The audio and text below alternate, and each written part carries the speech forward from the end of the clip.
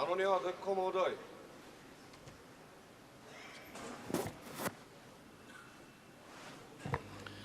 Question number 141, Sri Nizamuddin Chowdhury.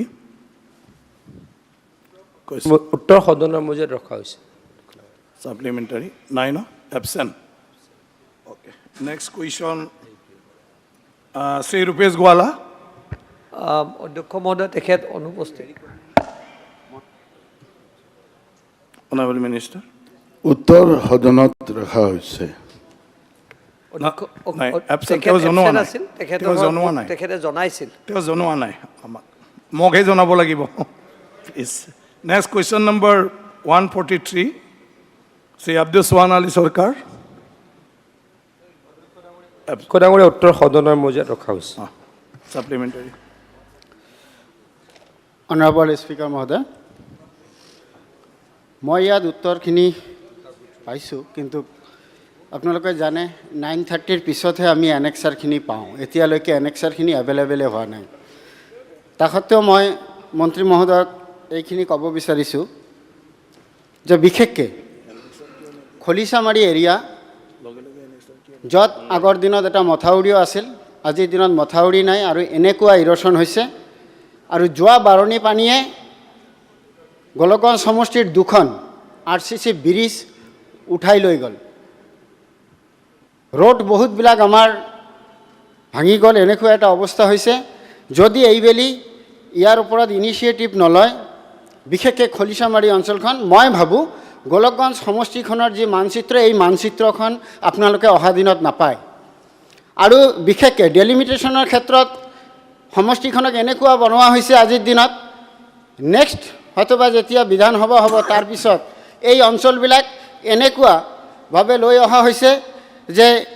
কোনো এখন village গৌৰীপুৰত পেলাই দিয়া হৈছে, কোনো এখন ভিলেজ গোলকগঞ্জত পেলাই দিয়া হৈছে।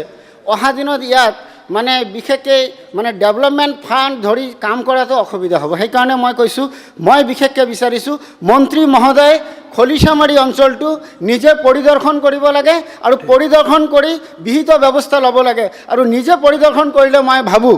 বিশেষকৈ গোলকগঞ্জ সমষ্টিত কি ক্ষতি হ'ব, গোলকগঞ্জ সমষ্টি থাকিবনে নাই, সেইখিনি জানিব। ইয়াৰ ওপৰত মন্ত্ৰী মহোদয়ে উত্তৰ দিব বুলি মই অনুৰোধ কৰিলোঁ। মাননীয় অধ্যক্ষ ডাঙৰীয়া, মই মাননীয় সদস্যগৰাকীৰ পৰা জানিব খুজিছোঁ, খলিচামাৰী অঞ্চলটোত যিখিনি তেখেতে কৈ আছে যে গৰাখহনীয়া হৈ আছে, সেই অঞ্চলটো কিমান, দৈৰ্ঘ্য কিমান, তেখেতৰ পৰা এবাৰ জানিব খুজিছোঁ। মই মন্ত্ৰী মহোদয়ক মই জনাব বিচাৰিছোঁ, তাত অলমষ্ট আজিৰ দিনত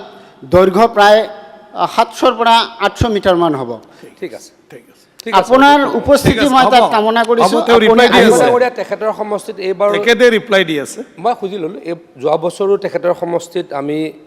প্ৰায় 5 কোটি টকা ধনৰ আবণ্টন দিছিলোঁ বিভিন্ন কামৰ বাবে।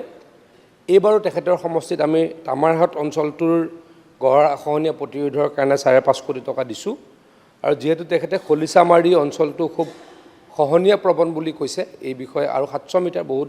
দীঘলো নহয়, আমি যিমানখিনি পাৰোঁ এই বছৰ হয়তো ফাণ্ড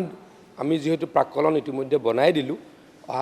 টেম্পৰেৰী কাম কৰি এই অঞ্চলটোৰ সমস্যাখিনি সমাধান কৰিবলৈ মই নিশ্চয়কৈ চেষ্টা কৰিম। আৰু আছে ছাৰ, মোৰ 2 নম্বৰ ছাপ্লিমেণ্টাৰীটো আছিলে। বিশেষকৈ মই ইয়াৰ আগতে উত্থাপন কৰিছিলোঁ, আমাৰ ৱেষ্ট বেংগলৰ ভিতৰত এটা অঞ্চল আছে, তিনিওফালে ৱেষ্ট বেংগল, এফালে আমি অসম। ৱেষ্ট বেংগল তিনিওফালে ইহঁতে অলৰেডি বৰ্ডাৰ ফিচিং কৰিছে, কিন্তু আমাৰ ফালত এনেকুৱা ইৰ'শ্যন হৈ আছে, আমাৰ ভিতৰত এনে খাই খাই আমাৰ অঞ্চলবিলাক নোহোৱা হৈ গৈছে। এইটো কয় কুটি ভাঙোনডাঙা, নলেজত আছে। মই ভাবোঁ যিহেতু আমি ৱেষ্ট বেংগল তিনিওফালে, আমি সেইখিনি অঞ্চলক যদি আমি সুৰক্ষিত নকৰোঁ, তেনেহ'লে আমাৰ সেই অঞ্চলৰ মানুহবিলাক, মই গ'লে এনেকুৱা ডিমাণ্ড দিয়া, আমি অসমত থকাতকৈ আমি ৱেষ্ট বেংগলত থকা ভাল। আমি এইখিনি শুনিব নোখোজোঁ। আমাৰ মন্ত্ৰী মহোদয়ে ইয়াৰ ওপৰত অলপ চিন্তা কৰিব বুলি মই আশা ৰাখিলোঁ। ঠিক আছে। ইতিমধ্যে কৈছোঁ, তেখেতৰ সমষ্টিত প্ৰত্যেক বছৰে আমি বিভিন্ন আঁচনি ৰূপায়ণ কৰিছোঁ আৰু ভৱিষ্যতেও পুঁজি সাপেক্ষে নিশ্চয়কৈ এইখিনি কৰিব পৰা হ'ব। আব্দুল বাটিন কান্দিকৰ। অনাৰেবল অধ্যক্ষ মহোদয়, মানে মোৰ অভয়াপুৰী উত্তৰ সমষ্টিৰ মাজেৰে আই নদী আৰু মানা নদী বৈ গৈছে। তাৰ দুয়োপাৰে বিশেষ সকলো জাতি জনগোষ্ঠীৰ লোক আছে, কোচ ৰাজবংশী, বড়ো, ইয়াতচি, মুছলমান। কিন্তু ছাৰ বিশেষকৈ তেনেকৈ কোনো ধৰণৰ কাম হোৱা নাই। মই জনাত আই নদীৰ কাৰণে এটা ডাঙৰ প্ৰজেক্ট 345 কোটি টকাৰ এটা প্ৰজেক্ট বনাই গভৰ্ণমেণ্টলৈ জমা হৈছে সেইটো কি পৰিস্থিতিত আছে আৰু স্যাৰ এটা বিশেষ কথা ঐতিহাসিক মানে ইতিহাস প্ৰসিদ্ধ ৰাঙাপানী সত্ৰটো ইমিডিয়েট যদি আমি কিবা এটা ব্যৱস্থা নকৰোঁ আমাৰ আই নদীৰ গৰাখহনীয়াত ঠিক আছে গতিকে মন্ত্ৰী মহোদয় Honorable Minister. অধ্যক্ষ ডাঙৰীয়া এটা কথা মই আপোনাক অনুৰোধ কৰিব খুজিছোঁ আৰু আপোনাৰ পৰা জানিব খুজিছোঁ মই অধ্যক্ষ ডাঙৰীয়া এটা কুৱেশ্যনকে এখন বিধানসভাত বাৰে বাৰে আনিব পাৰি নেকি আপুনি অধ্যক্ষ ডাঙৰীয়া তাৰ বিষয়ে মই আপোনাৰ পৰা ৰুলিং বিচাৰিম সন্মানীয় সদস্যগৰাকীয়ে এই একেটা প্ৰশ্ন আজিৰ পৰা মোৰ আগৰ যিদিনা ৰিপ্লাই আছিল সেইদিনাও কৰিছে মই ৰিপ্লাইটো দিছোঁ সেইদিনাও দিছোঁ নাই কওক আপোনাৰ আই নদীৰ কথা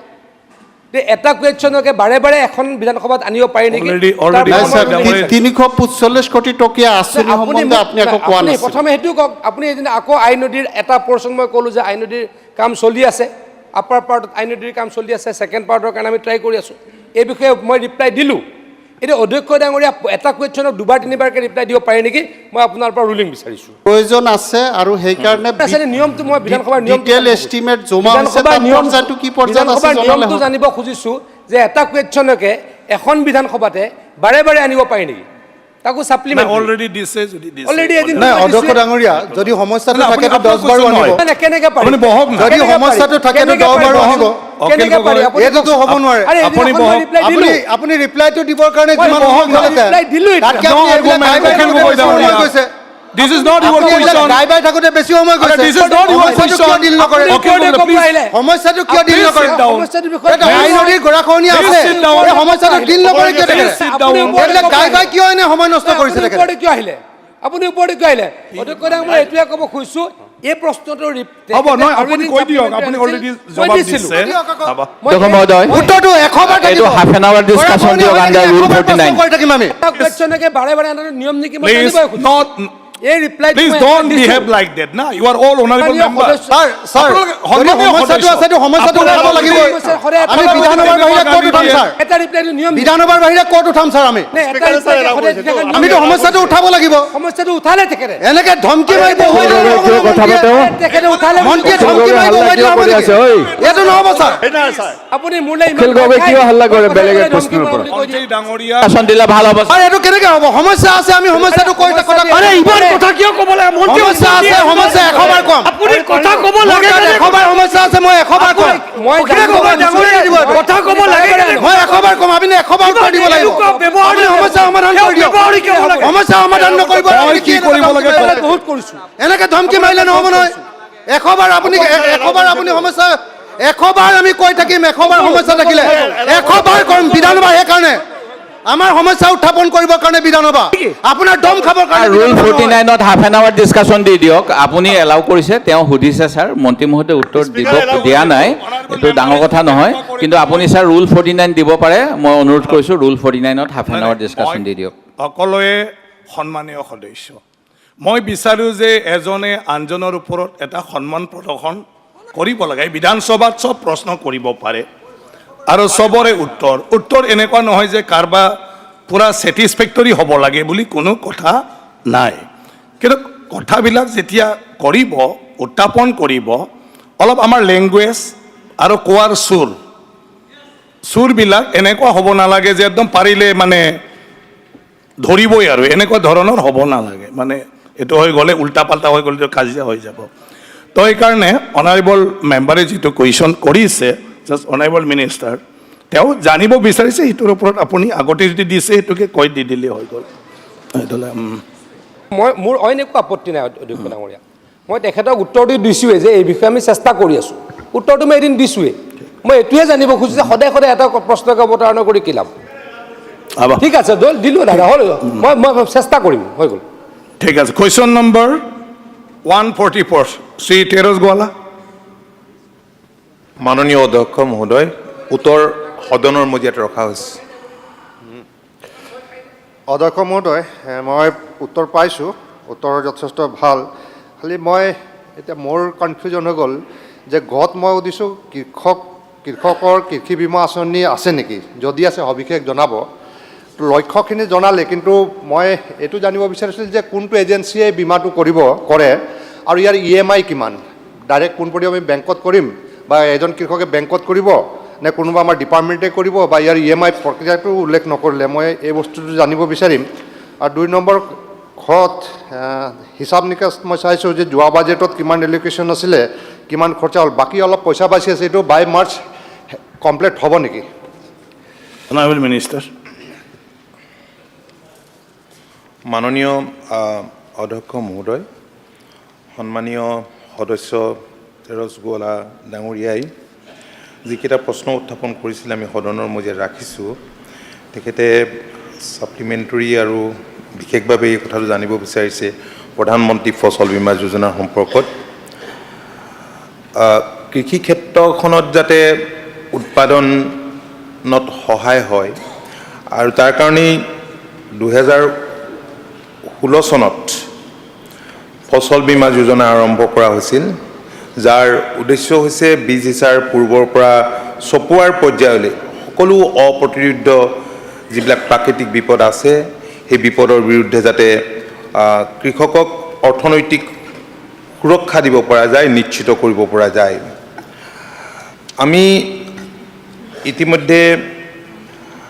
অসমত 8,70,677 জন কৃষকক 609.80 কোটি টকাৰ ক্ষতিপূৰণ পাব পৰাকৈ যোগ্য বুলি বিবেচিত কৰিছোঁ আৰু বৰ্তমান প্ৰধানমন্ত্ৰী ফচল বীমা যোজনাৰ অধীনত 45,51,375 জন কৃষক ইতিমধ্যে পঞ্জীয়ন হৈছে আৰু ইয়াৰ উপৰিও মাননীয় অধ্যক্ষ মহোদয় আমি ইতিমধ্যে যিমান পাৰোঁ প্ৰধানমন্ত্ৰী ফচল বীমা যোজনা পপুলাৰ কৰিবৰ কাৰণে প্ৰচেষ্টা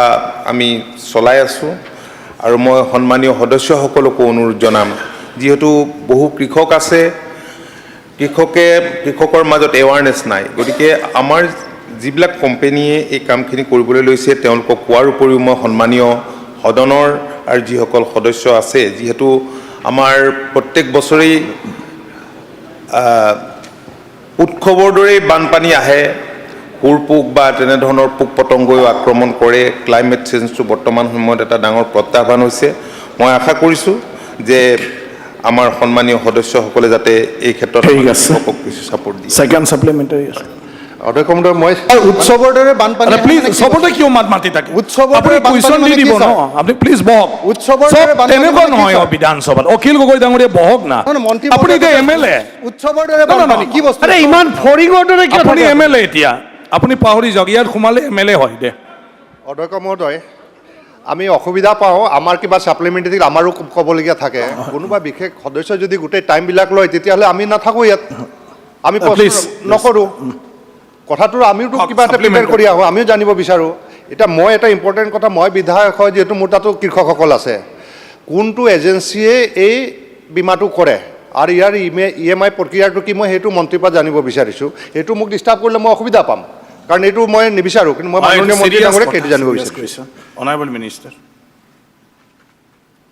কোনটো এজেঞ্চিয়ে কৰে ফচল বীমা মাননীয় অধ্যক্ষ মহোদয় মই এই বিষয়টো মই পিছত জনাম সন্মানীয় সদস্যগৰাকী ঠিক আছে ধন্যবাদ প্ৰশান্ত মাননীয় অধ্যক্ষ মহোদয় আপোনাৰ জৰিয়তে মন্ত্ৰী মহোদয়ৰ পৰা মই জানিব বিচাৰিছোঁ যে আমাৰ যিবিলাক বাম খেতি হয়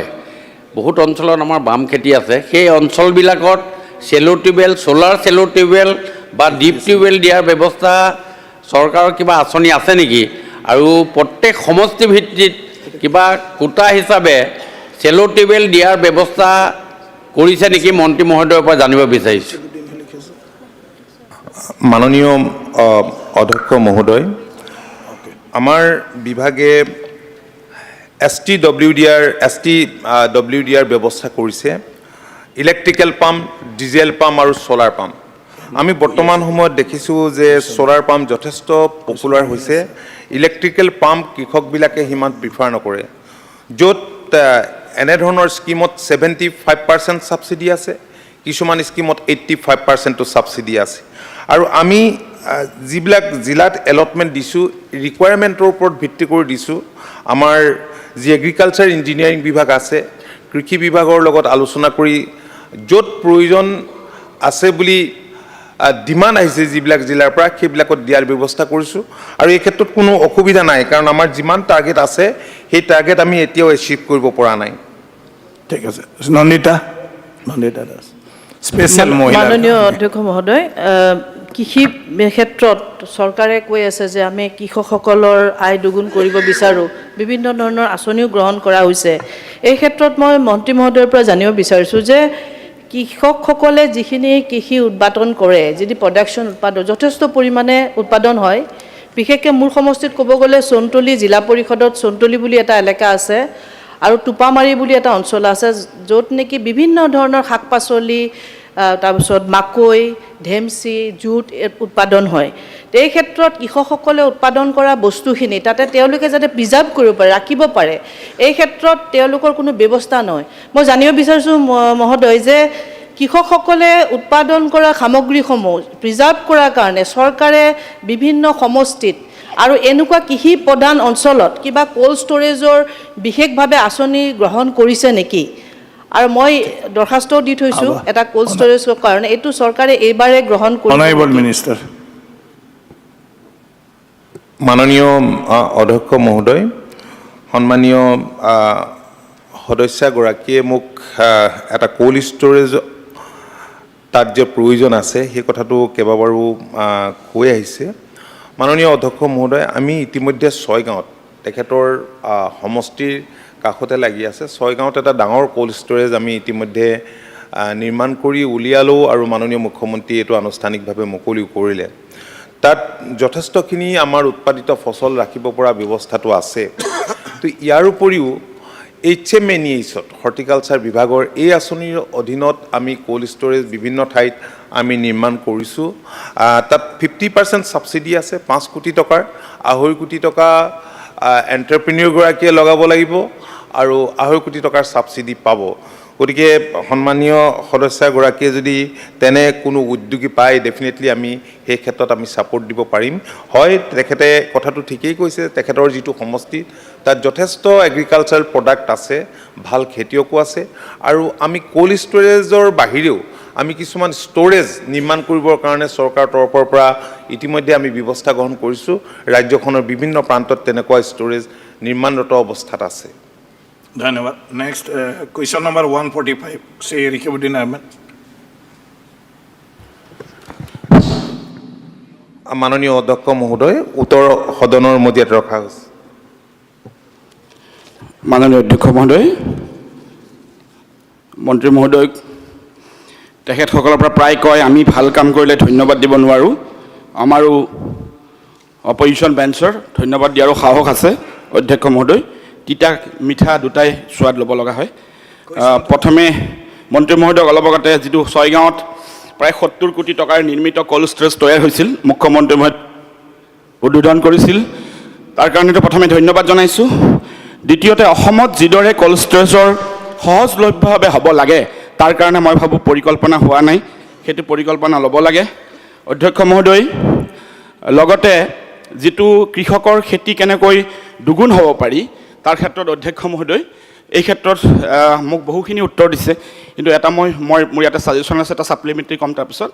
যে আমি যি আমাৰ ছাপ্লিমেণ্টাৰী নহয় আপোনাৰ এইটোৱেই ছাপ্লিমেণ্টাৰী অধ্যক্ষ মহোদয় জলসিঞ্চন বিভাগ আৰু এগ্ৰিকালচাৰ দুটাৰ এটা সমন্বয়ৰ অভাৱ আছে আৰু এইটো আমি সমন্বয়টো দূৰ কৰিব এইটো ক্ল'জ কৰি আনিব লাগিব তেতিয়া হ'ব দুগুণ তিনিগুণ হোৱাত ইয়াত সহায় হ'ব নহ'লে যিটো আপুনি ডাটা দিছে আৰু যিটো ইৰিগেশ্যনৰ ডাটা দুটা নিমিলে অধ্যক্ষ মহোদয় তাৰপিছত আৰু এটা অধ্যক্ষ মহোদয় গৰৈমাৰী কৃষি প্ৰধান অঞ্চল বুলি সেইদিনাখন মুখ্যমন্ত্ৰী সদনত কৈছিলে তো কন্যাকাৰ আৰ্হিত গৰৈমাৰী বাতাহিদিয়া চোনতলী টোপামাৰী বিভিন্ন যিমান চৰ আছে ইয়াক লৈ এক বৃহৎ কন্যাকাৰ আৰ্হিত যিটো দক্ষিণ কামৰূপত এক কৃষি এটা প্ৰকল্প আঁচনি ল'ব লাগে অধ্যক্ষ মহোদয় লগতে PM কিষাণৰ ক্ষেত্ৰত 2021 চনৰ জুলাই মাহত সাংসদত কেন্দ্ৰীয় মন্ত্ৰী নৰেন্দ্ৰ টোমাৰে কৈছিল সমগ্ৰ দেশত এই আঁচনিত অন্তৰ্ভুক্ত অযোগ্য হিতাধিকাৰীৰ সংখ্যা যথেষ্ট বহু কোটি টকা ঘূৰাই আনিব লগা হৈছে ইয়াৰ ভিতৰত অসমত বহুত বেছি অযোগ্য হিতাধিকাৰী আছিল বুলি উল্লেখ কৰিছে অধ্যক্ষ মহোদয় মোৰ ঘৰ উত্তৰত কৈছে অসমত PM কিষাণত অযোগ্য হিতাধিকাৰী অন্তৰ্ভুক্ত হৈছিল মুকলি প্ৰশ্ন হ'ল অধ্যক্ষ মহোদয় এই আঁচনিত অযোগ্য হিতাধিকাৰী অন্তৰ্ভুক্ত হ'ল কেনেকৈ, যাৰ বাবে এনে হ'ল তেওঁলোকৰ বিৰুদ্ধে কি শাস্তিমূলক ব্যৱস্থা লোৱা হৈছে, তদন্তীদানীৰ মুখ্য সচিব জিষ্ণু বৰুৱাৰ দ্বাৰা যি তদন্ত কৰা হৈছিল তাত প্ৰকৃততে কিমান অযোগ্য হিতাধিকাৰী ওলাইছিল, সেইসকলৰ পৰা কিমান টকা ঘূৰাই অনা হ'ল, অধ্যক্ষ মহোদয় মই জানিব বিচাৰিলোঁ। Honourable minister. মাননীয় অধ্যক্ষ মহোদয়, মই সন্মানীয় সদস্য ৰকিবুদ্দিন আহমেদ ডাঙৰীয়াক মই ধন্যবাদ জনাইছোঁ। তেখেতে আমি যিখিনি আঁচনি লৈছোঁ, ছয়গাঁৱত এটা ক'ল্ড ষ্ট'ৰেজ নিৰ্মাণ কৰি সেইটো মুকলি কৰিছোঁ, তাৰ পৰা সুফল দিছে, তেখেতে এপ্ৰিচিয়েটো কৰিছে, মই তেখেতক ধন্যবাদ জনাইছোঁ। আৰু লগতে তেখেতে এটা কথা উল্লেখ কৰিছে যে প্ৰধানমন্ত্ৰী ফচল বীমা যোজনাত বহুত অযোগ্য হিতাধিকাৰী অন্তৰ্ভুক্ত হৈছিল। অযোগ্য হিতাধিকাৰী অন্তৰ্ভুক্ত হোৱাৰ কথাটো প্ৰথমে আমাৰেই দৃষ্টিগোচৰ হৈছিল, তাৰপিছত আমি অনুসন্ধান কৰিছিলোঁ। মৰিগাঁও, মঙলদৈত অনুসন্ধান কৰি পোৱা গ'ল যে ডাটা এণ্ট্ৰি অপাৰেটৰ তাত ইনভলভ আছে আৰু সেইসকলৰ বিৰুদ্ধে আইনগত ব্যৱস্থাও লোৱা হৈছিল আৰু ৰঙাঘৰলৈ গৈছিল। আৰু ইয়াৰ পিছতেই সেই সময়ত এখন এজনীয়া কমিটি কৰি এনকুৱাৰী দিয়া হৈছিল। সেই সময়ৰ additional chief secretary Jishnu Baruah ডাঙৰীয়াক লৈ পেলাই এখন এনকুৱাৰী কমিটি সেই সময়ত মুখ্যমন্ত্ৰীয়ে গঠন কৰি দিছিল, এনকুৱাৰী কৰিছিল। আৰু এইটো আমাৰে দৃষ্টিগোচৰ হোৱাত আমি এই কামখিনি খুব ক্ষিপ্ৰতাৰে এই কামখিনি আমি কৰিছিলোঁ। আৰু ইয়াৰ উপৰিও আমাৰ এটা ডাঙৰ সমস্যা হৈছে প্ৰধানমন্ত্ৰী PMKSYৰ আমাৰ যিটো বেনিফিট দিয়াৰ বাবে, সেইটো হৈছে আমাৰ প্ৰায়বিলাক খেতিয়কেই মাৰ্জিনেল খেতিয়ক, উপান্ত খেতিয়ক, আৰু বহুতৰে নিজৰ নামত মাটিৰ পট্টা নাছিল, অথচ তেওঁলোক খেতিয়ক নোহোৱা নহয়, খেতিয়ক হয়, কিন্তু তেওঁলোকৰ নামত পট্টা নোহোৱাৰ কাৰণে তেওঁলোক সেই আঁচনিৰ পৰা বঞ্চিত হৈ আছিল। তেনেধৰণৰ খেতিয়কৰ নামো অন্তৰ্ভুক্ত সেই তালিকাত আছিল। গতিকে সেই দিশটো আমি বিবেচনা কৰিছোঁ। আৰু আপোনালোকে সন্মানীয় সদস্যসকলে জানেই, মাননীয় অধ্যক্ষ মহোদয়, যে আমাৰ চৰকাৰখনে মাটি পট্টা দিয়াৰ ক্ষেত্ৰত খুব ক্ষিপ্ৰতাৰে ইতিমধ্যে ব্যৱস্থা গ্ৰহণ কৰিছে, মিছন বসুন্ধৰা লৈছে, আৰু খুব কম দিনৰ ভিতৰতে এইকেইটা দিনতেই ৰাজ্যখনৰ বহু তেনেধৰণৰ পাট্টা নোহোৱা মানুহে যি যুগ যুগ ধৰি মাটি নিজৰ দখলত ৰাখিছিল আৰু খেতি কৰি আছিল, তেওঁলোকে মাটিৰ পট্টা পাব। আৰু ইতিমধ্যে প্ৰায় 15 লাখতকৈ অধিক লোক তেওঁলোক ইলিজিবল হৈছে। আজি EKYC, আধাৰ কাৰ্ড, বেংক লিংকেজ লাগে, এই কামবোৰ খুব ক্ষিপ্ৰতাৰে কৰিবলৈ মাননীয় মুখ্যমন্ত্ৰীৰ গাইডেন্সত আমি ব্যৱস্থা গ্ৰহণ কৰিছিলোঁ। মাননীয় মুখ্যমন্ত্ৰীয়ে পোনপটীয়াভাৱে জিলা আয়ুক্তসমূহকো নিৰ্দেশ দিছিল আৰু বিভাগকো নিৰ্দেশ দিছিল। গতিকে বিভিন্ন বিভাগৰ বিষয়া লগাই আৰু বিশেষকৈ PNRDৰ সহযোগত PRIবিলাককো ইনভলভ কৰি যাতে পাবলগীয়া কৃষক এই আঁচনিৰ পৰা বঞ্চিত নহয়, তাৰ বাবে আমি চেষ্টা কৰিছিলোঁ। আৰু ইতিমধ্যে এই ক্ষেত্ৰত আমি যথেষ্ট এচিভ কৰিবলৈ আমি সক্ষম হৈছোঁ। মানে পুংখানুপুংখ একদম ইমান এটা কুৱেশ্যন কৰিলে মনত নাথাকে, উপায় নাই, সুবিধা নাপাওঁ অধ্যক্ষ মহোদয়।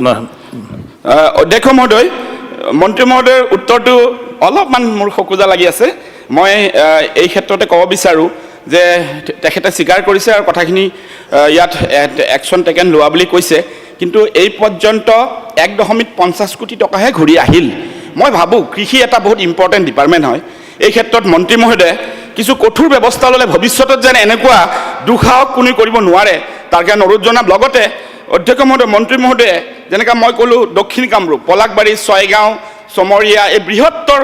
দক্ষিণ কামৰূপ লৈ এটা কৃষিৰ বৃহৎ প্ৰকল্পৰ এটা প্ৰস্তুতি চলাব পাৰে নেকি, যদিও ইয়াৰ লগত নহয়, কিন্তু আমাৰ ভাবোঁ ই এটা অভাৱ দূৰ হ'ব গোটেই অসমৰ। ধন্যবাদ। ঠিক আছে, honourable minister, to the point উত্তৰটো দিয়ক। মাননীয় অধ্যক্ষ মহোদয়, আমাৰ বিভাগে কিছু ঠাইত তেনেধৰণৰ কমিউনিটি ডেভেলপমেণ্ট প্ৰগ্ৰেম লৈছে, বেলেগ জিলাত হৈ আছে। গতিকে এই দিশটো আমি অলপ চালি জাৰি চাই যদি সম্ভৱ হয় তেতিয়াহ'লে আমি চেষ্টা কৰিম। Thank you. শিৱামণি বৰা। মাননীয় অধ্যক্ষ মহোদয়, মই মাননীয় মন্ত্ৰী মহোদয়ৰ পৰা জানিব বিচাৰিছোঁ যে বটদ্ৰৱা সমষ্টিটো যে কৃষি প্ৰধান আৰু প্ৰায় খিনি মধ্য অসমৰ প্ৰায় শাক পাচলি সকলোখিনি আমাৰ বটদ্ৰৱা সমষ্টিতে হয় তেখেতে এইটো অৱগতনে আৰু দ্বিতীয়তে যদি তাতে হয় মই আজি বহুত দিনৰ পৰা কৈ আছিলোঁ যে আমাৰ এটা কোল্ড ষ্ট'ৰেজৰ প্ৰয়োজন আছে সেইখিনি এৰিয়াত নায়েই কোল্ড ষ্ট'ৰেজ গতিকে সদায় কুৱেশ্যন কৰোঁ কুৱেশ্যনটো আনষ্টাৰ্ট উঠে গতিকে মই ক'বলৈ সুযোগ নাপাওঁ এই কোল্ড ষ্ট'ৰেজৰ প্ৰয়োজন হৈ আছে সেইটো কেতিয়া আমাক দিব কোল্ড ষ্ট'ৰেজটো আৰু দ্বিতীয়তে তেখেতে কৈছে যে মিনি হৰ্টিকালচাৰৰ পৰা মিনি কোল্ড ষ্ট'ৰেজৰ দিয়াৰ ব্যৱস্থা কৰিছে এইটো ব্যৱস্থা যদি কৰিছে কেনেকৈ ফিল্ড অফিচাৰসকলে আমাৰ মানুহেতো জানিব লাগিব এই বস্তুটো কেনেকৈ জানিব এই বিষয়ে কিবা অৱগতনে ফিল্ড অফিচাৰসকলে কিবা ফিল্ডত গৈ পেলাই ছাৰ্ভে কৰিছে নেকি কোনে মিনি কোল্ড ষ্ট'ৰেজ ল'ব পাৰে এই বিষয়ে মোক জনালে ভাল পাম অনাৰেবল মিনিষ্টাৰ মাননীয় অধ্যক্ষ মহোদয় সদনে জানি সুখী হ'ব এই কথাটো মই আগতেও কৈছোঁ যে অসমৰ কৃষকে পূৰ্বতে কেতিয়াও অসমৰ প্ৰডাক্ট এক্সপৰ্ট হ'ব বা এক্সপৰ্ট কৰিব পৰা যাব এইটো কল্পনাও কৰিব পৰা নাছিল কিন্তু 2022-23 বৰ্ষত প্ৰায় 4,000 কোটি টকাৰ অসমৰ এগ্ৰিকালচাৰ প্ৰডাক্ট এক্সপৰ্ট কৰিব পৰা হৈছে তাত অৱশ্যে T2 আছে আৰু আমি আশা কৰিছোঁ যিটো ৰিপৰ্ট এপেডাই দিছে বেলেগ বেলেগ এজেঞ্চিয়ে দিছে যে 2026-27 বৰ্ষত ইয়াৰ পৰিমাণ মানে 10,000 crore হ'বগৈ হয় আমাৰ ৰাজ্যখনত খেতিপথাৰ ভাল হৈছে পূৰ্বতকৈ আমি অধিক বীজ লিংক কম্পনেণ্ট ফাৰ্টিলাইজাৰ বা বিভিন্ন ধৰণৰ এগ্ৰিকালচাৰ মেকানাইজেশ্যনৰ কাৰণে আমি বহুতবোৰ কৰিছোঁ তাৰ কাৰণে প্ৰডাক্ট বাঢ়িছে আজি বটদ্ৰৱাটো হয় ভাল খেতি হয় আমি সেই কথাটো ভাল খেতি হয় আমি সেই কথা সম্পৰ্কে আমি অৱগত এতিয়া কোল্ড ষ্ট'ৰেজ আমাৰ ৰাজ্যখনত প্ৰায় 52টা কোল্ড ষ্ট'ৰেজ আছে 52 নাম্বাৰছ কোল্ড ষ্ট'ৰেজ আছে চৰকাৰৰ তৰফৰ পৰাও কৰা হৈছে আৰু প্ৰাইভেট ছেক্টৰতো বিভিন্নজন উদ্যোগীয়ে এনেধৰণৰ কোল্ড ষ্ট'ৰেজ গঢ়ি তুলিছে আৰু আটাইতকৈ ডাঙৰ কথা যে আমি সৰু সৰু কিছুমান কোল্ড ৰুম নিৰ্মাণৰ মানে আবেদন আমি পাইছোঁ কোল্ড ৰুম সৰু সৰু কোল্ড ৰুম য'ত পাৱাৰ ছাপ্লাইৰ বা সোলাৰ কোল্ড ৰুম কিছুমানো আছে তেনেধৰণৰ আমি চিন্তা চৰ্চা কৰিছোঁ আৰু ইয়াৰ উপৰিও HMNEHত হৰ্টিকালচাৰ বিভাগৰ যি কথা ইতিমধ্যে মই সদনৰ মজিয়াত উল্লেখ কৰি গৈছোঁ যে 2.5 কোটি দিব লাগিব 2.5 কোটি ছাবচিডি যিজন উদ্যোগীয়ে কৰিবলৈ লয় তেখেতে পাব এই বিষয়ে আমাৰ কৃষি বিভাগৰ লগত যদি যোগাযোগ কৰে আৰু মই ডেফিনেটলি ক'ম মই সদায় বিষয়াবিলাকক কৈ আহিছোঁ যে আপোনালোকে কাৰ্যালয়ত নবহি আপোনালোকে ফিল্ডলৈ যাওক আৰু পূৰ্বতকৈ এই কথাটো সন্মানীয় সদস্য প্ৰদীপ হাজৰিকা ডাঙৰীয়াই সৌসিদিনা সদনৰ মজিয়াতে কৈছে যে পূৰ্বতে আমি কেতিয়াও কৃষি বিষয়া কৰ্মচাৰীক ফিল্ডত দেখা নাপাওঁ এতিয়া ফিল্ডত দেখা পাইছোঁ গতিকে কৃষি ক্ষেত্ৰখনলৈ যুগান্তকাৰী পৰিৱৰ্তন আহিছে থেংক ইউ একদম টু দ্য পইণ্ট মাননীয় অধ্যক্ষ ডাঙৰীয়া চলিত কুৱেশ্যন নঙৰ দ্বিতীয় শ্বট এটা কথা উল্লেখ আছিল বানপানীত কিমান কৃষিভূমি নষ্ট কিমান কৃষক আক্ৰান্ত হৈছিল বিভাগীয়ভাৱে উত্তৰ দিছে মই আপোনাৰ জৰিয়তে মাননীয় মন্ত্ৰী ডাঙৰীয়াৰ পৰা জানিব বিচাৰিম যোৱা বানপানীত আমাৰ অন্নদাতা কৃষকসকলক এই বিভাগে বানপানীত ক্ষতিগ্ৰস্ত কিমান কৃষকক কি ধৰণে সহায় কৰিছে মাননীয় মন্ত্ৰী ডাঙৰীয়াই জনাব লাগে অনাৰেবল মিনিষ্টাৰ মাননীয় অধ্যক্ষ মহোদয় বানপানী হোৱাৰ পিছতেই কৃষি বিভাগ আৰু ৰেভিনিউ বিভাগৰ যৌথ ছাৰ্ভে হয় আৰু যিটো ৰিপৰ্ট পোৱা যায় প্ৰপাৰ ফৰ্মেটত ডেপুটি কমিশ্যনাৰ জৰিয়তে যেতিয়া আবেদন আহে তেতিয়া আমি সেইখিনি বিবেচনা কৰোঁ আৰু তেওঁলোকক ক্ষতিপূৰণ দিবলৈ চেষ্টা কৰা যায় কিন্তু ইয়াৰ উপৰিও যেতিয়া বানপানী হৈছিল বানপানীৰ সময়ত আমি চিন্তা কৰিলোঁ যে যথেষ্টখিনি ক্ষয় ক্ষতি হৈছে গতিকে ৰাবি ক্ৰপছত আমি কি কৰিব পাৰোঁ ৰাবি খেতিত আমি কেনেকৈ কৃষকক ছাপোৰ্ট দিব পাৰোঁ তাৰ কাৰণে কিছুমান পৰিকল্পনাও কৰা হৈছিল পৰিকল্পনা আমি কৰিছিলোঁ আৰু সেইমতে বিভিন্ন জিলাত য'ত য'ত ক্ষতি হৈছিল ক্ষতিগ্ৰস্ত জিলাসমূহত আমি সুকীয়া তেনেধৰণৰ ৰাবি খেতিত আমি যিমান পাৰোঁ আমি ছাপোৰ্ট দিবলৈ চেষ্টা কৰিছিলোঁ গতিকে নিৰ্দিষ্ট কুৱেশ্যন যদি তেখেতে বেলেগ মোচনত আনে ডেফিনেটলি আমি ৰিপ্লাই দিব পাৰিম নেক্সট কুৱেশ্যন আমিনুল ইছলাম কিন্তু অধ্যক্ষ ডাঙৰীয়া বানপানীত ক্ষতিগ্ৰস্ত কৃষকসকলে কোনো সহায় পোৱা নাই যোৱা বছৰ বিগত বানপানীত ক্ষতিগ্ৰস্ত কৃষকসকলে কোনো ধৰণৰ সহায় পোৱা নাই। তেখেতে চাম বুলি ক'লে আপুনি দি দিব। চাম বুলি বানপানী পাৰে হৈ গ'ল, আকৌ বানপানী আহিব, কোনো ধৰণৰ সহায় পোৱা নাই। আপুনি দি দিব। এই কথাটো মন্ত্ৰী ডাঙৰীয়াৰ অৱগত হ'ব লাগিছিল। তেখেতে মাননীয় অধ্যক্ষ মহোদয়, এই কথাটোৰ সত্যতা নাই, এইটো সত্যৰ ওপৰত প্ৰতিষ্ঠিত। কোনো সহায় পোৱা নাই। আপুনি 100% সহায় কৰা হৈছে মাননীয় অধ্যক্ষ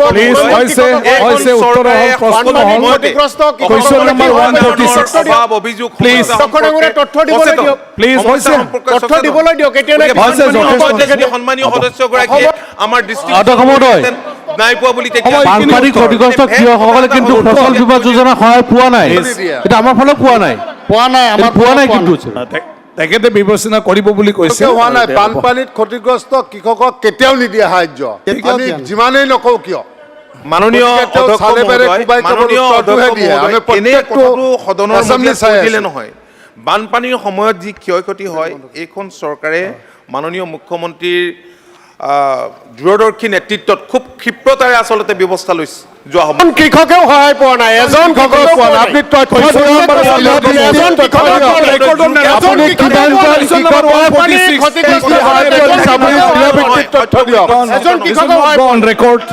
আপুনি চূড়ান্তভাৱে ব্যৰ্থ হৈছে। অনাৰেবল মিনিষ্টাৰ জিলা ভিত্তিত তথ্য অনাৰেবল মিনিষ্টাৰ কৃষকক আপোনালোকে দিছে, অনাৰেবল মিনিষ্টাৰ কিমানজন কৃষকক সাহায্য দিছে, তথ্য লাগে আমাক, তথ্য দিয়ক। মাননীয় অধ্যক্ষ নাযাব। আমিনুল ইছলাম ডাঙৰীয়া, মাননীয় অধ্যক্ষ কোনো ৰিপৰ্টত নাযায়। মাননীয় অধ্যক্ষ মহোদয়, আমিনুল ইছলাম ডাঙৰীয়া, 2022-23 বৰ্ষত আমি 2022-23 বৰ্ষত ফ্লাড ডেমেজ ৰেষ্টৰেশ্যনৰ আণ্ডাৰত ডিজাষ্টাৰ মেনেজমেণ্টৰ জৰিয়তে আমি ব্যৱস্থা গ্ৰহণ কৰিছিলোঁ, এই কথাখিনি কৈ গৈছোঁ। অনাৰেবল মিনিষ্টাৰ, আপুনি কাণত লওক। মাননীয় অধ্যক্ষ মহোদয়, না উত্তৰ প্ৰশ্ন গ'ল এইটো, এতিয়া নতুন প্ৰশ্ন 146। মাননীয় অধ্যক্ষ কাণত লওক, কাণত লওক, এইটো কাণত লওক। কাণত ল'লে ডাইৰেক্ট শুনিব, বেলেগৰ গণ্ডগোল নুশুনে। হয়, মাননীয় অধ্যক্ষ অনলি এতিয়া কুৱেশ্যনাৰ। মাননীয় অধ্যক্ষ মহোদয়, আমি sheet distributed under the scheme of flood damage restoration under disaster management. নাই, এইটো অনাৰেবল মিনিষ্টাৰ, এইটো আৰু নালাগে আৰু। Honourable question number 146, question number 146। মাননীয় অধ্যক্ষ মহোদয়, উত্তৰ সদনৰ মজিয়াত ৰখা হৈছে। অনাৰেবল বেলেগে ডিষ্টাৰ্ব দিব, কাণত লৈ লওক আপুনি এইটো। মাননীয় অধ্যক্ষ মহোদয়, মোৰ প্ৰশ্নৰ উত্তৰত চৰকাৰে যিটো উত্তৰ দিছে, এই উত্তৰত দেখা গৈছে যে গৰুখুটি প্ৰকল্পৰ নামত ইয়াত জিলা উপায়ুক্তৰ ফালৰ পৰা 9,52,93,348 টকা আৰু গৰুখুটি প্ৰকল্প সমিতিক চৰকাৰে দিছে 8,15,00,000 টকা। এই 2022-23 আৰু 23-24 বৰ্ষত সৰ্বমুঠ 17,67,93,348 টকা চৰকাৰে দিলে আৰু 2022-23 বৰ্ষত মুঠ ইনকাম হ'ল 97,60,563 টকা আৰু 2023-24 বৰ্ষত ইনকাম হ'ল 1,82,16,061 টকা। দেখা গ'ল 2 বছৰত 2,79,76,624 টকা আয় হ'ল। এতিয়া এই 2 বছৰত 17,67,93,348 টকা খৰচ কৰি যদি 2,79,76,624 টকা আয় হ'ল, অৰ্থাৎ ৰাজকোষৰ পৰা 14,16,16,724 টকা লছ ঘাটি হ'ল। গতিকে এই যে গৰুকুটি প্ৰকল্প নামত বছৰে 8 কোটি টকা, এই যে বছৰে 8 কোটি টকাকৈ ৰাজকোষৰ পৰা অপচয় হৈ আছে। আমাৰ কথা হ'ল চৰকাৰে এই ঘাটিৰ এই প্ৰকল্পটো বন্ধ কৰি যিসকল মানুহক তাৰ পৰা উচ্ছেদ কৰিছিল তেওঁলোকক বহাই পুনৰ খেতি বাতি কৰাৰ সুবিধা দিবনে, এইটো আপোনাৰ পৰা জানিব। অনাৰেবল মিনিষ্টাৰ,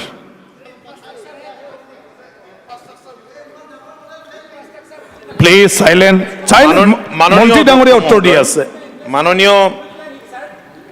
মাননীয় অধ্যক্ষ মহোদয়, গৰুখুটি যি প্ৰকল্প, এই গৰুখুটি প্ৰকল্প মাননীয় মুখ্যমন্ত্ৰীৰ এক সপোনৰ প্ৰকল্প আৰু এটা প্ৰকল্প কৰিবলৈ যাওঁতে ইয়াত এষ্টাব্লিছমেণ্ট কষ্টটো আহে। প্ৰথম পৰ্যায়ত যিখিনি ইয়াত ইনভেষ্ট কৰা হৈছে এইখিনি নিশ্চিতভাৱে লাহে লাহে ওলাব আৰু যিমান টকা ইয়াত ইনভেষ্ট কৰা হৈছে প্ৰথম পৰ্যায়ত আজি তাৰ পৰা যথেষ্টখিনি ইনকম আহিছে, উপাৰ্জনো আহিছে। যিমান ইনভেষ্ট হৈছে উপাৰ্জন বাঢ়িছে। অধ্যক্ষ মহোদয়, ইয়াত এটা কথা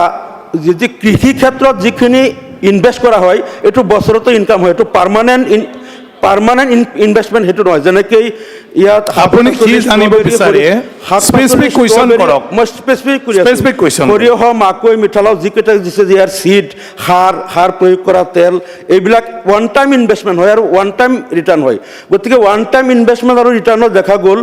যে 2,79,00,000 টকা ইনকাম হ'ল আৰু 14,88,00,000 টকা লছ হ'ল। গতিকে ইয়াত আমি কৈছোঁ আগত যিসকল মানুহে তাত খেতি কৰি আছিল চৰকাৰৰ পৰা 1 টকা দিয়া নাই, যিসকলে খেতি কৰিছিল 70-80 বছৰ তেওঁলোকে বছৰি তাত কেইবা 100 কোটি টকাৰ প্ৰডাক্ট কৰিছিল, গভৰ্ণমেণ্টৰ পৰা 1 টকা নোপোৱা।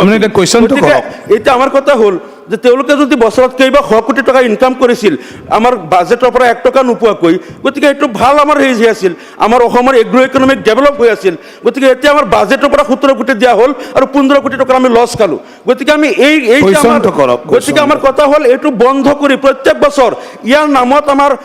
বাজেটৰ পৰা বহুত টকা অপচয় হ'ব, এইটো বন্ধ কৰিব লাগে, কৰি যিসকলে তাত খেতি কৰিছিল ছাকচেছফুলি তেওঁলোকক পুনৰ দিব লাগে, নিজৰ খৰচত তেওঁলোকে অসমৰ এগ্ৰ ইকনমিক, এইটো আমাৰ দাবী। Honorable Minister.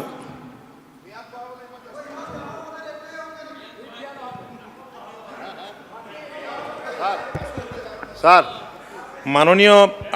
মাননীয় অধ্যক্ষ মহোদয়, তাত যি ইনভেষ্টমেণ্ট আছিল 3 crore, ইয়াৰ বিপৰীতে আমি পাইছোঁ 4.30 crore, তাত লছ হোৱাৰ কথা নাহে। ইয়াৰ আউটকামটো হৈছে 4.30। আচলতে মাননীয় অধ্যক্ষ মহোদয়, সন্মানীয় সদস্যগৰাকীৰ এইটো মূল কথা নহয় তাত খেতি কিমান হৈছে নে নাই, কাৰণ ওৱান টাইম ইনভেষ্টমেণ্ট মানে তাত গৰু চৰু পোহাৰ ব্যৱস্থাও আছে, তাত গৰু পুহিছে, তাক কম্পজিট কৃষি পাম সেইখন গঢ়ি তোলা হৈছে। আচল কথা হ'ল যে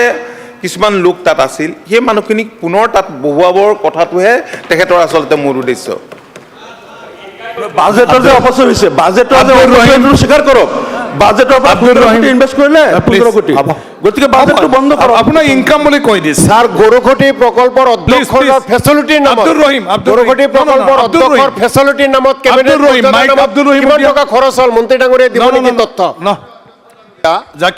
মাননীয় অধ্যক্ষ মহোদয়, মই যোৱা এছেম্বলিতো একে প্ৰশ্ন আনিছিলোঁ, কাৰণ এটা প্ৰকল্প চৰকাৰে ইমান টকা ধাৰ্য কৰে যে এটা বিভাগটোক সজীৱ কৰি ৰাখিবলৈ বা তাৰে মানুহখিনিৰ এটা সংস্থাপন হ'বলৈ, কিন্তু ইয়াতে দেখিছোঁ যে যিমানখিনি চৰকাৰে ধনৰ ব্যয় কৰিছে সেই অনুপাতে আয় হোৱা নাই। আমি যোৱাবাৰো কি জানিব প্ৰশ্নটো কৰিব খুজিছোঁ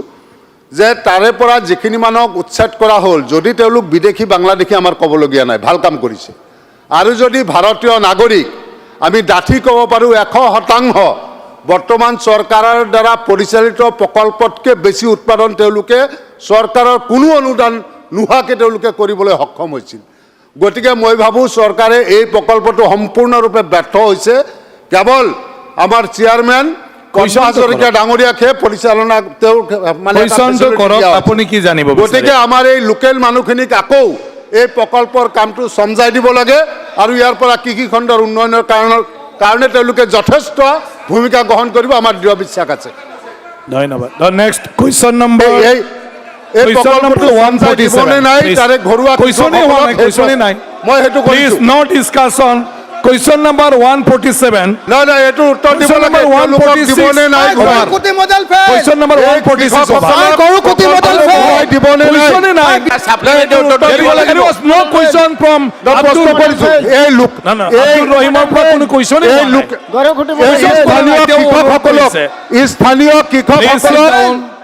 স্থানীয় কৃষকসকলক প্ৰকল্পটো ঘূৰাই দিবনে নাই?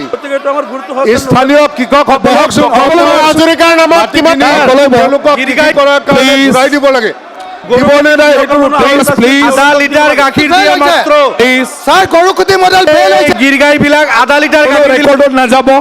কোনো ৰেকৰ্ডত নাযাব। নেক্সট কুৱেশ্যন হিচাপ লাগে চেয়াৰমান আলী আহমেদ। গিৰগাইৰ হিচাপ লাগে। নেক্সট চেয়াৰমান আলী আহমেদ। ৰেকৰ্ডত নাযাব। নাযাব চেয়াৰমান আলী। এইটো লওক চেয়াৰমান আলী, গৰুকুটিত চেয়াৰমান আলী। মাননীয় অধ্যক্ষ প্লিজ কংগ্ৰেছৰ আমোলত পূৰ্বৰ চৰকাৰৰ প্লিজ কুৱেশ্যন এনচাৰ অলৰেডি হৈ গ'ল কুৱেশ্যন নম্বৰ 147 উত্তৰ সদনৰ মাজত ৰখা হৈছে স্যাৰ আমাৰ মাটি দখলকাৰীৰ প্ৰতি কোনো দয়া নাই মমতা নাই বাকী কোনো ৰেকৰ্ডত নাযাব অনলি চেয়াৰমেন আলীৰ দয়া মমতা নাই মাটি দখলকাৰীৰ প্ৰতি চেয়াৰমেন শুনি থাকে মিনিষ্টাৰ প্লিজ প্লিজ কিহৰ মানুহ আদেশ বহক প্লিজ বহক প্লিজ বেলেগে কুৱেশ্যন আনে স্যাৰ বেলেগে কুৱেশ্যন আনে বেলেগে সভা ত্যাগ কৰে প্লিজ স্যাৰ প্লিজ মাটি দখলকাৰীৰ সাদুল্লাহৰ চিন্তা চৰ্চা কৰা মানুহ আমাৰ সাপ্লিমেন্টাৰী চেয়াৰমেন আলী মাটি মাটি দখলকাৰীৰ লগত আপোনালোক থাকক আমি নাই নাটক নাটক নাটক নাটক কিমান কৰে আপোনালোকে আৰু অখিল গগৈ প্লিজ প্লিজ কিমান নাটক chairman Ali no please mike নাই স্যাৰ ভ্ৰাম্যমান নাটক চেয়াৰমেন আলী মাননীয় অধ্যক্ষ মহোদয় মোৰ বাগবৰ সমষ্টিৰ ময়নবৰী অঞ্চলৰ 1.5 লাখ মানুহ আক্ৰান্ত হোৱা এই বেকী নদীৰ সমস্যাটো মাননীয় মন্ত্ৰী মহোদয়ৰ প্ৰত্যক্ষ হস্তক্ষেপত যোৱা কিছুদিন আগতে সমাধান হৈছে মই আজি এই সদনৰ যোগেদি মাননীয় মন্ত্ৰী মহোদয়ক ময়নবৰী অঞ্চলৰ 1.5 লাখ মানুহৰ হৈ আন্তৰিক ধন্যবাদ জ্ঞাপন কৰিছোঁ লগতে আৰু এটা মই কথা নকলে শুদ্ধ নহ'ব আৰু বিয়াৰ কথাও আছে নেকি ইমান ধন্যবাদ দিয়াৰ পিছত স্যাৰ স্বাধীনতাৰ 50 বছৰ পিছত হাজাৰ হাজাৰ মানুহ গৃহহীন হোৱা এই সমস্যাটো কংগ্ৰেছ দলৰ চৰকাৰৰ দিনত কেবিনেট মন্ত্ৰী পৰ্যন্ত আছিলে কিন্তু তেওঁলোকে সমাধান নকৰিলে আজি বিজেপি চৰকাৰ হোৱাৰ পিছতো সেই অঞ্চলৰ মানুহে মোক জিকোৱাৰ পিছতো আজি যে তেখেতে এই সমস্যাটো বিশেষ তৎপৰতাৰে সমাধান কৰিলে তাৰ কাৰণে মই গোটেই বাগবৰ সমষ্টিৰ 3 লাখ মানুহৰ হৈ আপোনাক আন্তৰিক ধন্যবাদ জ্ঞাপন কৰিছোঁ স্যাৰ সাপ্লিমেণ্টাৰী আছে আৰু স্যাৰ ধন্যবাদহে দিলোঁ আছে তিনিটা সাব এষ্টিমেট আছে মন্ত্ৰী মহোদয়ে কৈছে দিব ফাণ্ড এভেইলেবল এই বছৰ তাৰ নহ'ব মই খালি আপোনাক অনুৰোধ কৰিছোঁ অহা বছৰ যাতে পইচাখিনি দিয়ে নেক্সট ইম্পৰ্টেণ্ট যিটো ইছ্যু বেকী নদীৰ সমস্যাটো সমাধান হ'ল এতিয়া ব্ৰহ্মপুত্ৰ নদীৰ বহৰী সত্ৰৰ পৰা আমাৰ বৈঠাপোটা সত্ৰলৈ মাজতে আছে কনৰা সত্ৰ তাৰপিছত মাল্টিপাৰপাছ ফ্লাড শেল্টাৰ মন্ত্ৰী মহোদয়ে আগৰবাৰ উত্তৰ দিছে যে কেছ থকাৰ কাৰণে আমাৰ এডিবিটো ড্ৰপ পৰি গ'ল এতিয়া মই মন্ত্ৰী মহোদয়ক যেহেতু সমস্যাটো খুব ভয়াৱহ আপুনি এইবাৰো বহৰীত ভালেখিনি টকা দিলে মোৰ তাতেও দিছে কিন্তু এইটোৰে সমাধান নহ'ব মিলিজুলিত এতিয়া আকৌ যাওঁ যাওঁ হৈছে ফ্লাড শেল্টাৰ যাওঁ যাওঁ হৈছে মই মন্ত্ৰী মহোদয়ক এটা প্ৰস্তাৱ দিব খোজোঁ যদি এই কেছটো উইথড্ৰ কৰিলে এছিয়ান ডেভেলপমেণ্টৰ কামটো যদি ইমিডিয়েট আৰম্ভ কৰিব পৰা যায় তেতিয়াহ'লে মই নিজে চেঙাৰ বিধায়ক আৰু আমাৰ সৰভোগৰ বিধায়ক মনোৰঞ্জন তালুকদাৰ তেখেতে ইতিমধ্যে মোৰ লগত কথা পাতিছে আমি তিনিজনে মিলি কেছটো উইথড্ৰ কৰাই দিম উইদিন নেক্সট 1 উইক খালি আপুনি এটা আশ্বাস দিব লাগে যে কেছটো উইথড্ৰ হোৱাৰ লগে লগে এডিবিৰ কামটো আৰম্ভ হ'ব ঠিক আছে অনাৰেবল মিনিষ্টাৰ অধ্যক্ষ মহোদয় যোৱা বছৰ যোৱা বানপানীৰ সময়ত এটা মই টিভিত ভিডিঅ' দেখিছিলোঁ এজন মানুহে ৰিক্সা চলায় আৰু ৰিক্সা চলাই কষ্ট কৰি এটা পকাৰ ঘৰ বনাইছিল আৰু বেকী নদীৰ খহনীয়াত পকাৰ ঘৰটো ধ্বংস হৈছিল মানুহগৰাকীয়ে কান্দি কান্দি টিভিৰ আগত বাইট দিছিলে যে মোৰ সকলো শেষ হৈ গ'ল আৰু সেইখিনি সময়তে সন্মানীয় বিধায়ক চেয়াৰমেন আলী ডাঙৰীয়া আৰু আমাৰ জনিয়াৰ বিধায়ক ডাঙৰীয়ায়ো মোক যোগাযোগ কৰিছিল আৰু এই অঞ্চলত গৰাখহনীয়া প্ৰতিৰোধৰ কাৰণে ব্যৱস্থা ল'বলৈকে মোক আহ্বান জনাইছিল মই সদনক পুনৰবাৰ কৈছোঁ অধ্যক্ষ ডাঙৰীয়া যে সেই ভিডিঅ'টোৱে মোৰ মগজুত এনেকৈ ক্ৰিয়া কৰিছিল মই অত্যন্ত দুখিত হৈছিলোঁ অত্যন্ত দুখ লগা এটা পৰিৱেশ হৈছিল ঘৰ এটা বনোৱাটো বহুত কষ্ট তাতে এজন ৰিক্সা চালকে কিমান কষ্ট কৰি এটা ঘৰ বনাইছে সেইটো মই অনুধাৱন কৰিছিলোঁ আৰু মই তেতিয়া কি কৰিলোঁ যিহেতু এই কামখিনি আমাৰ এডিবিত চলি আছিলে এছিয়ান ডেভেলপমেণ্ট বেংকৰ আণ্ডাৰত চলি আছিলে মই যিগৰাকী এডিবিৰ অফিচাৰ অসমত সেইখিনি সময়ত আছিলে তেখেতক মই নিজে গৈ আমাৰ ফ্ৰেমাৰ অফিচলৈকে মাতি আনি নিজে তেখেতক অনুৰোধ কৰি এই কামখিনি কৰিবলৈকে তৎপৰ হ'বলৈকে অনুৰোধ কৰিছিলোঁ অধ্যক্ষ ডাঙৰীয়া আমাৰ ৰিকুৱেষ্টত তেখেতে প্ৰায় 39.5 কোটি টকা আৰু 6 কোটি টকা 6 কোটি টকা ল্যান্ড একুইজিশ্যনৰ কাৰণে আৰু 39 কোটি টকা গৰাখহনীয়াৰ কাৰণে তেখেতে অনুমোদন দিছিলে আৰু কামখিনি আমি কৰিবলৈকে সক্ষম হৈছোঁ কামখিনি পূৰ্ণগতিত এতিয়া চলি আছে তেখেতে যেটো কোৰ্ট কেছৰ কথা মই আগৰ বিধানসভাটো উত্তৰ দিছিলোঁ যে আমি এডিবিত কিয় কৰিব পৰা নাই কেইগৰাকীমান ব্যক্তি গৈ কোৰ্টত গ'ল হাইকোৰ্টৰ পৰা আমি এতিয়ালৈকে যেটো সাবজুডিস হৈ আছে আমি মেটাৰটো টেক আপ কৰিব পৰা নাই কিন্তু তেখেতে এটা ভাল কথা কৈছে তেখেতলোকে যদি সেই যিকেইগৰাকী ব্যক্তিয়ে কোৰ্টত গৈ কেছ কৰিছে তেওঁলোকৰ লগত যদি আলোচনা কৰি কেছটো যদি উঠাই দিয়ে তাৰ পাছত আমি এডিবিক এপ্ৰোচ কৰিম ইমিডিয়েটলি মই ক'ব নোৱাৰোঁ বিকজ আমি এডিবিক আকৌ এপ্ৰোচ কৰিব লাগিব যেনেকৈ এই 39 আৰু 6 কোটি টকাৰ কামটোৰ কাৰণে মই গৈ তেখেতলোকক ৰিকুৱেষ্ট কৰিছিলোঁ এপ্ৰোচ কৰিছিলোঁ তেনেকৈ আমি এপ্ৰোচ কৰিব লাগিব কাৰণ এইটো আচলতে অধ্যক্ষ ডাঙৰীয়া এইটো এডিবিয়ে আমাক কোনো ধৰণৰ অনুদান নিদিয়ে এইটো এডিবিৰ অনুদান নহয় এইটো ভাৰত চৰকাৰে 90% দিয়ে আৰু অসম চৰকাৰে 10% দিওঁ মানে আমাৰ চৰকাৰৰ টকা কিন্তু এডিবিৰ কিছুমান নিয়ম থাকে বা ৱৰ্ল্ড বেংকৰ কিছু নীতি নিয়ম থাকে তেওঁলোকে সকলো ঘপককৈ গ'লো টকাখিনি লোন দি দিলে তেনেকুৱা নহয় তেওঁলোকৰ কিছুমান সিস্টেম থাকে সিস্টেমেটিক ৱেত আমি এপ্ৰোচ কৰিব লাগে তেতিয়াহে তেওঁলোকে আমাক লোন দিয়ে মই তেখেতৰ কথাটো মানিছোঁ যিকেইগৰাকী ব্যক্তিয়ে কেছ দিছিলে তেখেতলোকৰ লগত বিধায়কগৰাকীয়ে আলোচনা কৰক আৰু পৰৱৰ্তী সময়ত লাগিলে মোৰ ওচৰলৈকে লৈ আহক আমি কোৰ্টৰ বাহিৰত কিবা সেটেলমেন্ট কৰিব পাৰোঁ নেকি তাৰ পৰা গৈ তেওঁলোকে যদি কেছটো কোৰ্টত উঠাই দিয়ে তাৰ পাছত যদি আমি এডিবিক এপ্ৰোচ কৰোঁ বা এডিবিয়ে নহয় আমাৰ অন্য শিতানতো ডেফিনেটলি আমাৰ পুঁজি থাকে আমাৰ এছঅ'পিডিটো থাকে আমাৰ নিদাটো থাকে RIDF থাকে পৰৱৰ্তী সময়ত এই কামখিনি কৰিবলৈকে মই চেষ্টা কৰিম বুলি আপোনাক মই প্ৰতিশ্ৰুতি দিছোঁ ধন্যবাদ মাননীয় অধ্যক্ষ মহোদয় মন্ত্ৰী মহোদয়ৰ যথেষ্ট মই ভাল পাইছোঁ এতিয়া খালি মন্ত্ৰী মহোদয়ক এটা কথা মই জনাব খোজোঁ যে এডিবিৰ কাৰণে আমাৰ এই বহুৰিটো Baghbar it was in the first priority sector একমাত্ৰ কেছৰ কাৰণে ড্ৰপ হৈ আছে এতিয়া আপোনাৰ আশ্বাস মতে আমি উইথড্ৰ কৰিম কেছটো উঠাই ল'ম কিন্তু আপোনালৈ এটা অনুৰোধ থাকিব যাতে আপুনি বেকিটো যেনেকৈ কৰিলে স্পেচিয়েল ইনিচিয়েটিভ লৈ যাতে এইটো যিমান সোনকালে পাৰে কৰে নহ'লে কেছটো উইথড্ৰ হ'ল ইফালে চেংচনো নহ'ল আমাৰ 3জন MLAৰ মূৰ্তি পুৰিব আৰু গতিকে এইটোৱে অনুৰোধ ৰাখিছোঁ আপোনাক ইতিমধ্যে কৈছোঁ মই চিৰিয়াছ এপ্ৰোচ লৈ তেখেতলোকক অনুৰোধ কৰিম আৰু অকল মই আকৌ কৈছোঁ যে অকলটো এডিবিয়ে নহয় আমাৰ বেলেগ শিতানতো আমাৰ পুঁজি আছে ডেফিনেটলি এইবাৰো বহৰী বৰপেটাত আমি কেইবাটাও কাম নিদাতেই হওক RIDFতেই হওক দিছোঁ মই স্পেচিফিক মোৰ এই মুহূৰ্তত মনত নাই কিন্তু কেইবাটাও কাম দিয়া মোৰ মনত আছে গতিকে অন্য পুঁজিৰেও হয়তো এইখিনি কাম কৰিবলৈকে চেষ্টা কৰিম thank you next question Shri Bidya Sing England just এটা কথা এডিবিৰ ডাঙৰ হৈছে এনে আপোনালোকে দুইজনে বহি লওক সলিউশন নহব আপুনি মন্ত্ৰীৰ লগত কথা পাতি লওক দিয়ক বাৰু প্লিজ মেইন সলিউশনৰ কাৰণে এডিবিটো অলৰেডি অভাৰ অনাৰেবল মিনিষ্টাৰ উত্তৰ সদনত দি আছে অধ্যক্ষ মহোদয় মাননীয় মন্ত্ৰী যি উত্তৰ দিছে ক খ ঘ যিটো উত্তৰ দিছে ঠিকেই মানুহজনক মানে কি কয় নিৰামিষ গতিকে কেতিয়াও সেইটো মানে কি ভাব ন কিন্তু মই জানো যেহেতু বা এইটো এক্সাইজত হাইয়েষ্ট ৰেভিনিউ কালেকশ্যন ষ্টেটৰ highest revenue second highest revenue collection তাৰে যোৱা বছৰ কিমান কালেকশ্যন হৈছে এই ৰেভিনিউ কালেকশ্যনৰ পৰা কাৰ্বি আংলং অট'নমাছ কাউন্সিল আৰু এনচিল অট'নমাছ কাউন্সিল কিমান টকা দিয়া হৈছে এইটো মোক জানিব লাগে অনাৰেবল মিনিষ্টাৰ মাননীয় অধ্যক্ষ মহোদয় প্ৰশ্নটো আছিল আমি কিমান দোকান আমি দিছোঁ বিলাতী সুৰাৰ বিপণীৰ অনুজ্ঞাপত্ৰ দিয়া হৈছে এই ক্ষেত্ৰত কুৱেশ্যনটো দিয়া হৈছিল আৰু আমি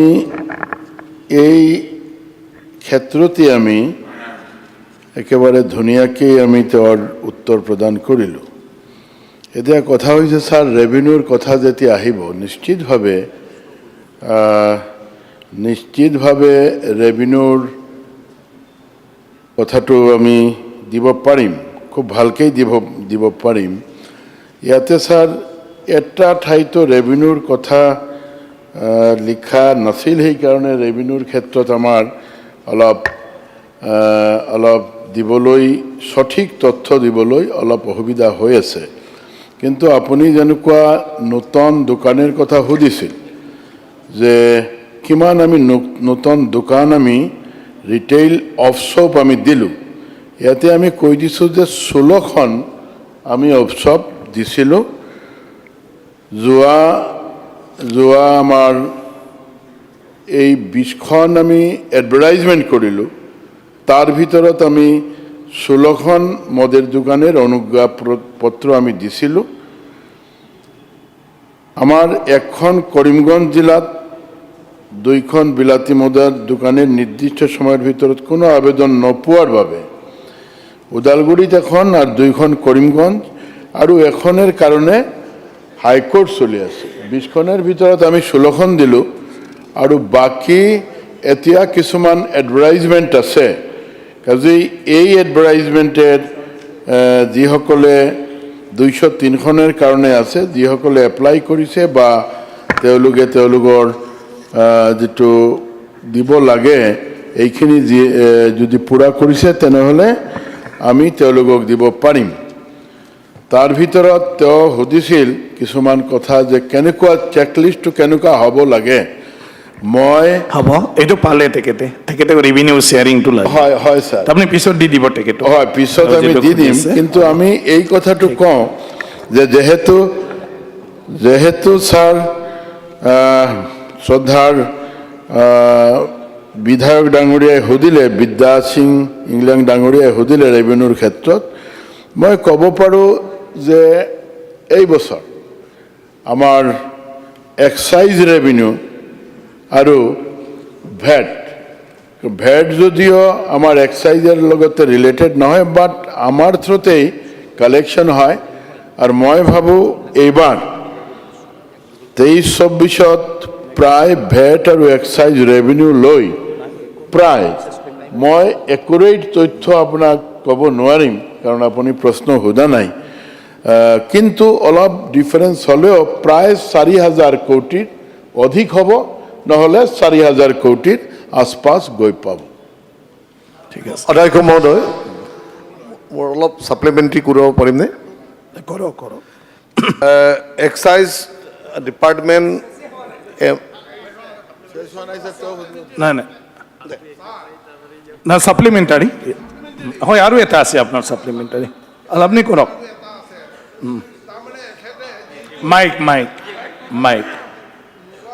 মাইক বিদ্যাস এইটো আহিছে। এখেতে যিহেতু একুৰেট কিমান টকা কালেকশ্যন কৰিছে দিব পৰা নাই, এখেতে আপোনাৰ প্ৰশ্ন নাছিলে কাৰণে সেইটো নাছিলে। নাই সাপ্লিমেণ্টাৰী মানে কি, তাৰে ভিতৰতে বুকু দিব লাগিবতো, নজনা বস্তুটো মই জানিব লাগিব। আৰু এটা কথা, গতিকে এখেতে মোক ৰিটাৰ্ণভাৱে তেখেতৰ চেম্বাৰত যাম, সেইটো কালেকশ্যন দি দিব। আচ্ছা, আৰু এটা হৈছে জানিব বিচাৰিছে, সাপ্লিমেণ্টাৰী যিহেতু তাৰে ভিতৰতে ছাবজেক্টটো তাৰে ভিতৰতে হ'ব, যোৱা বছৰ চুলাই মদ খাওঁতে কেইজন মৰিছে? মোৰ পালে চুলাই কিমানজন মৰিছে? মোৰ পালেহে সুধিব লাগিব,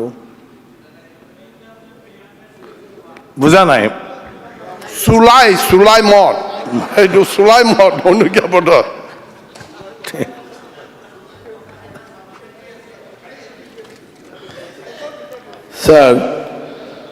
স্যাৰ কথাটো এনেকুৱা যে মদ চুলাইটো স্যাৰ ইলিচিট লিকাৰ হয়। এই চুলাইটো আমি কণ্ট্ৰল কৰাৰ কাৰণে আমি প্ৰচণ্ডভাৱে প্ৰয়াস কৰি আছোঁ। আমাৰ ইয়াতে চুলাই খাই মানুহ মৰাৰ তথ্য নাই, আৰু চুলাই যাতে আমি ভালকৈ নোহোৱা কৰিব পাৰোঁ, তাৰ কাৰণে স্যাৰ আমি বিভিন্ন ঠাইত আমি প্ৰয়াস কৰি আছোঁ। আৰু এই প্ৰয়াসৰ জৰিয়তে আজিৰ দিনত মই ক'ব পাৰোঁ যে বিভিন্ন ঠাইত আমি 18 ইংৰেজিত চুলাই বন্ধ কৰাৰ কাৰণে স্যাৰ আমি নতুনকৈ আমি আইনো আমি আনিছোঁ। আৰু তাৰ ওপৰতো আমি প্ৰতিটা ঠাইত প্ৰতিটা জিলাত আমি স্যাৰ চেষ্টা কৰি আছোঁ যাতে চুলাই বন্ধ কৰা যায়, কিন্তু চুলাই খাই কোনো মানুহ মৰিছে এই মুহূৰ্তত আমাৰ হাতত কোনো তথ্য নাই। ধন্যবাদ। চেয়াৰমেন, আপোনাৰ মডেল মাননীয় অধ্যক্ষ মহোদয়, মাননীয় মন্ত্ৰী মহোদয়ে বৰপেটাত দুবাৰো ভ্ৰমণ কৰোঁতে মোৰ বাঘবৰ সমষ্টিত যথেষ্ট কাৰ্বি আংলং NCLছৰ সেইটোৱে ইলিচিট লিখাৰ কথা কওঁতে তেখেতে অৰ্ডাৰো দিছিলে আৰু যথেষ্টখিনি কামো হৈছে। তাৰ কাৰণে মই এতিয়ালৈ প্ৰায় ৬৬টা ৰেইড হৈছে, ৪১টা কেছ ৰেজিষ্টাৰ হৈছে। কাম নোহোৱা নহয়, তাৰ কাৰণে মই মন্ত্ৰী মহোদয়ক ধন্যবাদ জনাওঁ। কিন্তু মন্ত্ৰী মহোদয়ক জনাব খোজোঁ যে ইলিচিট লিখাৰ কিন্তু বন্ধ হোৱা নাই, চলি আছে, ৰেইড হৈছে 66। এতিয়া মন্ত্ৰী মহোদয়ক মই খালি জনাব খোজোঁ যে কেছ ৰেজিষ্টাৰ্ড মাত্ৰ 0, ৬৬টা ৰেইড হ'ল, ৪১টা কেছ ৰেজিষ্টাৰ হ'ল, কিন্তু পাৰ্চন এৰেষ্টেড 0 হৈ আছে। যেতিয়ালৈ ২-৪টা মানুহক এৰেষ্ট কৰি শাস্তি দিয়া নাযাব, আপোনাৰ অফিচাৰবোৰে কিমাননো এইবোৰ গৈ থাকিব, ৰেইড কৰি থাকিব। মই মন্ত্ৰী মহোদয়ক অনুৰোধ জনাওঁ যে অকল কেছ ৰেজিষ্টাৰতে শেষ নকৰি ৬৬টা ৰেইড কৰিছে, ৪১টা কেছ ৰেজিষ্টাৰ কৰিছে, অন্তত ৪১টা মানুহ এৰেষ্ট হৈ কিছুদিন জেলত থাকিলে এটা মেছেজ যাব। মই তাৰ কাৰণে মন্ত্ৰী মহোদয়ক অনুৰোধ জনাইছোঁ। এই সাংঘাতিক। মাননীয় অধ্যক্ষ মহোদয়, এই কথাটো সঁচা। যেতিয়া আমি ৰিভিউত গৈছিলোঁ তেতিয়াও চেয়াৰমেন আলী ডাঙৰীয়াই এই কথাটো কৈছিল, আৰু তাৰ আগতো আমি প্ৰয়াস কৰিছিলোঁ। তাৰ পাছতো কিমান আমি ৰেইড কৰিলোঁ, কিমান ইলিচিট লিগাৰ জব্দ কৰিলোঁ, এই তথ্যটো আমি দিছোঁ। আৰু মাননীয় অধ্যক্ষ মহোদয়, এই কথাটো ক'ব বিচাৰিছোঁ যে আপুনি জ্ঞাত, আমাৰ ইয়াতে এটা সময় আছিল যি সময় মহলৰ মদবিলাক বিক্ৰী হৈছে। মহলৰ মদ খাই মানুহ মৰাৰ সংখ্যা কম নাছিল অসমত। আমাৰ চৰকাৰ অহাৰ পাছতে এই মহল প্ৰথা আমি বন্ধ কৰিলোঁ। কিয় বন্ধ কৰিলোঁ? যেতিয়া মহলেৰ মদবিলাক 5 লিটাৰ, 10 লিটাৰ, 20 লিটাৰে জাৰিকেনত সোমাইছিল, তেতিয়া জাৰিকেনবিলাক আনে এই পেষ্টিচাইড বা ফাৰ্টিলাইজাৰৰ এইটোত সোমাই দিয়ে। এইবিলাক খাই মানুহ একেবাৰে প্ৰচণ্ডভাৱে প্ৰতি মাহত বহুতখিনি মানুহ মৰিছিল। আমি এতিয়া কাণ্ট্ৰি স্পিৰিটত কনভাৰ্ট কৰিলোঁ। কনভাৰ্ট কৰি আমি চেষ্টা কৰি আছোঁ যাতে এইবিলাক খাই মানুহ অন্তত নমৰে। আপোনালোকে দেখিছে ছাৰ যে আমাৰ ইয়াতে কুৱেশ্যন আহে, বহুতখিনি কুৱেশ্যন আহে এক্সাইজ ৰিলেটেড। আহাৰটো কোনো বেয়া কথা নহয়, ভাল কথা। প্ৰশ্নটো হৈছে ছাৰ, কেতিয়াও যদি আমি দোকান কিবা দিবলৈ যাওঁ তেতিয়াও কিছুমান ৰাইজে কয় যে দোকান কিয় দিব লাগে। আজি চাওক ছাৰ, চুলাই বনোৱাৰ প্ৰথাটো ইয়াতে 2গৰাকী বিধায়কে ইয়াতে পাৰ্টিচিপেট কৰিছে। আপোনালোকে কিয় কৰিছে? যে কিবা এইটো জানাৰ প্ৰয়োজন আছে। আজিৰ দিনত আপোনালোকে চাওক যে এই চুলাই আজিৰ পৰা আৰম্ভ হোৱা নাই। কেতিয়া মোক সুধিলে মই এতিয়া উত্তৰ দি দিওঁ, এই এছেম্বলিৰ বাহিৰত গ'লে যে মদটো মই আৱিষ্কাৰ কৰা নাই, মন্ত্ৰী মই হ'ব পাৰোঁ। এতিয়া ছাৰ, চুলাই এনেকুৱা বিভিন্ন ঠাইত হৈছে যে চুলাই খাই মানুহ মৰিছে। আমি কাণ্ট্ৰি স্পিৰিটত কনভাৰ্ট কৰিলোঁ। আজিৰ দিনত লেবৰেটৰী টেষ্ট হৈ কাণ্ট্ৰি স্পিৰিট বনোৱা হৈছে। ইকুইভেলেণ্ট চুলাইৰ লগতে প্ৰায় মূল্যৱান ইকুইভেলেণ্ট প্ৰায় আমি বিচাৰিছোঁ মনে মনে যে চুলাই খাই মানুহ মৰাতকৈ যদি অন্তত কাণ্ট্ৰি স্পিৰিটটো ব্যৱহাৰ কৰে, যিসকল খাব লাগে, যদি কাণ্ট্ৰি স্পিৰিটটো ব্যৱহাৰ কৰে তথাপি মানুহ নমৰিব। কাৰণ এইটো এটা চাইণ্টিফিকেলি আমি লেবৰেটৰীত টেষ্ট কৰিব নাই। চুলাইটো কি আপোনালোকে আচৰিত হ'ব ছাৰ। আমাৰ ইয়াতেও এনেকুৱা আহে খবৰ যে এই এমোনিয়া, তাৰ পাছতে বিভিন্ন ধৰণৰ ইউৰিয়া, এইবিলাক দি এৰেষ্টৰ কথাটো কৈছিলে মাননীয় সদস্যই, এৰেষ্ট হ'ব নাই, এইবিলাক দি এই চুলাইবিলাক বনাই থাকে। এৰেষ্ট ৬৬টা ৰেইড হৈছে, ৪১টা কেছ হৈছে। মই কৈছোঁ তাৰপিছতো বন্ধ হোৱা নাই, এৰেষ্ট এজনো হোৱা নাই। গতিকে সেই মানুহখিনিক এৰেষ্ট কৰাৰ ব্যৱস্থা কৰিব নেকি? ছাৰ, ইয়াতে এটা কথা হ'ল ছাৰ, যে আমি যেতিয়াই এইবিলাক মানুহক ধৰিবলৈ যাওঁ তেতিয়া এই মানুহবিলাক স্পটত নাথাকে কেতিয়াও আপুনি মানে আমাৰ ডিপাৰ্টমেণ্ট যেতিয়া যায় সি বিক্ৰী কৰি আছে বজাৰত বহি সি দেখি পলাই গ'ল ক'ত আপুনি পাব কোন মানুহে আহি ক'ব আৰু এইটো এৰেষ্ট কৰাৰ কাৰণে আমি এৰেষ্টেৰ তথ্য দিব পাৰোঁ বহুতখিনি আমি আইন সংশোধন কৰিলোঁ আইন সংশোধন কৰি আমি যাতে তেওঁলোকে 3 বছৰলৈকে কাৰাদণ্ড দিব পাৰোঁ তাৰ ব্যৱস্থা কৰিলোঁ আমাৰ এই চৰকাৰৰ কাৰ্যকালত কিন্তু এইবিলাক মানে এনেকুৱা যে বজাৰৰ ওচৰত বহিব পথৰ ওচৰত বহিব জাৰিকেনত লৈ বহি যাব চলাইটো যেই দেখিলে এক্সাইজৰ মানুহ বা পুলিচৰ মানুহ গৈছে তেতিয়া পলাই গ'ল খোজকৰি আছে ক'লে ক'ব আমি নাজানো প্ৰব্লেমটো সেইটোৱে এইটোতো ছাৰ গাড়ীত লৈ বা দোকানত বিক্ৰী নকৰে কৰিব নাই এৰেষ্ট আমি কৰিছোঁ বহুতখিনি হ'ব ছাৰ মোৰ কুৱেশ্যনটো মই কৰি দিওঁ ছাৰ কুৱেশ্যন আৰু নাই আৰু টাইম নাই ছাৰ মোৰ কুৱেশ্যনটো মই কৰি দিওঁ ছাৰ ছাৰ ইতিমধ্যে আমি দেখিছোঁ ছাৰ টাইম নাই আমাৰ ৱাটাৰ ৰিচোৰ্চ ডিপাৰ্টমেণ্টে বহুতখিনি কাম কৰিলে ৰোড কাম বান্ধ কিবা কিবি কৰিলে মোৰ সমষ্টিৰ 2টা কাম আছিলে মই মন্ত্ৰী মহোদয়ক অনুৰোধ কৰিম অতি সোনকালে এইটো কৰাই দিব লাগে প্লিজ আপুনি এতিয়া মুখ্যমন্ত্ৰী ডাঙৰীয়া সমৰ্থনত যিহেতু আহিলে চৰকাৰৰ সমৰ্থনত যিহেতু আহি গ'ল আপোনাৰ চব কাম কৰি দিম চিন্তা নাই নহ'ব অকণমান পলিটিকেলাইজ নহ'ব কোনোবাই বিজেপিক জইন কৰিব আৰু কাম কৰিব নাই নাই এইটো কংগ্ৰেছ গোটেই কংগ্ৰেছক লৈ লওক কিন্তু ইয়াত হেৰি নকৰিব কিন্তু ইয়াত ধন্যবাদ অধ্যক্ষ মহোদয় ধন্যবাদ কুৱেশ্যন আৱাৰ অভাৰ এতিয়া item number 2 report submission dear CS প্ৰথমতে আছে doctor Paramananda Rajbongshi education related নাই প্ৰমানন্দ ৰাজবংশী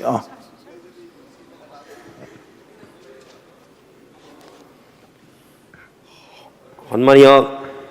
অধ্যক্ষ মহোদয় মই অসম বিধানসভাৰ বিভাগীয়ভাৱে সম্বন্ধ থকা স্থায়ী সমিতি শিক্ষাৰ বিত্তীয় বৰ্ষ 2024-2025 মঞ্জুৰী নম্বৰ 26 উচ্চ শিক্ষা 27 কলা আৰু সংস্কৃতি 28 চিকিৎসা শিক্ষা আৰু গৱেষণা 65 পৰ্যটন 69 বিজ্ঞান কাৰিকৰী আৰু বতৰ পৰিৱৰ্তন 71 বিদ্যালয় শিক্ষা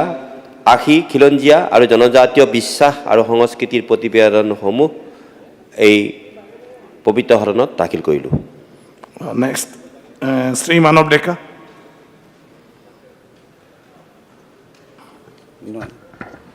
Speaker sir,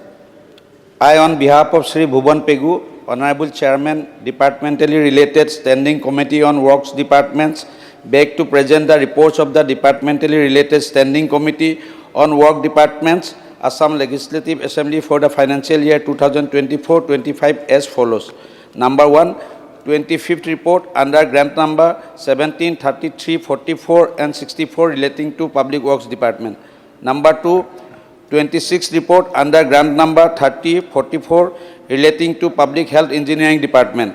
Number 3, 26th report under grant number 63, 44 relating to Water Resource Department. Number 4, 25th report under grant number 49 and 44 relating to Irrigation Department. Number 5, 21st report under grant number 6, 7, 41 and 72 relating to Revenue and Disaster Management Department. Number 6, 25th report under grant number 31, 32, 34, 44 and 73 relating to Housing and Urban Affairs Department. Number 7, 21st report under grant number 16 relating to Information Public Relations, Printing and Stationery Department. Number 8, first report under grant number 11 relating to Act East Policy Affairs Department. Number 9, first report under grant number 75 relating to Information Technology Department. Next, Sri Govinda Bosamotari.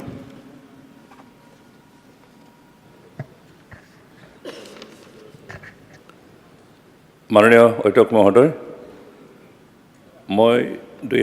ইংৰাজী 2024-25 বৰ্ষৰ 8, 9, 12 আৰু 21, 37 আৰু 46, 38, 39, 40, 55, 58 আৰু 60, 61, 62, 74, 38, 79, 70 আৰু 42 নং মঞ্জুৰী সম্পৰ্কত অসম বিধানসভাৰ উন্নয়ন বিভাগসমূহৰ বিভাগে সম্পৰ্কিত স্থায়ী সমিতিৰ প্ৰতিবেদনসমূহ সদনত দাখিল কৰিলোঁ। Shri Bhabendranath Bharali.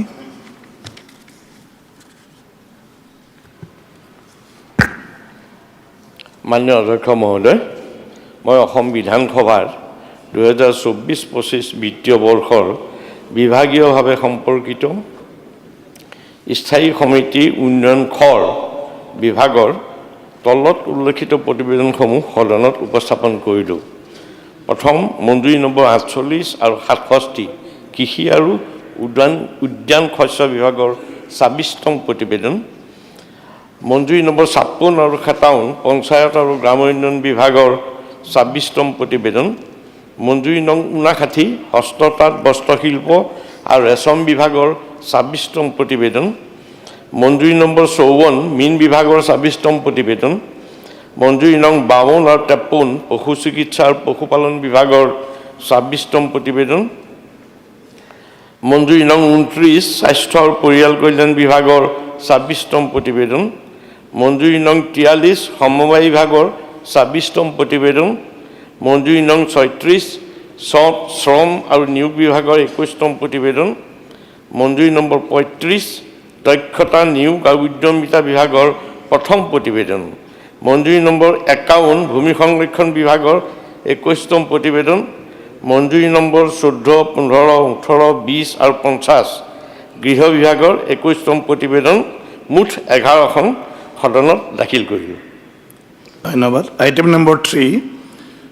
Committee on public accounts কমিটিৰ চেয়াৰমেন শ্ৰী নুৰুল হুদা। মাননীয় অধ্যক্ষ মহোদয়, মই অসম বিধানসভাৰ ৰাজহুৱা হিচাপসমূহৰ সমিতিৰ 184, 185 আৰু 186তম প্ৰতিবেদন 3খন সদনত দাখিল কৰিলোঁ। Shri Sushanta Borgohain, chairman committee on government assurance. মাননীয় অধ্যক্ষ মহোদয়, মই অসম বিধানসভাৰ চৰকাৰী আশ্বাসসমূহৰ সমিতিৰ 57তম প্ৰতিবেদনখন সদনত দাখিল কৰিলোঁ। এতিয়া Shri Ponakan Baruah, chairman committee on subordinate legislation. মাননীয় অধ্যক্ষ মহোদয়, মই অসম বিধানসভাৰ অধীনস্থ বিধান সমিতিৰ 27 সংখ্যক প্ৰতিবেদনখন সদনত দাখিল কৰিলোঁ। ধন্যবাদ। এতিয়া item number 6, bill introduction, honourable parliamentary affairs minister. সন্মানীয় অধ্যক্ষ ডাঙৰীয়া, মই মাননীয় মুখ্যমন্ত্ৰী ডক্টৰ হিমন্ত বিশ্ব শৰ্মা ডাঙৰীয়াৰ হৈ আপোনাৰ অনুমতি সাপেক্ষে Assam healing prevention of evil practices bill 2024 সদনত উত্থাপনৰ বাবে প্ৰস্তাৱ কৰিলোঁ। প্ৰশ্নটো হ'ল, বিধেয়কখন উত্থাপন কৰাৰ সদনৰ সন্মতি আছেনে? যিসকল সপক্ষে আছে তেখেতসকলে কওক হয়, যিসকল বিপক্ষে আছে তেখেতসকলে কওক নহয়। মই ভাবোঁ হয়ৰ সপক্ষে অনুমতি দিয়া হ'ল। মাননীয় অধ্যক্ষ ডাঙৰীয়া, মই আপোনাৰ অনুমতি সাপেক্ষে মাননীয় মুখ্যমন্ত্ৰী ডাঙৰীয়াৰ হৈ Assam healing prevention of evil practices bill 2024 সদনত উত্থাপন কৰিলোঁ। Next again Shri Pijush Hazarika. মাননীয় অধ্যক্ষ ডাঙৰীয়া, মই অসমৰ মাননীয় মুখ্যমন্ত্ৰী ডাঙৰীয়াৰ হৈ আপোনাৰ অনুমতি সাপেক্ষে the Assam village defence organisation amendment bill 2024 সদনত উত্থাপনৰ বাবে প্ৰস্তাৱ কৰিলোঁ। প্ৰশ্নটো হ'ল, বিধেয়কখন উত্থাপন কৰাৰ সদনৰ সন্মতি আছেনে? যিসকল সপক্ষে আছে তেখেতসকলে কওক হয়, যিসকল বিপক্ষে আছে তেখেতসকলে কওক নহয়। মই ভাবোঁ হয়ৰ সপক্ষে অনুমোদন জনোৱা হ'ল। মাননীয় মন্ত্ৰী। মাননীয় অধ্যক্ষ ডাঙৰীয়া, মই আপোনাৰ অনুমতি সাপেক্ষে অসমৰ মাননীয় মুখ্যমন্ত্ৰী ডাঙৰীয়াৰ হৈ the Assam village defence organisation amendment bill 2024 সদনত উত্থাপন কৰিলোঁ। Item number 8, Shri Ashok Singhal, honourable minister.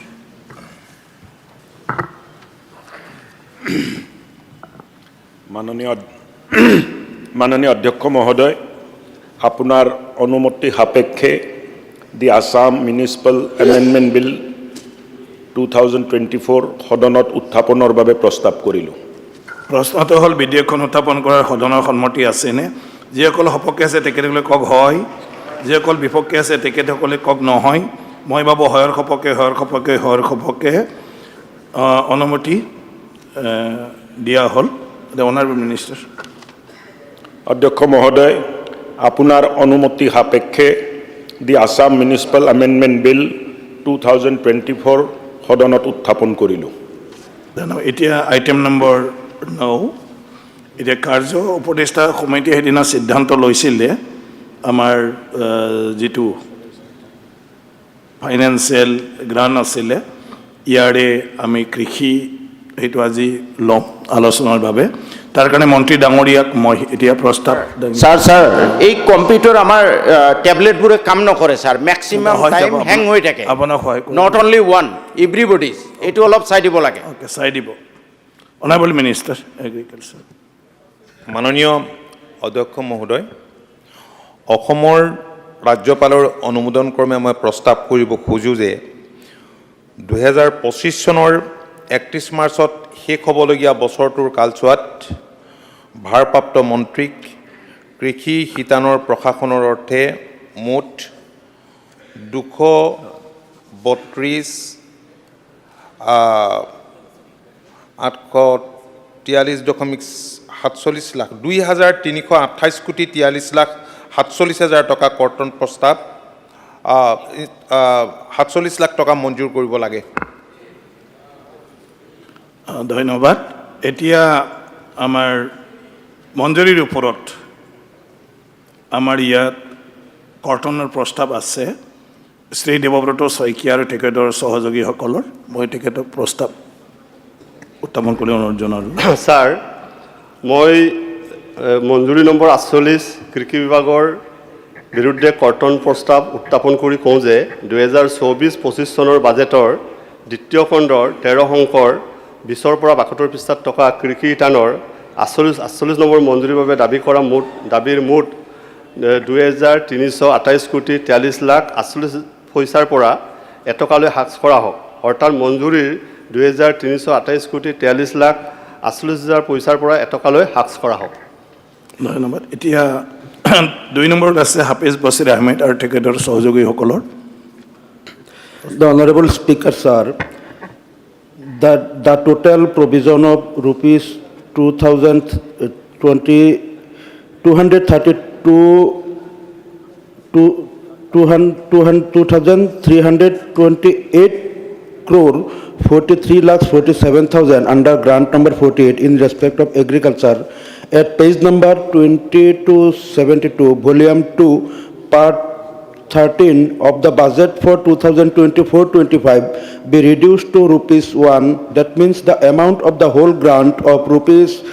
2,328 crore 43 lakhs 47,000 do stand reduced to rupees 1. Thank you, sir.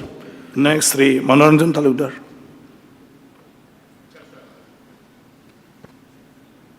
দুই 2024-25 চনৰ বাজেটৰ দ্বিতীয় খণ্ডৰ 13 অংকৰ 20-72 পৃষ্ঠাত থকা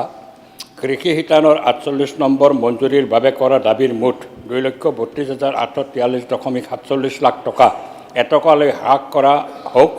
অৰ্থাৎ মঞ্জুৰীৰ মুঠ 2,32,843.47 লাখ টকা এটকালৈকে হ্ৰাস কৰা হওক। নেক্সট শ্ৰী অখিল গগৈ। 2024-25 চনৰ বাজেটৰ দ্বিতীয় খণ্ডৰ 13 অংশৰ 20ৰ পৰা 72 পৃষ্ঠাত থকা কৃষি শিতানৰ 48 নম্বৰ মঞ্জুৰীৰ বাবে কৰা দাবীৰ মুঠ 2,32,843.47 লাখ টকা এটকালৈ হ্ৰাস কৰা হওক অৰ্থাৎ মঞ্জুৰীৰ মুঠ 2,32,843.47 লাখ টকা এটকালৈ হ্ৰাস কৰা হওক। ধন্যবাদ। Shri chairman Ali Ahmed. Honorable Speaker, sir, I move that the total provision under grant number 48 in respect of agriculture may please be reduced to rupee 1 only. ধন্যবাদ। এতিয়া আলোচনা অনাৰেবল হাউচ আমি যেটো দুটা বিষয় লৈছিলোঁ মই মানে ভাবিছোঁ কি আজি আমি এগ্ৰিকালচাৰটো আজি যদি মানে শেষ কৰি আমি পাছ কৰি লওঁ তাৰপিছত অহাকালি নেক্সট মানে ছাবজেক্টটো হৈ যাব সেইটো কাৰণে সময়বিলাক আপোনালোকে মেকআপ কৰি ল'লে ভাল হয়। এতিয়া প্ৰথমতে শ্ৰী আব্দুল ৰচিদ মণ্ডল আপুনি ভৰত নৰ ডাঙৰীয়া ক'ব প্ৰথম। ঠিক আছে ছাৰ মই কৰ্তন প্ৰস্তাৱৰ ছাৰ সমৰ্থন কৰি ক'ব খোজোঁ যে বিশেষকৈ কৃষি বিভাগে যোৱা 3 বছৰ ধৰি খেতিয়কৰ পৰা মানে কৃষকৰ পৰা যিটো ধান যিটো কিনাৰ যিটো নীতি লৈ আছে এই বিষয়ে মই ক'ব বিচাৰিছোঁ ছাৰ চৰকাৰে যোৱা বিশেষকৈ 21-22 আৰু 22-23ত যিটো পেডি প্ৰকিউৰমেণ্ট যিটো ধান যিটো কিনিছিলে খেতিয়কৰ পৰা 6টা এজেঞ্চিৰ পৰা কিনিছিলে এইটো sir food corporation of India তাৰপিছত Assam food and civil supply corporation limited তাৰপিছত Assam state agriculture marketing board তাৰপিছত sir national federation of farmers procurement processing and retailing cooperative of India limited তাৰপিছত national agriculture cooperative marketing federation of India limited and national cooperative consumer federation of India limited sir এই 6টা এজেঞ্চিৰ পৰা লৈছিলে কিন্তু এই বছৰ 2023-24ত চৰকাৰে হঠাতে এই 6টা এজেঞ্চিৰ পৰা মাত্ৰ 4টা এজেঞ্চি ৰাখি পেলাই 2টা এজেঞ্চি ড্ৰপ দিছে বিশেষকৈ এইটো national federation of farmers procurement processing and retailing cooperative of India limited এইটো আৰু national cooperative consumers federation of India limited এই 2টা এজেঞ্চি ড্ৰপ দিছে ছাৰ 6টা এজেঞ্চি থাকোঁতেই চৰকাৰে টাৰ্গেটটো ফুলফিল কৰিব নোৱাৰে যিটো টাৰ্গেট ফিক্স কৰে যে ইমান মেট্ৰিক টন ধান কিনিম এতিয়া ছাৰ 6টা থাকোঁতেই ফুলফিল কৰিব পৰা নাই আকৌ এটা তাৰ পৰা আৰু 2টা মাইনাছ কৰি দিলে মাইনাছ কৰিলে মাত্ৰ 4টা ৰাখিছে তাৰপিছত ছাৰ আমাৰ অসমত যিটো পেডি প্ৰকিউৰমেণ্ট চেণ্টাৰ PPC বুলি যিটো চমুকে কয় পেডি প্ৰকিউৰমেণ্ট চেণ্টাৰ ছাৰ 272টা আছিলে 21-22-23ত কিন্তু ছাৰ অৰ্থাৎ 23-24ত এই PPC-টো 272ৰ পৰা কমাই পেলাই এতিয়া 158 কৰিছে তাতো কমাইছে ছাৰ PPC-ও কমাই দিছে 158 কৰিছে এতিয়া 272ৰ পিছত তাৰপিছত ছাৰ যিটো ছাপৰ্ট প্ৰাইচ MSP-টো ছাৰ 22-23ত 2040 টকা আছিলে এইটো ছাৰ 23-24ত খুব মানে মিনিমাম অলপমান বঢ়াই দিছে মাত্ৰ 100 টকামান বঢ়াই দিছে 140 টকামান 23-24ত এইটো 21 আৰু 2113 টকা কৰিছে কিন্তু ছাৰ অন্য ষ্টেজত MSP ইয়াতকৈ বহুত বেছি হয় আছামৰ MSP-টো ছাৰ মানে নগণ্য আমাৰ ইয়াত 22-23ত যিটো আছিলে 23-24ত মাত্ৰ 140 টকা বঢ়াইছে ছাৰ এতিয়া চৰকাৰে যিখিনি টাৰ্গেট ঠিক কৰিছিলে ছাৰ মই ক'ব বিচাৰিছোঁ যে 22-23ত চৰকাৰে 10,89,750 মেট্ৰিক টন টাৰ্গেট কৰিছিলে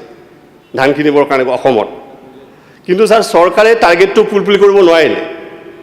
10,89,750 মেট্ৰিক টনৰ এগেইনষ্টে মাত্ৰ ছাৰ 5,98,126.99 মেট্ৰিক টনে ধান কিনিব পাৰিলে চৰকাৰে ক'বলৈ গ'লে ছাৰ প্ৰায় 45% চৰকাৰে ধান কিনিব নোৱাৰিলে ছাৰ বিশেষকৈ যিবিলাক এজেঞ্চিক চৰকাৰে টাৰ্গেট দিছিলে ধান কিনিবৰ কাৰণে FCI ছাৰ যিটো ফুড কৰ্পোৰেশ্যন অফ ইণ্ডিয়াক চৰকাৰে 12,26,000 তেওঁলোকক 4,26,000 মেট্ৰিক টন টাৰ্গেট দিছিলে FCI কিন্তু ছাৰ FCI-এ 4,26,000 মেট্ৰিক টনৰ এগেইনষ্টে মাত্ৰ 1,94,265.8 মেট্ৰিক টনে ধান কিনিব পাৰিলে ঠিক তেনেকৈ sir Assam food and civil supply corporation limited তেওঁলোকে 2022-23ত তেওঁলোকক ছাৰ টাৰ্গেট দিয়া হৈছিলে চৰকাৰে 5,10,500 metric tonne 5,10,500 metric tonne sir এই AFCSCL-এ ফুড কৰ্পোৰেশ্যনে মাত্ৰ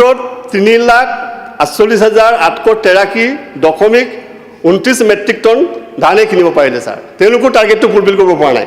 তাৰ মই ছাৰ এই কথাখিনি কৈছোঁ যে কোনো এটা এজেঞ্চিয়ে টাৰ্গেটটো ফুলফিল কৰিব পৰা নাই চৰকাৰে দিয়া টাৰ্গেটটো তাৰপিছত ছাৰ যিটো Assam state agriculture marketing board ASSAMB তেওঁলোকক ছাৰ চৰকাৰে মাত্ৰ 6,000 মেট্ৰিক টন তেওঁলোকক টাৰ্গেট দিছিলে 6,000 মেট্ৰিক টন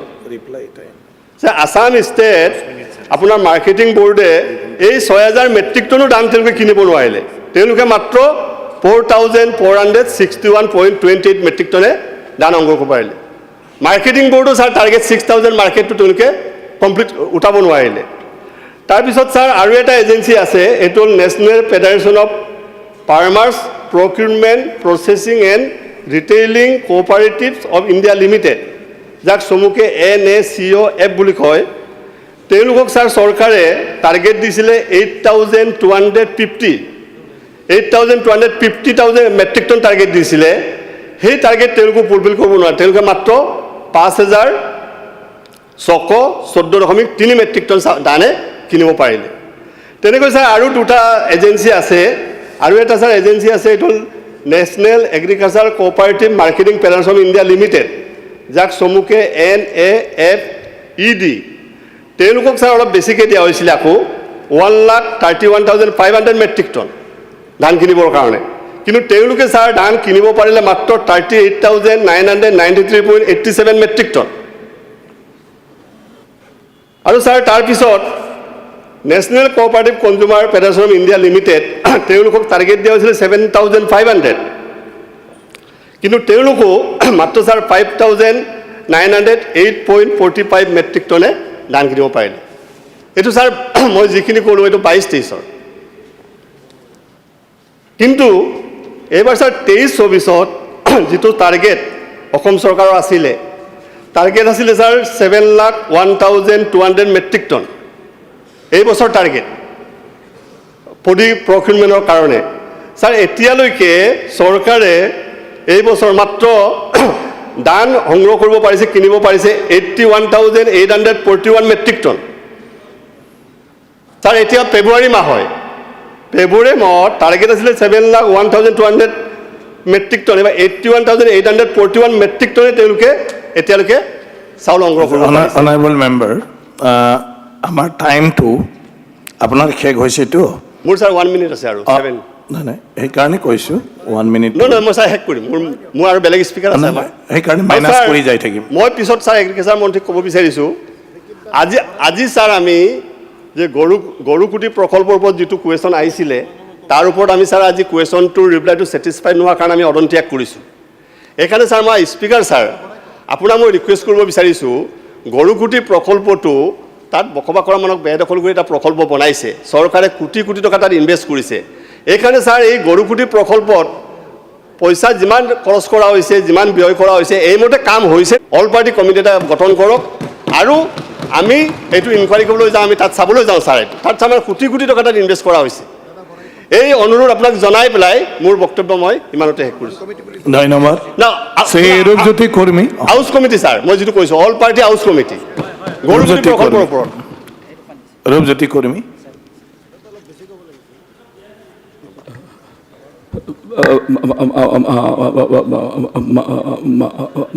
মাননীয় অধ্যক্ষ মহোদয় বিৰোধীয়ে যি কৰ্তন প্ৰস্তাৱ আনিছে এই কৰ্তন প্ৰস্তাৱক সম্পূৰ্ণ বিৰোধিতা কৰি মোৰ বক্তব্য দাঙি ধৰিব লৈছোঁ ছাৰ মোৰ অলপ হাঁহি উঠিছে হাঁহি এইটো কাৰণে উঠিছে যি কংগ্ৰেছ দল ভাৰতৰ স্বাধীনতা হোৱা 75 বছৰত প্ৰায় 70 বছৰৰ ওচৰা-ওচৰি কংগ্ৰেছ দল আছিল সেই কংগ্ৰেছ দলৰ কোনোবা এটা সময়ত মন্ত্ৰী আছিল সেই মন্ত্ৰীৰ দৰে লোকে আজি বিধায়ক আৰু বিধায়কে আজি বক্তব্য পাৰ্টিৰ ওপৰত আলোচনা কৰিব নোৱাৰে কোৱা নাই নহয় মই বক্তব্য ৰাখিছে যে ধান বিক্ৰী হোৱা নাই ধান মই বক্তব্য ৰাখিছোঁ মোৰ বক্তব্য ৰাখিব কৰ্তন প্ৰস্তাৱৰ কৰ্তন প্ৰস্তাৱৰ ওপৰতে বক্তব্য ৰাখিছোঁ এগ্ৰিকালচাৰৰ ওপৰতে মই বক্তব্য ৰাখি আছোঁ মই এগ্ৰিকালচাৰৰ ওপৰতে বক্তব্য ৰাখিছোঁ আপুনি কিতাপ লৈ অনা নাই মই কিতাপ লৈ আনিছোঁ এইটো এগ্ৰিকালচাৰ মই কিতাপ লৈ পেলাই বক্তব্য ৰাখিছোঁ পলিচিৰ ওপৰত ক'ব ছাৰ এনেকৈ দলক সমালোচনা নকৰে please advice the member to go discuss about policy তেখেতৰ বক্তব্যই কৃষকসকলক হতাশ কৰিব বিচাৰিছে এই পবিত্ৰ বিধানসভা তেওঁ জনাটো উচিত ইয়াৰ পৰা এটা বাৰ্তা যাব লাগে কৃষকসকলক ইনস্পিৰেশ্যন দিবৰ কাৰণে কৃষকসকলক আশীৰ্বাদ দিবৰ কাৰণে কৃষকসকলক এটা সাহস দিবৰ কাৰণে এটা বাৰ্তা যাব লাগে তেখেতৰ বক্তব্য এনেকুৱা মেছেজ যাব লৈছে যে কৃষকসকলে ইয়াত মানে আচল মূল্য পোৱা নাই চৰকাৰে গুৰুত্ব দিয়া নাই সেইটো নহয় ইয়াত কি কৈছে ইকনমিক সাৰ্ভে আসাম 2023 আমি এইটো দিনে ৰাতে পঢ়ি মেলি আহিছোঁ আপুনি পঢ়ি মেলি অহা নাই ইয়াত কি কৈছে agriculture plays a vital role in the economy of the state the rice production in the state for the year 2022-23 is 60,448,99 tons with an average yield of 2652 kg hectare as against the production of 4382,698 tons with an average yield 1886 kg hectare in the year 2021-22. ইয়াত কি কৈ আছে আপুনি পঢ়িব লাগিব সিমিলাৰলি ইয়াত rice production increased by 37.93% while average yield of autumn rice increased by 2.72%. Winter rice increased by 44.38%. এটো কেলে কৃষকসকলে এটা সাহস পাইছে কৃষকসকলৰ মন গৈছে যে আমি আৰু খেতি কৰিব লাগে এতিয়া মিনিমাম যিটো সেলিং প্ৰাইচ কংগ্ৰেছৰ চৰকাৰ দিনত আছিল আপোনাৰ লাষ্ট লাগিব অধ্যক্ষ মহোদয় আছিলে 1030 টকাৰ পৰা 1080 টকা 1030 টকা বা 1080 টকা তাকো কৃষকসকলে বিকিব লগা হৈছিল 700 টকা 800 টকাৰ 1 কুইণ্টেল ধান যিটো সঁচা ক'বই লাগিব deputy speaker sir economic survey of আসামৰ প্ৰতিবেদনত কি কৈ আছে ইয়াত কৈ আছে the share of agriculture and its allied activities in GSDP at the current price had marginally come up from 19.89% in 2011-12 পৰা 24.11% in 2021 at current price and there is a marginal increase yet increase বুলি কৈছে কেলে The contribution of agriculture sector to the GSDP has been increased due to proper measure taken by the agriculture department in the last few years. Maneno Deputy Speaker sir, আজি কৃষকসকলে কেলে খেতি কৰিবলৈ ওলাইছে আমি গ্ৰাউণ্ড লেভেলত থাকো বিধায়ক হিচাপে প্ৰত্যেক কৃষকৰ লগত কথা পাতো কৃষকসকলে উৎসাহিত হৈছে যে অসমত শান্তি আহিছে অসমত শান্তি অহাৰ কাৰণে আজি তেওঁলোকৰ যেতিয়া অসম বন্ধ হয় প্ৰতিবাদ হয় ধৰ্ণা হয় তেওঁলোকে বয় বস্তু তেওঁলোকে কষ্ট কৰি পেলাই খেতি কৰি ৰাতিপুৱা 4টা বজাত আপুনি চাগে কেতিয়াবা পথাৰলৈ গৈ পাইছে কোনোবা পথাৰলৈ নোযোৱা মানুহে গম পোৱা নাই পথাৰলৈ ময়ো গৈ পাইছোঁ ৰাতিপুৱা 4টা বজাত মহজোকৰ কামোৰ এইবোৰ পাইছোঁ বগা মানুহ মই কলা হৈ যাওঁ ছানস্ক্ৰীন লগায়ো কাম নিদিয়ে সেই ৰ'দত থাকিব লগা হয় আজি সেই সময়ত এই কৃষকসকলে যে কষ্ট কৰি পেলাই খেতি কৰে এই কৃষকসকলৰ অনুভূতি বুজিব লাগিব আজি অসমত শান্তি আহিছে তেনেকৈ আগৰ চৰকাৰ সময়ত বম গুলি ফুটিছিল আজি শান্তি আহিছে যাৰ কাৰণে কৃষকসকলে আজি খেতি কৰিবলৈ আগবাঢ়ি আহিছে যিটো শলাগ ল'বই লাগিব মিনিমাম সেলিং প্ৰাইচ আছিলে 1030 টকা ধাৰ্য কৰিছিল পাইছিলে 700 কৃষকসকলে এতিয়া 1940 টকা ডক্টৰ হেমন্ত বিশ্ব শৰ্মা ডাঙৰীয়া চৰকাৰে আৰম্ভ কৰিলে আজি বা কেইদিনমান আগত এতিয়া দি আছে 2183 অৰ্থাৎ 2200 টকা ক'ত 1000 ক'ত এতিয়া 2200 টকা আজি এই কথাবোৰ আজি হলাক ল'ব লাগিব চৰকাৰৰ যিটো পদ্ধতিৰে কাম কৰি আছে কিষাণ সন্মান নিধি আজি কিষাণ সন্মান নিধিয়ে আজি কৃষকসকলক দুগুণ উৎসাহিত কৰিছে ফচল বীমা যোগানে আজি যথেষ্ট উৎসাহিত কৰিছে মুখ্যমন্ত্ৰী গ্ৰাম যোজনা আঁচনিৰ অধীনত হওক আদৰ্শ গাঁৱৰ যোগেদি হওক ইলেক্ট্ৰিচিটি আগতে যিসকল ইলেক্ট্ৰিক পাম্প লগাব বিচাৰে সোলাৰ পাম্পৰ আশা কৰে কিন্তু সোলাৰ পাম্প পোৱা নাছিল আজি ইলেক্ট্ৰিক আমাৰ আজি সাবসিডি দিয়াৰ ব্যৱস্থা গ্ৰহণ কৰিছে কৃষকসকলক ইয়াৰ লগতে সোলাৰ আজি ফেচিলিটি ইৰিগেশ্যনৰ ব্যৱস্থা গ্ৰহণ কৰিছে আজি বিশেষকৈ কৃষকসকলে বিচাৰে কি তেওঁলোকে কষ্ট কৰি পেলাই তেওঁলোকে পৰিয়ালটো পোহপালন তেওঁলোকে দিব বিচাৰে তেওঁলোকৰ মন যায় ল'ৰা ছোৱালীবোৰ ভাল স্কুলত পঢ়াবলৈ তেওঁলোকৰ মন যায় ভাল কলেজত ইউনিভাৰ্চিটিত পঢ়াবৰ কাৰণে কিন্তু দুখৰ বিষয় আগৰ চৰকাৰে এই কৃষকসকলক যি আমাৰ মূল আমাৰ ইকনমিৰ অৰিহণা যোগোৱা এই কৃষকসকলক আৰু অলপ তেওঁলোকক বিভিন্ন সুবিধা দিয়া এই কথা চিন্তা নকৰিলে আজি আমাৰ চৰকাৰে বিনামূল্য আজি পাঠ্যপুথি কিতাপ নামভৰ্তি আজি কলেজৰ পৰ্যন্ত দিয়াৰ ব্যৱস্থা গ্ৰহণ কৰা আজি বিশ্ববিদ্যালয় পৰ্যন্ত দিয়াৰ ব্যৱস্থা গ্ৰহণ কৰা আজি বেমাৰ হ'লে কোনো চৰকাৰী আঁচনি আছে আজি আয়ুষ্মান কাৰ্ড তেওঁলোকক দিয়াৰ ব্যৱস্থা গ্ৰহণ কৰা আজি কৃষকসকলৰ যদি কোনোবা গৰু এটা বেমাৰ হৈ যায় গাহৰি বেমাৰ হৈ যায় তেওঁলোকৰ যদি কৃষকসকলৰ যদি অন্য কিবা তেওঁলোকৰ গৰু হালেটো যে যদি দুৰ্ঘটনা পতিত হয় কোনো ব্যৱস্থা নাছিলে আগৰ চৰকাৰৰ সময়ত যে এম্বুলেন্সত ডক্টৰ আহে বা এই জীৱ জন্তুসমূহ ডক্টৰে এম্বুলেন্সত উঠাই পেলাই চিকিৎসালয়লৈ লৈ যায় কিন্তু আজি এই যিসকল কথা ক'ব নোৱাৰা আমাৰ জীৱ এই কথা ক'ব নোৱাৰা জীৱসকলৰ কাৰণে এনিমেল এম্বুলেন্স পশুধন আজি সাৰথি নামৰে আজি এনুৱেল এম্বুলেন্স আমাৰ চৰকাৰে দিয়া ব্যৱস্থা গ্ৰহণ কৰিছে আজি এই যিটো ব্যৱস্থা গ্ৰহণ কৰিছে আজি এটা শলাগ ল'বই লাগিব আগতে আছিলে কি বিভিন্ন দোকান বজাৰৰ আৰু কৃষকৰ মাজত আৰু এই যিসকলে বেপাৰী সেই তেওঁলোকৰ মাজত আছিলে দালাল আজি আমাৰ চৰকাৰে সেই দালাল বা এই যিসকল মাজত সোমাই টকা লৈছিলে কৃষকসকলৰ পৰা সেই তেওঁলোকক আজি অঁতৰাৰ সম্পূৰ্ণ ব্যৱস্থা গ্ৰহণ কৰিছে আজি এই চৰকাৰে আজি আমি সকলোৱে দেখা পাইছোঁ যে অসম গৌৰৱ অসম ভৈৰৱ অসম ভৈভৱ আজি পুৰস্কাৰ আজি মাননীয় মুখ্যমন্ত্ৰী ডক্টৰ হেমন্ত বিশ্ব শৰ্মা নেতৃত্বাধীন চৰকাৰখনে আজি ঘোষণা কৰিলে আজি এই পুৰস্কাৰৰ মাজৰে কোনোবা মাছৰুম খেতিয়ক এজন কোনোবাই আজি বিলাহী খেতি কৰিছে কোনোবাই ভোট জলকীয়া খেতি কৰিছে এনেকুৱাকৈ আজি ডাঙৰ আজি কলাক্ষেত্ৰৰ দৰে আজি পবিত্ৰ আজি শংকৰদেৱ কলাক্ষেত্ৰত আজি তেনেকুৱা সম্বৰ্ধনা জনাইছে আজি এই সম্বৰ্ধনা জনাৰ লগে লগে প্ৰত্যেক কৃষকসকলে বহি পেলাই তেনেকৈ যে টিভিত প্ৰত্যক্ষ কৰিছে যে মোৰ সতীৰ্থ এজন কৃষকে আজি ভোট জলকীয়া খেতি কৰি আজি অসম গৌৰৱ পাইছে আজি কোনোবাই আজি আনাৰস খেতি কৰি পেলাই আজি পুৰস্কাৰ পাইছে তেনেকৈ উৎসাহিত হৈছে যে আমিও আজি এই চৰকাৰে আমাক কৃষকক উপযুক্ত সন্মান জনাইছে আমাৰো মন যায় খেতি কৰি পেলাই আৰু আমাৰ মন যায় এনেকৈ পুৰস্কাৰ পাবলৈ এই যিটো এটা পৰিৱেশ সূচনা কৰিছে আমি শলাগ ল'বই লাগিব আজি মিল্ক প্ৰডাকশ্যনৰ ক্ষেত্ৰত নৰ্থ ইষ্ট ডেইৰী ফুড লিমিটেডৰ যোগেদি আজি মানে উদ্দীপনা যোগাবৰ কাৰণে এই কৃষকসকলক আজি বিভিন্ন ধৰণৰ ব্যৱস্থা গ্ৰহণ কৰিছে এই বাজেটত আমি আগৰসমূহ আমি সংখ্যা নকওঁৱেই এই বাজেটত নতুনকৈ 2000 পাৱাৰ টিলাৰ এই বাজেটত নতুনকৈ আকৌ 70টা ট্ৰেক্টৰ 200টা থ্ৰেচাৰ 200টা ৰিপাৰ্ছ 10টা পেডি ট্ৰান্সপ্লাণ্ট আৰু লগতে ইয়াৰ লগতে fund for custom hiring centre আকৌ নতুনকৈ আকৌ আমাৰ মিলেট আৰু সৰিয়হ যিসকল কৃষক কোনোদিনে ভবা নাছিল যে মিলেট আৰু সৰিয়হ যিসকলে খেতি কৰে তেওঁলোকেও MSP পাব মিনিমাম চেলিং প্ৰাইচ পাব কিমান পাব আজি সৰিয়হৰ ক্ষেত্ৰত আজি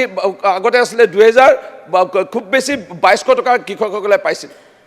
আজি নদী কিনাৰত কিমান কৃষক মাজুলী হওক ধেমাজি হওক আজি কিমান কৃষক এই কৃষকসকলে উচিত মূল্য পোৱা নাছিল আজি আমাৰ চৰকাৰে 5400 টকা ন্যূনতম আজি মূল্য তেওঁলোকক প্ৰদান কৰিবলৈ গৈছে আজি উৎসাহিত হৈছে আজি বিচাৰে কি কৃষকসকলে কিছুমান নজনা কথা তেওঁলোকক আহি পেলাই কোনোবাই কয় তেওঁলোকক আহি পেলাই কোনোবাই শিকায় কেনেকৈ বেংকৰ একাউণ্ট খুলিব লাগে কেনেকৈ ইঞ্চুৰেঞ্চ কৰিব লাগে আজি আমাৰ চৰকাৰে জীৱিকা সখী কৃষি সখী পশু সখী বেংক সখী যোগেদি আজি কৃষকসকলক আজি বিভিন্ন ধৰণৰ পৰামৰ্শ দিছে তেওঁলোকক উৎসাহিত কৰিছে পথ দেখুৱাইছে আজি তেওঁলোকে দুগুণ উৎসাহেৰে আজি তেওঁলোকে খেতি কৰিবৰ কাৰণে আগবাঢ়ি আহিছে আজি কৃষকসকলে বিচাৰে কি আজি কৃষকসকলে বিচাৰে যে আমাৰ ল'ৰা ছোৱালী চৰকাৰী চাকৰি পাওক ভবা নাছিলে কংগ্ৰেছ চৰকাৰৰ দিনত এটা সময়ত ভাবি আছিলে অসমখনত তেনেই চলি থাকিব যে টকা দিলেহে চাকৰি পোৱা যায় আজি টিভি সংবাদ মাধ্যমৰ আজি সাংবাদিক বন্ধুসকলক মই ধন্যবাদ জনাম এই পবিত্ৰ বিধানসভাৰ পৰা তেওঁলোকে আজি দৃশ্য দেখুৱাইছে গোটেই অসমৰ সত্য ছবি এখন আজি দাঙি ধৰিছে যে আজি কোনোবা এজন আজি কৃষকৰ পৰিয়ালো আজি কোনোবা এজন বনুৱা পৰিয়ালো আজি ল'ৰা ছোৱালীয়ে এটকাও নিদি আবেদন নিদি আজি চাকৰি লাভ কৰিবলৈ সক্ষম হৈছে এই চৰকাৰখনৰ দিনত আজি কৃষকসকলৰ মনোবল বাঢ়িছে তেওঁলোকৰ মন গৈছে আৰু কৃষক আৰু আমি খেতি কৰোঁ তেওঁলোকৰ মন গৈছে যে আমি ভাল ঘৰ বনাওঁ আমাৰ ল'ৰা ছোৱালী আৰু ভাল ইউনিভাৰ্চিটি পঢ়ক আমাৰ ল'ৰা ছোৱালী ভাল চাকৰি পাওক এই যিটো পৰিৱেশ সূচনা কৰিছে আমি শলাগ ল'বই লাগিব আজি কৃষকসকলে আজি বহু কৃষক আছে তেওঁলোকে আজি ডাবল ক্ৰপিং নকৰে বা তেওঁলোকে ট্ৰিপল ক্ৰপিংটো নকৰে আজি আমাৰ চৰকাৰে তেওঁলোকে কেনেকৈ ডাবল ক্ৰপিং কৰিব লাগে ট্ৰিপল ক্ৰপিং কেনেকৈ কৰিব লাগে আৰু আমাৰ KBK কৃষি বিজ্ঞান কেন্দ্ৰৰ যোগেদি আজি বিভিন্ন সজাগতা আজি এৱাৰনেছ সভা আজি আয়োজন কৰাৰ ব্যৱস্থা গ্ৰহণ কৰিছে ইয়াৰ ফলত কি হৈছে ইয়াৰ ফলত আমি কৃষকসকলক দেখা পাইছোঁ যে তেওঁলোকে আজি বিভিন্ন সময়ত আজি তেওঁলোকে খেতি কৰিবলৈ সক্ষম হৈছিল কিন্তু তেওঁলোকে এই মাটিত আমি আলু খেতি কৰাৰ পিছত আমি বা ধান খেতি কৰাৰ পিছত আমি কি খেতি কৰিব পাৰিম হয়তো তেওঁলোকে জনা নাছিল আজি কৃষকসকলক যেতিয়া জ্ঞান দিয়া হৈছে এই মাটিত আপোনাৰ কেলছিয়াম বেছি আছে বা পটেছিয়াম আপোনাৰ বেছি আছে ইয়াত হয়তো আপোনাৰ ইয়াত পানী অলপ বেছি দিব লাগিব বালিয়া মাটি হয় বালিচহৰীয়া মাটি হয় এই কথাবোৰ যেতিয়া কোৱাৰ লগে লগে তেওঁলোকে আৰু খেতি কৰিবলৈ আগবাঢ়িবলৈ সক্ষম হৈছে আজি কৃষকসকলে আজি প্ৰধানমন্ত্ৰী আৱাস যোজনা মাননীয় দেশৰ প্ৰধানমন্ত্ৰী নৰেন্দ্ৰ মোদী ডাঙৰীয়াৰ পৰা পাই আছে কেইদিনমানৰ পিছতে আমি অসমৰ ৰাইজে দেখা পাব যে প্ৰায় 5,55,000তকৈ অধিক ঘৰ গোটেই ৰাজ্যখনৰ আজি উদ্বোধন কৰিবলৈ আহি আছে দেশৰ প্ৰধানমন্ত্ৰী নৰেন্দ্ৰ মোদী ডাঙৰীয়াই কিন্তু বহু কৃষক আজি বিভিন্ন কাৰণত পোৱা নাছিল আজি সেই নাপাব নেকি? কিন্তু মাননীয় মুখ্যমন্ত্ৰী ডক্টৰ হেমন্ত বিশ্ব শৰ্মা ডাঙৰীয়াই মুখ্যমন্ত্ৰী আৱাস যোজনা ঘৰৰ যোগেদি তেওঁলোকক আজি প্ৰেৰণা দিবলৈ আজি ব্যৱস্থা গ্ৰহণ কৰিছে। আজি জল জীৱন মিছনৰ অধীনত ইতিমধ্যে 80 ক'ৰবাত 90% আজি কাম ইতিমধ্যে সমাপন হৈছে।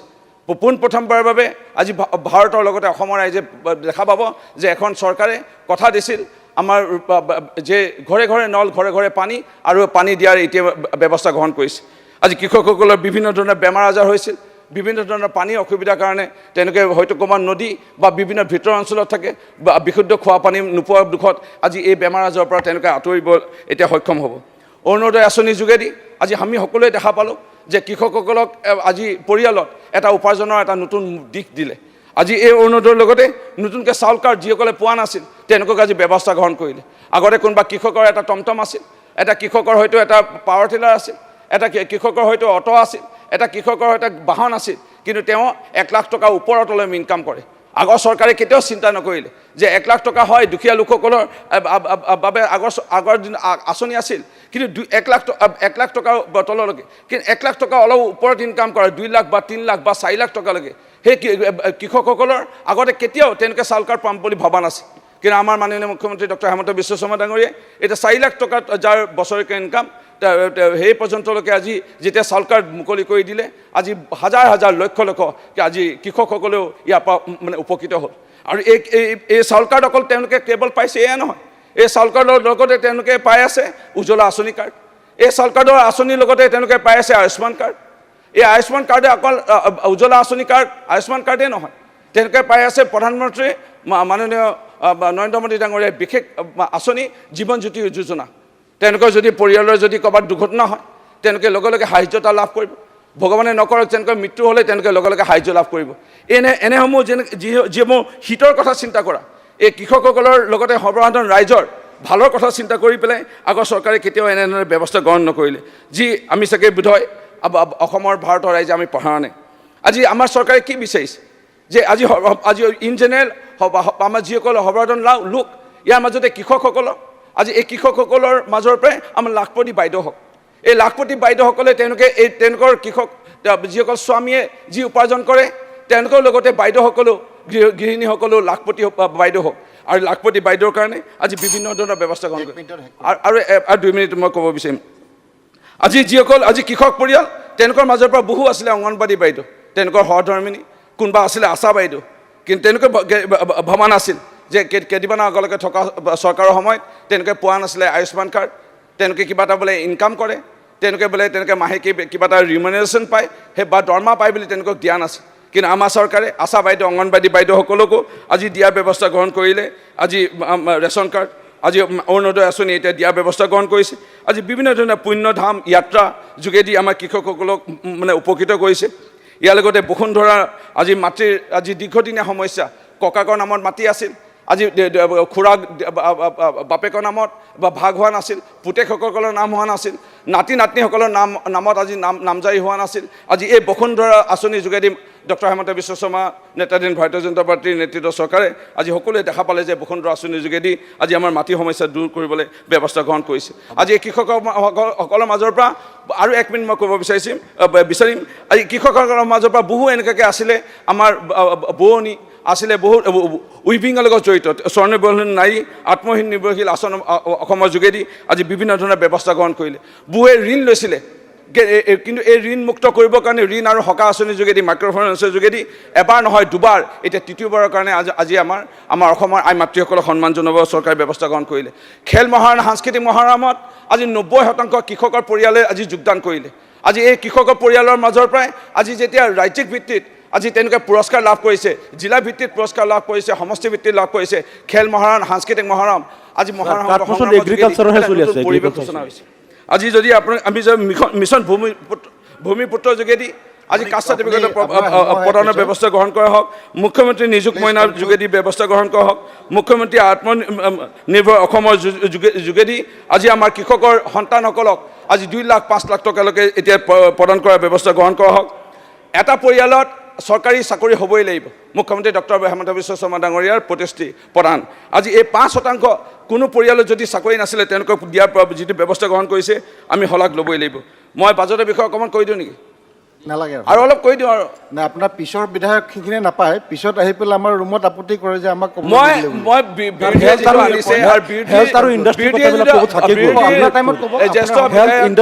ভৰতনাথ ডাঙৰীয়াই যিটো উত্থাপন কৰিলে মই 30 ছেকেণ্ডত সামৰি দিম মোৰ অকণমান হাঁহি উঠিছে তেখেতৰ বক্তব্যত তেখেতে কৃষকৰ যিটো লৈ পেলাই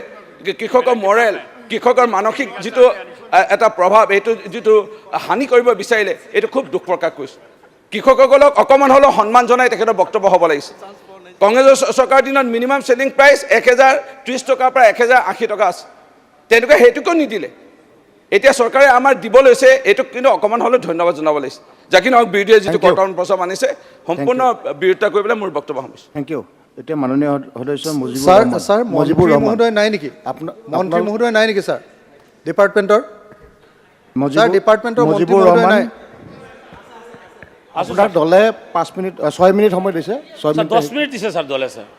না ইয়াততো 6 মিনিট যাব স্যাৰ আমাৰ এজন এবসেন্ট আছে এনেকৈ মিলাই ল'ব হয় ছাৰ প্লিজ স্যাৰ মন্ত্ৰী মহোদয় নাই মাননীয় অধ্যক্ষ মহোদয় প্লিজ মাননীয় সদস্যক ক'ব দিও আপোনাক ডিষ্টাৰ্ব নকৰিব আপোনালোকৰ সময়ত আপোনালোকে ক'ব টাইমটো মাৰা নহয় প্লিজ ৰেকৰ্ড হৈ আছে যেতিয়া ৰিপ্লাই নকলে তেতিয়া আপোনালোকে question Honorable Speaker sir, thank you for giving me an opportunity to speak up on কাঠ মাছৰুম মাননীয় অধ্যক্ষ মহোদয় অসম এখন এগ্ৰিকালচাৰ বেছড ৰাজ্য বুলি ক'ব লাগিব ইয়াৰে শতকৰা 70 পৰা 80% মানুহ এগ্ৰিকালচাৰৰ ওপৰত ডিপেণ্ড কৰে বিশেষকৈ অসমৰ কেইবাটাও ডিষ্ট্ৰিক্ট নামনি অসমৰ গোৱালপাৰা ধুবুৰী বৰপেটা মধ্য অসমৰ দৰং নগাঁও এই অঞ্চলত ছাৰ বেছিভাগ ৰাইজ শতকৰা 80% মানুহ ছাৰ এগ্ৰিকালচাৰৰ ওপৰত ডিপেণ্ড কৰে কিন্তু এগ্ৰিকালচাৰ ডিপাৰ্টমেণ্টৰ পৰা যিখিনি সা সুবিধা কৃষক ৰাইজে পাব লাগে প্ৰেক্টিকেলি কিন্তু সেইখিনি সা সুবিধা আপোনাৰ ৰাইজে নাপায় কৃষক ৰাইজে নাপায় আজি বিশেষকৈ মোৰ সমষ্টিৰ কথা মই উত্থাপন কৰিব খুজিছোঁ যে মোৰ সমষ্টি দলগাঁও এতিয়া ভোটাৰ প্ৰায় ছাৰ 3 লাখ মান হৈছে আৰু তাৰে মাজতে প্ৰায় 2 লাখে ধৰক মানে খেতিৰ ওপৰতে নিৰ্ভৰ কৰে মোৰ সমষ্টি ছাৰ সমষ্টিৰ পৰা যিমান চব্জি অসমৰ ইমূৰৰ পৰা সিমূৰলৈকে ছাৰ আৰু আপোনাৰ বিদেশ ৰাষ্ট্ৰলৈকেও আমাৰ চব্জি পাণ ছাৰ নাম আছে খাৰুপেটীয়া বজাৰ আৰু আপোনাৰ বেছিমাৰী বজাৰ এই দুখন বজাৰ যদি ছাৰ ডেভেলপ কৰা যায় তেতিয়াহ'লে মই ভাবিম অসমৰ যিমান চব্জি লাগে অসমৰ ৰাজ্যত যিমান চব্জি লাগে সব চব্জি ছাৰ খাৰুপেটীয়া অঞ্চলৰ পৰা আমি প্ৰডাকশ্যন কৰি ছাপ্লাই কৰিব পাৰিম আৰু সকলো ৰাইজৰ কাৰণে ভাল হ'ব ছাৰ চব্জিৰ দামটো তেতিয়া অলপ কমিব যিমান প্ৰডাকশ্যন হ'ব তেতিয়া অলপ কমিব এতিয়া ছাৰ মেইনলি মই এটা কথা ক'ব খুজিছোঁ কিছুদিন আগতে মাননীয় আমাৰ ৰাজ্যপাল মহোদয় মোৰ সমষ্টিত গৈছিলে 2-3খন প্ৰগ্ৰাম মই লগত থাকি কৰি দিছিলোঁ ৰাইজৰ ডিমাণ্ড আছিলে সেই ডিমাণ্ড অনুযায়ী মই এটা ৰিকুৱেষ্ট কৰিছিলোঁ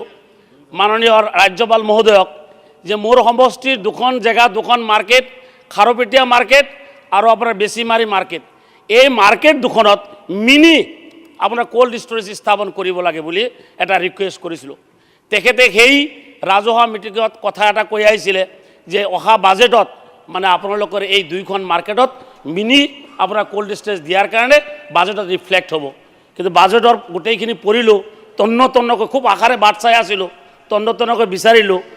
ৰাজ্যপাল মহোদয়ে যিহেতু এখন ৰাজ্যৰ হেড আৰু তেখেত সাংবিধানিকভাৱে হেড তেখেতে কথা এটা দিলে সেই কথাটো মিছ হ'ব বুলি মই ভাবা নাই হয়তো এই বাজেটত যদি দিয়া নাই অহা বাজেটত দিলে মানে আমাৰ ৰাইজৰ কৃষক ৰাইজৰ উপকাৰ হ'ব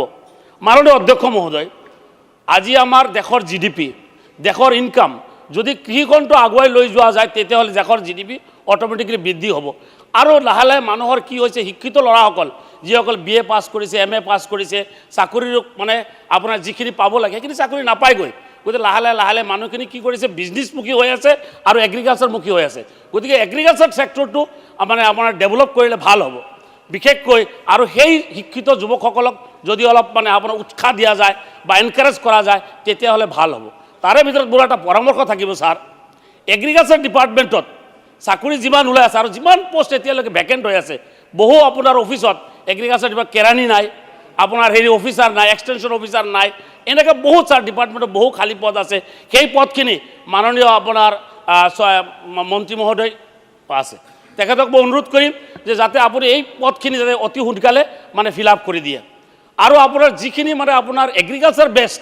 এৰিয়া, সেই এৰিয়াখিনিত শিক্ষিত যুৱক যুৱতীসকলক আপুনি যিহেতুকে আমাৰ এই চৰকাৰখনে আপোনাৰ এই অলপ মানে এই কি বুলি ক'ম আমি এইটো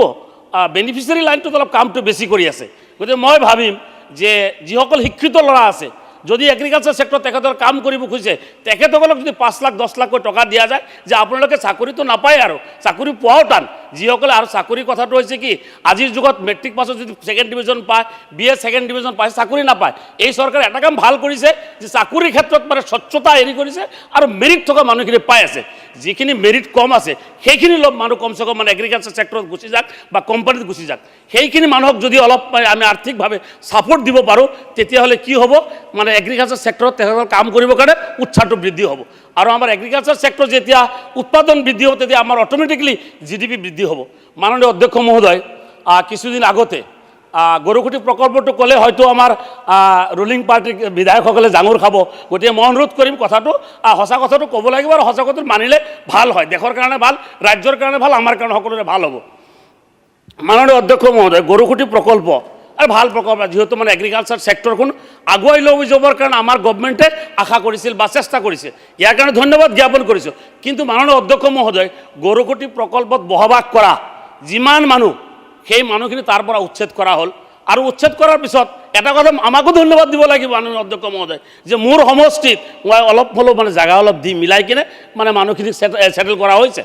এই ছেটেল কৰা মানুহখিনিক ৰাস্তা ঘাট অলপ হৈছে, বাকী বহুত অভাৱ এতিয়াও আছে। আপোনাৰ উপযুক্ত খোৱা পানী নাই, আপোনাৰ পিয়'ৰ ড্ৰিংকিং ৱাটাৰ নাই, আপোনাৰ ৰাস্তাটো ভালকৈ হৈ উঠা নাই, ঘৰটো দিয়া হোৱা নাই। গতিকে মাননীয় অধ্যক্ষ মহোদয়, তেখেতসকলে এগ্ৰিকালচাৰ বেষ্ট, মই যিহেতু এগ্ৰিকালচাৰ কথাটো কৈ আছোঁ, এগ্ৰিকালচাৰ বেষ্ট, তেখেতসকলকো সেই ক্ষেত্ৰত যদি মানে তেখেতসকলৰ যিখিনি নিডছ, বেছিক নিড সেইখিনি ফিল আপ কৰিব লাগে, যিখিনি আপোনাৰ ৰিছেটেল কৰা হৈছে। মাননীয় অধ্যক্ষ মহোদয়, এই গৰুকুটি প্ৰকল্পৰ নামত চৰকাৰী ৰাজহ মানে সকলোৰে ৰাজহ, এই পইচা সকলো মানুহৰ, দুখীয়াৰ পৰা আৰম্ভ কৰি একদম আপোনাৰ ধনীলৈকে, মই একদম ক'ব খুজিছোঁ ৱাৰ্ড নম্বৰৰ পৰা আৰম্ভ কৰি মাননীয় মুখ্যমন্ত্ৰীলৈকে সকলোৰে পইচা কিন্তু ইয়াত ৰাজহ পইচা সোমাই আছে, একদম ঠেলাৱালাৰ পৰা আৰম্ভ কৰি একদম আৰু ওপৰলৈকে। গতিকে এই ৰাজহ আমি দেখা পাইছোঁ 2022-23 আৰু আপোনাৰ 2023-24 অসম চৰকাৰে 17 কোটি আপোনাৰ 67,93,348 ৰুপিজ এই প্ৰকল্পৰ বিভিন্ন শিতানত খৰচ কৰিছে। বিশেষকৈ গীৰ গাই কিনিছে, আপোনাৰ সৰিয়হ,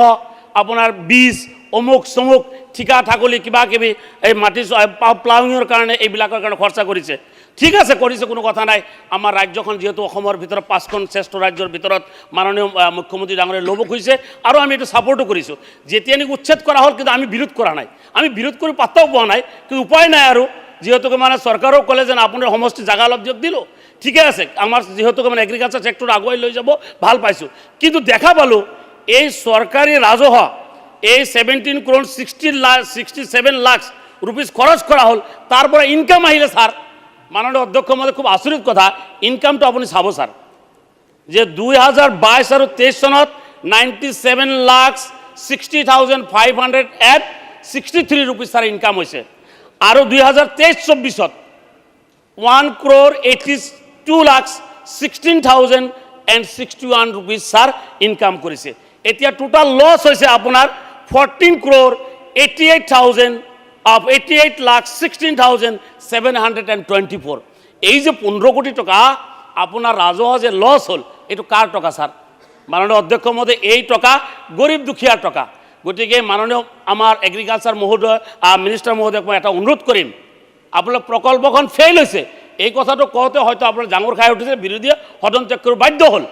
গতিকে মাননীয় মন্ত্ৰী মহোদয়ক অনুৰোধ কৰিম যে আপোনালোকে এই চৰকাৰী এই প্ৰকল্পটো ফেইল হৈছে, যদি ৰিভাইভ কৰিব খুজিছে তেতিয়াহ'লে য'ত নেকি আপোনাৰ যিয়ে ডিপাৰ্টমেণ্টত কাম কৰি ভাল পায়, যাৰ এক্সপাৰ্ট আছে, বিশেষকৈ আমাৰ মমিন সিংহে মিয়া মানুহখিনি ছাৰ এগ্ৰিকালচাৰ ছেক্টৰত কাম কৰি ভাল পায় গতিকে সেই মাটিখিনি আপোনালোকে লৈ 2-4-5 জন আপোনাৰ কি চেয়াৰমেন পাতি দিলে কাৰোবাৰ ঠিকাদাৰ বনাই দিলে তেখেতসকলে পেট ভৰাই কিনে পইচা খাই গুচি গ'ল আৰু আমাৰ ৰাজহ চৰকাৰীভাৱে লছ হ'ল মাননীয় অধ্যক্ষ মহোদয় সেই জায়গাখিনি আকৌ আপুনি সেই মিয়া মানুহক দিয়াৰ কাৰণে যদি বিধি ব্যৱস্থা কৰে আপুনি তাতে সেটেল কৰি দিব নালাগে সেই মানুহখিনিক আপোনালোকে লৈ আহক সেটেলমেণ্টৰ কথা কোৱা নাই খেতি কৰিবৰ কাৰণে এটা সুযোগ দিয়ক আৰু পাৰিলে স্যাৰ টাইম আছে স্যাৰ টাইম আছে বেলেগ স্যাৰ টাইম আছে স্যাৰ প্লিজ স্যাৰ পিছৰ স্পিকাৰবিলাকে ক'ব নাপাব হ'ব স্যাৰ ক'ব নেকি হ'ব স্যাৰ দিছে কথাটো হৈছে মাননীয় অধ্যক্ষ মহোদয় মাননীয় কৃষিমন্ত্ৰী ডাঙৰীয়া আছে উপস্থিত আছে তেখেতে হাউচত যদি এটা কথা এশ্যুৰ কৰি দিয়ে যে সেই মানুহখিনি আনি তেখেত নাই বহা কথাটো মোক কোৱাই নাই মই কৈছে খেতি কৰিবৰ কাৰণে অসম আৰু অসমীয়া ৰাজ্যৰ উন্নতিৰ কাৰণে জিডিপি বৃদ্ধিৰ কাৰণে আপোনালোকে সেই মানুহখিনিক এটা সুযোগ দিয়ক আৰু সেই মানুহখিনিক কাম কৰাৰ কাৰণে সুযোগ দিয়ক কাম কৰি খোৱাৰ কাৰণে সুযোগ দিয়ক আৰু আপোনাৰ জিডিপি বৃদ্ধি হ'ব এই লছটো যে 15 কোটি টকা লছ হৈছে এইটো সামান্য কথা নহয় 15 কোটি টকা স্যাৰ গতিকে আমি এক বছৰত 50 কোটি টকা স্যাৰ আমি ইনকাম কৰি দিম আমাক এটা সুযোগ দিয়ক স্যাৰ মাননীয় অধ্যক্ষ মহোদয় মাননীয় অধ্যক্ষ মহোদয় no running commentary sir agriculture ডিপাৰ্টমেন্টত স্যাৰ জ্ঞান থকা মানুহ বহু আপোনাৰ হেৰি আছে নালাগে আমাৰ এমএলএ মন্ত্ৰীবিলাকে চেয়াৰমেন দিব লাগিব তেনেকা কথা নহয় আপোনালোকে যিকোনো এজন অসমীয়া মানুহ খিলিঞ্জিয়া মানুহক যিয়ে এগ্ৰিকালচাৰৰ ওপৰত জ্ঞান আছে পইচা বৃদ্ধি কৰিব পাৰিব ইনকাম কৰিব পাৰিব খেতি কৰিব পাৰিব সেই মানুহবিলাক আপুনি চেয়াৰমেন পাতি আপুনি সেই প্ৰকল্পটো সাকসেস কৰক মাননীয় অধ্যক্ষ মহোদয় আসল কথা আহাই নাই ক'ব লাগিব আসল কথাটো আহিবলৈ আপোনাক কোৱা নাই হয় মাননীয় অধ্যক্ষ মহোদয় টাইমত আসল কথা নাহিলে কেনেকৈ হ'ব এই যে marketing board sir marketing board আপোনাৰ আগতে ইলেকশ্যন হৈছিলে আপোনাৰ তাত এগ্ৰিকালচাৰ মাৰ্কেটিং বোৰ্ডৰ ইলেকশ্যন হৈছিলে আপোনাৰ বহু কাম চাম সেইটোৰ জৰিয়তে হৈ আছিলে অধ্যক্ষ মহোদয় আজি বহুদিন হৈ গ'ল এই ইলেকশ্যন আপোনাৰ এই মাৰ্কেটিং বোৰ্ডখন বন্ধ হৈ আছে গতিকে কেতিয়া ইলেকশ্যন হ'ব কেতিয়া এই বোৰ্ডখন চালু হ'ব কেতিয়া ৰাইজৰ উপকাৰ হ'ব মাননীয় অধ্যক্ষ মহোদয় আপোনাৰ জৰিয়তে মাননীয় মন্ত্ৰীৰ পৰা মই মন্ত্ৰী মহোদয়ৰ পৰা জানিব পাৰিম খুজিছোঁ যে আপুনি কেতিয়া এই বোৰ্ডখন আকৌ কাৰ্যক্ষম কৰিব মাননীয় অধ্যক্ষ মহোদয় মই দলগাঁও সমষ্টিৰ এই কথাখিনি নক'লে মানে অন্তৰাত্মা শান্তি নাপায় মাননীয় অধ্যক্ষ মহোদয় যিহেতু মই সেই এগ্ৰিকালচাৰ বেষ্টৰ এই এৰিয়াৰ পৰা আহিছোঁ আৰু মই যে খেতিয়কৰ ল'ৰা মাননীয় অধ্যক্ষ মহোদয় মোৰ সমষ্টিত যোৱাবাৰ আপুনি শুনি আচৰিত হ'ব মাননীয় অধ্যক্ষ মহোদয় মোৰ সমষ্টি 2 লাখ মানুহ খেতিৰ ওপৰত নিৰ্ভৰ কৰে কিন্তু আপুনি শুনি আচৰিত হ'ব এই 2 লাখ খেতিয়কক মাত্ৰ 3খন ট্ৰেক্টৰ দিয়া হৈছে আপোনাৰ এইটো যে ঠেলি যে কাম কৰে কি এক্সকাভেটৰ নে কি বুলি কয় স্যাৰ এইটো আপোনাৰ নহয় পাৱাৰ টেলাৰ নহয় পাৱাৰ টেলাৰ দিছে 11খন এনেকৈ মিলি স্যাৰ আপোনাৰ 40-50খন মান যন্ত্ৰপাতি দিছে মাননীয় মন্ত্ৰী মহোদয়ক অনুৰোধ কৰিম জিডিপি যদি বঢ়াব খুজিছে এগ্ৰিকালচাৰ ছেক্টৰটো যদি বঢ়াব হেৰি আয় উন্নতি বঢ়াব খুজিছে আপোনাৰ আগুৱাই লৈ যাব তেতিয়াহ'লে আপুনি এগ্ৰিকালচাৰ বেষ্ট সমষ্টি বিশেষকৈ মোৰ দলগাঁও সমষ্টিত অলপ আপুনি ট্ৰেক্টৰ পাৱাৰ টিলাৰ বা অন্যান্য সাৰ যিখিনি আপোনাৰ যোগান দিব লাগে অলপ বৃদ্ধি কৰক তেতিয়াহ'লে আপোনাৰ কি হ'ব এগ্ৰিকালচাৰ ডিপাৰ্টমেণ্টটো আগুৱাই যাব মাননীয় অধ্যক্ষ মহোদয় থ্যাংক ইউ প্লিজ মাননীয় অধ্যক্ষ এটা কথা জাষ্ট খালি দলে যিটো দিছিলে সেইটো সময় শেষ হৈ গ'ল 10 মিনিট বুলি কৈছিলে ইট ইজ 12 মিনিট আপোনাৰ প্লিজ কনক্লুড মাননীয় শেষ এটা কথা কৈ শেষ কৰি দিম মাননীয় অধ্যক্ষ মহোদয় last only one sir only 1 minute ইচ্ছা মতেতো কৰি থাকিব not above 1 minute only 1 minute sir মাননীয় অধ্যক্ষ মহোদয় মাননীয় মুখ্যমন্ত্ৰীৰ পৰা মই এটা কথা আজি এই সদনত পবিত্ৰ সদনত মানে এটা কথা উত্তৰ বিচাৰিছোঁ খাৰুপেটীয়াত এখন আপোনাৰ মঙলদৈ সমষ্টিৰ এতিয়া আজিৰ দিনত এইটো ডেলিমিটেশ্যনৰ পিছত দলগাঁও সমষ্টি হৈছে তাতে এখন আপোনাৰ এগ্ৰিকালচাৰ কোল্ড ষ্ট'ৰেজ এখন হেৰি কৰিছে প্ৰায় 25 কোটি টকা খৰচা হৈছে এই কোল্ড ষ্ট'ৰেজটো এতিয়া কাৰ্যক্ষম হৈ উঠা নাই গতিকে মাননীয় মন্ত্ৰী মহোদয়ক মই এটা অনুৰোধ কৰিম আপুনি কেতিয়া খুলিব কেতিয়া যাব কেতিয়া আহিব মোৰ তাত মই আপোনাক ৱেলকাম জনাবৰ কাৰণে ৰখি আছোঁ আপুনি আহক সেইখন কাৰ্যক্ষম কৰি দিয়ক ৰাইজৰ উপকাৰ হওক গতিকে এইখন বন্ধ কৰি থ'লে ৰাইজৰো উপকাৰ নহ'ব চৰকাৰৰ কোনো ৰাজহ বৃদ্ধি নহ'ব মাননীয় অধ্যক্ষ মহোদয় ধন্যবাদ থ্যাংক ইউ উপাধ্যক্ষ মহোদয় সদস্য দিগন্ত কলিতা উপাধ্যক্ষ মহোদয় উপাধ্যক্ষ মহোদয় মই কৈ দিছোঁ আমাৰ মাননীয় সদস্য মুজিবুৰ ৰহমান চাহাবে তেখেতৰ সিটটো সেইটো পাই প্লিজ হ'ব এইটো কোৱা হৈছে আইগত হয় এইটো এডজাষ্ট কৰি ল'ব ইউপিপিএলৰ পৰা এইটো এডজাষ্টমেণ্ট কৰি নাই মাননীয় পৰা এডজাষ্টমেণ্ট হোৱা নাই উপাধ্যক্ষ মহোদয় ইউপিপিএলৰ পৰা এডজাষ্টমেণ্ট হোৱা নাই এইটো আপোনালোকৰ পৰা আহিছে দিগন্ত কলিতা আজি এই কাঠমোচনৰ সম্পৰ্কত বিৰোধিতা কৰোঁ আৰু দাবী মঞ্জুৰৰ সপক্ষে কিছু কথা পবিত্ৰ সদনত ৰাখিব বিচাৰিছোঁ। 2024-25 বৰ্ষত আবৰ্তন কৰা হৈছে 2445.71 কোটি টকা আৰু অসমৰ কৃষিখণ্ডৰ সামগ্ৰিক উন্নয়নৰ বাবে অসম চৰকাৰৰ অধীনত ফলপ্ৰসূ আঁচনি গ্ৰহণ কৰা হৈছে। এই উদ্দেশ্যে বিশেষকৈ প্ৰধানমন্ত্ৰী কিষাণ সন্মান নিধি আঁচনিত 12,26 লাখৰো অধিক কৃষকক প্ৰত্যক্ষভাৱে লাভৱান হৈছে। ইয়াৰ বাবে 458.38 কোটি ব্যয় কৰা হৈছে। আপোনালোকে ভাল পাব শুনি কথাবিলাক। বিৰোধীয়ে বহুত আপত্তি কৰিছে, ইফালে কাটমোচন কৰে আৰু ইফালে তেখেতসকলক যথেষ্ট সুবিধা লাগে। কৃষি বিভাগৰ 2021-22 বৰ্ষত ধান ক্ৰয়ৰ অভিযানৰ কাৰণে 43,978 গৰাকী কৃষকক উপকৃত হৈছে আৰু তেওঁলোকে প্ৰায় 1,094 কোটি টকা উপাৰ্জন কৰাৰ ব্যৱস্থা কৰা হৈছে। যোৱা বছৰ বৰ্ষত 5.8 মেট্ৰিক টন ধান ক্ৰয় কৰা হৈছিল। এইবাৰো আমাৰ ব্যৱস্থা ৰখা হৈছে আৰু আমি চেষ্টা অব্যাহত ৰাখিছোঁ যাতে কৃষকে ন্যূনতম যি প্ৰাইচ পাব লাগে, মূল্য পাব লাগে, তাৰ কাৰণে চৰকাৰে দিনে নিশাই কষ্ট কৰিছে। আনকি আমাৰ মুখ্যমন্ত্ৰী ডাঙৰীয়া, আমাৰ কৃষিমন্ত্ৰী ডাঙৰীয়া আমাক প্ৰত্যক্ষভাৱে ফোন কৰি হ'লেও আমাক ধান ক্ৰয় কৰাৰ ব্যৱস্থাৰ ক্ষেত্ৰত আমাক পোনপটীয়াকৈ যোগাযোগ কৰিব দিছে আৰু আমি একেদিনাই সমগ্ৰ অসমত এই অভিযান আৰম্ভ কৰিছিলোঁ। এইবিলাক বহুত উদাহৰণ আছে। পোনপটীয়াকৈ বেংকৰ একাউণ্টলৈ টকা যোৱা। তৃতীয় কথা যে এই উদ্দেশ্যে উত্তৰ পূৰ্বাঞ্চলত জৈৱ মূল্যৰ শৃংখল উন্নয়ন অভিযানৰ অধীনত প্ৰায় 2,000 হেক্টৰ ভূমি সামৰি ল'বলৈ সক্ষম হৈছে। এপাৰ্টৰ যোগেদি 126টা কৃষক উৎপাদনৰ জড়িত কৰাই 1,738 হেক্টৰ এলেকাত আলু খেতি কৰাৰ ব্যৱস্থা কৰা হৈছে। ঠায়ে ঠায়ে কোল্ড ষ্টৰেজৰ ব্যৱস্থা কৰা হৈছে 50% ডিছকাউণ্টত। বিৰোধীয়ে এফালে কোল্ড ষ্টৰেজৰ কথা কয়, এফালে আকৌ কাটমোচনৰ সপক্ষে কয়। আজি আপোনালোকে ভাল পাব শুনি যে অসমত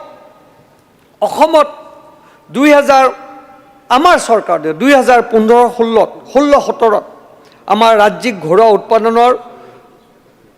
জনমূৰি আয় আছিল 66,330 কোটি। আৰু শুনি ভাল পাব আজি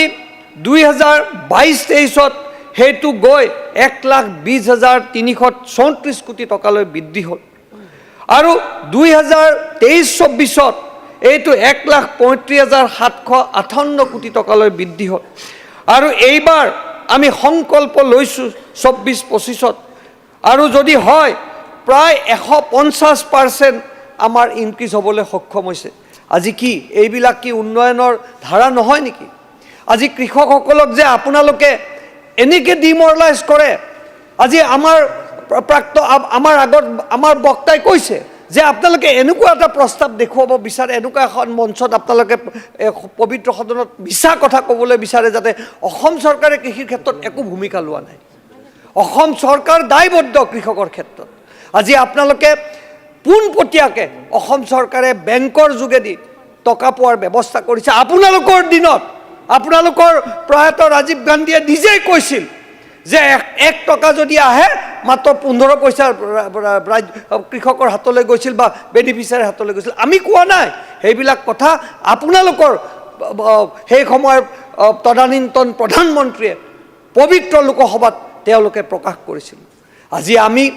আমাৰ এই চৰকাৰখন দুখীয়াৰ কাৰণে দায়বদ্ধতা। আজি শুনি আপোনালোকে ভাল পাব যে আমি যেতিয়া আমাক মুখ্যমন্ত্ৰী ডাঙৰীয়াই আমাক সভাত মাতি বুজায়, আমাক সভাত মাতি কৈছিল যে এটা সময়ত প্ৰধানমন্ত্ৰী ফচল বীমা যোজনা বহুতে নেজানিছিল। মাত্ৰ 1 টকা প্ৰিমিয়াম 7.5 বিঘা মাটিৰ কৃষকে দিব লাগে, মাত্ৰ 1 টকা। আৰু প্ৰথম বছৰ মোৰ ভুল হ'ব পাৰে কিন্তু মই এতিয়াও মোৰ মনত আছে, প্ৰথম বছৰ অসম চৰকাৰে মাননীয় মুখ্যমন্ত্ৰী ডক্টৰ হিমন্ত বিশ্ব শৰ্মা ডাঙৰীয়া আৰু আমাৰ কৃষি বিভাগৰ আমাৰ মন্ত্ৰী অতুল বৰা ডাঙৰীয়াৰ নেতৃত্বত 250 কোটি টকা প্ৰিমিয়াম অসম চৰকাৰে ব্যয় কৰিছিল। এইবিলাক কথা আমাৰ মনত আছে, কিন্তু তেনে তুলনাত অন্য ষ্টেটে কোনো ধৰণৰ চৰকাৰী প্ৰিমিয়াম দিয়া নাছিল। আপোনালোকে চাব আপোনালোকৰ নিজৰ ষ্টেটবিলাকত। আৰু এটা খুব ভাল কাম আমি মুখ্যমন্ত্ৰী ডাঙৰীয়া আৰু আমি কৃষিমন্ত্ৰীক কৈছিলোঁ যে যেতিয়া এই যে ফচল বীমা যোজনাত যেতিয়া আমি ক্ষয় ক্ষতি হয়, অলপ আগতে বিৰোধীয়ে কৈছে, আমাৰ অখিল গগৈ কৈছে, কোনোবাই কৈছে যে আমি কোনো ধৰণৰ কৃষকে টকা নেপায় মানে আপোনাৰ ক্ষয় ক্ষতিৰ সময়ত। যেতিয়া প্ৰথম আমাৰ চৰকাৰখন আহিল তেতিয়া এই ফচল বীমা যোজনা, প্ৰধানমন্ত্ৰী ফচল বীমা যোজনাৰ চাৰ্কুল ৱাইজ আছিল ডেমেজটো। পিছত আমি সকলোৱে আলোচনা কৰিলোঁ, মুখ্যমন্ত্ৰী ডাঙৰীয়াই চেষ্টা কৰিলে কেনেকৈ এইটো কৰিব পাৰি, আৰু আজি শুনি ভাল পাব এইটো এতিয়া ৰিডিউচ কৰি জিপি ৱাইজলৈ লৈ যোৱাৰ ব্যৱস্থা হৈছে 50%। আগতে কি আছিল যে মোৰ তাত যদি 50%ৰ ডেমেজ হয় বা আমাৰ সমষ্টি বা আপোনালোকৰ সমষ্টিত তেতিয়া সেইটো নেপাইছিলোঁ। এতিয়া আজি জিপিলৈকে কৰাৰ ব্যৱস্থা কৰিছে, আৰু এটা দিন আহিব সেইবিলাক ব্যক্তিলৈ পৰিৱৰ্তন হ'ব। নিশ্চয় চৰকাৰে ইয়াৰ চিন্তা কৰিব। কি এইবিলাক কি কৃষকৰ কাৰণে আমি চিন্তা কৰা নাই নেকি? আপোনালোকে ক'ব লাগে কাৰণে কথা কৈছে। আজি AUDFৰ বিধায়কে কৈছে, তেওঁ কৈছে এতিয়া এইমাত্ৰ, মই নিজে আছোঁ মজিবুৰ ৰহমানে, তেওঁ নিজৰ কৈছে যে তেওঁৰ সমষ্টিত খেতি ভাল হয়। ভাল কথা, আপুনি সমষ্টিৰ পৰা প্ৰতিনিধিত্ব কৰিছে, মই মোৰ সমষ্টিৰ পৰা প্ৰতিনিধিত্ব ক'বই লাগিব, কিন্তু অকল মিয়াৰে কথা কিয় ক'ব লাগে? কি এইখন অসমীয়াৰ দেশ নহয় জানো? অকল এটা জনগোষ্ঠীক আপোনালোকে প্ৰতিনিধিত্ব কৰিছে নেকি? সংবিধানত এনেকুৱা আপোনালোকে তেখেতে কৈছে, তেখেতৰ কথাখিনিয়ে মই কৈছোঁ, মই এটাও ইয়াত অসাংবিধানিক কথা কোৱা নাই। আৰু আপোনালোকে ভালো পায় সন্মানীয় মিয়াসকল বুলি ক'লে আপোনালোকৰ মাজত আপোনালোকৰ সময়ত ক'ব। আজি অসমখনক আপোনালোকে ভাগ কৰে। আমি অসমীয়া বুলি আমি সকলো জনগোষ্ঠীক লগত চলোঁ। কালি এটা মই টক শ্ব'লৈ গৈছিলোঁ, কংগ্ৰেছৰ এজন প্ৰতিনিধি আছিল আৰু এজন AUDFৰ প্ৰতিনিধি আছিল। কোন কিমান মিয়াৰ ভোজনপ্ৰিয় হ'ব পাৰে সেই বিষয়ে তেওঁলোকে আলোচনা কৰিছে। ইমান তললৈ যাব নালাগে। আজি আমাৰ চৰকাৰে, আমাৰ মুখ্যমন্ত্ৰী ডাঙৰীয়াই খিলঞ্জীয়া মানুহক সুবিধা দিছে, আজি মুছলমানক খিলঞ্জীয়া হিচাপে স্বীকৃতি দিছে। এইবিলাক কথা কি অসমৰ ৰাইজে দেখি থকা নাই নেকি? এগ্ৰিকালচাৰে কথা প্ৰসংগ শুনক। আজি ভৰত দা আপুনি মিয়াৰ কথা কওঁতে মনে মনে থাকে, আৰু মই মিয়াৰ কথা ক'ব গ'লে আপুনি মাত দিয়ে না। মই আপোনাকে কৈছোঁ, আজি অলপ আগতে মজিবুৰ ৰহমানে মিয়া মানুহৰ কথা কৈছে, আমি কেতিয়াও অসন্মান নকৰোঁ। মিয়াসকলৰ প্ৰতি আমাৰ সন্মান আছে। তেতিয়াতো ভৰত নহয় ডাঙৰে এবাৰো প্ৰত্যুত্তৰ কৰা নাছিল। এতিয়া মই কোৱাৰ লগে লগে তেখেতৰ গাৰ পিৰপিৰণি উঠিছে। নেপায় এইবিলাক কথা, কাৰণ এই ধৰণৰ এনেকুৱা এখন পবিত্ৰ মঞ্চত এই ধৰণৰ পলিটিকেলাইজ কৰিব নালাগে। সামগ্ৰিক উন্নয়নৰ কথা কওক। আজি মই অতুল বৰা ডাঙৰীয়াক ক'ম, দাদা আপুনি তেওঁলোকক অলপ বেছিকৈ দিয়ক মেচিন, লাগে যদি লওক। দুটা ইমান হাজাৰ হাজাৰ মেচিন ছাবচিডি আহি আছে, আপোনাক 50টা মেচিন দিলে আমাৰ কোনো বেয়া নহয়, আমি আশীৰ্বাদ পাম, আৰু আপোনাৰ ভোট আমি ল'ম। আপোনাক ক'লোঁ আকৌ বঢ়িয়া। কিবা ক'ব লাগিলে তেওঁলোকৰ কথা ক'লে বঢ়িয়া, যদি অসমীয়াৰ কথা কওঁ বঢ়িয়া নহয়। আজি আমি বিচাৰিছোঁ চাকৰি নাপাব, খেতি কৰিব আমি বিচাৰিছোঁ। আজি আমাৰ গৰুখুটিখন এটা মডেল প্ৰজেক্ট হিচাপে লৈছে। গৰুখুটিৰ কথা কওক, কিন্তু তাত গৈ আপোনালোকে আকৌ সেই মানুহখিনিক আনি খেতি কৰাৰ কথা কৈছে। খেতিটো আপোনালোকে কৰি আছে খুব সুন্দৰকৈ, কোনে বাধা দিছে? আজি এইখন চৰকাৰৰ দিনত 2015ৰ পৰা ভাৰতীয় জনতা পাৰ্টী চৰকাৰ আছে, বেয়া নাপাব। কোনোবাই ক'ব পাৰিব নেকি যে এটা মিয়াক আমি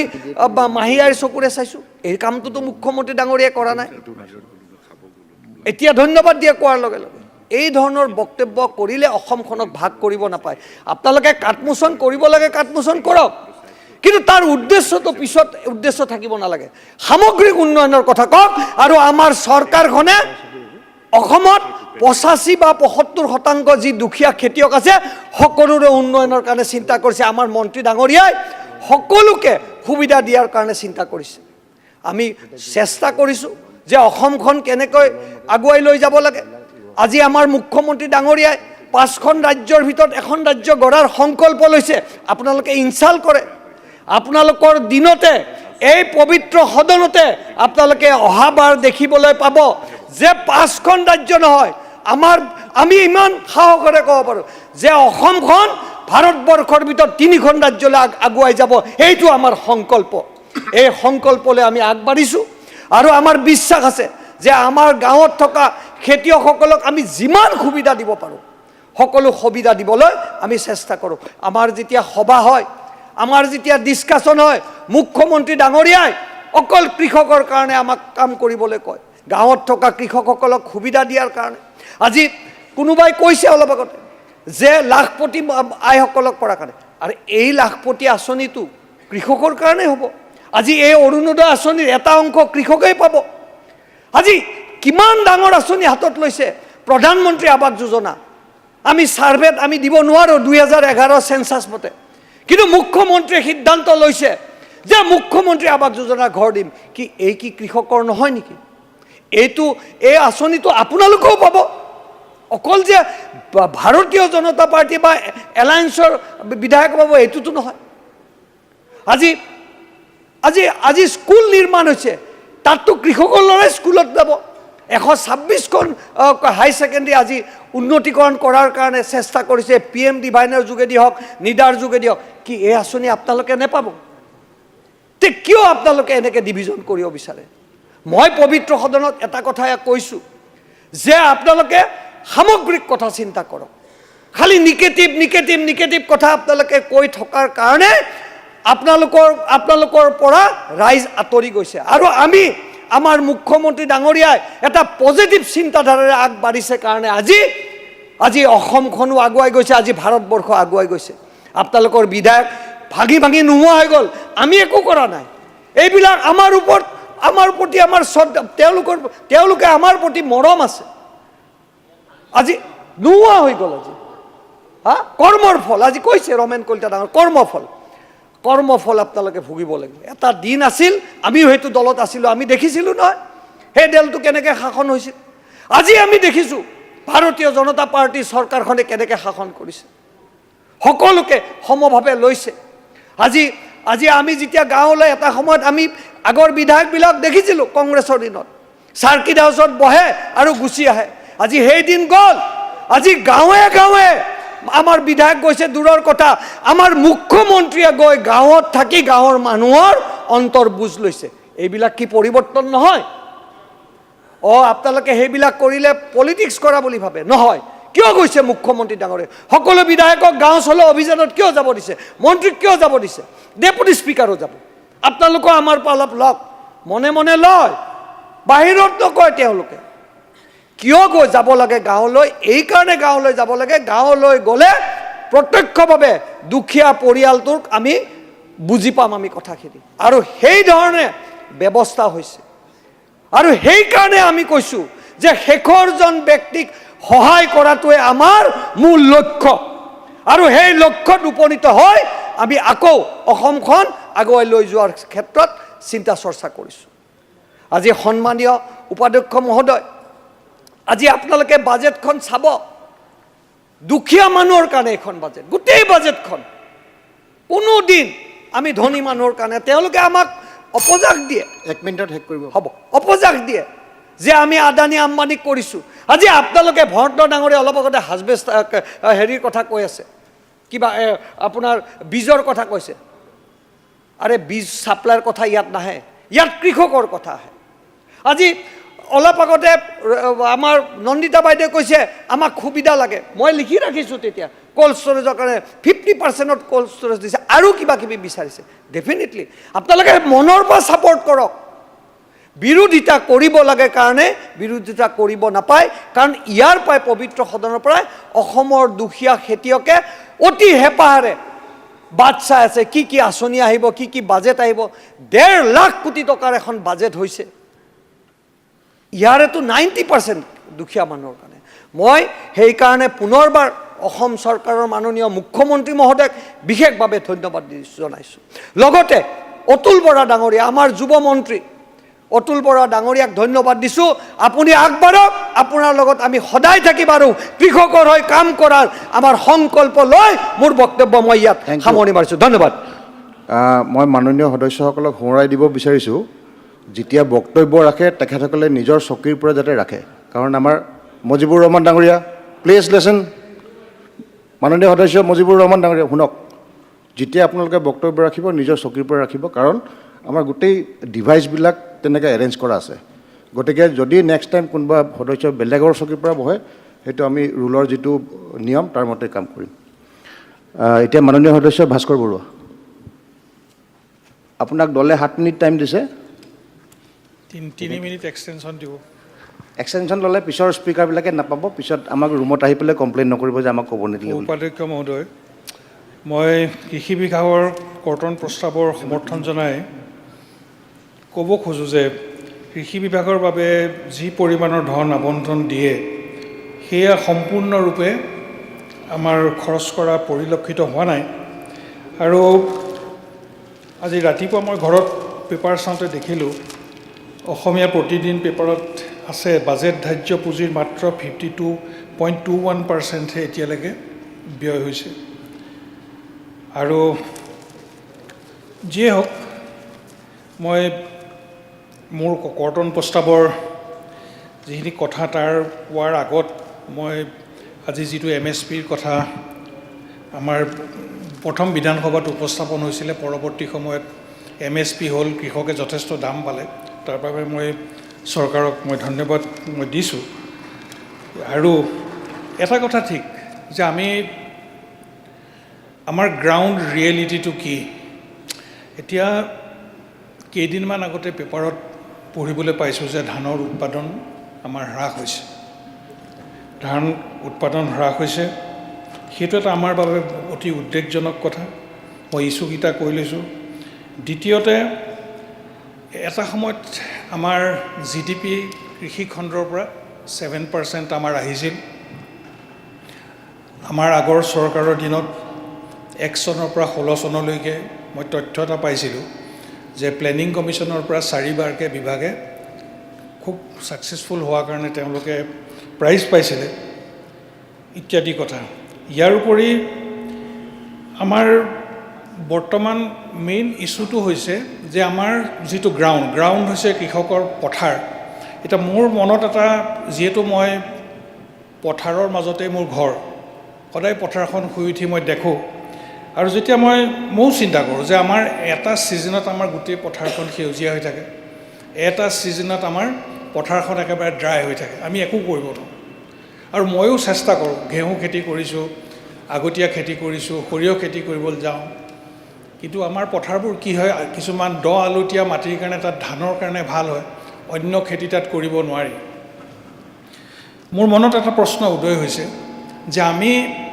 যেনেকৈ আজি মিউনিচিপালিটি আমাৰ ডিপাৰ্টমেণ্টে এখন মাষ্টাৰ প্লেন বনাইছে গোটেই টাউনবিলাক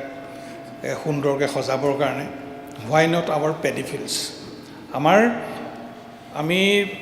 পথাৰসমূহ কিয় আমি সুন্দৰকৈ সজাই পৰাই আমি ল'ব নোৱাৰোঁ আৰু পথাৰখিনি সুন্দৰকৈ সজাই পেলাবলৈ হ'লে তাত আমাৰ বিজ্ঞান প্ৰযুক্তিৰ কথা আহে আমাৰ খুব সুন্দৰ এগ্ৰিকালচাৰ ইউনিভাৰ্চিটি আছে খুব সুন্দৰ আমাৰ কাম তাত হৈ আছে ভাল আমাৰ চাইণ্টিষ্ট আহিছে তিতাবৰত ৰাইচ ৰিচাৰ্চ ইনষ্টিটিউট চৰকাৰে কৰিলে সেইটো কাৰণেও মই তেওঁলোকক মই আমাৰ কৃষিমন্ত্ৰীৰ মই শলাগ ল'ম কোৱাৰ লগে লগে কৰি দিছিলে আৰু বহুত চাইণ্টিষ্টে তাত কাম কৰি আছে এতিয়া আমাৰ যদি পেডি ফিল্ডবিলাক আমি ভালকৈ এটা চাইণ্টিফিক ষ্টাডি আমি কৰোঁ চাইণ্টিষ্টবিলাক তালে যাওক প্ৰত্যেকখন পথাৰৰ তেওঁলোকে ডাটা লওক ৰেইনফলৰ ডাটা লওক মাটিৰ গুণাগুণ তেওঁলোকে লওক আৰু সেই পথাৰখনত কি খেতিৰ বাবে মাটিখিনি আমাৰ উপযোগী এই কথাখিনি আমি চাই আমি বৈজ্ঞানিক পদ্ধতিৰে আৰু তাৰ লগে লগে আমাৰ যিবিলাক কৃষি ডিপাৰ্টমেণ্টৰ আমাৰ এক্সটেনশ্যন অফিচাৰ আছে সেই এক্সটেনশ্যন বিভাগটোক আমি সম্পূৰ্ণৰূপে কামত লগাই তাৰ কৃষকসকলক যদি আমি একত্ৰিত কৰি আমি যদি তেনেকুৱা ধৰণৰ পদ্ধতিৰে আমি খেতি কৰিব পাৰোঁ তেতিয়া মই ভাবোঁ তেতিয়া আমাৰ এই উৎপাদনৰ ক্ষেত্ৰত আজি আমি যিখিনি কথা ইয়াত আজি অৱতাৰণা হৈছে সেইখিনি বহু পৰিমাণে আমাৰ যিখন আমি অসমৰ কল্পনা কৰিছিলোঁ যে সুজলা সুফলা আমাৰ অসম ভূমি তেতিয়াহ'লে গোটেই 12 মাহে আমাৰ এই কৃষি প্ৰধান পথাৰবিলাক আমাৰ গ্ৰীণ হৈ থাকিব লগে লগে আমাৰ বহুত উন্নতশীল আমাৰ কৃষি প্ৰধান আমাৰ সাউথ ইষ্ট এছিয়াত আমাৰ ৰাজ্যবিলাক আছে সেই ৰাজ্যবিলাকলৈ আমাৰ কৃষকসকলক আমি নিব লাগে তাৰ কেনেকৈ খেতি কৰিছে উন্নত প্ৰণালীৰে কেনেকৈ খেতি কৰিছে আমাৰ কৃষকৰ সংখ্যাটো বেছি হ'ব লাগে আৰু আমাৰ অন্যান্য আমাৰ বিষয়াসকলৰ বা আমাৰ মন্ত্ৰী বা আমাৰ বিধায়কসকলৰ কিন্তু অলপ কম হোৱাটো ভাল আমি সৰহকৈ আমি কৃষক আমি লৈ যাব লাগে কৃষক নি যদি আমি তেওঁলোকক দেখুৱাওঁ তেতিয়া মই ভাবোঁ যে আমাৰ তাৰ পৰা বহুত পৰিমাণে আমি উপকৃত হ'ম এতিয়া আমি মাটি আমাৰ বহুত দিনে দিনে আমাৰ কমি গৈছে আমাৰ গড়খহনীয়া হৈছে এতিয়া আমি যদি উদ্যান শস্যলৈ আমি চাওঁ তেতিয়া আমি হাই ভেলু আমাৰ যিবিলাক আমাৰ খেতি যিবিলাক প্ৰডাক্ট এটা হাই ভেলু প্ৰডাক্ট বুলি ক'লে আজিকালি আমাৰ খুব ভাল লাগে কৈ যে আজি ড্ৰেগন ফ্ৰুট হৈছে কোকৰাঝাৰৰ পৰা লৈ পেলাই উজনিলৈকে ল'ৰাবিলাকে ড্ৰেগন ফ্ৰুট কৰিছে তাৰ লগে লগে আমাৰ যিটো বিলাতী বগৰী বুলি কওঁ সেই বিলাতী বগৰীৰ খেতি কৰিছে ষ্ট্ৰবেৰী আজিকালি খুব ভালকৈ হৈছে কালিও মই মোৰ দাদাৰ ঘৰত মই ষ্ট্ৰবেৰী খাইছোঁ লোকেল ষ্ট্ৰবেৰী অলপ টেঙা টেঙা কিন্তু খাই খুব ভাল লাগে সেই ষ্ট্ৰবেৰী খেতি হৈছে গতিকে আমাৰ যিবিলাক হাই ভেলু প্ৰডাক্ট এইখিনি আমি যাতে ভালকৈ আমি মাৰ্কেট লিংকেজ এটা আমাক লাগে আমি আন্তঃৰাষ্ট্ৰীয় পৰ্যায়ত আমাৰ কৃষিমন্ত্ৰী ডাঙৰীয়াই কৈছে যে আজি আমাৰ 4,000 কোটি টকাৰ আমাৰ এক্সপৰ্ট হৈছে কিন্তু আজি পেপাৰখনে এটা আমাৰ প্ৰতি খুব উদ্বেগজনক কথা সময় কম কিন্তু হ'লে মই কথাখিনি আপোনালোকক মই ভালকৈ ক'ব পাৰিলেন মই চাহৰ লগতো জড়িত এতিয়া আজি আমাৰ কি হৈছে 2023 বৰ্ষৰ জানুৱাৰী নৱেম্বৰ সময়ছোৱাত টি বোৰ্ডৰ যিটো ৰিপৰ্ট আহিছে 207.14 মিলিয়ন কেজি আমাৰ এক্সপৰ্ট কম হৈছে এইটো এটা বহুত উদ্বেগজনক বিষয় এইটো কেলে হৈছে আমাৰ ইৰাণত যিটো আমাৰ তেলৰ যিটো আমাৰ ভাৰতে আগতে তেলৰ এক্সচেঞ্জ কৰি চাহপাতবোৰ আমাৰ দিছিলে কিন্তু এতিয়া আমেৰিকাই এই যুদ্ধৰ ফলত বন্ধ কৰি থোৱাৰ কাৰণে ইৰাণলৈ আমাৰ এক্সপৰ্টটো একেবাৰে কমি গ'ল এতিয়া ইয়াৰ যদি কিবা এটা ব্যৱস্থা আমাৰ অসম চৰকাৰে নলয় মই আজি কৈছোঁ মই চাহ উদ্যোগটোৰ লগত জড়িত কিমান কষ্টৰে নিজে হাতেৰে গঢ়া এই উদ্যোগটো মই ধৰি ৰাখিছোঁ মই জানো আৰু মোৰ একমাত্ৰ ঈশ্বৰে জানে এই অহা হয়তো জুলাই আগষ্ট মাহৰ পৰা চাহ বাগানবিলাক লাহে লাহে বন্ধ হোৱাৰ উপক্ৰম হ'ব আৰু মই আটাইতকৈ বেছি কনচাৰ্ণ আমাৰ চাহ শ্ৰমিকসকলৰ কাৰণে কাৰণ চাহ শ্ৰমিকসকলে তেওঁলোকৰ অন্য কোনো উপাৰ্জনৰ ৰাস্তা নাই ৰাতিপুৱাই শুই উঠি তেওঁলোকে বাগানখনেই দেখে সেইটোৱে উপাৰ্জনৰ স্থলী আৰু গোটেই পৃথিৱীখনক তেওঁলোকে চাহ খুৱাইছে গতিকে এই চাহ শ্ৰমিকৰ যিখিনি আজি সমস্যা আমাৰ আহি আছে চাহ উদ্যোগটো যেনেকৈ দুৰাৰোগ্য ৰোগত আজি পৰিছে এইটোৰ পৰা কিন্তু চৰকাৰে আমাৰ উদ্ধাৰ আমাক কৰিব লাগিব ইয়াৰ লগতে মই এটা কথা কওঁ আজি পাৰ্পল ৰাইচটো কি হৈছে মেৰাপানীৰ হৰেণ বৰা নামৰ এজন কৃষকে খেতি কৰি এবিঘা মাটিত 1,28,000 টকা পাইছে পাৰ্পল ৰাইচটো ইমানেই পপুলাৰ হৈছে তাত তাত অক্সিডেণ্ট আছে আৰু তাৰোপৰি আইৰণ কণ্টেণ্টটো বহুত বেছি এই চাউলখিনি যদি আমি মিড ডে মিলত আমি দিব পাৰোঁ চৰকাৰৰ ফালৰ পৰা মিড ডে মিলত দিয়াৰ লগে লগে তেতিয়া সেই চাহৰ মাৰ্কেটিংটো খুব ভাল হৈ যাব এনেকুৱা ধৰণৰ বিভিন্ন ধৰণৰ কথা আছিল এতিয়া ক'বলৈ সময়টো বৰ কম কিন্তু মই এটা কথাত মই ষ্ট্ৰেছ দিম যে চৰকাৰে আমাৰ পথাৰবিলাকৰ এটা ষ্টাডি কৰি মাষ্টাৰ প্লেন বনাই কোন পথাৰত কেনেকৈ লাগে কি লাগে গোটেই কথাখিনি এটা চাইণ্টিফিক তথ্য লৈ এখন হোৱাইট পেপাৰ তেওঁলোকে উলিয়াই দিয়ক আৰু মই ভাবোঁ যিটো আমাৰ সেউজ বিপ্লৱ প্ৰকৃতাৰ্থত তেতিয়াহে কিন্তু এইটো সম্ভৱ হ'ব আৰু চৰকাৰে যিহেতু সয়েল টেষ্টিং কৰি হেল্থ কাৰ্ড যে দিছে সেইটো নহয় নেকি আপোনাৰ কোৱা মতে হেল্থ কাৰ্ডটো আমাক দিছে কিন্তু সেই হেল্থ কাৰ্ডটো আচলতে কি হয় এটা গোটেই সামূহিকভাৱে যদি কামটো হয় আমাৰ চৰকাৰৰ ফালৰ পৰা আমাৰ চাইণ্টিষ্টসকল যাব লাগিব গাঁৱত গৈ তেওঁলোক থাকিব লাগিব বন্ধুবৰে যেনেকৈ কৈছে যে আমাৰ মন্ত্ৰীসকল আমি যাম কিন্তু আমি যোৱাটো ঠিকেই আছে আমাৰ ৰাজনীতিটো হৈ থাকিব ৰাইজৰ অসুবিধা আমি গম পাম কিন্তু চাইণ্টিষ্টসকল যোৱাটো বহুত জৰুৰী এইখিনি কথা কৈ মই কাৰ্ড মোচনৰ আমাৰ সপক্ষে মই মোৰ বক্তব্য মই ৰাখিলোঁ মাননীয় সদস্য ভৱেন্দ্ৰনাথ ভঁৰালী আপোনাৰ 18 মিনিট দিছে দলে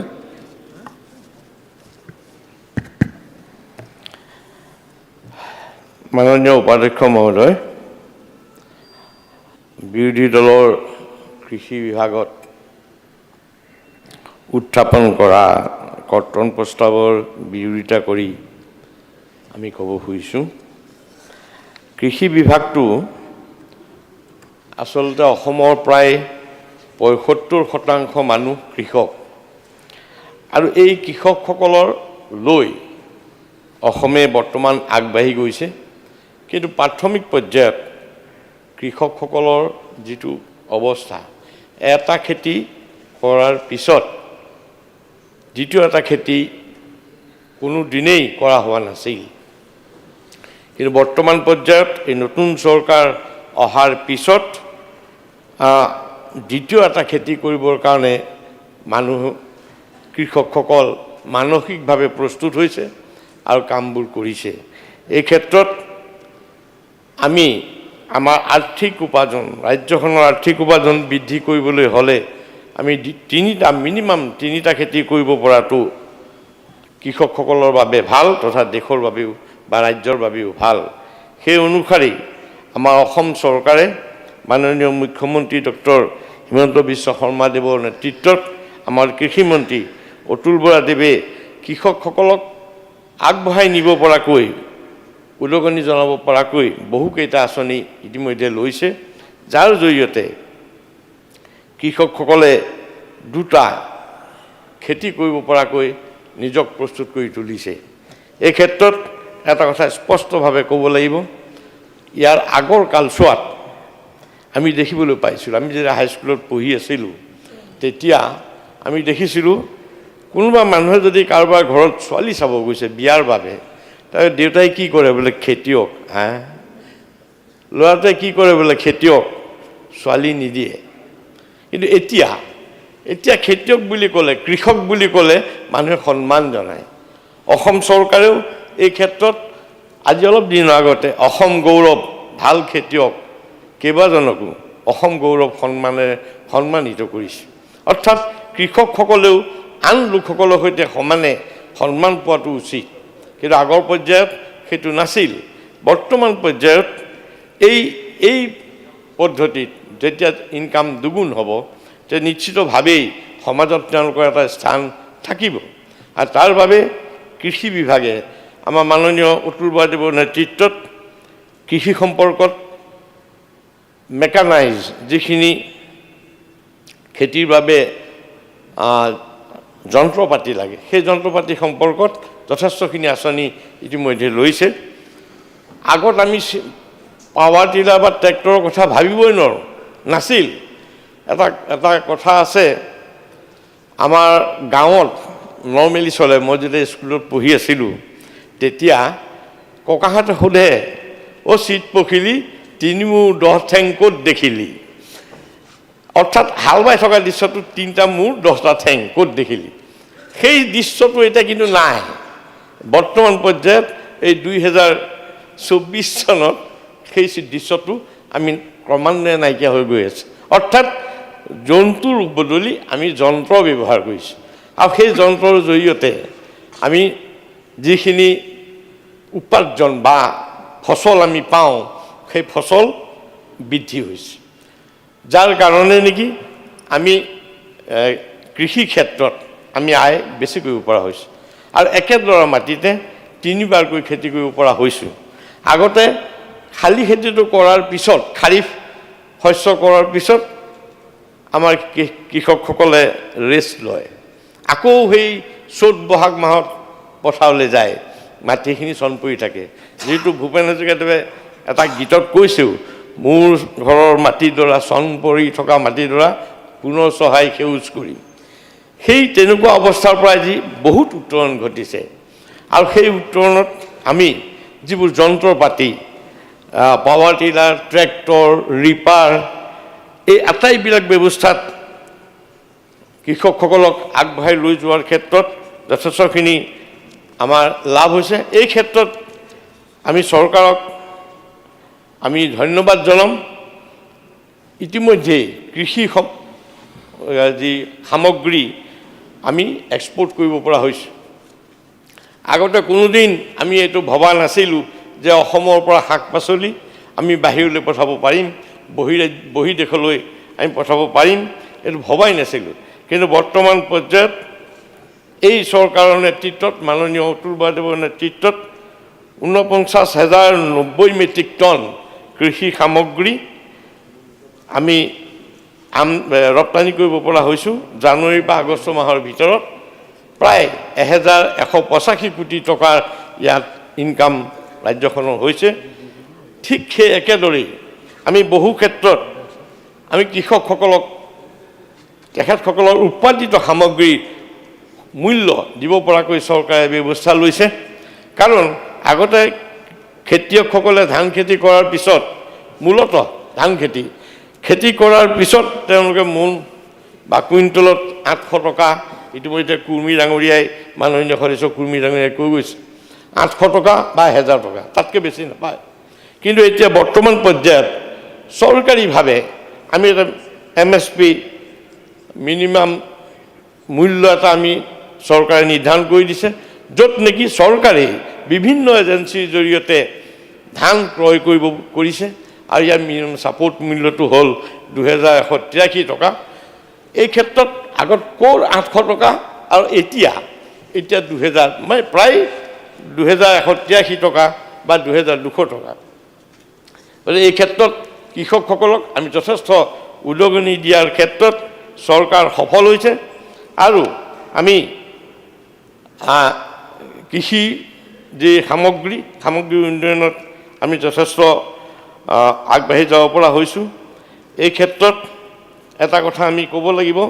village level farm machinery bank VLFMB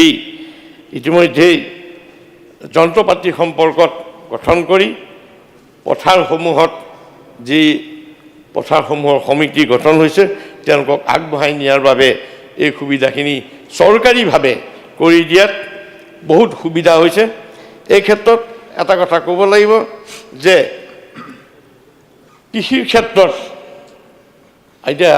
প্ৰশ্নোত্তৰ কালত আমাৰ কেইবাজনো সদস্যই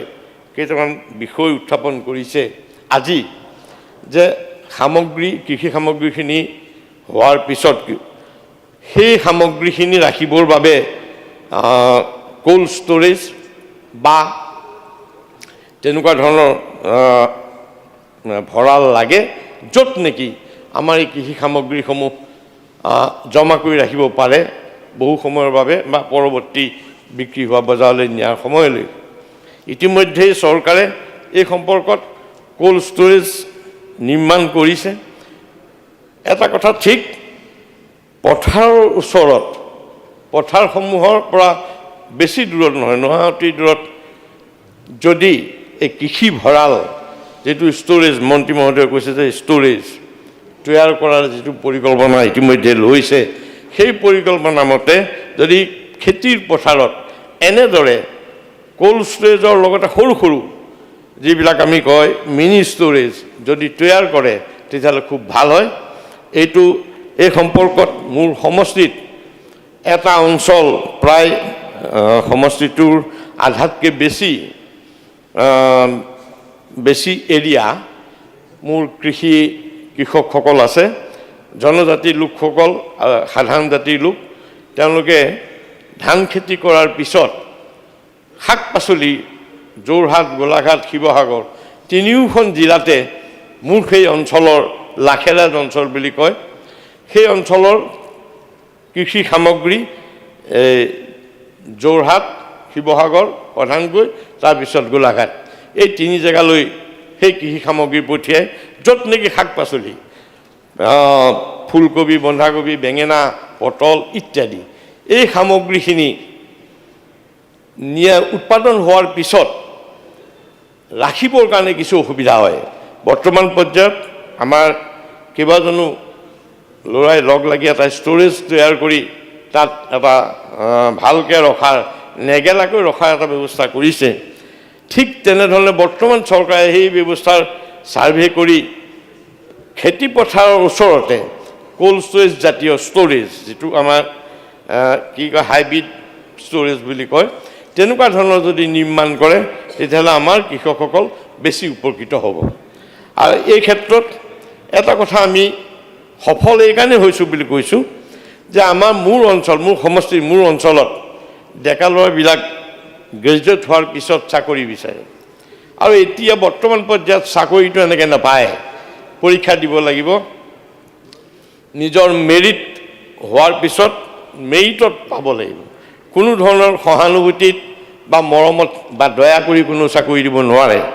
এই কথাটো জনাৰ পিছত নিবনুৱা ল'ৰাখিনি গ্ৰেজুৱেট বা মেট্ৰিকুলেট বা হায়াৰ ছেকেণ্ডেৰী পাছ ল'ৰাখিনিয়ে মাক বাপেকক সহায় কৰিব পৰাকৈ নিজৰ মাটিডৰাত তেওঁলোকে নাঙলত বা ট্ৰেক্টৰ বা পাৱাৰ টিলাৰ লৈ খেতি কৰাত আগ্ৰহী হৈছে মোৰ তাত এটা জনজাতীয় এলেকাত কেইবাজনো ডেকা ল'ৰাই একেলগে লগ লাগি খেতি কৰিছে মাটি তেওঁলোকে ধান খেতি কৰাৰ পিছত পৰি থকা সময়ত ৰবি শস্যৰ কাৰণে প্ৰায় 50 বিঘা মাটি তেওঁলোকে লিজত লৈছে ছমাহৰ কাৰণে সেই মাটি মালিকৰ পৰা লৈ তাত তেওঁলোকে বিভিন্ন ধৰণৰ এই ৰবি শস্যৰ খেতি কৰি তেওঁলোকে বহুত উপকৃত হৈছে যোৱাবাৰ যথেষ্ট সংখ্যক তেওঁলোকে লাভ পাইছে আৰু এইবাৰো ঠিক সেই একেদৰেই তেওঁলোকে খেতি কৰিছে আমি দেখিছোঁ ল'ৰাখিনি সংঘবদ্ধ হৈ এই কামখিনি কৰিব পৰাকৈ তেওঁলোকে উৎসাহিত হৈছে কিয় এই চৰকাৰখনে তেওঁলোকক উদগনি জনোৱাৰ যিখিনি ব্যৱস্থা তেওঁলোকে হাল বাবৰ বাবে পাৱাৰ টিলাৰ ট্ৰেক্টৰ বীজ জৈৱিক সাৰ এইবিলাক তেওঁলোকে সময়মতে পাইছে যাৰ ফলত নেকি তেওঁলোকে সেই খেতিখিনি কৰিব পৰাকৈ নিজকে সষ্টম কৰি তুলি ইতিমধ্যে কৰিছে আমি আশা কৰিছোঁ এই ধৰণে আমাৰ নিবনুৱা ল'ৰাখিনি যদি আগবাঢ়ি আহে নিশ্চিতভাৱেই আমি এই ক্ষেত্ৰত আগবাঢ়ি যাবলৈ সক্ষম হ'ম ইয়াৰ লগে লগে আৰু চৰকাৰীভাৱে যিখিনি উদগনিমূলক ব্যৱস্থা হ'ল প্ৰধানমন্ত্ৰী ফচল বীমা যোজনা এই যোজনাৰ জৰিয়তে সাধাৰণতে নৈৰ কাষত নদীৰ পাৰতে কৃষি অঞ্চলৰ খেতি ভাল হয় কৃষি ভাল হয় সেই অঞ্চলত কেতিয়াবা বানপানী বিশেষভাৱে বানপানীয়ে কিছু অশান্তিৰ সৃষ্টি কৰে সেই তেতিয়া এই ফচল বীমা যোজনাৰ জৰিয়তে এই উপান্ত যিসকল খেতিয়ক সেই খেতিয়কসকলৰ বহুত সুবিধা হয় এই ফচল বীমা যোজনাটো অধিক শক্তিশালী কৰি আগবঢ়োৱাৰ বাবে চৰকাৰ সফল হৈছে খাৰিফ শস্যৰ ক্ষেত্ৰত 2023 চনত 4,31,068 জন লোকে ইয়াৰ পৰা সুবিধা ল'বলৈ তেওঁলোকে সক্ষম হৈছে আমি আশা কৰিছোঁ এনেধৰণৰ ব্যৱস্থাবিলাক যাতে খেতি পথাৰত কিবা কাৰণত নষ্ট হ'লেও যাতে তেওঁলোকে ধুনীয়াকৈ নিজৰ উপাৰ্জনটো সমানে ৰাখিব পাৰে তাৰ কাৰণে এই আঁচনিবিলাক ফচল বীমা যোজনা PM কিষাণ মাননীয় প্ৰধানমন্ত্ৰী নৰেন্দ্ৰ মোদী ডাঙৰীয়াই নিজেই 23 চনৰ নৱেম্বৰ মাহত তেওঁ নিজেই এই PM কিষাণৰ ধন বিলাইছিল এইটো এটাই কথা যে কৃষকসকলক এটা উচিত সন্মান দিবৰ বাবে এই ধনৰ ধন তেখেতে দিছিল প্ৰায় আমাৰ 12,16,000 কৃষক এই আঁচনিৰ জৰিয়তে লাভান্বিত হৈছিল তাত ধন ব্যৱহাৰ হৈছিল 487 কোটি 38 লাখ টকা ইয়াত ব্যৱহাৰ হৈছিল আজি বিৰোধী পক্ষৰ কিছু সদস্যই কৈছে যে PM কিষাণত কিছুমান অযোগ্য ব্যক্তিক তাত সোমাল যাৰ ফলত নেকি এই আঁচনিখন সফল হোৱা নাই এই কথাটো আচলতে এটা বিৰাট ডাঙৰ ইতিমধ্যে মন্ত্ৰীয়ে উত্তৰ দিছে এটা বিৰাট ডাঙৰ অংকৰ কাম কৰিব লগা হৈছিল সেই সময়ত দুই এটা ভুল হোৱাটো স্বাভাৱিক এটা ডাঙৰ পুখুৰী খান্দিবলৈ গ'লেও শিঙি মাছে এজনক হ'লেও বিন্ধে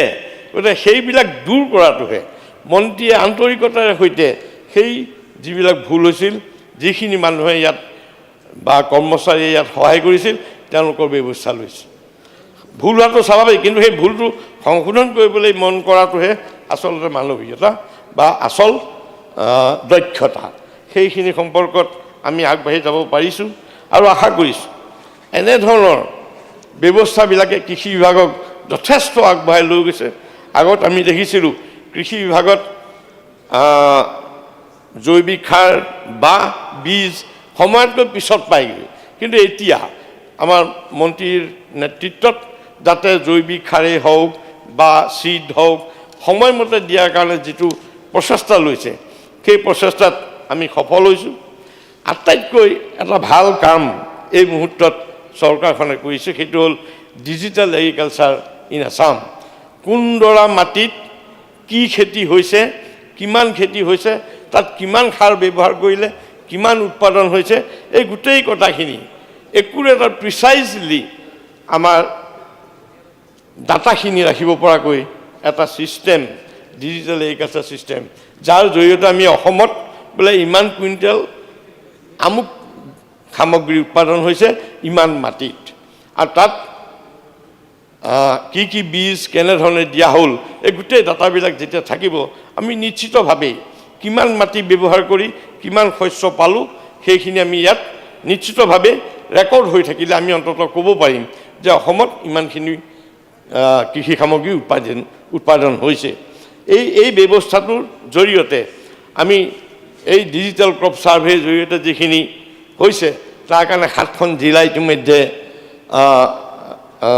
7টা ঠাই পাইলট প্ৰজেক্ট হিচাপে ইতিমধ্যে লৈছে মই ভাবোঁ 11টা ৰেভিনিউ চাৰ্কুল লৈছে মই ভাবোঁ সমগ্ৰ অসমতে যদি এই ব্যৱস্থাটো কৰে তেতিয়াহ'লে আমি নিশ্চিতভাৱেই আমি কৃষি সম্পৰ্কত আমি আগবাঢ়ি যাবলৈ সক্ষম হ'ম এই ক্ষেত্ৰত এটা মোৰ পৰামৰ্শ মই দিব বিচাৰিছোঁ সেইটো হ'ল পথাৰ ভিত্তিক আমাৰ এই যিটো FMB আছে আমাৰ থকা সত্ত্বেও এটা কথা ক'ব বিচাৰিছোঁ আমাৰ যেনেকৈ এখন ডাঙৰ পথাৰ প্ৰত্যেক অঞ্চলতে প্ৰত্যেক ঠাইতে একোখন পথাৰ আছে আমাৰ যোৰহাটত 1 মিনিটত শেষ কৰিব হ'ব মই শেষ কৰি দিম যোৰহাটত যেনেকৈ মালৌ পথাৰ গোলাঘাটত ৰধলা পথাৰ তিতাবৰত আহোম পথাৰ এনেধৰণে বিভিন্ন পথাৰ আছে এই পথাৰবিলাক একেলগ কৰি পথাৰৰ মাটিৰ মালিকসকলক একেলগ কৰি একোটা আপোনাৰ কি ক'ম এইটো কোঅপাৰেটিভ টাইপত একেলগ কৰি তাত কি খেতি হ'ব কেনেধৰণে কৰিব তাৰ ধৰণৰ যদি এটা পৰিকল্পনা হয় মই মাননীয় মন্ত্ৰী মহোদয়ক এটা অনুৰোধ জনাইছোঁ যদি তেনেধৰণে পৰিকল্পনা কৰি যদি আমি খেতি আগবঢ়াই নিওঁ এতিয়া তিতাবৰ অঞ্চলত ধান খেতি খুব সুন্দৰ হয় তাৰ চাউলটোও খাবলৈ ভাল গতিকে সেই পথাৰখিনিক লৈ আমি এই ধৰণৰ খেতিহে আমি কৰিম ধান আমুক ধানটো বা বাহাদুৰ ধানটোৱে কৰিম সেই তেনেধৰণে যদি এটা পৰিকল্পিত ব্যৱস্থা হয় তেতিয়াহ'লে আমি আশা কৰিছোঁ আমি অসমত বিভিন্ন ক্ষেত্ৰত খাৰিফ শস্যৰ ক্ষেত্ৰত বা হৰ্টিকালচাৰ ক্ষেত্ৰত আমি বহুত আগবাঢ়ি যাব পাৰিম এই ক্ষেত্ৰত এটা মোৰ সৰু পৰামৰ্শ আছে আমাৰ বিভিন্ন লোকৰ ঘৰত আমাৰ কৃষকৰ ঘৰতে নহয় সাধাৰণ মানুহৰ ঘৰতো হৰ্টিকালচাৰ জলফাই বা বগৰী বা কৰ্দৈ এনেকুৱা ধৰণৰ গছ থাকে কিন্তু কি হয় আমি দেখিবলৈ পাইছোঁ এই ফলবিলাক দুই এটা হয়তো গৃহস্থই খাইছে বাকীখিনি মাটিত পৰি গেলি গৈছে সেই বস্তুখিনি প্ৰিজাৰ্ভ কৰি আমি এটা সাধাৰণ সৰু এটা বস্তুৰ জৰিয়তে আমি কামবিলাক কৰিব পাৰোঁ যেনে আমাৰ আচাৰ বা চচ এই নিৰ্মাণ কৰিব পৰাকৈ কোঅপাৰেটিভ ছেক্টৰ বা একেলগে একোটা সৰু গোটক যদি আমি দায়িত্ব দিওঁ তেতিয়াহ'লে নিশ্চিতভাৱে আমি এখন গাঁৱত বা এটা অঞ্চলত আমি এনেধৰণৰ সামগ্ৰীবিলাক লৈ সৰু সৰু মেচিনৰ জৰিয়তে আমি ক্ষুদ্ৰ উদ্যোগ কিছু আমি কৃষিভিত্তিক উদ্যোগ আমি ব্যৱস্থা কৰিব পাৰোঁ যাৰ জৰিয়তে নেকি আমি কৃষি সামগ্ৰী আমি বজাৰলৈ উলিয়াই দিয়াৰ কাৰণে সক্ষম হ'ব পাৰিম এই দুটা পৰামৰ্শ মই মাননীয় মন্ত্ৰী মহোদয়ক অকণমান চিন্তা কৰিবৰ বাবে আমি মোৰ ফালৰ পৰা মই আগবঢ়ালোঁ ইয়াৰ উপৰিও কেইবাটাও মিছন ইতিমধ্যে চৰকাৰে লৈছে সেই মিছনখিনি সম্পৰ্কত মই আৰু ক'ব খুজিছোঁ যদিও সময় নাই মই দীঘলীয়া নকৰোঁ গতিকে এইখিনি কথাৰেই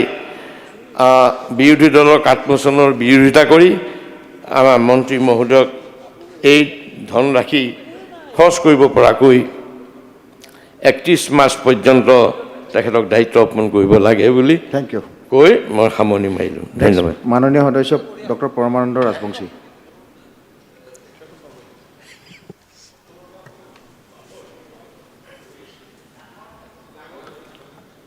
সন্মানীয়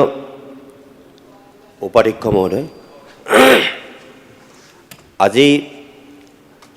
বিৰোধী পক্ষই যি কৰ্তন প্ৰস্তাৱ ইয়াত উত্থাপন কৰিছে সেই প্ৰস্তাৱৰ তীব্ৰ বিৰোধিতা কৰি মই কেইটামান বিষয় উত্থাপন কৰিব খুজিছোঁ। উপাধ্যক্ষ মহোদয়, আজি প্ৰশ্নোত্তৰ শিতানত কৃষি সম্পৰ্কীয় যি আলোচনা খুব আগ্ৰহেৰে শুনি আছিলোঁ আৰু সেই আলোচনাৰ মাজেদিয়ে অন্ততঃ আমাৰ কৃষিমন্ত্ৰী ডাঙৰীয়াই কৃষি ক্ষেত্ৰত কি কি উদ্ভাৱনী শক্তি বা অন্যান্য কি কি কাম কৰিছিল সেই বিষয়েও কিছু কথা উল্লেখ কৰিছিল। কিন্তু আজি মই এই বিষয়টোহে ক'ব খুজিছোঁ যে এটা অনাকাংক্ষিত এটা ঘটনা ইয়াত সংঘটিত হ'ল আৰু যিটো প্ৰশ্ন গৰুসুটিক লৈ হৈছিলে সেই প্ৰশ্নটোৰ এটা পৰিপূৰক প্ৰশ্ন মই কৰিবৰ বাবে হাত বাৰে বাৰে দাঙি আছোঁ। কিয় যে যিটো বিষয় ইয়াত উত্থাপন হৈছে এই গৰুসুটি মোৰ সমষ্টিৰ ভিতৰত পৰে। এটা ভুল বাৰ্তা ইয়াৰ পৰা গুচি যাব আমাৰ পবিত্ৰ সদনৰ পৰা, এয়া আমি কেতিয়াও নিবিচাৰোঁ। আৰু কোনোদিন এই বিধানসভাত মই নিজে উপস্থিত আছোঁ, কেতিয়াও কাৰো কথাত মই বিৰোধিতা কৰা নাই। বিৰোধিতা মানে কি যে মই কোনোবাই প্ৰশ্ন কৰিছে, কোনোবাই উত্তৰ দিছে, মই বাধা দিয়া নাই। মই নিয়ম শৃংখলা মানি পেলাই মই কাম কৰি আছোঁ। কিন্তু আজি মই এই কথাটোৱে ক'ব বিচাৰিছোঁ, যিহেতু কৃষি বিষয়ৰ এটা গুৰুত্বপূৰ্ণ দিশ মোচনৰ ক্ষেত্ৰত উত্থাপন কৰিছে বিৰোধী পক্ষই,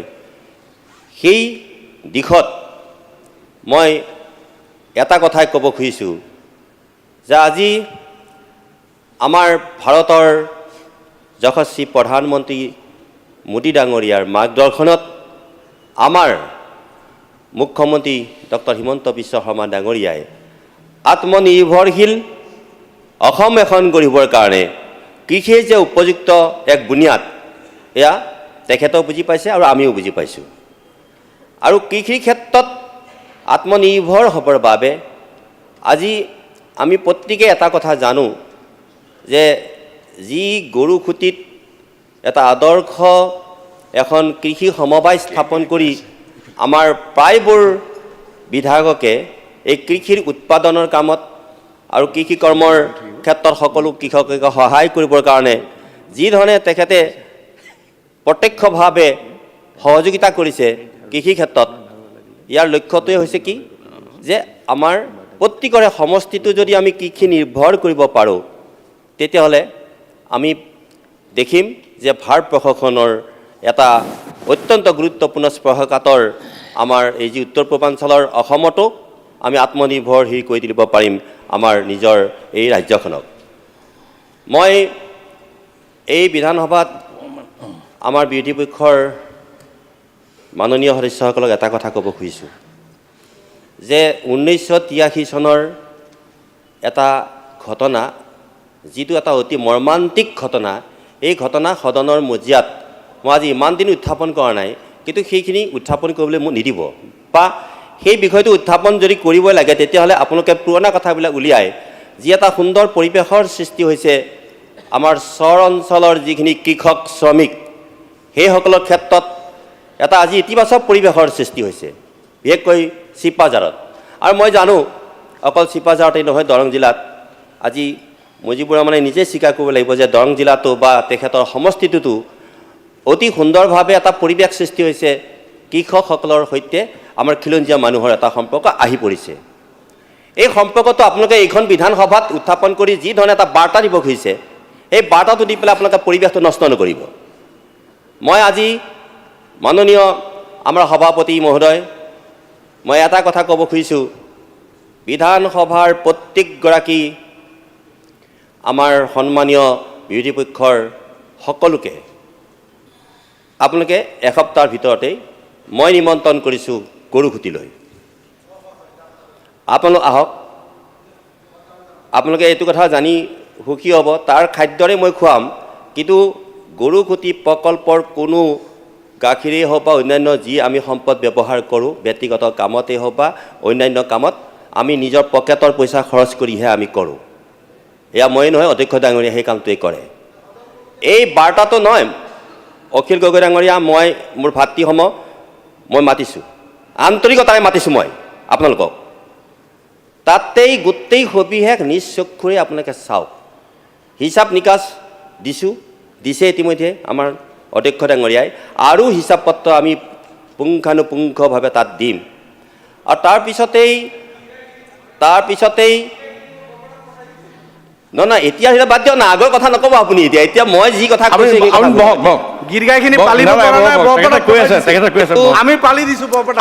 আপুনি যিখিনি কথা ক'ব সেইখিনি কথা মই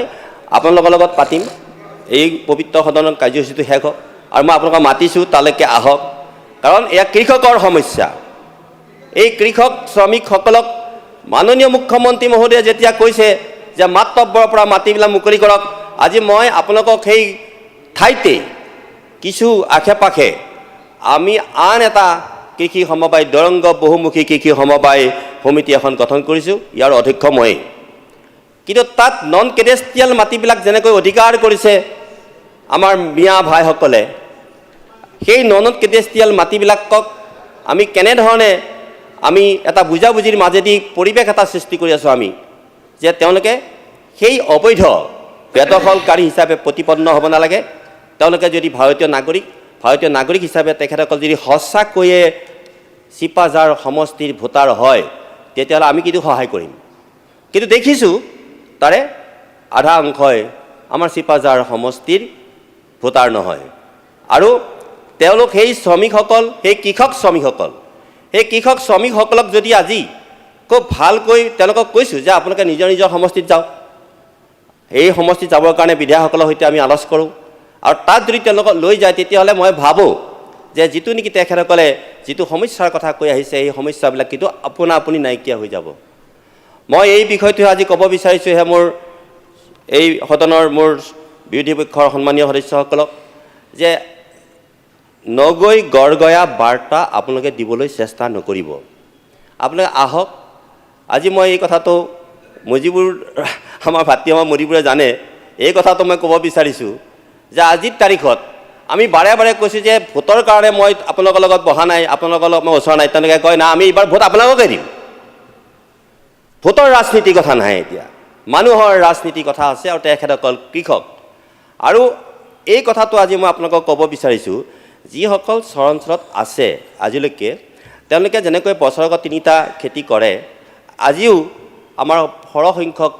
খিলঞ্জীয়া মানুহে 3টা 4টা খেতি কৰিবলৈ আগবাঢ়িছে। কিহৰ কাৰণে জানেনে? একমাত্ৰ আমাৰ বিভাগটো কৃষি বিভাগৰ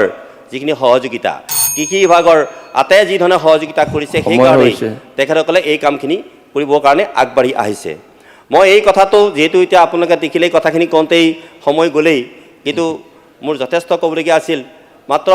মই এটা কথাই ক'ব খুজিছোঁ যে চাওক, মই এজন কৃষকৰ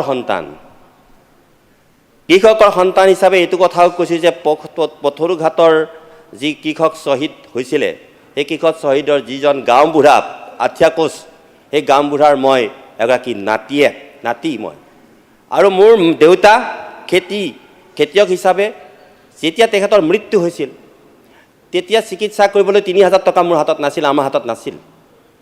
মোৰ বৌ যেতিয়া 2টা কিডনী ফেইল হৈ পেলাই আজি 20 বছৰ আগতে ইহ সংসাৰ ত্যাগ কৰিছিল, এগৰাকী খুব ভাল ৰোৱনী আছিল, মই বচাব নোৱাৰিলোঁ, আমি বচাব নোৱাৰিলোঁ। বাৰে বাৰে মোৰ মনত পৰিছে, যদি আজি মোদী ডাঙৰীয়াৰ যদি সেই কৃষক সন্মান নিধি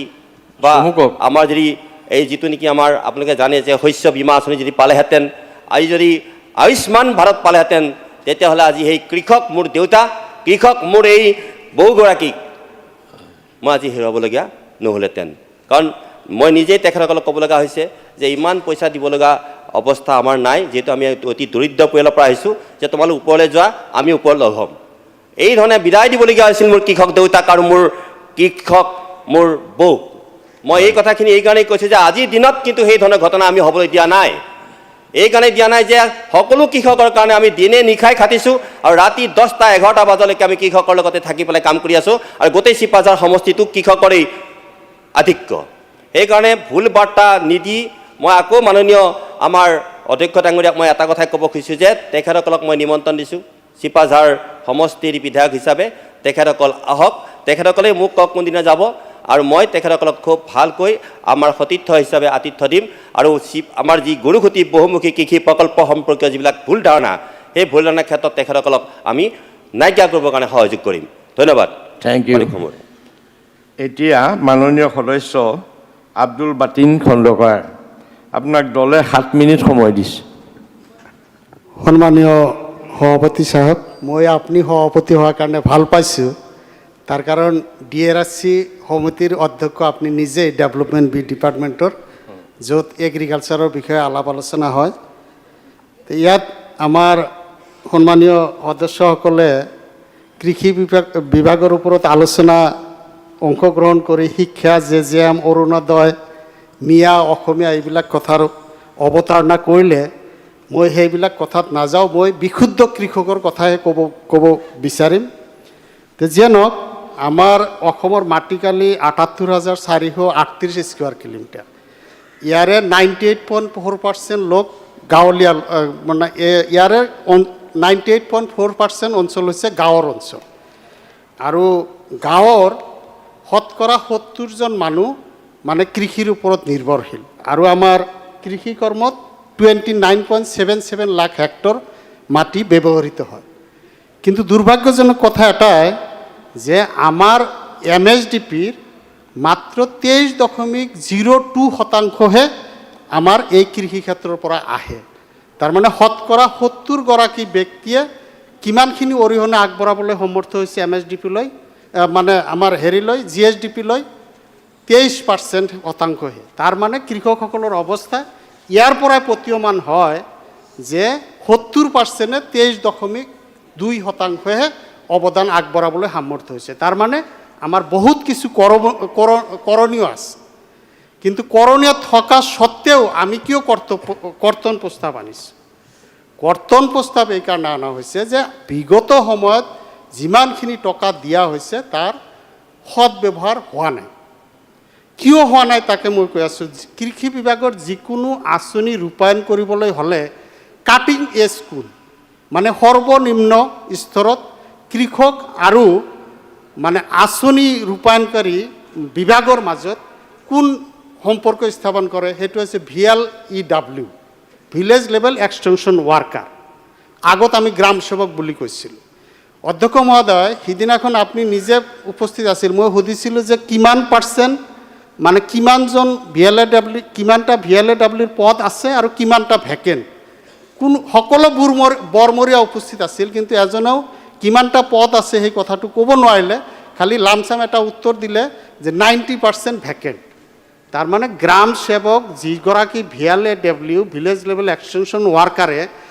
আঁচনি ৰূপায়ণ কৰাৰ কাৰণে ধ্বজা বাহক, তাৰ 90%-এ কি হৈছে খালী। তেনেহ'লে কেনেকৈ এই বিভাগৰ আঁচনি ৰূপায়ণ হৈ আছে আপোনালোকে চিন্তা কৰিব পাৰে। ঠিক তেনেকৈ তেওঁলোকৰ ওপৰত ADO, এগ্ৰিকালচাৰ ডেভেলপমেণ্ট অফিচাৰ থাকে, তাৰো মানে 600-700 পদ খালী থকা বুলি আপোনাৰ সন্মুখতে অফিচাৰসকলে সাক্ষ্য দিলে। গতিকে এই বিভাগত যে আঁচনি ৰূপায়ণ হৈ থকা নাই, খালি যে কাগজে কলমে চলি আছে আঁচনি, এই কথাটো সিদিনাখন DRSC মিটিঙতে প্ৰতীয়মান হৈ গৈছে। গতিকে এই পদসমূহ যদি আমাৰ পূৰণ কৰা নহয়, তেনেহ'লে খালি আঁচনি লৈ মানে আমাৰ কোনো লাভ নাই। একদম গ্ৰাছ ৰুটত, তৃণমূল পৰ্যায়ত এই আঁচনিৰ সুফল লাভ কৰিবলৈ ৰাইজ সামৰ্থ্য নহয়। এইটো মই তথ্য সহকাৰে DRSC মিটিঙৰ তথ্য দি পেলাই আমাৰ তেখেত নিজেই অধ্যক্ষ DRSC কমিটিৰ, তেখেতৰ সন্মুখতে মই কথাখিনি কৈ আছোঁ। এতিয়া এইবেলি আপোনাৰ কোৱা হৈছে যে মিলেট আঁচনিৰ কথা কোৱা হৈছে, মিলেট উৎপাদনৰ কথা, আলু উৎপাদনৰ বৃদ্ধিৰ কথা কোৱা হৈছে, মাকৈ খেতিৰ সম্প্ৰসাৰণৰ কথা কোৱা হৈছে। এতিয়া শুনক, আলু উৎপাদন কৰিলে, আলু যেতিয়া আমাৰ উৎপাদনৰ সময় যিখিনিত, সেইখিনিত আলুৰ মূল্য একেবাৰে নোহোৱা হৈ যায়। এটা সময়ত গৈ আকৌ 60 টকা, 40 টকা, 60 টকা হৈ যায়। আমাৰ অসমত কোল্ড ষ্ট'ৰেজ যিটো কনচেপ্ট, সেই কনচেপ্টটো ইমান সফলতা লাভ কৰা নাই। তাৰমানে বৃহৎ আকাৰৰ হয়, কাৰেণ্টৰ বিজুলীৰ যথেষ্ট অসুবিধা থাকে, বা খেতিয়কসকলৰ পৰা বহুত দূৰত থাকে কোল্ড ষ্টৰেজটো, গতিকে সেইখিনিলৈকে খেতিয়কসকলে এফৰ্ড কৰিব নোৱাৰে বা বিজুলী সফলভাৱে যোগান নহয়। তো গতিকে আমাৰ উৰিষ্যা আৰু ছত্তীশগড়ত কোল্ড ৰুম মানে হিম শীতল কোঠালি তৈয়াৰ কৰাৰ যিটো ছিষ্টেম আনা হৈছে, তাক বৈপ্লৱিকভাৱে মানে সমাজত বহুল প্ৰচাৰ কৰি পেলাই তাৰ ৰূপায়ণ কৰিলে আমি আলু খেতিৰ যিটো কথা বা বিলাহী খেতিৰ যিটো কথা, তাত আমি কৃষকসকলক উৎসাহ দিব পাৰিম, যেনে আলু 2 মাহমান ৰাখিলে বা বিলাহী 2 মাহমান ৰাখিলে আপোনালোকে উচিত মূল্য পাবলৈ সামৰ্থ্য হ'ব। কিন্তু এই বিষয়ে এইবাৰ বাজেটত তেনেকুৱা কোনো স্পষ্ট ইংগিত নাই। বৃদ্ধিৰ কথা কোৱা হৈছে, কিন্তু কোনো ধৰণৰ তেনেকুৱা স্পষ্ট ধৰণৰ ইংগিত দিয়া হোৱা নাই। আকৌ আপোনাৰ মাকৈ খেতিৰ কথা, মাকৈ খেতি বৃদ্ধি কৰাৰ বিষয়ে আমাৰ মানে বাজেটত কোৱা হৈছে। এতিয়া নামনি অসমত মই বিশেষ কোনো অঞ্চল নকওঁ, মানে কৃষকসকলে মাকৈ খেতিৰ ক্ষেত্ৰত ইতিমধ্যে প্ৰায় বৈপ্লৱিক ৰূপ ধাৰণ কৰিছে। কৃষকসকলৰ মাজত যথেষ্ট পৰিমাণে মাকৈ উৎপাদন হৈ আছে, কিন্তু মাকৰ MSP লিষ্টত সোমাইছে, মিনিমাম ছাপৰ্ট প্ৰাইচ ন্যূনতম সমৰ্থন মূল্যৰ তালিকাত সোমাইছে বুলি আমি গম পালোঁ সিদিনা, কিন্তু এতিয়ালৈকে তাৰ মানে ক্ৰয় কৰাৰ কাৰণে কোনো ধৰণৰ ব্যৱস্থা কৰা হোৱা নাই। যদি আমি এই মাকৈ MSPত ক্ৰয় কৰাৰ ব্যৱস্থা কৰিব পাৰোঁ, মই ডাঠি ক'ব পাৰোঁ যে ভাৰতবৰ্ষৰ ভিতৰতে অসমখন এটা মাকৈ উৎপাদনৰ ক্ষেত্ৰত প্ৰথম 10টা ৰাজ্যৰ ভিতৰত স্থান পাবলৈ সামৰ্থ্য হ'ব। গতিকে এই ক্ষেত্ৰত চৰকাৰে বিবেচনা কৰা দৰকাৰ। আৰু আপোনাৰ MSPৰ যিবিলাক আপোনাৰ হেৰিৰ কথা কোৱা হৈছে, এই মানে সামগ্ৰী ক্ৰয় কৰাৰ কথা কোৱা হৈছে, ধানৰ ক্ষেত্ৰত মাত্ৰ আমি 59% ছাকচেছ হৈছোঁ। মানে 23-24ত 10 লাখৰ মাজত 5.66 লাখ হৈছে, 22-23ত 5.98 লাখ হৈছে 10 লাখৰ মাজত। মানে আমি এতিয়াও টাৰ্গেটতকৈ কমেও প্ৰায় 40ৰ পৰা 45% পিছুৱাই আছোঁ। কি কাৰণত পিছুৱাই আছোঁ সেই কাৰণবিলাক ফহিয়াই চাই ডিপাৰ্টমেণ্টে ব্যৱস্থা ল'ব লাগে, আৰু ইমান দিনে ব্যৱস্থা ল'বলৈ সামৰ্থ্য হোৱা নাই। আৰু আমাৰ আৰু এটা 2টা বস্তু মানে ব্লেক ডাল আৰু মাষ্টাৰ্ড, এইখিনিও আমাৰ কিনাৰ কাৰণে এটা ব্যৱস্থা কৰা হৈছে MSP, কিন্তু কিমানখিনি কিনিলে? মাত্ৰ 3,300 মেট্ৰিক টনহে সৰিয়হ কিনা হৈছে। গতিকে ইমান খালি নামমাত্ৰ কিবা এটা কাম কৰা হোৱা বুলি কৈ পেলাই আমাৰ ইমান মানে আঁচনি এটা ৰূপায়ণ কৰা হোৱাৰ যিটো মানে ক্ৰেডিট লোৱাটো ঠিক নহয়। মোৰ পৰৱৰ্তী বক্তাই মোক টাইম দিছে অলপ, মই অলপমান কৈ আছোঁ। বা আকৌ 1 মিনিটহে বেছিকৈ ক'ম। আকৌ আমাৰ ধান ক্ৰয়ৰ ক্ষেত্ৰত এটা কথা খুব স্পষ্টভাৱে আহি যায় প্ৰতিবাৰে, যে আমাৰ মইশ্চাৰ কণ্টেণ্ট বেছি। ধানত 17%লৈকে এলাউ, চাউলত 14%লৈকে এলাউ। কিন্তু আমি DRC মিটিং বা আমাৰ বিলাকত আমি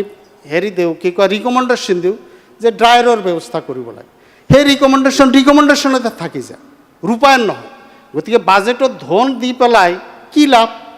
যদি আপোনাৰ মানে কৃষকৰ মানে লাভজনক যদি আমি কিবা এটা পৰামৰ্শ দিওঁ, সেই পৰামৰ্শ যদি ৰূপায়ণে নহয়, তেনেহ'লে সেই বিভাগত টকা দি কি লাভ? ড্ৰায়াৰৰ ব্যৱস্থা এতিয়ালৈকে কৰা হোৱা নাই। আৰু আটাইতকৈ গুৰুত্বপূৰ্ণ কথা হৈছে research, R&D, research and development যিকোনো ক্ষেত্ৰৰ এটা মানে ঐতিহ্য, মানে খুবেই গুৰুত্বপূৰ্ণ দিশ। 22-23 বৰ্ষত এগ্ৰিকালচাৰেল ইউনিভাৰ্চিটিত 20 কোটি টকা মানে বাজেটত দিয়া হৈছিল, কি 1 টকাও ৰিলিজ কৰা হোৱা নাই ৰিচাৰ্চ এণ্ড ডেভেলপমেণ্টৰ কাৰণে। গতিকে এনেকুৱা ধৰণৰ যদি আমি ৰিচাৰ্চ এণ্ড ডেভেলপমেণ্ট আমি নকৰোঁ, তেনেহ'লে আমি কেনেকৈ আমাৰ এই কৃষি ক্ষেত্ৰখন আগবঢ়াই লৈ যাব পাৰিম? সময়ৰ লগত সময় উপযোগীভাৱে আগবাঢ়ি যাব খুজিলে ৰিচাৰ্চ এণ্ড ডেভেলপমেণ্ট এছেঞ্চিয়েল। গতিকে ৰিচাৰ্চ এণ্ড ডেভেলপমেণ্টৰ পইচা যে ৰিলিজ নহ'ব, এই কথাটো মানে আচৰিত কথা। গতিকে আমি কওঁতে এটা কওঁ, কিন্তু কৰোঁতে আন এটা কৰি আছোঁ। গতিকে আৰু এটা কথা, আমাৰ সঘনাই এটা বস্তু দেখা যায় ধান খেতিৰ ক্ষেত্ৰত, শুৰ পোকে ধান খেতি নষ্ট কৰে। কিন্তু শুৰ পোকৰ আপোনাৰ 2 মিনিট বাঢ়ি গৈছে। শুৰ পোকৰ পেষ্টিচাইড এতিয়ালৈকে ফলপ্ৰসূভাৱে ব্যৱহাৰ কৰাৰ ব্যৱস্থা আমি দেখা নাই। গতিকে মই এই কৰ্তন প্ৰস্তাৱৰ সমৰ্থন কৰিছোঁ, যাতে এই কৰ্তন প্ৰস্তাৱ অলপ হ'লেও টকা কমাই দি পেলাই বিভাগক যাতে সতৰ্ক কৰি দিয়া হয় যে নাই টকা আমি ভালকৈ কাম নকৰিলে টকা কৰ্তন হ'ব। এইখিনি কৈ মই মোৰ বক্তব্য সামৰিছোঁ। Thank you. এতিয়া মাননীয় সদস্য গোবিন্দ চন্দ্ৰ বসুমতাৰী।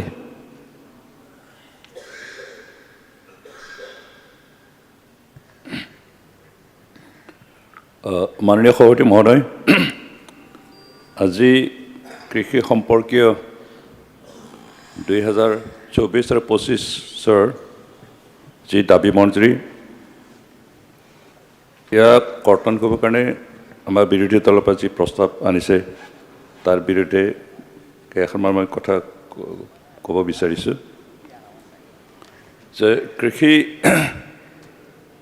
আমাৰ অসমৰ এটা গুৰুত্বপূৰ্ণ বিষয় হয়, কাৰণ অসমৰ প্ৰায় 70-80% মানুহ কৃষিৰ ওপৰত নিৰ্ভৰ কৰি জীয়াই আছে। কৃষি খণ্ডই আটাইতকৈ বেছি সংখ্যক মানুহক বিনিয়োগ কৰে, যিহেতু আমি অসমৰ 70-80% মানুহে খেতিৰ লগত জড়িত থকাৰ কাৰণে আমি আটাইবিলাকে কৃষিৰ ওপৰত নিৰ্ভৰ কৰি জীয়াই আছোঁ, আৰু সেইকাৰণে নিয়োজন অধিক সংখ্যক মানুহক দিয়ে। আৰু এই খেতিৰ আমি গুৰুত্ব সহকাৰে যদি ব্যৱস্থা নকৰোঁ, ইয়াৰ যদি যত্ন লওঁ, ইয়াৰ যদি উন্নতিৰ কাৰণে কাম নকৰোঁ, ইয়াত কেনেকৈ আধুনিকীকৰণ কৰি ইয়াৰ ওপৰত নিৰ্ভৰ কৰি আমাৰ আৰ্থিক সবল কৰিবৰ কাৰণে চেষ্টা নকৰোঁ, তেতিয়াহ'লে অসমৰ আৰ্থিক অৱস্থা যথেষ্ট বেয়াৰ পিনে ঢাল খাব। আৰু কাৰণে বৰ্তমান চৰকাৰে কৃষি খণ্ড কেনেকৈ আগুৱাই নিব পাৰে তাৰ কাৰণে বহুতো ব্যৱস্থা লৈছে, আৰু বিশেষকৈ বৰ্তমানৰ প্ৰধানমন্ত্ৰী মাননীয় নৰেন্দ্ৰ মোদী ডাঙৰীয়া আৰু অসমৰ মাননীয় মুখ্যমন্ত্ৰী ডক্টৰ হিমন্ত বিশ্ব শৰ্মা ডাঙৰীয়াক ধন্যবাদ দিছোঁ। তেখেতসকলে আমাৰ কৃষি খণ্ড কেনেকৈ আধুনিকীকৰণ আনিব পাৰে তাৰ কাৰণে যিখিনি ব্যৱস্থা লৈছে তাৰ কাৰণে আমি অসমৰ বাসী হিচাপে সুখী আৰু নিজকে ভাগ্যৱান বুলি ভাবিব লাগিব যে অসমৰ মাটি প্ৰাকৃতিকভাৱে খুব সাৰুৱা, ভাৰতৰ অন্যান্য প্ৰদেশৰ নিচিনা কৃষি কৰিবৰ কাৰণে যথেষ্ট কষ্ট কৰিব লগা নহয়। ইয়াৰ যি প্ৰকৃতি খেতিৰ কাৰণে যথেষ্ট সুচল, যিহেতু আমাৰ বৰষুণ যথেষ্ট হয়, ইয়াৰ জলবায়ু খেতিৰ কাৰণে যথেষ্ট উপযোগী, আৰু লগতে ইয়াৰ অসমৰ যিখিনি মাটি যথেষ্ট উৰ্বৰা হয়। লগতে এই কথাখিনি আমি খেতিয়কৰ সন্তান হিচাপে ক'ব লাগিব যে অসমত যিকোনো খেতি অনায়াসে আমি কৰিব পাৰোঁ। আমি দেখিছোঁ যে ভাৰতৰ অন্যান্য প্ৰদেশত কোনোবা এখন প্ৰদেশত মাত্ৰ বিশেষ এটা খেতিহে হয়, কিন্তু আমাৰ ইয়াত যিকোনো খেতি আমি কৰিব পাৰোঁ। অসমৰ প্ৰধান খেতি হিচাপে চাহ আমি পাওঁ, তাৰপিছত আমি ধান খেতি, ঘেঁহু কিছু হয়, যিহেতু অসমৰ মানুহে সিমান ইমান আগ্ৰহেৰে ঘেঁহু খেতি নকৰে, কিন্তু আমি যদি খুব আগ্ৰহেৰে কৰোঁ তেতিয়াহ'লে নিশ্চয় নহ'ব, যিহেতু হোৱাৰ যথেষ্ট থল আছে। আমাৰ শাক পাচলিৰ খেতি যথেষ্ট হয়, বিভিন্ন ফল মূলৰ খেতি হয়, আৰু আটাই খেতি আমি ভালকৈ যত্নেৰে যদি কৰোঁ তেতিয়াহ'লে কোনো এটা খেতি নোহোৱাকৈ নাথাকে। আৰু তেনেকুৱা প্ৰাকৃতিকভাৱে সুফলে এনেকুৱা এখন প্ৰদেশৰ সন্তান হিচাপে আমি নিজকে গৌৰৱ অনুভৱ কৰোঁ।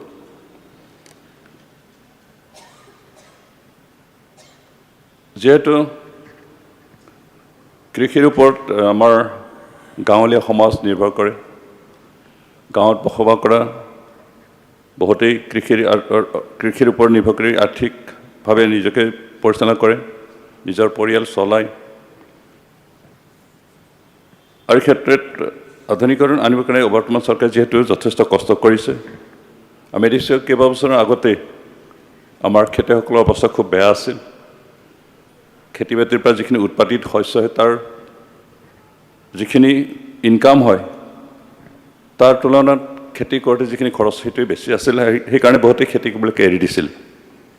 আজিৰ পৰা 10-15 বছৰমান আগতে এক মোন ধানৰ দাম খুব বেছি 300-400 টকা আছিল কিন্তু বৰ্তমান চৰকাৰে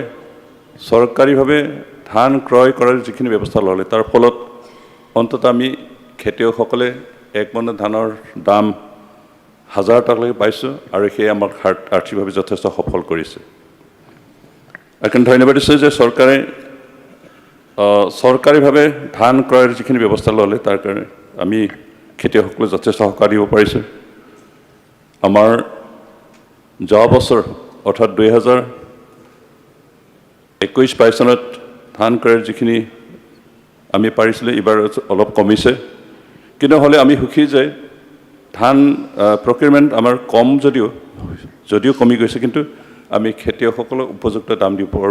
দিব পাৰিছোঁ নহ'লে এইখিনি ক্ৰয়ৰ ব্যৱস্থা নকৰা হ'লে চৰকাৰে মধ্যভোগীসকলে খেতিয়কক যথেষ্ট ক্ষতি কৰিলেহেঁতেন আগৰ বছৰবিলাকে তেনেকৈ ক্ষতি কৰিছিল আৰু আচল খেতিয়কে ধানৰ উপযুক্ত মূল্য পোৱা নাছিল অকল ধানেই নহয় অন্যান্য কৃষিজাত বস্তুৰ উপযুক্ত তেনেকৈ মূল্য পোৱা নাছিল কিন্তু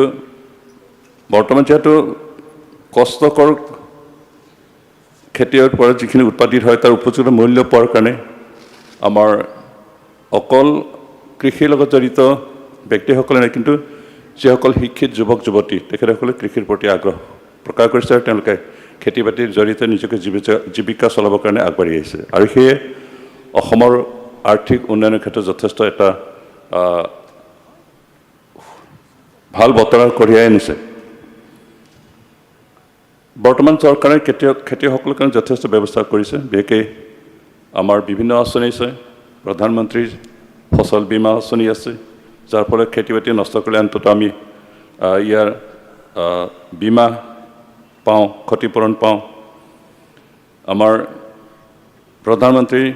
কৃষি সন্মান নিধি আছে খেতিয়কসকলক উপযুক্ত খেতি কৰি ভালতকৈ ভাল খেতি কৰিব পৰা লোকসকলক পুৰস্কাৰ দিয়াৰ বঁটা দিয়াৰ যিখিনি ব্যৱস্থা কৰিছে সেইটোৰে আমাৰ খেতিয়কসকলক যথেষ্ট আগ্ৰহী কৰি তুলিছে তেনেকৈ অনুপ্ৰেৰণা জনাইছে খেতিৰ প্ৰতি আগবাঢ়ি আহিবৰ কাৰণে আমি গৌৰৱ অনুভৱ কৰিছোঁ অসমৰ কেইবাজনো সন্তানে ভালকৈ খেতি কৰাৰ কাৰণে অসম গৌৰৱ সন্মান লাভ কৰিবলৈ সক্ষম হৈছে আৰু তেওঁলোকেই অন্ততঃ আমাৰ নৱপ্ৰজন্মক কৃষি কাৰ্যৰ প্ৰতি আগ্ৰহী হ'বৰ কাৰণে অনুপ্ৰেৰণা যোগাইছে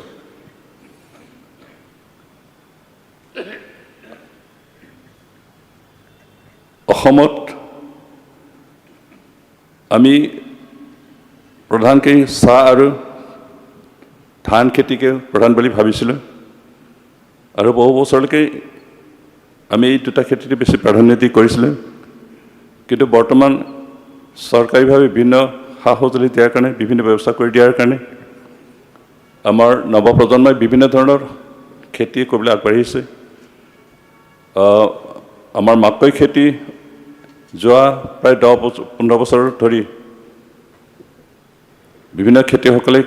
মাকৈ খেতি কৰিবলৈ আগ্ৰহ কৰিছে আৰু বিশেষকৈ মধ্য অসম আৰু নামনি অসমত ইয়াৰ প্ৰচুৰ উৎপাদন হোৱা দেখা পাইছোঁ যিহেতু ইয়াৰ ওপৰত নিৰ্ভৰ কৰি বিভিন্ন উদ্যোগ স্থাপন হোৱা দেখা পাইছোঁ বিশেষকৈ আমাৰ মাকৈৰ যিখিনি গছ গছনি তাৰ পৰা ফডাৰ উৎপাদন কৰা হয় গৰুৰ দানা ইত্যাদি উৎপাদন কৰে তাৰ কাৰণে ইণ্ডাষ্ট্ৰি গঢ়ি উঠিছে তাৰপিছত সেইকাৰণে যেহেতু মকৈৰ কোনো এটা বস্তু পেলনি নাযায় ইয়াৰ ওপৰত ভিত্তি কৰি এই খেতি যথেষ্ট আগবাঢ়ি আহিছে আৰু আমাৰ খেতিয়কসকলে ইয়াৰ প্ৰতি আগ্ৰহ প্ৰকাশ কৰিছে আমি মাত্ৰ ইয়াকে অনুৰোধ কৰিব বিচাৰোঁ বিশেষকৈ চৰকাৰক যে বৰ্তমান যিখিনি ব্যৱস্থাৰে আমাৰ খেতিয়কসকলক সহায় কৰিছে তাতকৈ অধিক সহায়ৰ আমাৰ প্ৰয়োজন আছে আমি কৈছোঁ যে গাঁও অঞ্চলত গাঁও পৰ্যায়ত যি ফাৰ্ম মেচিনাৰী বেংক আৰম্ভ কৰিছে এই ফাৰ্ম মেচিনাৰী বেংক গোটেই অসমতে বিয়পি পৰাকৈ যাতে কৰে কাৰণ ইয়াৰ ওপৰত নিৰ্ভৰ কৰি আমাৰ খেতিয়কসকলে যথেষ্ট আগবাঢ়ি খেতিৰ প্ৰতি আগবাঢ়ি আহিব পাৰিব কিয়নো বৰ্তমান কোনেও গৰুৰ লগত হাল বাবলৈ ইচ্ছা নকৰে যন্ত্ৰ পাতি ব্যৱহাৰ কৰাৰ জৰিয়তে খুব কম সময়ৰ ভিতৰত নিজৰ কৃষিৰ কাম সমাধান কৰিব পৰা ব্যৱস্থাখিনি বিচাৰে আৰু তাৰ কাৰণে আমি আমাৰ নতুন প্ৰজন্মক কৃষিৰ প্ৰতি যথেষ্ট আগ্ৰহ কৰিব লাগিলে মেচিনৰ সহায়ত খেতি বাতি কৰাৰ ব্যৱস্থাখিনি দিব লাগিব আৰু সেইকাৰণে বৰ্তমান চৰকাৰক ধন্যবাদ দিছোঁ যে এই কথা চিন্তা কৰি আমাৰ নৱপ্ৰজন্মক কৃষিৰ প্ৰতি আকৰ্ষণ কৰিবৰ কাৰণে যি ফাৰ্ম মেচিনাৰী বেংক গঠন কৰি কৃষকসকলক সহায় কৰিবৰ কাৰণে আগবাঢ়িছে এই কাৰ্যত ইয়াৰ সংখ্যা অধিক কৰিব লাগে প্ৰতিটো গাঁৱতে এই ফাৰ্ম মেচিনাৰী বেংক থকাৰ ব্যৱস্থাখিনি কৰিব লাগে আমি বিটিআৰ অঞ্চলত আজি 3 বছৰমান আগৰ পৰাই ফাৰ্ম মেচিনাৰী বেংক আৰম্ভ কৰিছিলোঁ বিশেষকৈ প্ৰতিটো সমষ্টিত আমি ফাৰ্ম মেচিনাৰী বেংক আৰম্ভ কৰিছোঁ আৰু যোৱা 3টা বছৰ ইয়াৰ সহায়ত আমি খেতিয়কসকলক সহায় কৰি আহিছোঁ আমাৰ এটা প্ৰচেষ্টা আছে যে প্ৰতিটো পঞ্চায়ত এলেকাত একোটা ফাৰ্ম মেচিনাৰী বেংক খোলাৰ যাতে আমাৰ খেতিয়কসকলক আমি এই ব্যৱস্থাৰ জৰিয়তে সহায় কৰিব পাৰোঁ তেওঁলোকক আগবঢ়াব পাৰোঁ আৰু আমি আশা কৰিছোঁ অন্ততঃ আৰু কেইবাবছৰৰ ভিতৰত আমি কাম গোটেইটো পঞ্চায়ত এলেকাত আৰম্ভ কৰিব পাৰিম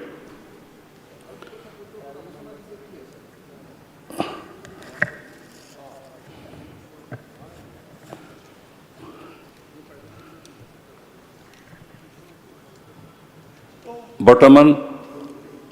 আমাৰ খেতিয়কসকলক যিখিনি ট্ৰেক্টৰ ইত্যাদি দিয়াৰ ব্যৱস্থা আছিল যোৱা 2 বছৰৰে অলপ কমি যোৱা অনুভৱ কৰিছোঁ কিন্তু আমাক অধিক প্ৰয়োজন আছে সেইকাৰণে আমাৰ আপোনাৰ জৰিয়তে মাননীয় সভাপতিৰ জৰিয়তে আমাৰ কৃষি বিভাগক অনুৰোধ কৰিব বিচাৰিছোঁ যে খেতিয়কসকলক যি ট্ৰেক্টৰ বা আমাৰ পাৱাৰ টিলাৰ বিতৰণৰ ব্যৱস্থা আছিল সেইখিনি বাহাল ৰাখিব লাগে আৰু অধিক সংখ্যক দিয়াৰ ব্যৱস্থা কৰিব লাগে এইখিনি মই তেখেতক ওচৰতে আমাৰ সভাপতি মহোদয়ৰ ওচৰতে জৰিয়তে আমাৰ বিভাগক অনুৰোধ কৰিব বিচাৰিছোঁ আমি যিমান পাৰোঁ এটা বা দুটা খেতিৰ ওপৰত নিৰ্ভৰ কৰিব নালাগে আপোনাৰ 1 মিনিট আছে যেহেতু অসম সাৰুৱা আৰু ইয়াত যিকোনো খেতিৰ উৎপাদন হয় আৰু বৰ্তমান অসম চৰকাৰে বেকিং 1 ডিষ্ট্ৰিক্ট 1 প্ৰডাক্ট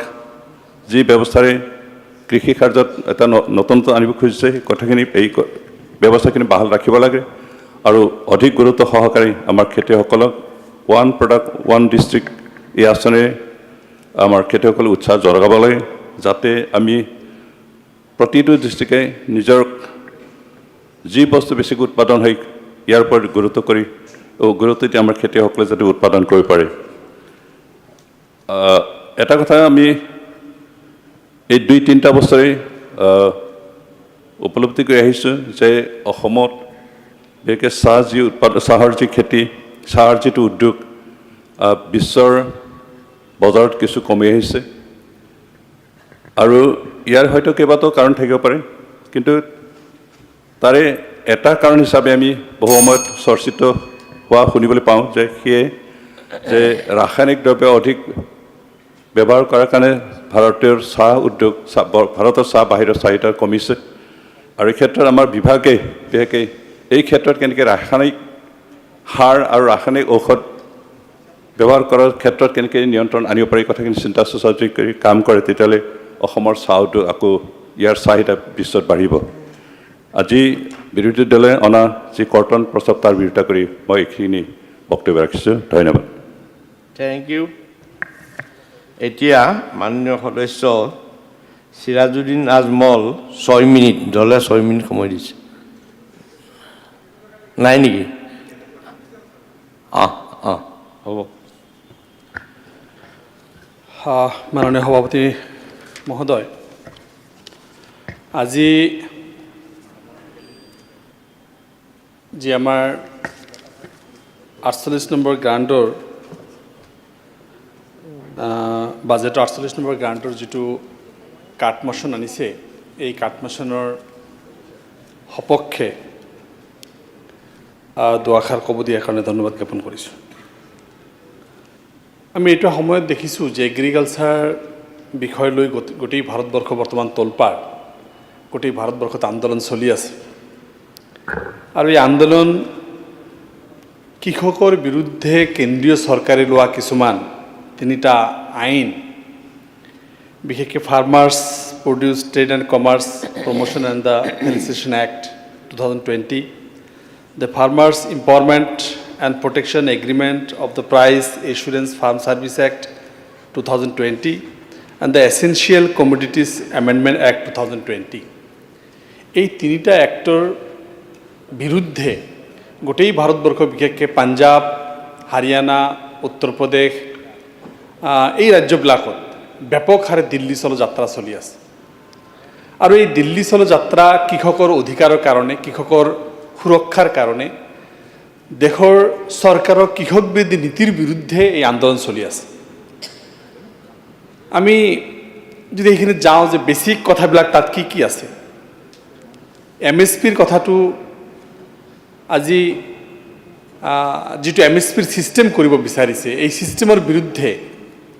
তেখেতসকলৰ যি আপত্তি বা গোটেই ভাৰতবৰ্ষৰ ইভেন আমাৰ অসমতো অনলি ধানৰ ওপৰত দিছে আৰু সৰিয়হৰ ওপৰত দিয়াৰ কথা চলি আছে MSPৰ ব্যৱস্থাটো কিন্তু গোটেই কৃষি মানে যিখিনি প্ৰডাক্ট এগ্ৰি যিখিনি প্ৰডাক্ট এইখিনিৰ ওপৰত কিয় MSPটো লাগু কৰিব নোৱাৰি তাৰ এটা স্পষ্ট কাৰণ ইয়াত আছে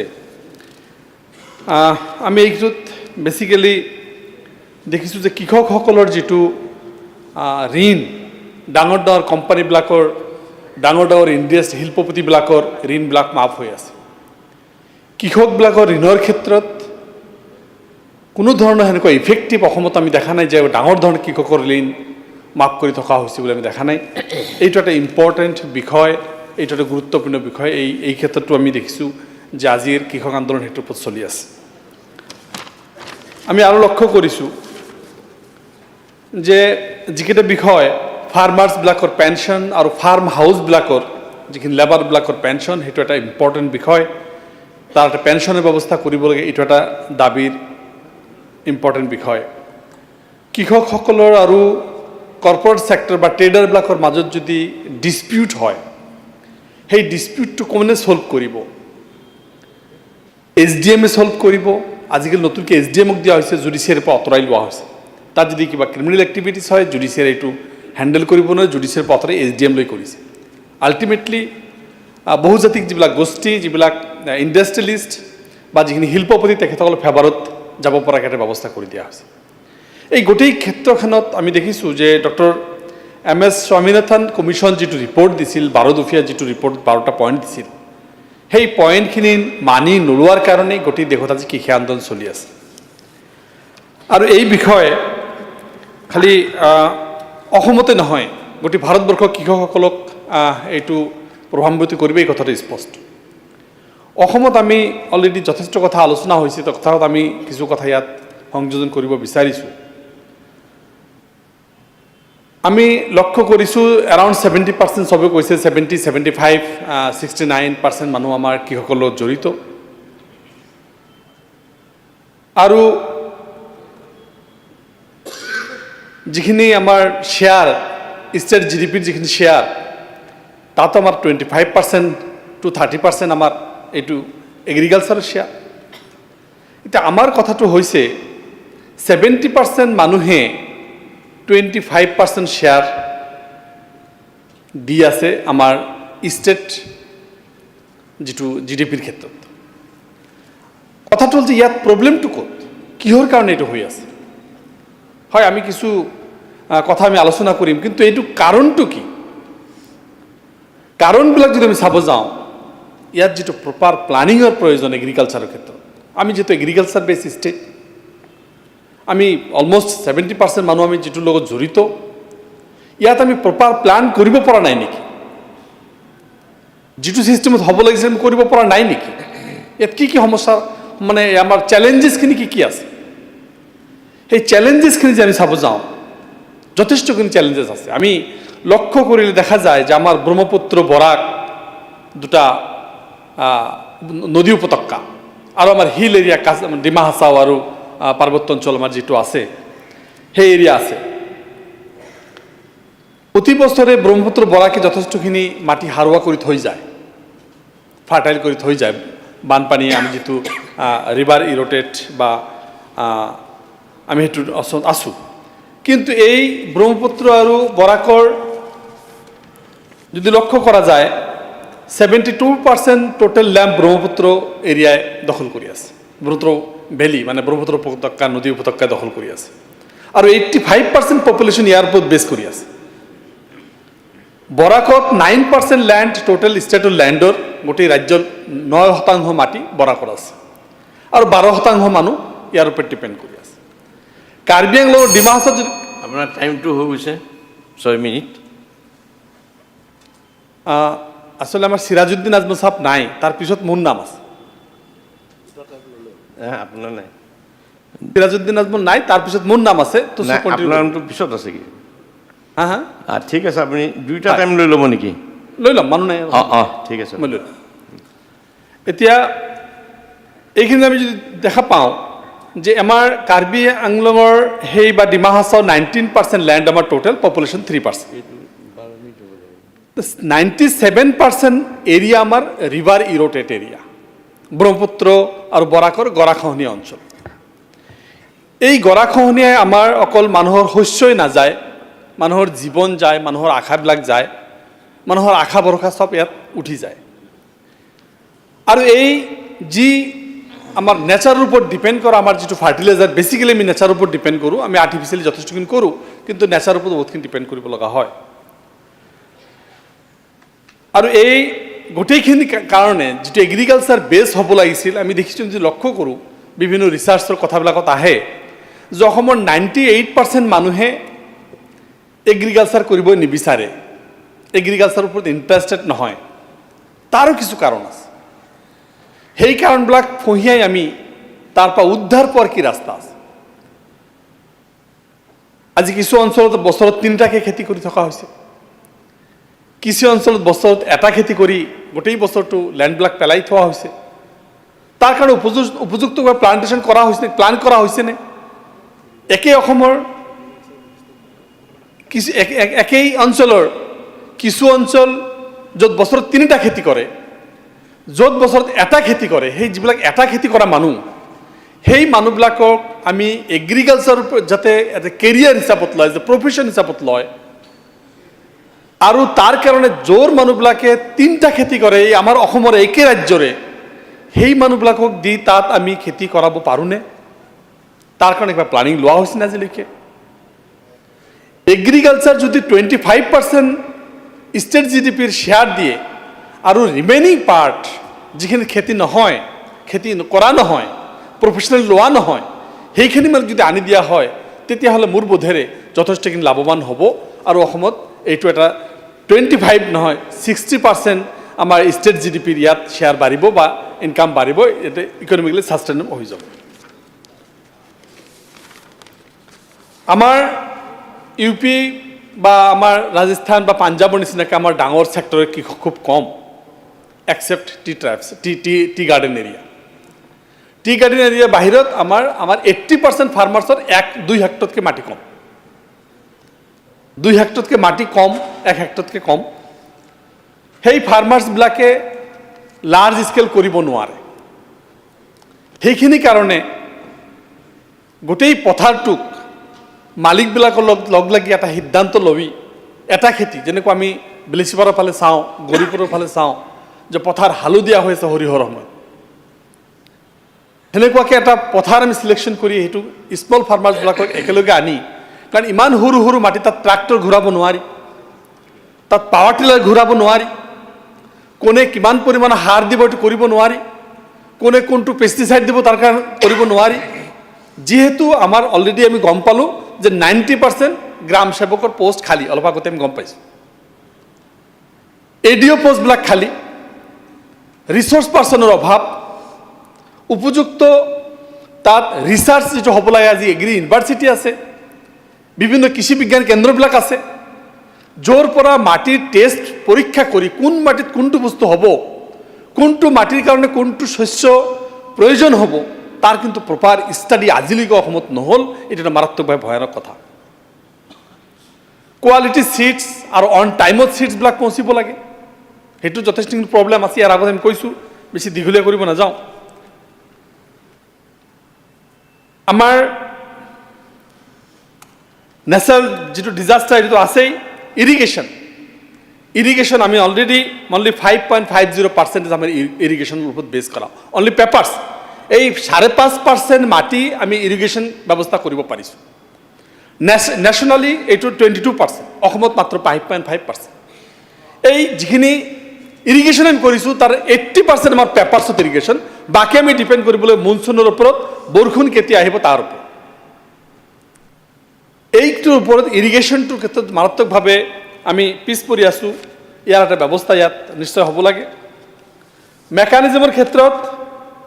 যথেষ্টখিনি মেকানিজম আমি দেখিছোঁ, যথেষ্টখিনি মেকানিজম আমি দুৰ্বল হৈ আছোঁ, যিখিনি আহিব লাগে। ইয়াত আমি দেখিছোঁ আজি এটা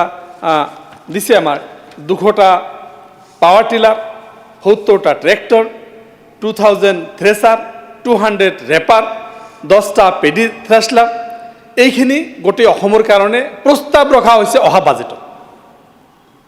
গোটেই অসমৰ কৃষকৰ কাৰণে 70% মানুহৰ কাৰণে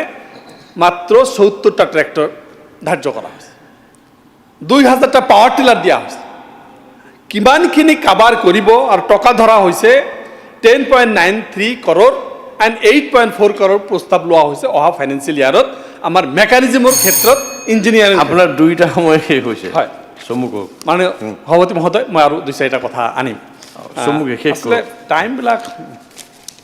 হ'ব, ঠিক আছে। এতিয়া বজাৰৰ কাৰণে যিটো অভাৱ, আপুনি চাওক, আজি চব্জি আপুনি ফুলকবি, বন্ধাকবি আজি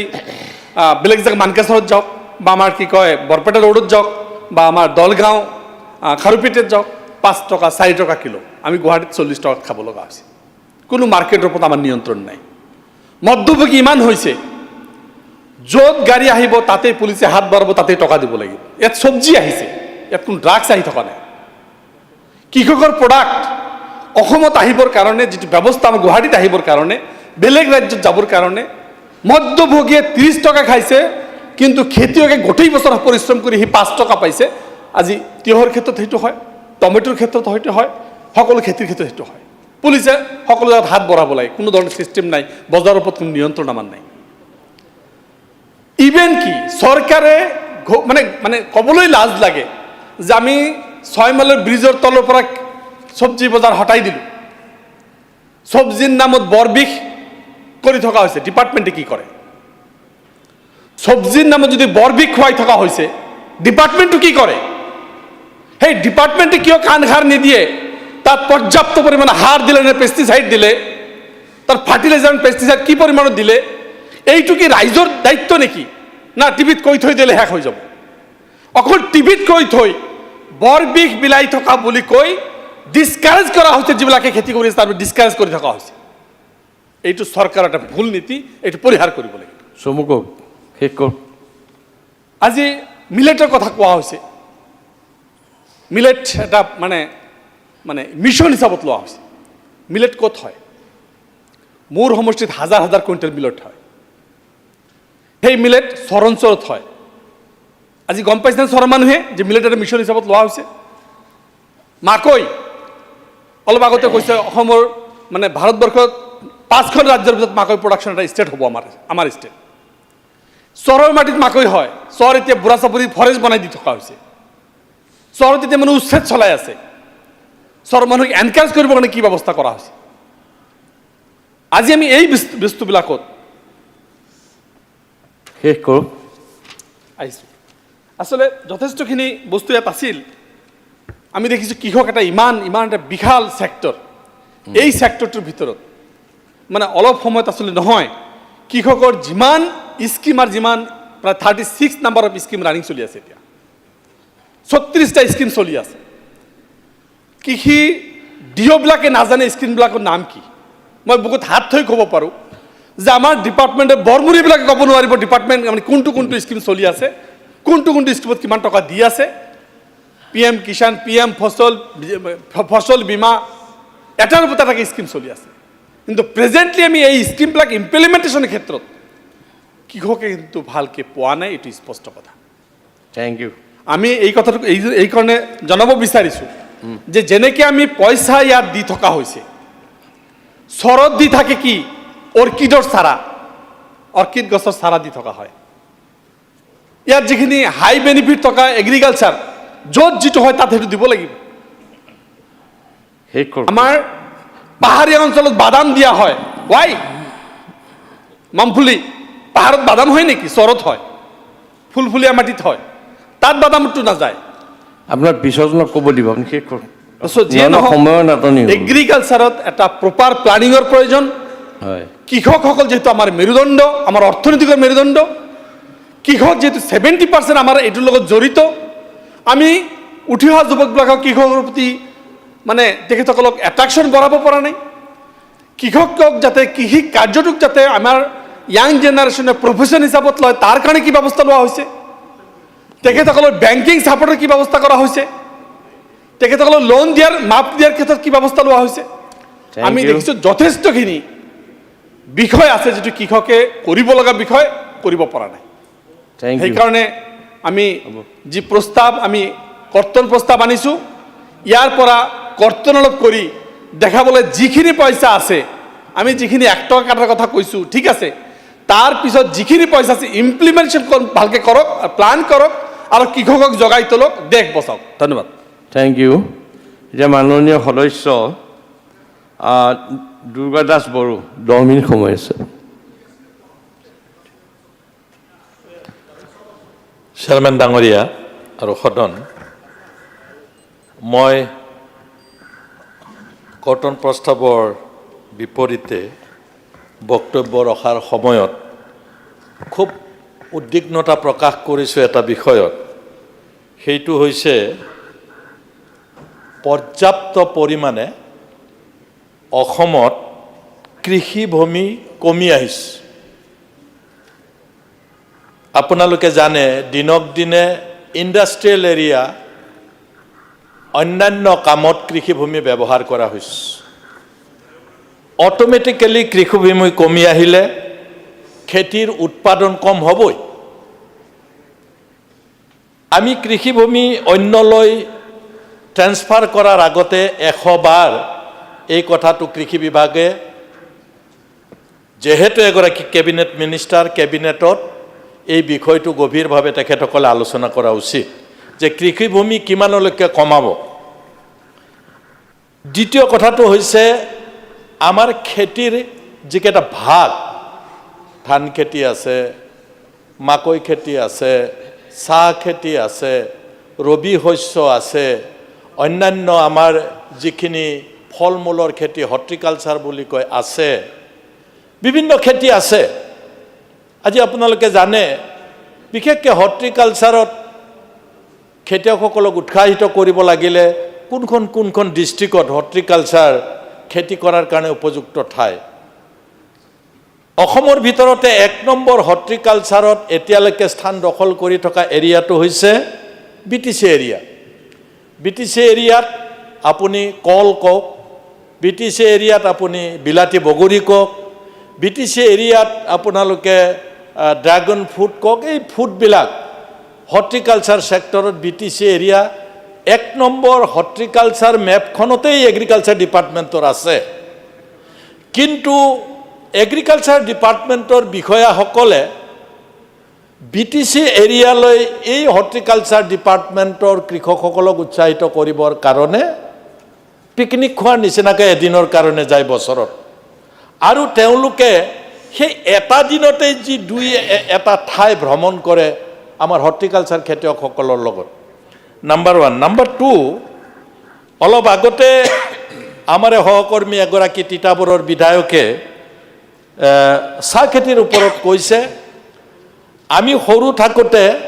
সদায় শুনিছিলোঁ 750 চাহ বাগিচা আছে আজি হাজাৰ হাজাৰ চাহ বাগিচা হ'ল স্মল টি গ্ৰৱাৰৰ সংখ্যা দিনক দিনে বাঢ়িছে ডেইলি বোধহয় যদি গন্তি কৰা যায় 10জনকৈ স্মল টি গ্ৰৱাৰ্ছ বাঢ়িছে যাৰ কাৰণে এতিয়া 29,000 নে 48,000 নে 49,000 কি কয় স্মল টি গ্ৰৱাৰ্ছ হৈছে বহু ৰেজিষ্টাৰ্ড হোৱা নাই স্মল টি গ্ৰৱাৰ আৰু এই সেক্টৰটো সেই খেতিয়কসকলো তেওঁলোকৰ যি কোৱালিটি সেই কোৱালিটিটো মেইনটেইন নকৰাকৈ সৰু সৰু যিবিলাক চাহ বাগিচা আছে সেই চাহ বাগিচাসকলৰ পৰা যি গ্ৰীণ লিফ কিনিছে সেই গ্ৰীণ লিফবিলাক কি দৰত কিনিব তাৰ গোটেই অসমখনত কোনো নিয়ম নীতি নাই যিকেইটা ডাঙৰ ডাঙৰ ইণ্ডাষ্ট্ৰী তেওঁলোকে নিজৰ খুচিমতে কৃষকৰ পৰা গ্ৰীণ লিফ কিনিছে আমি সেই দিশটো এগ্ৰিকালচাৰ ডিপাৰ্টমেণ্টে যদি তেনেকুৱাকৈ ভাগ ভাগকৈ নাচায় এটা ছেক্টৰো কিন্তু আগবাঢ়ি যাব নোৱাৰিব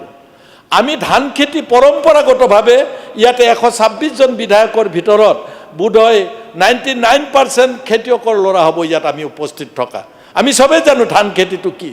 কিন্তু আপোনালোকে বুকুত হাত দি ক'ব পাৰিবনে যিসকল খেতিয়ক আমি আছোঁ আজি খেতি কৰাৰ প্ৰতি আগ্ৰহী এখন বৃহৎ অঞ্চলত নতুন একতা লৰাই খেতি কৰিবলৈ আগবাঢ়ি অহাটোকেই খেতিখনত খেতি পথাৰত নতুন চামে আগবাঢ়িছে সেইটো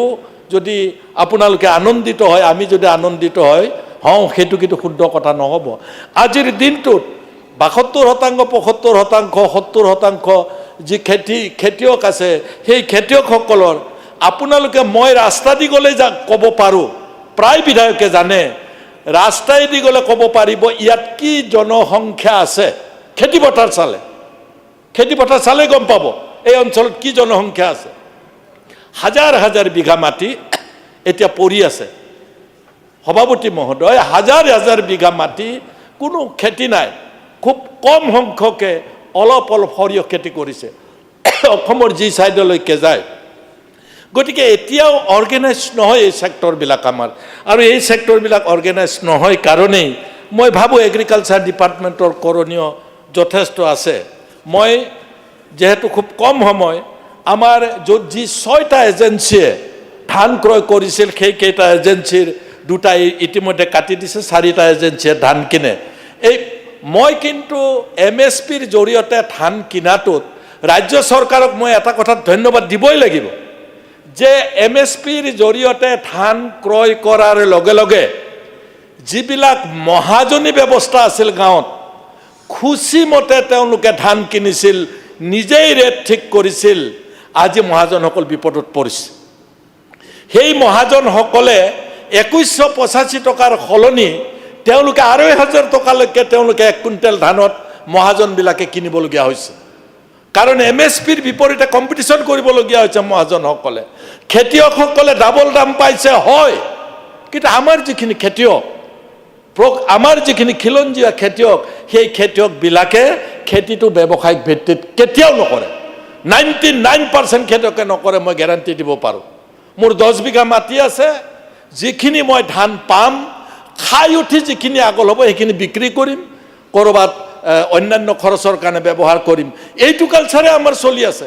যাৰ কাৰণে ৰাজ্য চৰকাৰ আৰু কেন্দ্ৰীয় চৰকাৰে হেঁচা দিলেও আমাৰ খেতিয়কসকলে কিন্তু 2টা 3টা খেতি কৰিবলৈ এতিয়াও আগ্ৰহী নহয়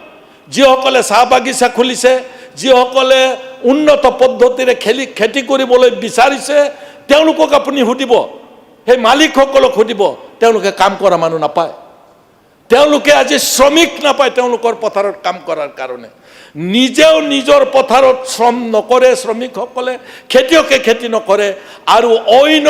অইনৰ তালৈ গৈও তেওঁলোকে শ্ৰম কৰাত আজিৰ দিনটোত খিলঞ্জীয়া কৃষকসকল আগ্ৰহী নহয়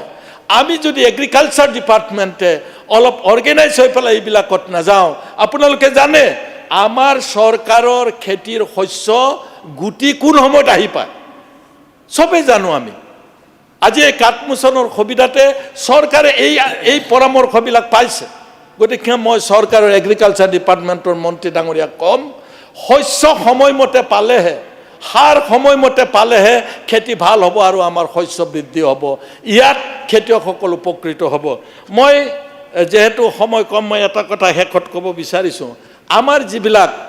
পানী যোগান আঁচনি আপোনালোকে যাতে 5% বুলি কৈছে ইৰিগেশ্যনৰ ইৰিগেটেড ভূমি 5% বুলি কৈছে গতিকে এই 5%ও প্ৰচলিত হৈ থকা নাই চলিত হৈ থকা নাই গতিকে ভগৱানৰ ওপৰত ওপৰৱালাৰ ওপৰতে নিৰ্ভৰ কৰি এতিয়াও আমাৰ খেতিয়কে যেহেতু খেতি কৰে মই কৈছোঁ আমাৰ যিসকল সৰু সৰু খেতিয়ক আছে কম মই অৰ্গেনাইজ কৰিবলৈ এই কাৰণে কৈছোঁ আজি আমি পাঞ্জাৱ আৰু পাঞ্জাৱ বা ৰাজস্থান হাৰিয়ানাত খেতিয়কসকলক আমি ফ'ল' কৰিবলৈ কওঁ আৰু হাৰিয়ানা পাঞ্জাৱৰ খেতিয়কে চেয়াৰমেন ডাঙৰীয়া এতিয়া আমাৰ যিসকল বিশেষকৈ আমাৰ কানাডাৰ যিসকল খেতিয়ক তেওঁলোকক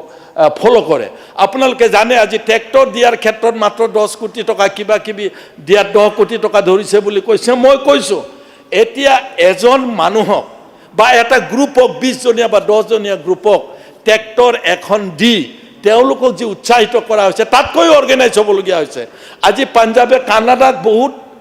তেওঁলোকে ফ'ল' কৰিছে মই কণ্টিনিউৱাছলি কেইবাবাৰো কানাডা পাঞ্জাৱত যাবলগীয়া হোৱাত চাইছোঁ তেওঁলোকে 4-5খন গাঁও একলগ হৈ লৈছে আৰু ইনষ্ট্ৰুমেণ্ট যিবিলাক আছে সেই ইনষ্ট্ৰুমেণ্টবিলাক তেওঁলোকে এই 4-5খন গাঁৱৰ খেতিয়কে একেলগে ইনষ্ট্ৰুমেণ্ট কিনিছে এজন মানুহে এখন ট্ৰেক্টৰ কৰিলে যদি 12 লাখ টকা লাগে ধান মৰা মেচিনটোত যদি 5 লাখ টকা লাগে ধান কাটা ধান সিঁচা মেচিনটোত যদি অতিৰিক্ত পইচা লাগে এজন খেতিয়কে সেইবিলাক কিনিলে তেওঁ খেতিৰ পৰা যি ধন পায় তাতকৈ বেছি খৰচ হ'ব যাৰ কাৰণে 4-5খন গাঁও একত্ৰিত হৈ লৈছে আৰু একত্ৰিত হৈ লৈ তেওঁলোকে সেই যন্ত্ৰপাতিবিলাক কিনিছে আৰু একেলগে বৃহৎ পথাৰ পাঞ্জাৱতো কানাডাৰ আৰ্হি তেওঁলোকে কৰিবলৈ লৈছে মই একেৰাহে 3 দিন কানাডাৰ খেতিপথাৰ চাইছিলোঁ তেওঁলোকৰ খেতিপথাৰ চাই উঠি নিজে লাজ পোৱাৰ বাহিৰে একো নাই আমাৰ ভাৰতবৰ্ষত আজি তেওঁলোকেও তাত ফ'ল' কৰিছে গতিকে মই ভাবোঁ কৃষিমন্ত্ৰী ডাঙৰীয়া যদিও ইয়াত নাই কৃষিমন্ত্ৰী ডাঙৰীয়া আমাৰ ইয়াত কথা শুনিবলৈ ৰমেন কলিতা ডাঙৰীয়াহে নোট কৰি আছে মই কৃষিমন্ত্ৰী ডাঙৰীয়াক অলপ আগতে এগৰাকী আমাৰ সদস্যই কৈছে আমি বিধায়কসকল কৃষি পদ্ধতি চাব যোৱাৰ আগতে আমি যদি গ্ৰুপ কৰি আজিৰ দিনটোত যিসকল শিক্ষিত ল'ৰা ছোৱালীয়ে খেতি কৰিবলৈ আগবাঢ়িছে তেওঁলোকৰ গ্ৰুপবিলাক যদি আমি লৈ গৈ তেওঁলোকক দেখুৱাই আনো মই চোৱাতকৈ তেওঁলোকে চালে বেছি কাম আহিব গতিকে তেওঁলোকক লৈ গৈ সেই খেতিপথাৰবিলাক দেখুৱাই সেই পদ্ধতিৰে ঘূৰি আহি তেওঁলোকক খেতি কৰিবৰ কাৰণে উৎসাহিত কৰিব লাগে একেবাৰে শেষত চেয়াৰমেন ডাঙৰীয়া মই এটা কথা কৈ সামৰিব বিচাৰিছোঁ যেতিয়া আমাৰ ইয়াত কৰোনা বেমাৰ হৈছিল এইটো কি কৰোনা বেমাৰ হৈছিল কৰোনা বেমাৰত অল সেক্টৰ যিমান ভাৰতবৰ্ষত ইণ্ডাষ্ট্ৰি কৈ কিবা সকলো সেক্টৰত জিডিপি নাইকিয়া হৈ গৈছিল শূন্যলৈ গৈছিল বহুতৰে জিডিপি সেই সময়ত একমাত্ৰ খেতিয়কসকলে এগ্ৰিকালচাৰ ডিপাৰ্টমেণ্টে নিজৰ জিডিপি যিটো আছিল সেইটো স্থিতাৱস্থাত ৰাখিবলৈ সক্ষম হৈছিল খেতিয়কসকলে কোনোদিন মোৰ বেমাৰ হৈছে বুলি কৈ তেওঁলোকে খেতিপথাৰৰ পৰা এবচেণ্ট থকা নাছিল আৰু তেওঁলোকে খেতি কৰি সেই বিপদৰ সময়তো আমাক খুৱাইছিল অথচ সেই খেতিয়কসকলে আজিও ৰাজপথত আছে সেই খেতিয়কসকলৰ কথা এগ্ৰিকালচাৰ ডিপাৰ্টমেণ্ট অসম চৰকাৰ ভাৰত চৰকাৰে আৰু গভীৰভাৱে তেখেতসকলৰ পক্ষত চিন্তা কৰা উচিত এই কাটমোচনৰ যদিও মই বিৰোধিতা কৰিছোঁ খেতিয়কৰ সপক্ষত আমাৰ বহুত কৰিবলগীয়া আছে সেইখিনি মানি লৈ মই মোৰ বক্তব্যৰ সামৰণি মাৰিছোঁ ধন্যবাদ এতিয়া মাননীয় সদস্য খলিলুদ্দিন মজুমদাৰ আপোনাৰ 5 মিনিট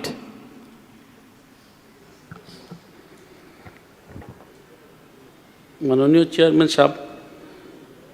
আজকে এগ্রিকালচারও খুব গুরুত্বপূর্ণ ইস্যু সেই ইস্যুর মধ্যে আমি সুযোগ পাওয়ার জন্য আমি চেয়ারম্যান সাহেবকে ধন্যবাদ জানাই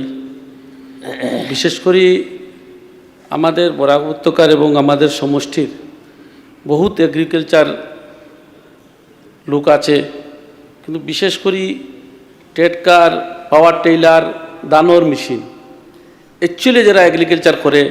এরা পাওয়া সম্ভব হয় না কারণ ডিস্ট্রিক্ট লেভেলের বিভিন্ন মিটিং হয় আমরা যারা এগ্রিকালচার করে সেরা গরিব মানুষ ম্যাক্সিমাম সেই ব্যবস্থা করতে পারা সম্ভব হয় না করি এরা অ্যাকচুয়ালি যারা পাওয়ার কথা সেরা পাওয়া সম্ভব হয় না এটা সরকারের ব্যবস্থা করুক বিশেষ করে পিএম কিষাণ সরকার থেকে যেটা হয় আমরাও জানি প্রত্যেক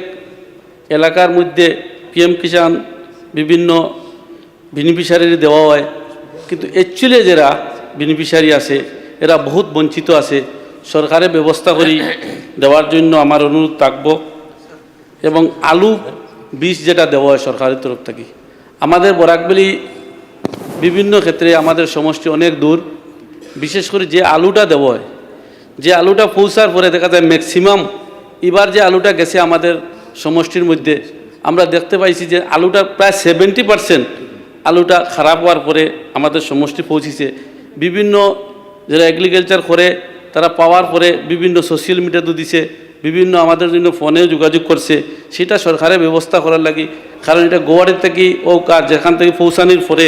দেখা যায় সমষ্টি যাইতে যাইতে আলুটা খারাপ হয়ে যায় ম্যাক্সিমাম, সেটা ব্যবস্থা করার লাগি আমার সরকারের কাছে দাবি থাকলো। এবং বিশেষ করে যারা এগ্রিকালচার করে আমরা দেখছি আমাদের বরাকবলি এবং আমাদের সমষ্টির মধ্যে বিশেষ করে জলের সমস্যা থাকে, সেই জলের সমস্যাটা সমাধান করি দেওয়ার জন্য মাননীয় মন্ত্রীর কাছে আমার দাবি থাকবো। এবং বহুত ফসল বিভিন্ন এগ্রিকালচারে বিভিন্ন সময় বিভিন্ন জায়গার ফসল নষ্ট হওয়ার পরে এই যে আমাদের এগ্রিকালচারের ডিপার্টমেন্ট যারা আছে কমসে কম এটা ভিজিট করার লাগি, বিশেষ করে আমরা বহুত যোগাযোগ করার পরে এটা এই ভিজিট করার দেখাতে পাওয়া যায় না, সেই মন্ত্রী মহোদয়ের কাছে আমার এটা দাবি থাকল। বিশেষ করে আমাদের বরাক উপত্যকার আমরা জানি সবচেয়ে গুরুত্বপূর্ণ আমাদের বরাক উপত্যকার লোকাল সুপারিটা দেওয়া হয়। আমরা জানি প্রত্যেকের লোকাল সুপারির মধ্যে কী হয়, আমাদের শিক্ষার ক্ষেত্রে, বিভিন্ন স্বাস্থ্যর ক্ষেত্রে, বিভিন্ন বিয়া, বিভিন্ন সমস্যার ক্ষেত্রে এই পয়সাটা ইউটিলাইজ করা হয়। কিন্তু বিগত কয়েক বছর থেকে আমাদের বরাক উপত্যকার এই যে লোকাল সুপারি যেটা সমস্যা, বিভিন্ন হ্যারাসমেন্ট করা হয়। যে লোকাল সুপারি আগে ছিল আপনারা প্রত্যেকে জানেন 1000 থেকে 1500 টাকা পার বি আমাদের বরাকবলি এই সিস্টেমে বিক্রি করা হয়, কিন্তু আজকের দিনে 500 থেকে 600 টাকা বিক্রি করা হয়। কারণ এখানে আমাদের আসাম বর্ডার 2টা গেট আছে, একটা গেট আপনার আমার দোলাই এলাকার মধ্যে আছে এবং বিশেষ করে এই এলাকার মধ্যে যে বর্মা সুপারিটা ঢুকে, এই বর্মা সুপারিটা ঢুকার কারণে এগ্রিকালচার এমন লুস্কান হয় যে লুস্কানটা আজকে 1500 টাকা যেটা সুপারি লোকাল সুপারি বিক্রি করার কথা কিন্তু 5 থেকে 600 টাকা বিক্রি হয়। সরকারের বিভিন্ন ধরনের আমরা জানি সবসময় সরকারে বিভিন্ন চিন্তাধারা করে এই যে বর্মা সুপারিটা বিভিন্ন সমস্যা শেষ করা লাগে, কিন্তু আজকে দেখা যায় বিভিন্ন গেট থাকার অবস্থায় এই বর্মা সুপারিটা আমাদের আসামে ঢুকে। আর এই আসামে বর্মা সুপারিটা ঢুকার কারণে আমাদের আসামে এবং বিভিন্ন আমাদের বরাক উপত্যকার বিভিন্ন জায়গাতে এই সমস্যাটা থাকে, বিভিন্ন সময় আমরা দেখি। কিন্তু এটা সরকারের বিভিন্ন ক্ষেত্রে কীভাবে এটা বন্ধ করা যায়, পার্মানেন্ট বন্ধ করলে আমাদের বরাক উপত্যকার যারা কৃষক করে এবং আসামের যারা এগ্রিকালচারের সুপারির ব্যবসা করে এরা কত উন্নত হইব, সেটা আমাদের মাননীয় মন্ত্রী মহোদয়ের কাছে আমি ওটাও জানতে চাই। আর যে আমাদের সমষ্টির মধ্যে বিভিন্ন আরও সমস্যা আছে, যারা এগ্রিকালচার করে বিভিন্ন ল্যান্ড আছে, ল্যান্ডের মধ্যে বিভিন্ন রাস্তার সমস্যা আছে, সেই রাস্তা যদি থাকতো আজকে এগ্রিকালচারে বিভিন্ন জায়গার যে খেতি করে খেতিটা ঠিকমতো অনেক টাইমলি বিভিন্ন জায়গাতে আমাদের এলাকার মধ্যে আমাদের বিভিন্ন জায়গায় পৌঁছানো সম্ভব হইল না। কিন্তু দেখা যায় বিভিন্ন জায়গায় রাস্তার সমস্যার লাগে, এই রাস্তার সমস্যার লাগে বিশেষ করে আমাদের এলাকার মধ্যে প্রত্যেক মানুষের বিভিন্ন হ্যারাসমেন্ট হয়। এটা মন্ত্রী মহোদয়ের কাছে আমার দাবি থাকলো। এবং বিশেষ করে আমাদের এখানে কিছু কি হয়, এগ্রিকালচার ডিপার্টমেন্টের আমরা অত্যন্ত সম্মান করি, কিন্তু বিভিন্ন ক্ষেত্রে দেখা যায় ডিস্ট্রিক্ট লেভেল থেকে ডিস্ট্রিক্টে বসে মিটিং করা পরবর্তী দেখা যায় এই ধরনের সমস্যা থাকে আমাদের যদি প্রত্যেক সমষ্টি ওয়াইজ প্রত্যেক জিপি ওয়াইজ যদি মিটিং করতো তো এগ্রিকালচার যেটা সমস্যা আছে বিভিন্ন সমস্যা আছে, কারণ এখানেও আমাদের এখানেও বর্ষা বিভিন্ন সময় হয়, ফ্লাড হয়, এই কারণে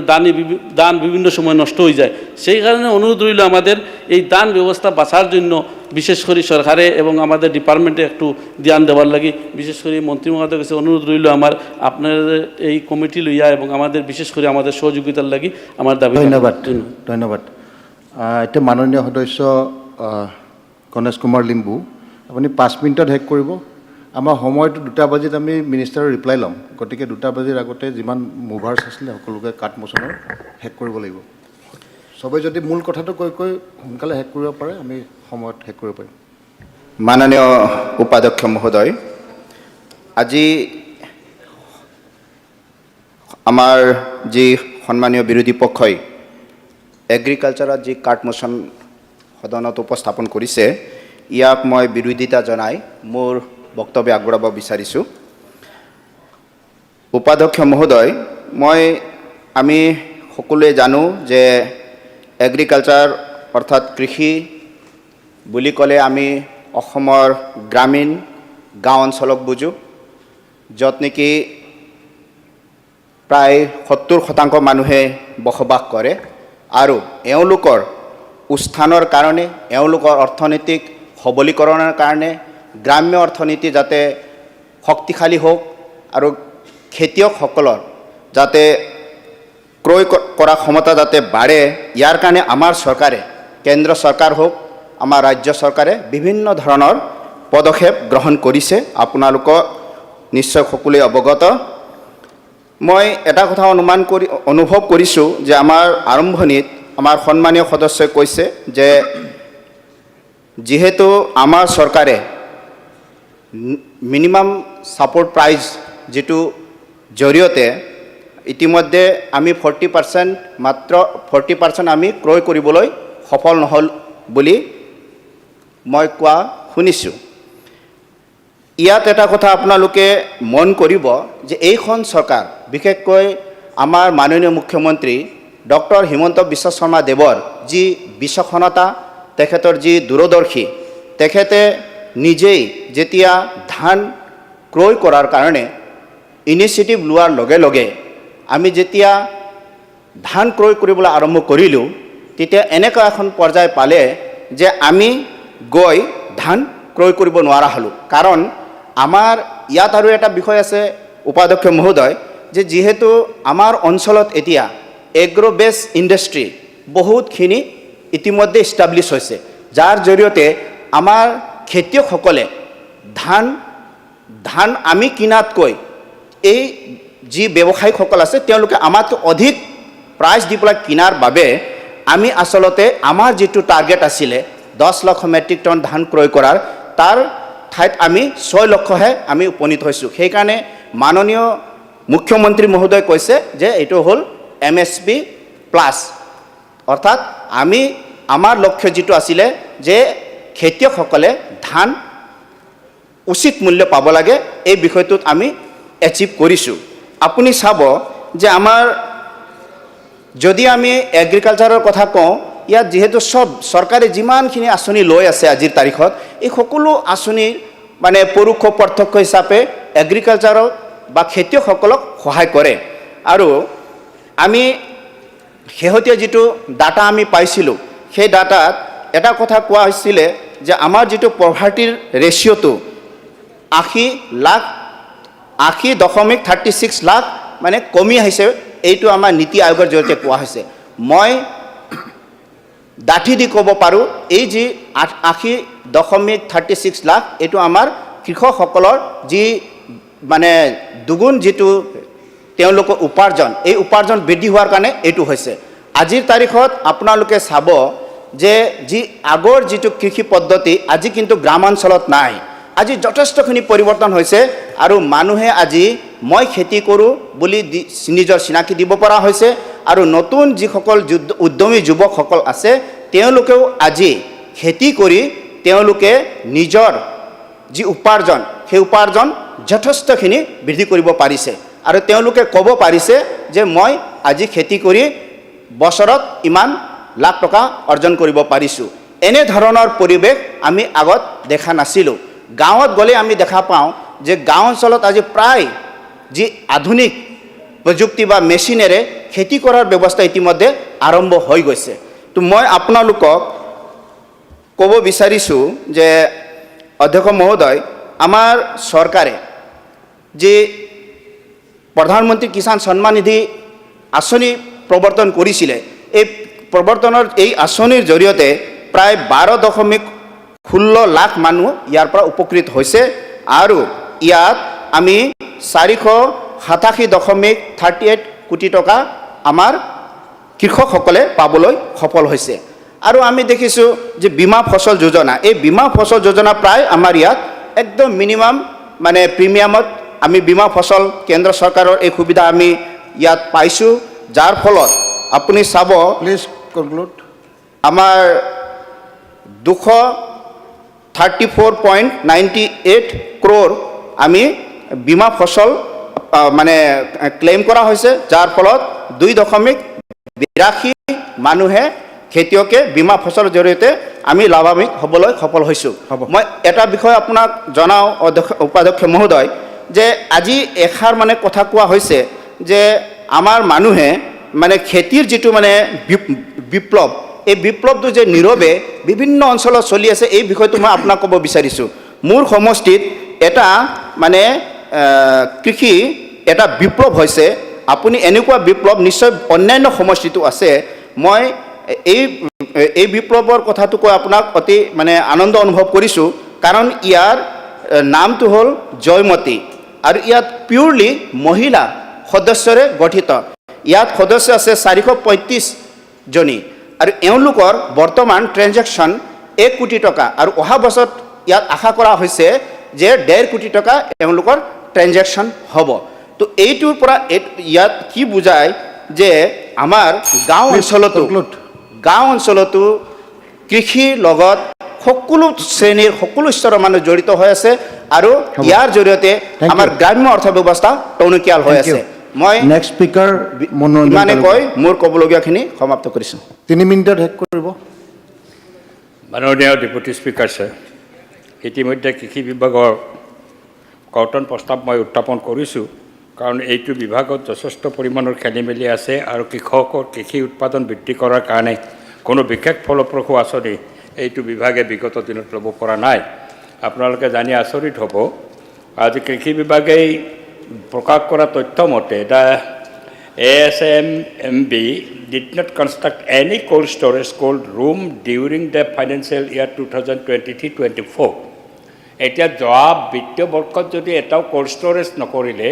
কোল্ড ৰুমো নকৰিলে এইটোতো অসমত কৃষিৰ উৎপাদন কেনেকৈ সুৰক্ষিত হ'ব আৰু এই ক্ষেত্ৰত কি আমি সাফল্য লাভ কৰিম মোৰ কাৰণে বুজা মুস্কিল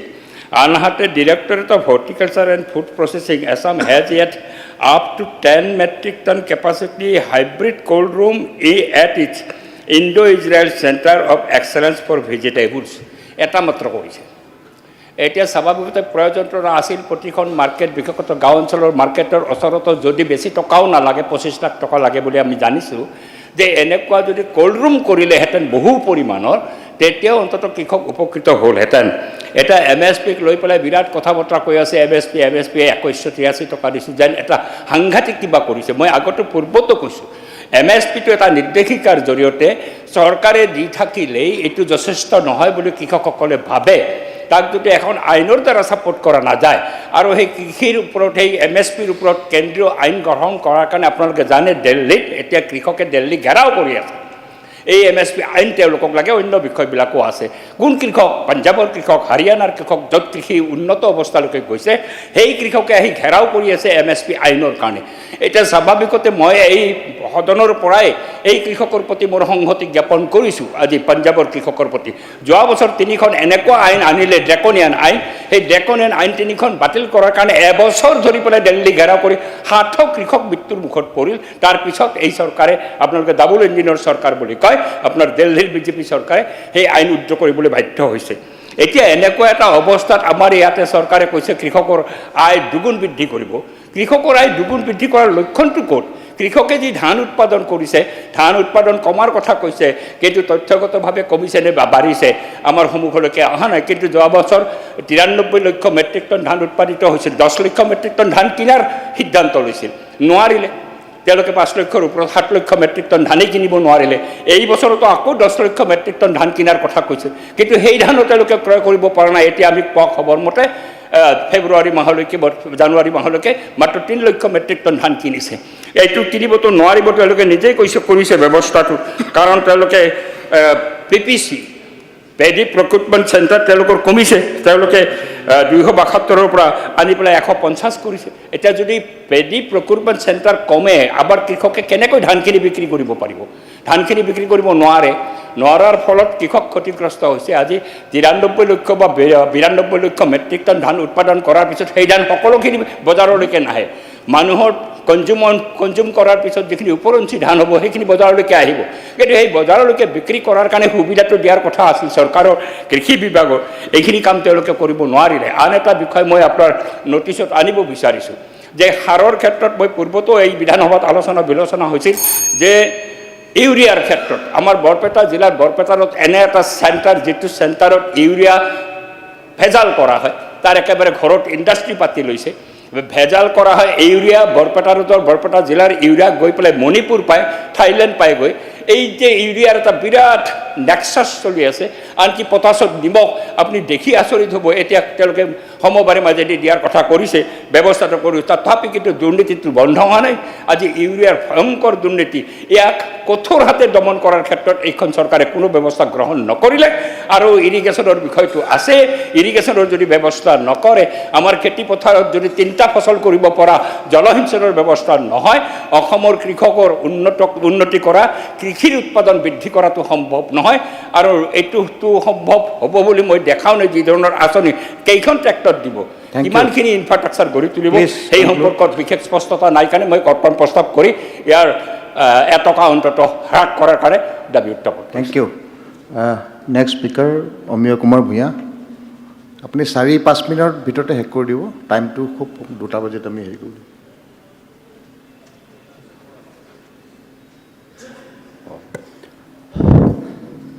মাননীয় অধ্যক্ষ মহোদয় সন্মানীয় সদন কৃষি খণ্ডত এটা আমূল পৰিৱৰ্তনৰ বাটেৰে যাত্ৰা কৰাৰ সময়ত আমাৰ দেশৰ যশস্বী প্ৰধানমন্ত্ৰী শ্ৰীযুত নৰেন্দ্ৰ মোদী ডাঙৰীয়াৰ যি সবল নেতৃত্ব সেই সবল নেতৃত্বই কৃষি খণ্ডলৈ আশাৰ ৰেঙনি কঢ়িয়াই অনাৰ লগে লগে আমাৰ ৰাজ্যৰ কাৰ্যদক্ষ মুখ্যমন্ত্ৰীৰ তৎপৰতাত অসমৰ কৃষকৰ মুখলৈ আশাৰ ৰেঙনি আহিছে আৰু কৃষকৰ দুগুণ উৎপাদন আৰু দ্বিগুণ উপাৰ্জন লক্ষ্যত উপনীত হ'বৰ বাবে আমাৰ কৃষি বিভাগে বিগত দিনত যি ধৰণে সক্ৰিয়তাৰে কাম কাজ কৰিছে যাৰ ফলত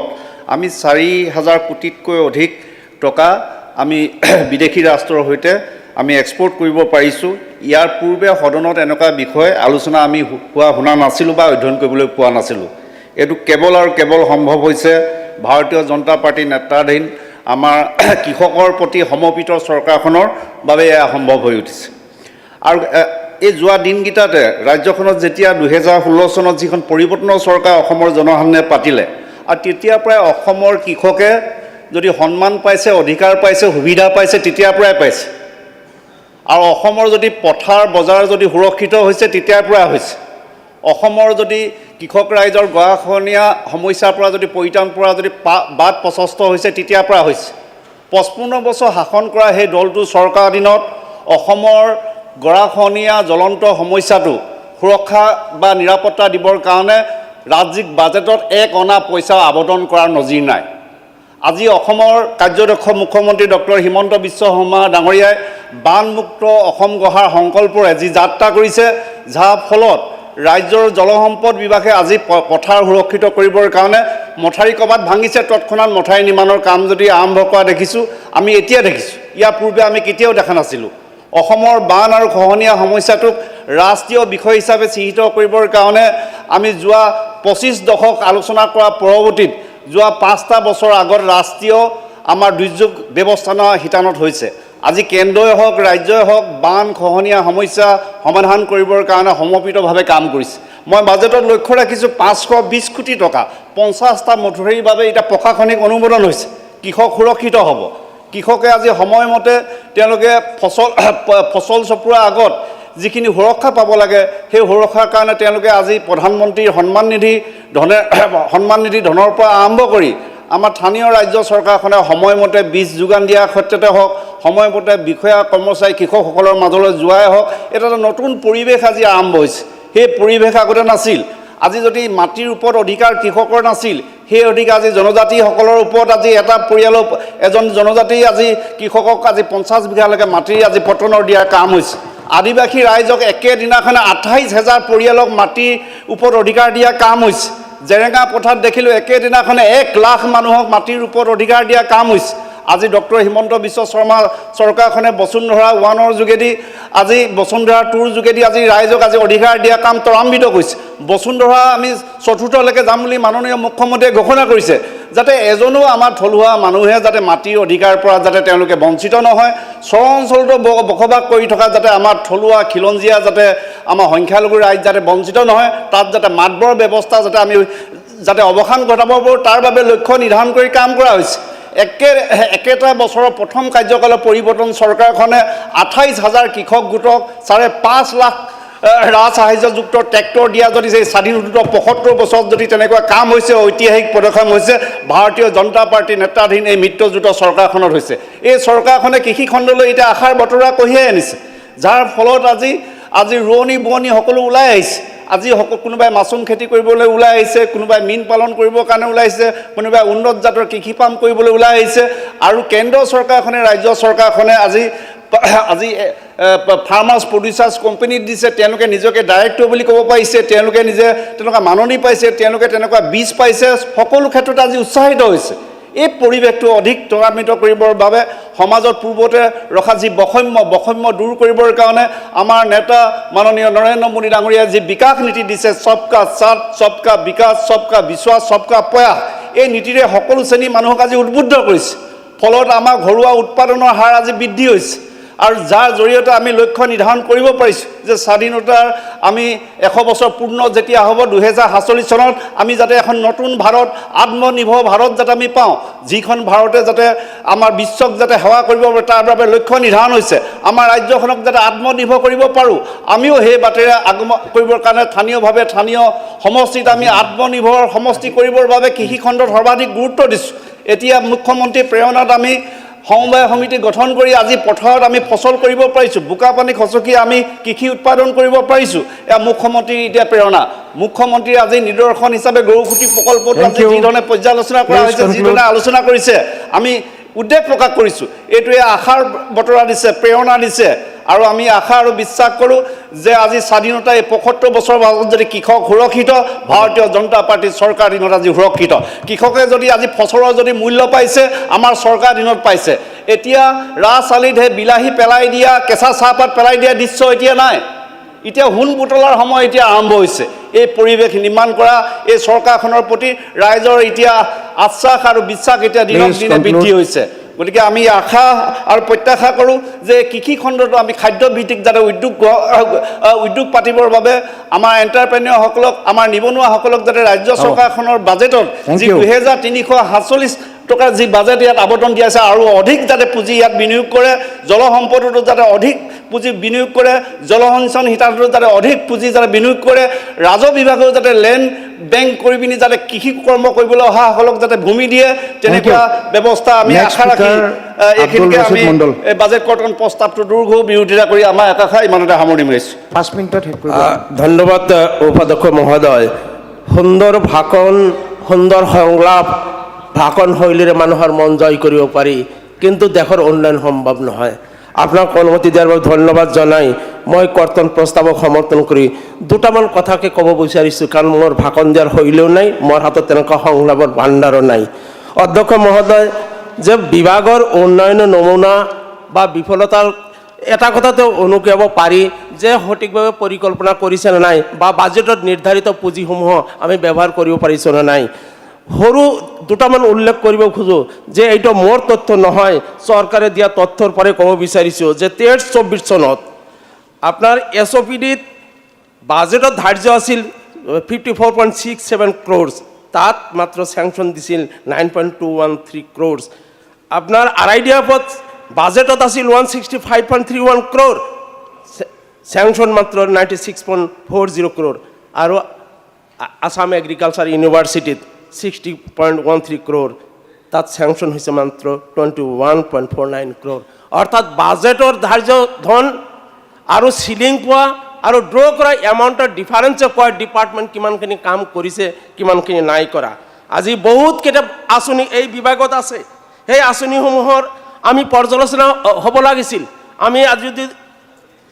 লক্ষ্য কৰোঁ যে প্ৰধানমন্ত্ৰী কিষাণ সন্মান নিধি প্ৰধানমন্ত্ৰী ফসল বীমা যোজনা খাৰিফ বজাৰ ঋতু ধান ক্ৰয় আঁচনি প্ৰধানমন্ত্ৰী কৃষি সিঞ্চাই যোজনা ৰাষ্ট্ৰীয় খাদ্য সুৰক্ষা অভিযান ৰাষ্ট্ৰীয় কৃষি বিকাশ যোজনা উত্তৰ পূব আৰু হিমালয় পাদদেশীয় ৰাজ্যসমূহৰ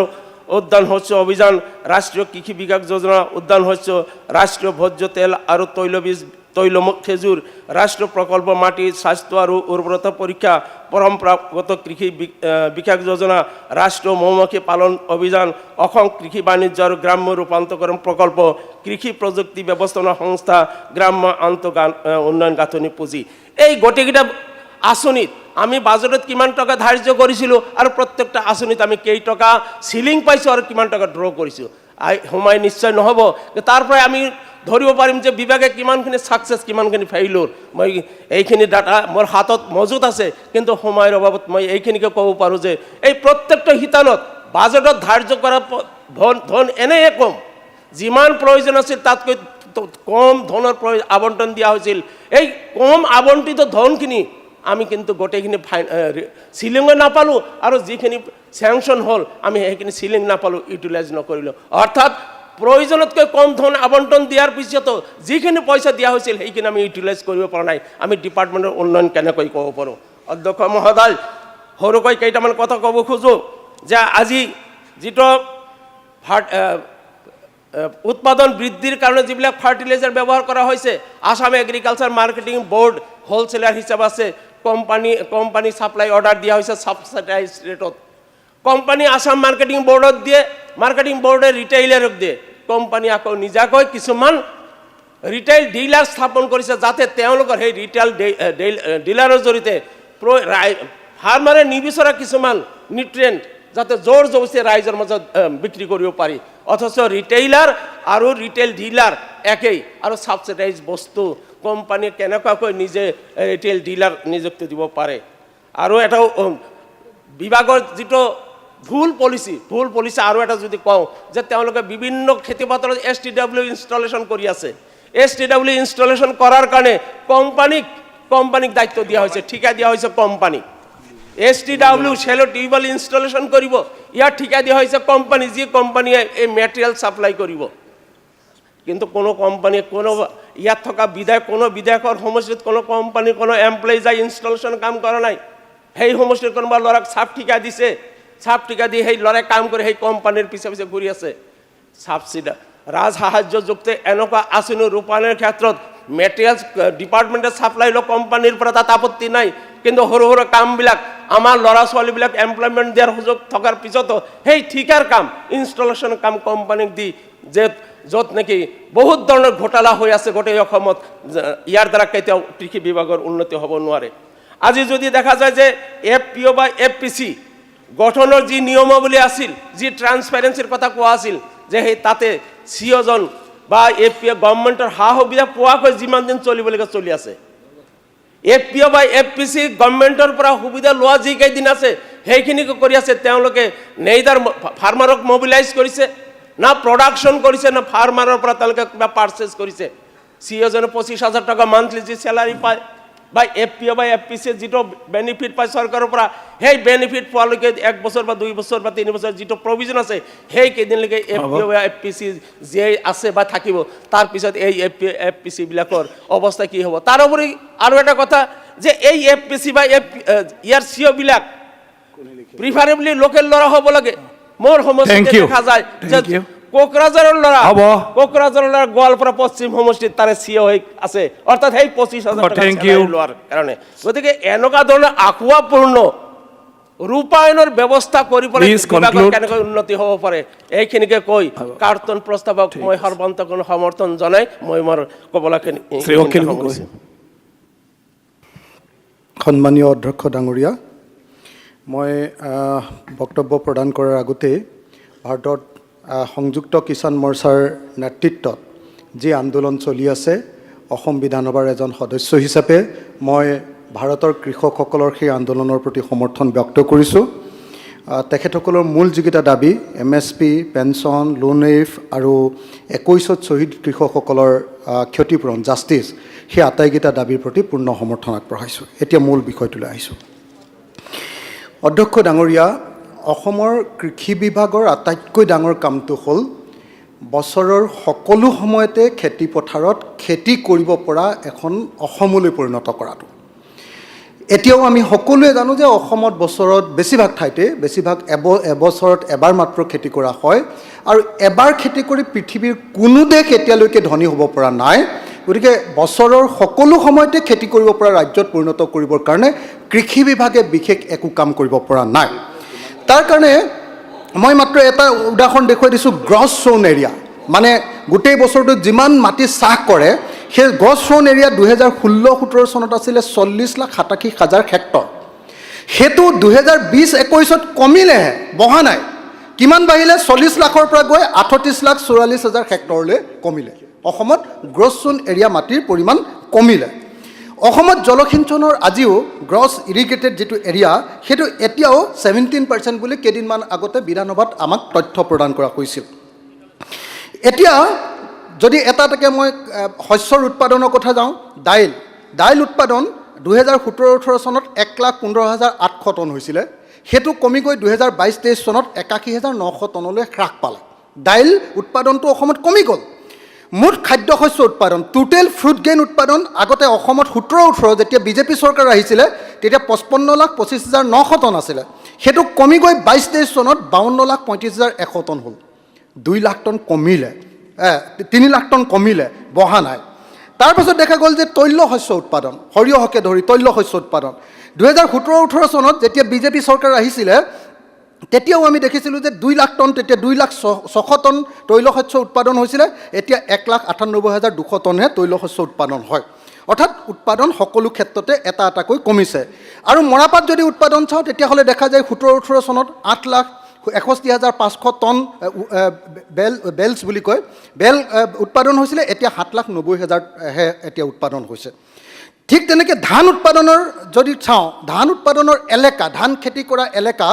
আগতে 24,33,700 হেক্টৰ আছিলে সেইটো 2022-23 চনত বিজেপি চৰকাৰ অহাৰ পাছত এইটো 23,11,000 তাতো তাৰমানে 1 লাখ হেক্টৰতকৈ বেছি মাটি কমিহে গ'ল দাইল খেতিৰ মাটিৰ পৰিমাণো কমিলে তাৰপিছত সকলো খাদ্যশস্য উৎপাদন কৰা মাটিৰ পৰিমাণো কমি গ'ল এই সকলো ক্ষেত্ৰতে দেখিছোঁ যে ধান উৎপাদনটো কমি গৈছে আনকি ধানৰ যিটো উৎপাদনশীলতা যিটো ইল্ড বুলি কয় উৎপাদনশীলতাও কমি গৈছে আমি দেখিছিলোঁ যে 20-21 বৰ্ষত 1 হেক্টৰ মাটিত 2,209 কিলোগ্ৰাম ধান উৎপাদন হৈছিলে এতিয়া 22-23 বৰ্ষত আকৌ 2,155 কিলোগ্ৰাম অৰ্থাৎ তাত ধান কমিলেহে অসমত ধান উৎপাদন বৃদ্ধি পোৱা নাই গতিকে আমি দেখিছোঁ যে দাইলৰ উৎপাদনশীলতাও কমিছে ঠিক তেনেকৈ সকলো খাদ্যশস্যৰ উৎপাদনশীলতাও কমিছে এই আটাইবিলাক ক্ষেত্ৰতে আমি দেখিবলৈ পাইছোঁ যে এটাকৈ উৎপাদন আমাৰ চৰকাৰখনৰ এই বিজেপি চৰকাৰখন অহাৰ পাছত এটাকৈ উৎপাদন হ্ৰাস পাইছে তো ডাঙৰ কথাটো হ'ল আটাইতকৈ ডাঙৰ ঘটনাটো হ'ল যে এই সময়খিনিত আমি দেখিবলৈ পাইছোঁ যে আপোনাৰ কি হৈছে যে এই সময়খিনিত আৰু ডাঙৰ দুটা ঘটনা ঘটিছে যে এভাৰেজ যিটো ইনকাম এজন খেতিয়কৰ এভাৰেজ ইনকাম আমাৰ এই 2019-18 বৰ্ষলৈকে এতিয়ালৈকে হিচাপ হৈছে এই বৰ্ষত আমাৰ এভাৰেজ ইনকাম এজন খেতিয়কৰ 10,675 টকা আছিলে কিন্তু সেই সময়ত আমাৰ ওচৰৰ মেঘালয়ৰ এজন খেতিয়কৰ কিন্তু 29,348 টকা আমাৰ ইয়াত খেতিয়কৰ উৎপাদন মানে টকা ইনকামটো একেবাৰে কম আটাইতকৈ ডাঙৰ ঘটনাটো এইটো মই নোট কৰা উচিত বুলি ভাবোঁ প্ৰত্যেকজন বিধানসভাৰ সদস্যই যে ফাৰ্মাৰ ছুইচাইড 2019 চন বিজেপি চৰকাৰ অহাৰ সময়ত 26জন মানুহে ফাৰ্মাৰ্ছে এবছৰ ছুইচাইড কৰিছিলে 2020-ত 12জন 2021-ত কিন্তু ফাৰ্মাৰ ছুইচাইড 153 জনলৈ বৃদ্ধি পালে 153 জন 12 জনৰ পৰা 153 জনলৈ বৃদ্ধি পালে এতিয়া মই শেষত এটা মাত্ৰ তথ্য দি শেষ কৰি দিম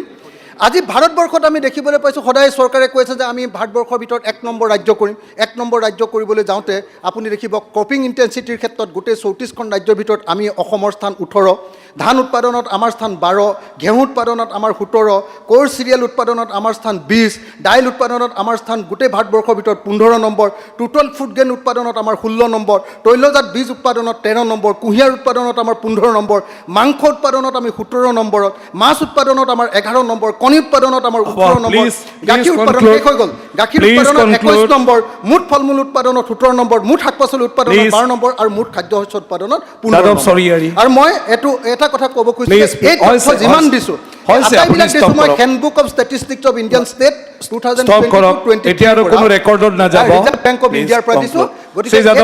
এই প্ৰমাণ কৰিছে যে এগ্ৰিকালচাৰ ডিপাৰ্টমেণ্ট ডুবি গৈছে শ্ৰী যাদৱ স্বৰ্গীয়াৰী অধ্যক্ষ মহোদয়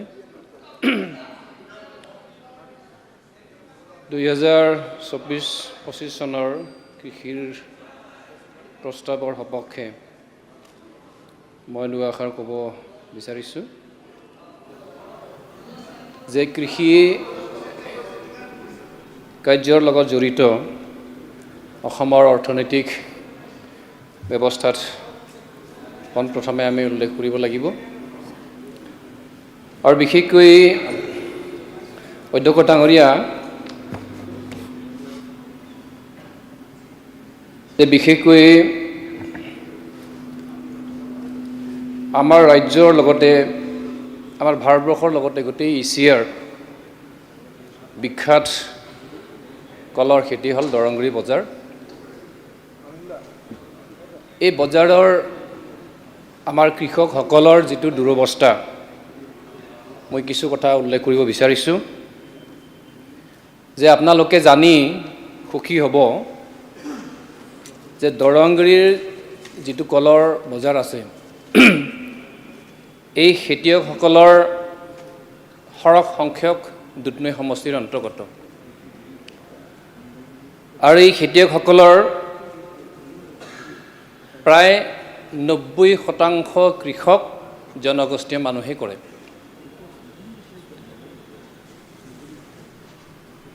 অধ্যক্ষ মহোদয়, ব্যৱসায়িক ভিত্তিত দৰংগুৰিৰ আশে পাশে গোৱালপাৰা জিলাৰ যি খেতিয়ক আছে প্ৰায় এই খেতিৰ লগত প্ৰত্যক্ষ আৰু পৰোক্ষভাৱে 4,000 খেতিয়ক জড়িত হৈ আছে। আপোনালোকে জানি সুখী হ'ব যে দৰংগুৰি বজাৰত আমাৰ থলুৱাভাৱে যি কৃষকৰ উৎপাদিত কল খেতি হয়, বিশেষভাৱে মালভোগ, চেনি চাম্পা, জাহাজী, চাহেব, G9, কালকচ, ভীমকলৰ এই খেতিয়কসকলৰ বছৰেকীয়া যিটো প্ৰডাকশ্যন দৰংগুৰি বজাৰত বিশেষকৈ গড়ে প্ৰায় 200 মেট্ৰিক টনৰ পৰা 250 মেট্ৰিক টন, বছৰেকীয়া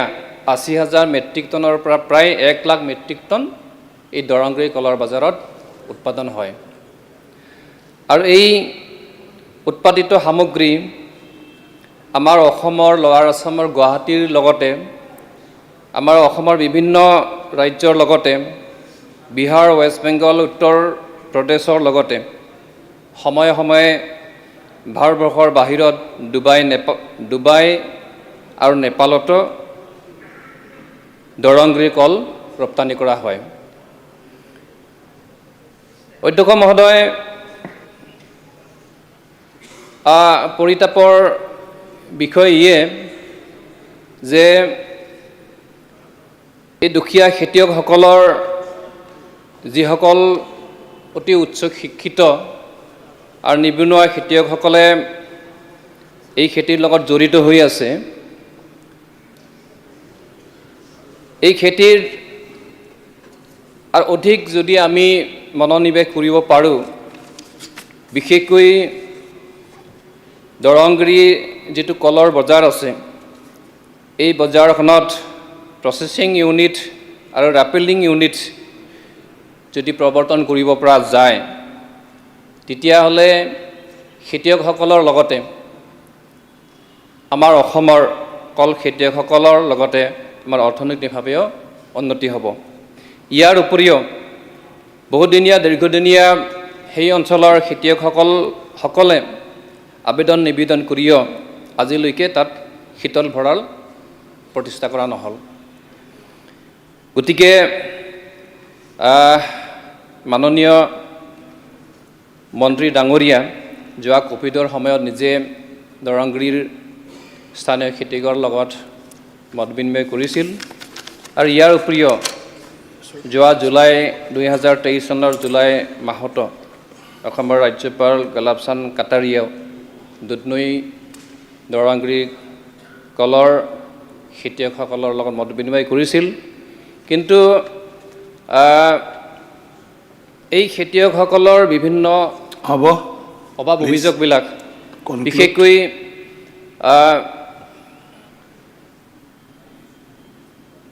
কলৰ খেতিৰ যিবিলাক মানে হাতীৰ যিটো মানে হেৰি কৰে, ধ্বংস কৰে বা খায় বা এইবিলাকৰ কাৰণে কোনো প্ৰধানমন্ত্ৰী ফচল বীমা বা শস্য বীমাৰ এইবোৰ মানে খেতিয়কসকলে ইয়াৰ পৰা উপকৃত নহয়।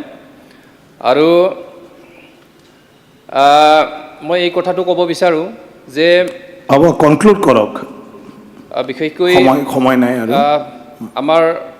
বিশেষকৈ ফৰেষ্ট এৰিয়াৰ আশে পাশে থকা যিখিনি মানে ম্যাদী বা আমাৰ খাছ লেণ্ড আছে সেইসকলৰ হাতীৰ আক্ৰমণৰ কাৰণে যথেষ্ট অসুবিধা হৈ আছে থেংক ইউ গতিকে কৰ্তন প্ৰস্তাৱৰ সমৰ্থনেৰে মোৰ দুআষাৰ ইমানতে সামৰিছোঁ ধন্যবাদ অনাৰেবল মিনিষ্টাৰ স্যাৰ মই 2 মিনিট ক'ব বিচাৰিছিলোঁ স্যাৰ নালাগে আৰু হৈছে স্যাৰ 2 মিনিট ক'ব বিচাৰিছিলোঁ স্যাৰ স্যাৰ এক মিনিট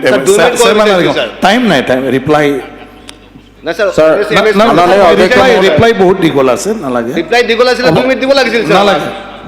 মাননীয় অধ্যক্ষ মহোদয় 2 মিনিট দিব লাগিছিল স্যাৰ চেয়াৰমেনদাৰ 2 মিনিট মই 2 মিনিট দিব লাগিছিল চেয়াৰমেনক দিয়কচোন মই তেওঁ মোবাৰ তেওঁ মই 2 মিনিট দিব স্যাৰ মই অতি চমুৱাই মোৰ সমষ্টিভিত্তিক কেইটামান কথা উল্লেখ কৰিব খুজিছোঁ বিশেষকৈ পেডি প্ৰকিউৰমেণ্ট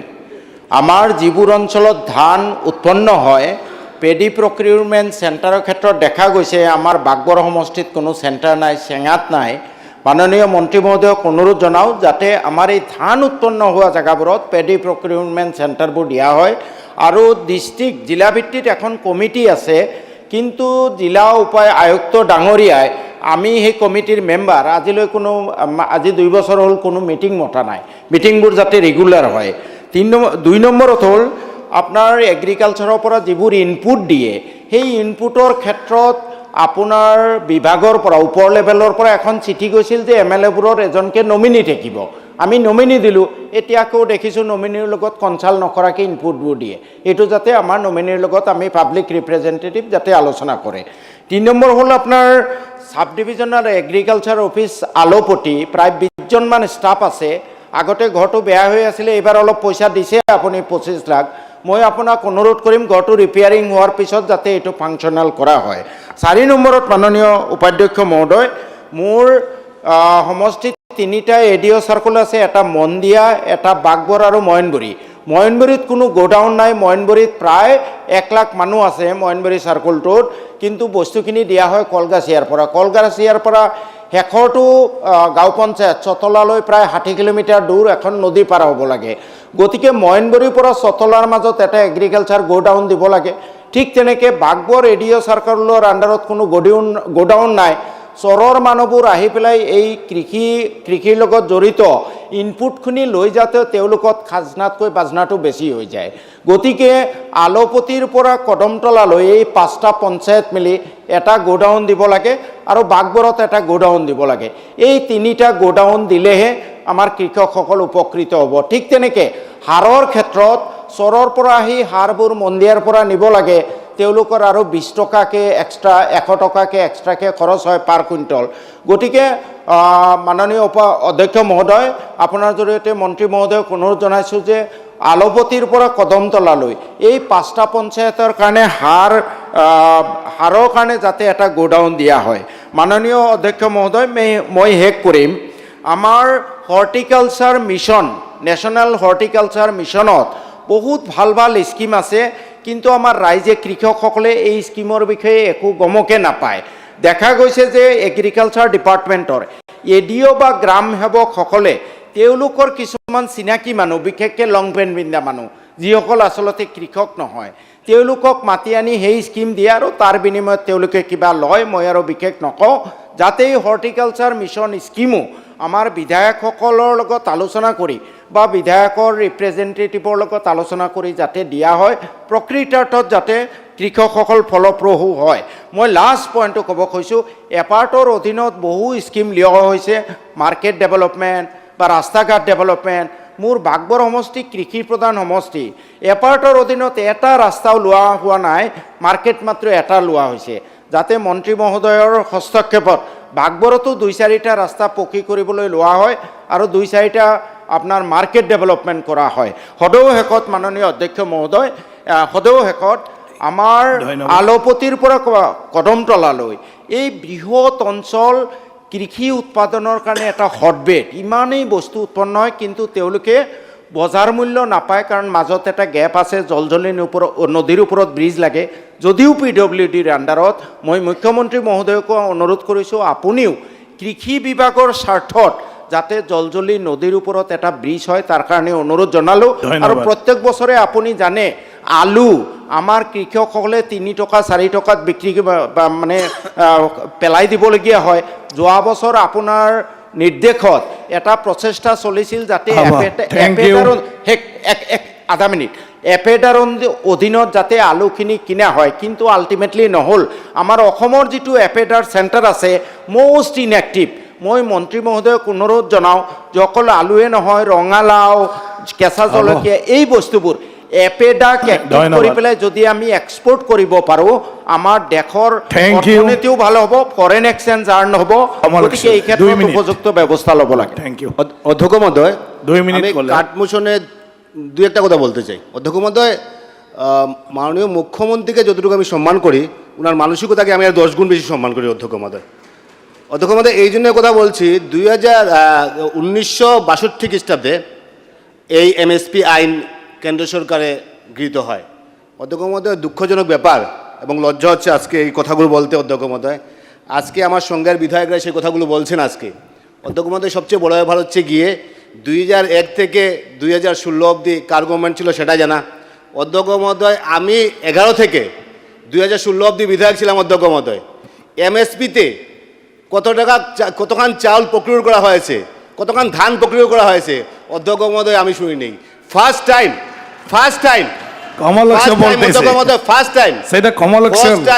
টাইম বর্তমান মুখ্যমন্ত্রীর সময় শুনতে পারলাম টার্গেট দিয়ে ধান কিনা হয়। এটা হিস্ট্রি অধ্যক্ষ মহোদয়। আজকে ওনারা কথা বলছেন ধানের প্রক্রিয়মেন্টের কথা বলছেন, যা ধান প্রক্রিয়া করা হচ্ছে আরো বেশি করা।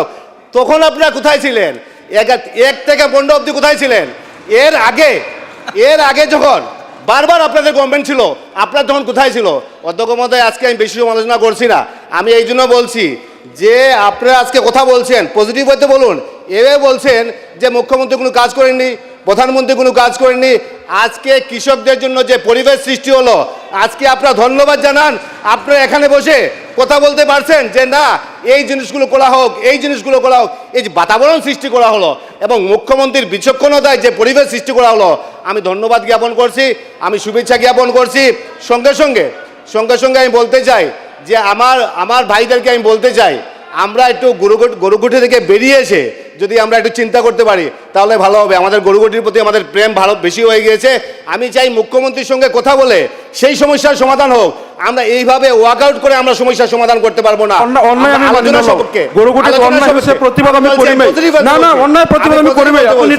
আমি পজিটিভ বলছি, মুখ্যমন্ত্রীর সঙ্গে আলোচনা সাপেক্ষে সেটা সমাধান করুন। এবং সঙ্গে সঙ্গে আমি একটা সাজেশন দেবো আমাদের বর্তমান সরকারের কাছে, যে লোকাল সুপারি নিয়ে, আমাদের স্থানীয় সুপারি নিয়ে মুখ্যমন্ত্রী কনসার্ন, মুখ্যমন্ত্রী যেভাবে মন্ত্রীদেরকে পাঠিয়েছেন, অর্থাৎ সেটাও আমাদের একটা ব্যবসার একটা উৎস। সেই ব্যাপারে যাতে পজিটিভ ওয়েতে যাতে কাজ করা যায় সেই আশা রেখে সবাইকে ধন্যবাদ জানিয়ে এবং একটা কথা বলবো, আপনারা কৃষকের সরকারের বিরোধিতা করতে করতে আপনারা কৃষকের বিরোধিতা করবেন না, আপনারা সরকারের বিরোধিতা করতে করতে আপনারা দেশের বিরোধিতা করবেন না, আপনারা সরকারের বিরোধিতা করতে করতে আপনারা এই পরিবেশের বিরোধিতা করবেন না, এই বিধানসভার বিরোধিতা করবেন না। সবাইকে ধন্যবাদ জানিয়ে আমার বক্তব্য শেষ করলাম। Honorable Minister. Please. Honorable Minister. No more গরুগুটি please. প্রকল্প বন্ধ কৰিব লাগে। Please. তেওঁৰ স্পিচটো ৰাখিছে। মন্ত্ৰী ৰিপ্লাই স্পিচটো মেৰি ৰাখিলো। মিনিষ্টাৰ ৰিপ্লাই দি আছে। Honorable member. না বাকি কোনো ৰেকৰ্ডত নাযাব। Honorable Minister. মাননীয় অধ্যক্ষ মহোদয়, আমাৰ 2 বজালৈকে আছিলে সদন, কিন্তু ৰিপ্লাই আৰু এগ্ৰিকালচাৰ শেষ হোৱালৈকে আমি এক্সটেনশ্যন কৰিছোঁ। মাননীয় অধ্যক্ষ মহোদয়, এই বাজেট অধিৱেশনত কৃষি বিভাগৰ গ্ৰাণ্ট নম্বৰ 48ৰ অধীনত মুঠ 2,328 কোটি 43,47,000 টকা কৰ্তন প্ৰস্তাৱ উত্থাপন কৰাৰ বাবে বিৰোধী দলৰ সন্মানীয় দলপতি দেৱব্ৰত শইকীয়া ডাঙৰীয়া আৰু বিৰোধী দলৰ অন্যান্য সদস্যসকলক মই ধন্যবাদ জনাইছোঁ। আৰু এই কৰ্তন প্ৰস্তাৱত মাননীয় ভৰত চন্দ্ৰ নৰ ডাঙৰীয়া, ৰূপজ্যোতি কুৰুমি ডাঙৰীয়া, মজিবুৰ ৰহমান ডাঙৰীয়া, দিগন্ত কলিতা ডাঙৰীয়া, ভাস্কৰ বৰুৱা ডাঙৰীয়া, ভৱেন্দ্ৰনাথ ভৰালী ডাঙৰীয়া, পৰমানন্দ ৰাজবংশী ডাঙৰীয়া, আব্দুল বাতিন খান্দেকাৰ ডাঙৰীয়া, গোবিন্দ চন্দ্ৰ বসুমতাৰী ডাঙৰীয়া, আমিনুল ইছলাম ডাঙৰীয়া, দুৰ্গাদাস বড়ো ডাঙৰীয়া, খলিলুদ্দিন মজুমদাৰ ডাঙৰীয়া, গণেশ কুমাৰ লিম্বু ডাঙৰীয়া, মনোৰঞ্জন তালুকদাৰ ডাঙৰীয়া, অমিয় কুমাৰ ভূঞা ডাঙৰীয়া, আব্দুল ৰচিদ মণ্ডল ডাঙৰীয়া, অখিল গগৈ ডাঙৰীয়া, যাদৱ স্বৰ্গীয়াৰী ডাঙৰীয়া, শ্বেৰমান আলী আহমেদ ডাঙৰীয়া আৰু শেষৰজন বক্তা আছিল কমলাক্ষ দে। মই বিশেষভাৱে কমলাক্ষ দেক ধন্যবাদ জনাইছোঁ আৰু সকলোকে বিশেষভাৱে সকলোকে ধন্যবাদ জনাইছোঁ। স্পেচিয়েল থেংকছ দিছোঁ কমলাক্ষ দেক।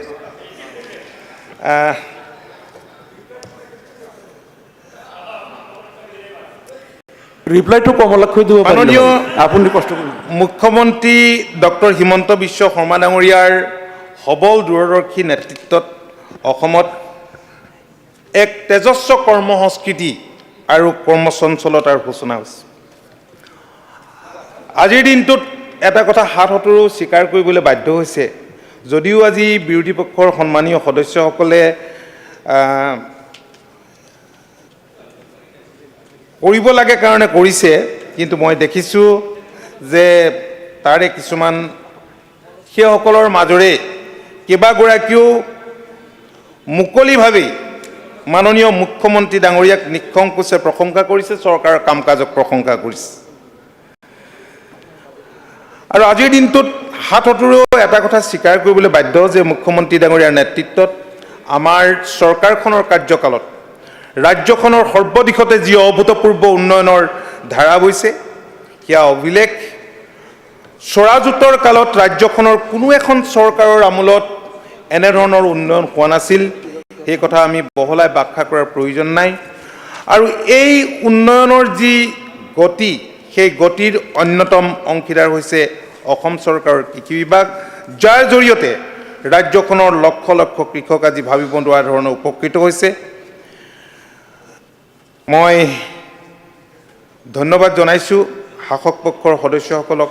তেখেতসকলে কিছু পৰামৰ্শ আমাক দিছে, বিৰোধী পক্ষৰ পৰাও আহিছে। তো ভৱিষ্যতৰ দিনত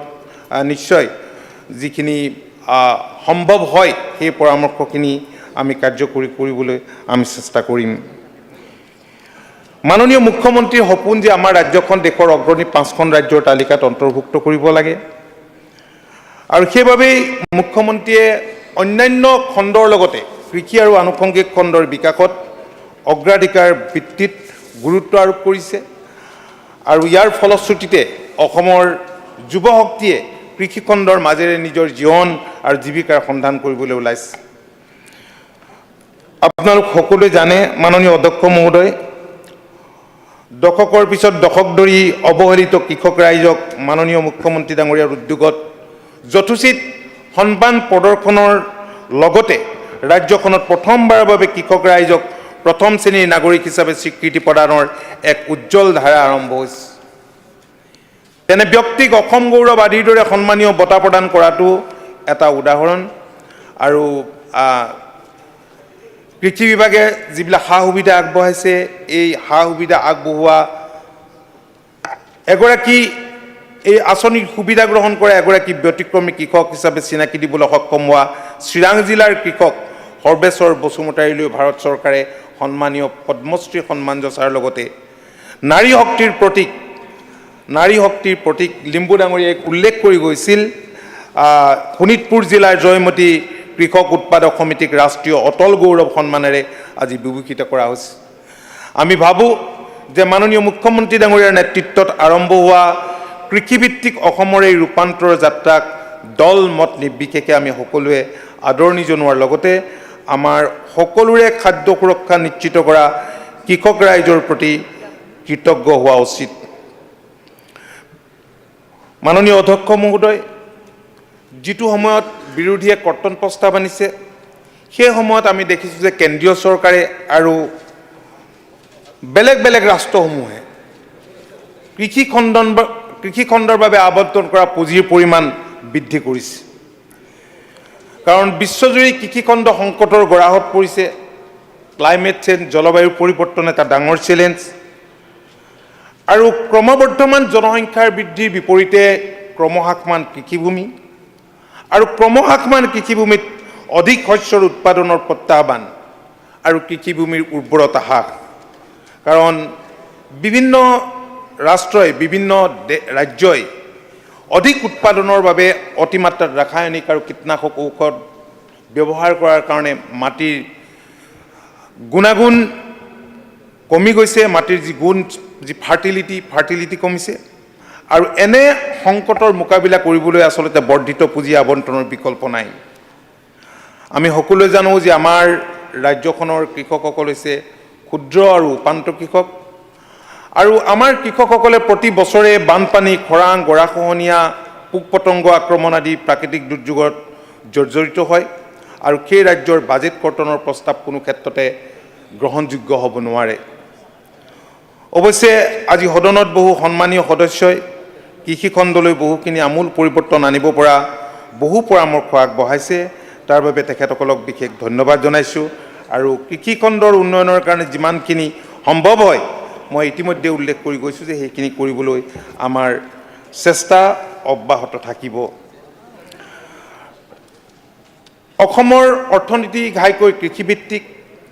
ৰাজ্যখনৰ 70%তকৈ অধিক জনসাধাৰণৰ জীৱন আৰু জীৱিকা নিৰ্ভৰ কৰিছে কৃষিখণ্ডৰ ওপৰত 2015-16 চনৰ কৃষি পিয়ল অনুসৰি ৰাজ্যখনৰ মুঠ জনসাধাৰণৰ 27.42 লাখে হ'ল কৃষিজীৱী পৰিয়াল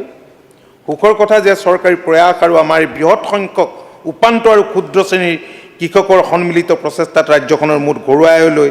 শস্য উৎপাদনৰ বৰঙণি যথেষ্ট বৃদ্ধি পাইছে সন্মানীয় সদস্য অখিল গগৈ ডাঙৰীয়াই কিছুমান তথ্য দিছে ক'ত তথ্যবিলাক বিচাৰি পাইছে আমি নাজানো সেই তথ্যবিলাক কিন্তু আমাৰ হাতত নাই তে সন্মানীয় সদস্যগৰাকীয়ে সদনৰ মজিয়াত ডাঙৰ ডাঙৰ কথা কয় মই বেয়া নাপাওঁ কাৰণ তেখেত এটা বৃহৎ কৃষক সংগঠনৰ নেতৃত্ব দিছিল আৰু তেতিয়া সেই কৃষকৰ স্বাৰ্থৰ পৰিৱৰ্তে সেই সময়ত অন্যান্য বিষয়বিলাকতে লাগি আছিল কিন্তু এতিয়া মই ভাবিছোঁ যে তেখেতে এটেনশ্যন ড্ৰ কৰাৰ ইয়াত বিভিন্ন ধৰণৰ কৌশল বিভিন্ন সময়ত অৱলম্বন কৰিছে আজিও তেনেকেবোৰ কথা ইয়াত কৈছে মই ভাবিছোঁ যে এইবিলাক এটেনশ্যন ড্ৰ কৰিবলৈকে কৈছে কাৰণ ৰাজনীতি এৰিলেও তেখেতৰ বিশেষ সমস্যা নহয় কাৰণ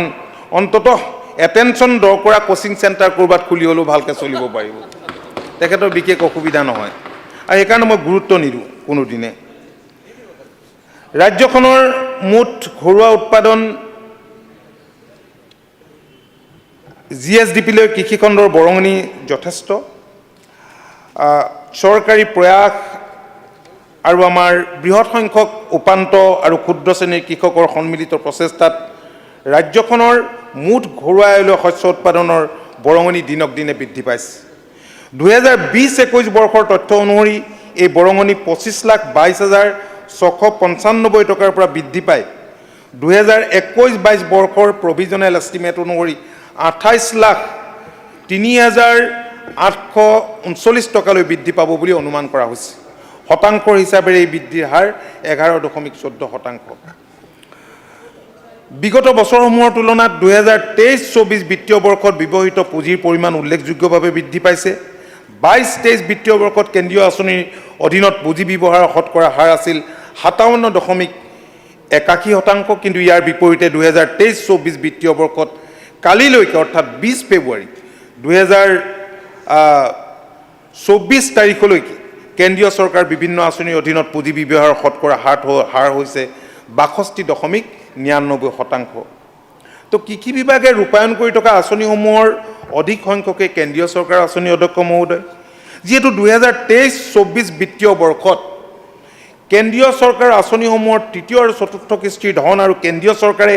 ইতিমধ্যে মুকলি কৰি দিয়াৰ বাবে অনুমোদন জনাইছে সেয়ে অসম চৰকাৰৰ অনুমোদিত বাজেট অবিহনে কেন্দ্ৰীয় চৰকাৰৰ আঁচনিৰ ধন ব্যয় কৰাটো সম্ভৱ নহয় অধ্যক্ষ মহোদয় আৰু সেয়ে ৰাজ্যখনৰ কৃষকৰ বৃহত্তৰ স্বাৰ্থত কৃষি বিভাগে গ্ৰাণ্ট নম্বৰ 48ৰ অধীনত 2024-25 বিত্তীয় বৰ্ষত 2,328 কোটি 43 লাখ 47 হাজাৰ টকা মঞ্জুৰিৰ প্ৰস্তাৱ দাখিল কৰিছে। মাননীয় অধ্যক্ষ মহোদয়, ৰপ্তানি কেন্দ্ৰিক কৃষিৰ বিকাশ সাংঘাতিক ধৰণেৰে বৃদ্ধি পাইছে। স্বনিয়োজনৰ বাবে নতুন প্ৰজন্মৰ শিক্ষিত যুৱক যুৱতীসকল এই খণ্ডৰ লগত জড়িত হৈ পৰিছে আৰু আমাৰ ৰাজ্যখনৰ কৃষক ৰাইজৰ আৰ্থসামাজিক স্থিতি আৰু সামাজিক সন্তুলন ঘাইকৈ নিৰ্ভৰ কৰি আহিছে কৃষিখণ্ডৰ ওপৰত। মাননীয় প্ৰধানমন্ত্ৰী নৰেন্দ্ৰ মোদী ডাঙৰীয়াই কৈছে যে we will link farmers to global markets, we will give the world the taste of India. আৰু সেই পথেৰেই আগবাঢ়ি মাননীয় মুখ্যমন্ত্ৰী ডক্টৰ হিমন্ত বিশ্ব শৰ্মা ডাঙৰীয়াৰ পৰামৰ্শ মতে আমাৰ কৃষক ৰাইজে উৎপাদন কৰা জহা চাউল, কোমল চাউল, ভোট জলকীয়া, লিচু, নেমুটেঙা আদিৰ সোৱাদ আজি বিশ্বৰ বিভিন্ন দেশৰ উপভোক্তাই পাবলৈ সক্ষম হৈছে। শেহতীয়াভাৱে ৰাজ্যখনৰ যুৱ প্ৰজন্মই কৃষি আৰু উদ্যান শস্য খণ্ডৰ মাজেৰে স্বনিয়োজনৰ পথ মুকলি কৰিবলৈ আগবাঢ়ি আহিছে। আমাৰ কৃষিখণ্ডত যুৱ শক্তিৰ অংশগ্ৰহণ আৰু বিভিন্ন আঁচনিৰ জৰিয়তে কৃষি ৰপ্তানিৰ ওপৰত আৰোপ কৰা গুৰুত্বৰ ফলতেই বিগত 3টা বছৰত কৃষি ৰপ্তানিৰ পৰিমাণ 250% বৃদ্ধি পাইছে। 2023 চনৰ জানুৱাৰী মাহৰ পৰা আগষ্ট মাহৰ ভিতৰত মুঠ 1,185 কোটি টকা মূল্যৰ 49,090 মেট্ৰিক টন কৃষি আৰু আনুষংগিক সামগ্ৰী ৰপ্তানি হৈছে আৰু ইয়াৰ ভিতৰত চাহ, তিল, মৰাপাট, মাকৈ, নেমুটেঙা, পাণ, তামোল, কঁঠাল, আনাৰস, লেটেকু, আদা, হালধি, বিভিন্ন ফল মূল, শাক পাচলি আছে। এই কৃষিজাত পণ্যসমূহ বিশ্বৰ বিভিন্ন স্থান যেনে London, Birmingham, Italy, France, Frankfurt, Saudi Arabia, Dubai, Qatar আদিলৈ ৰপ্তানি কৰা হৈছে। আৰু যোৱা 18 আৰু 19 ফেব্ৰুৱাৰী তাৰিখে Bokakhat agro organic producers company limited নামৰ এটা এফপিচিয়ে তামিলনাডু আৰু কেৰালালৈ 21 মেট্ৰিক টন ক'লা ধান প্ৰেৰণ কৰিছে আৰু এই সপ্তাহৰ ভিতৰতে 49 মেট্ৰিক টন ক'লা ধান এই এফপিচিটোৱে ৰাজ্য দুখনলৈ প্ৰেৰণ কৰিব। 2022-23 বৰ্ষত অসমৰ পৰা চাহপাতকে ধৰি প্ৰায় 4,000 কোটি টকা মূল্যৰ কৃষিজাত সামগ্ৰী বিদেশলৈ ৰপ্তানি হৈছে। আনহাতে 2026-27 বৰ্ষত অসমৰ পৰা হ'বলগীয়া কৃষি ৰপ্তানিৰ পৰিমাণ 10,000 কোটি টকা স্পৰ্শ কৰিব বুলি ফেডাৰেশ্যন অৱ ইণ্ডিয়ান এক্সপৰ্ট অৰ্গেনাইজেশ্যনে প্ৰকাশ কৰিছে। এপেডাই প্ৰকাশ কৰা তথ্য অনুসৰি বিগত 6টা বছৰত অসমৰ পৰা হোৱা কৃষি ৰপ্তানি 85% বৃদ্ধি পাইছে। কৃষি আৰু ইয়াৰ সহযোগী খণ্ডসমূহৰ বিকাশৰ জৰিয়তে মাননীয় মুখ্যমন্ত্ৰী ডাঙৰীয়াৰ আত্মনিৰ্ভৰ অসম গঢ়াৰ এক উজ্জ্বল চানেকি। মাননীয় অধ্যক্ষ মহোদয়, শেহতীয়াভাৱে মুখ্যমন্ত্ৰীৰ আত্মনিৰ্ভৰ অসম অভিযানৰ জৰিয়তে মুখ্যমন্ত্ৰী ডাঙৰীয়াই ৰাজ্যখনৰ যুৱক যুৱতীসকলক ঔদ্যোগিক ক্ষেত্ৰখনলৈ আকৰ্ষণ কৰাৰ উদ্যোগ লৈছে আৰু এই আঁচনিৰ জৰিয়তে অহা 2টা বছৰত 2 লাখ যোগ্য হিতাধিকাৰীক লক্ষ্য কৰি লৈছে। 2টা কিস্তিত 2 লাখ টকা অথবা 5 লাখ টকা আৰ্থিক সাহায্য আগবঢ়োৱা এই অভিলেখী আঁচনিখনৰ জৰিয়তে আন সকলৰ লগতে বিশেষভাৱে কৃষি স্নাতক, পশু চিকিৎসক, মীন স্নাতক, অভিযন্তা, MBBS ডিগ্ৰীধাৰীসকলেও উদ্যোগ স্থাপনৰ বাবে বিত্তীয় সাহায্য লাভ কৰিব আৰু এই আঁচনিখনৰ সুবিধা লাভ কৰাৰ বাবে এতিয়ালৈ কৃষি আৰু উদ্যান শস্য শাখাত প্ৰায় 5,000 আৰু মীন খণ্ডত প্ৰায় 17,000 আবেদনকাৰীয়ে নিজৰ নাম পঞ্জীয়ন কৰিছে। এয়া আমাৰ বাবে এক ভাল খবৰ। অধ্যক্ষ মহোদয়, কৃষি বিভাগে যিসমূহ ক্ষেত্ৰত অগ্ৰাধিকাৰ ভিত্তিত গুৰুত্ব দি ৰাজ্যখনৰ কৃষিখণ্ডত এক পৰিৱৰ্তনৰ জোৱাৰ আনিবলৈ সক্ষম হৈছে তাৰ ভিতৰত আন্তঃগাঁথনিৰ উন্নয়ন অন্যতম আৰু ইয়াৰ উপৰিও আমি বিশেষভাৱে গুৰুত্ব দিছোঁ ক্ৰপ ডাইভাৰ্চিফিকেশ্যনৰ ওপৰত। এতিয়া অখিল গগৈ ডাঙৰীয়াই কৈছে দাইল উৎপাদন কমিছে, ইটো উৎপাদন কমিছে, সিটো উৎপাদন কমিছে। মাননীয় অধ্যক্ষ মহোদয়, আমি গুৰুত্ব দিছোঁ বাণিজ্যিক মূল্য থকা খেতিত। বাণিজ্যিক মূল্য থকা খেতিত আমি গুৰুত্ব দিছোঁ আৰু আমাৰ ৰাজ্যখনৰ প্ৰায় 10 লাখ হেক্টৰ কৃষিভূমি শালি ধান চপোৱাৰ পাছত চন পৰি থাকে আৰু এই 10 লাখ হেক্টৰ কৃষিভূমিৰ ভিতৰত প্ৰায় 6 লাখ হেক্টৰ কৃষিভূমিৰ বেছিভাগত জলসিঞ্চনৰ ব্যৱস্থা আছে, বিশেষভাৱে ক্ষুদ্ৰ জলসিঞ্চনৰ আৰু কিছু পৰিমাণৰ কৃষিভূমিত স্বাভাৱিকতে ছইল মইচাৰৰ পৰিমাণটো অধিক আৰু এই 6 লাখ হেক্টৰ কৃষিভূমিত বছৰটোত 2টা বা তাতকৈ অধিক খেতি কৰি উৎপাদনৰ নিশ্চিত থলীলৈ পৰিৱৰ্তন কৰাৰ বাবে কৃষি বিভাগে অগ্ৰাধিকাৰ ভিত্তিত কাম কৰি আছে। 26-27 বৰ্ষৰ ভিতৰত অতিৰিক্তভাৱে মুঠ 4 লাখ হেক্টৰ কৃষিভূমিৰ সৰিয়হৰ খেতি, 1.63 লাখ হেক্টৰ কৃষিভূমিত মাহজাতীয় শস্য আৰু 1.44 লাখ হেক্টৰ কৃষিভূমিত মাকৈ খেতি কৰাৰ বাবে বিভাগে বিভিন্ন আঁচনি লৈছে। সন্মানীয় কেইবাগৰাকীও সদস্যই ইয়াত উল্লেখ কৰি গৈছে মাকৈ ওপৰত আমি ফডাৰ মিছনো লৈছোঁ আৰু মাকৈ কাল্টিভেশ্যনৰ ওপৰত আমি এৰিয়া এক্সপানশ্যনো আমি কৰিছোঁ। 2023-24 এই দুটা বছৰত মুঠ 1,77,000 হেক্টৰ কৃষিভূমিত সৰিয়হ আৰু 65,000 হেক্টৰ কৃষিভূমিত মাহজাতীয় শস্যৰ খেতি কৰা হৈছে আৰু 2022-23 বৰ্ষত অতিৰিক্তভাৱে 35,000 হেক্টৰ কৃষিভূমি মাকৈ খেতিৰে সামৰি লোৱা হৈছে। একেদৰে আলু খেতিৰ ক্ষেত্ৰত কৃষিভূমিৰ সম্প্ৰসাৰণ আঁচনিৰ জৰিয়তে মুঠ 5,000 হেক্টৰ কৃষিভূমি অতিৰিক্তভাৱে সামৰি লোৱা হৈছে আৰু এপাৰ্টৰ সহযোগত এতিয়ালৈকে ৰাজ্যখনৰ 4,50,000 হেক্টৰ কৃষিভূমিত প্ৰতিকূল জলবায়ু সহনশীল ধানৰ জাত যেনে বাহাদুৰ চাব 1, ৰঞ্জিত চাব 1, পাত টুলাৰেণ্ট ভেৰাইটিও আছে, স্বৰ্ণ চাব 1, বিনা ধান 11 আদিৰ দৰে ধানৰ জাতৰ খেতি কৰা হৈছে। 40 হেক্টৰ কৃষিভূমিত GHATAK বিশিষ্ট তেজপুৰ লিচিৰ সম্প্ৰসাৰণৰ কাম আৰম্ভ হৈছে। মাননীয় অধ্যক্ষ মহোদয়, যোৱা সময়ছোৱাত আমাৰ কাৰ্যকালতে আমি 1,70,000 কৃষি যন্ত্ৰপাতি আমি কৃষকৰ মাজত আমি বিতৰণ কৰিছোঁ।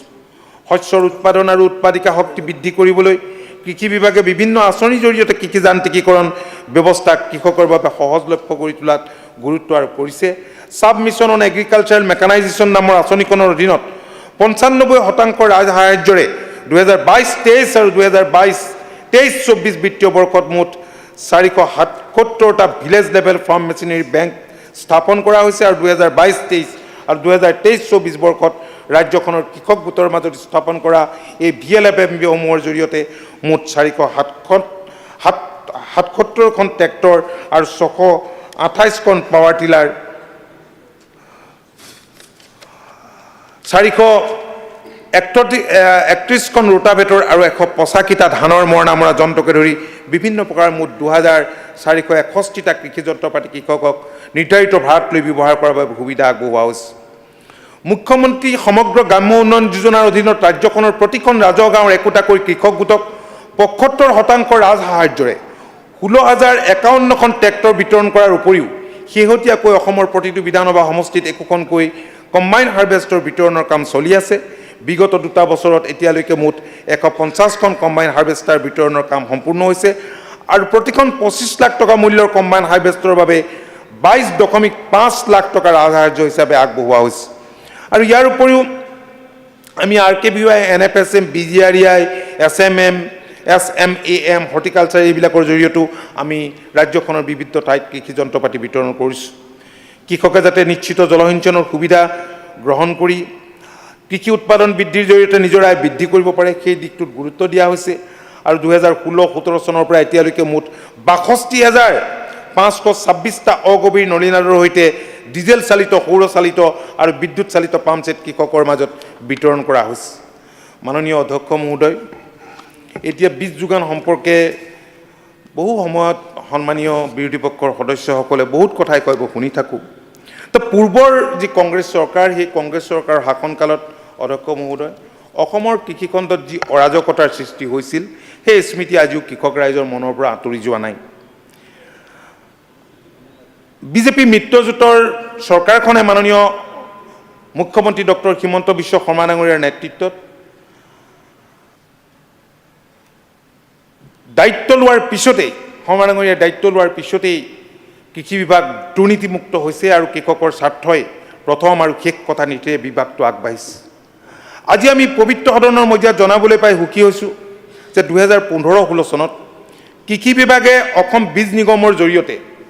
ৰাজ্যখনৰ কৃষকৰ মাজত বিভিন্ন শস্যৰ মুঠ 11,684 কুইণ্টেল বীজ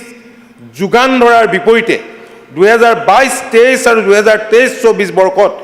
11,87,444 কুইণ্টেল বিভিন্ন শস্যৰ বীজ কৃষকৰ মাজত যোগান ধৰিবলৈ সক্ষম হৈছে। তেতিয়া হাজাৰত আছিল, এতিয়া লাখত গৈছে।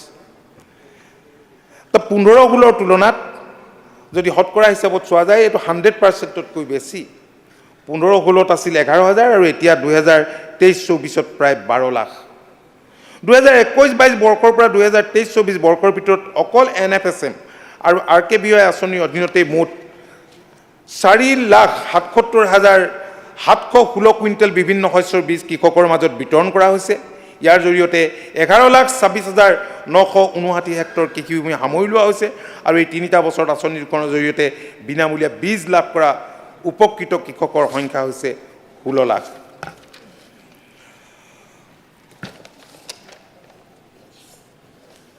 বীজ উৎপাদনৰ ক্ষেত্ৰত ৰাজ্যখনক স্বাৱলম্বী কৰি অধ্যক্ষ মহোদয় স্বাৱলম্বী কৰি তুলিবলৈ কৃষি বিভাগে অগ্ৰাধিকাৰ ভিত্তিত গুৰুত্ব আৰোপ কৰি আছে। কিছুমান নিৰ্দিষ্ট শস্যৰ বীজৰ ক্ষেত্ৰত বহিৰাজ্যৰ ওপৰত থকা যি আমাৰ নিৰ্ভৰশীলতা তাক দূৰ কৰিবলৈ চৰকাৰে এপাৰ্টৰ সহযোগত অসম বীজ নিগমৰ জৰিয়তে প্ৰথমবাৰৰ বাবে ষ্ট্ৰীট ভাৰ্টিকেল নামৰ এটা অভিলাষী প্ৰকল্প হাতত লৈছে আৰু এই অভিলাষী আঁচনিখনৰ জৰিয়তে অসম বীজ নিগম আৰু কৃষি বিভাগৰ বীজ পামসমূহৰ লগতে কৃষক উৎপাদক কোম্পানীসমূহৰ দ্বাৰা বিভিন্ন শস্যৰ মানসম্পন্ন বীজ উৎপাদন কৰাৰ লগতে অসম বীজ নিগমে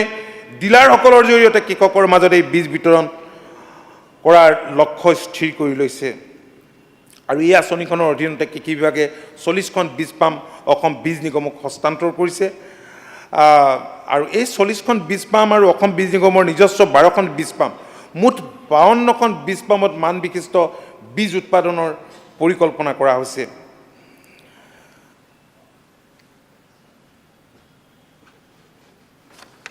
মাননীয় অধ্যক্ষ মহোদয় 2023 বৰ্ষটোক আন্তৰ্জাতিক মিলেট বৰ্ষ হিচাপে পালন কৰাৰ সৈতে সংগতি ৰাখি অসম বীজ নিগমৰ জৰিয়তে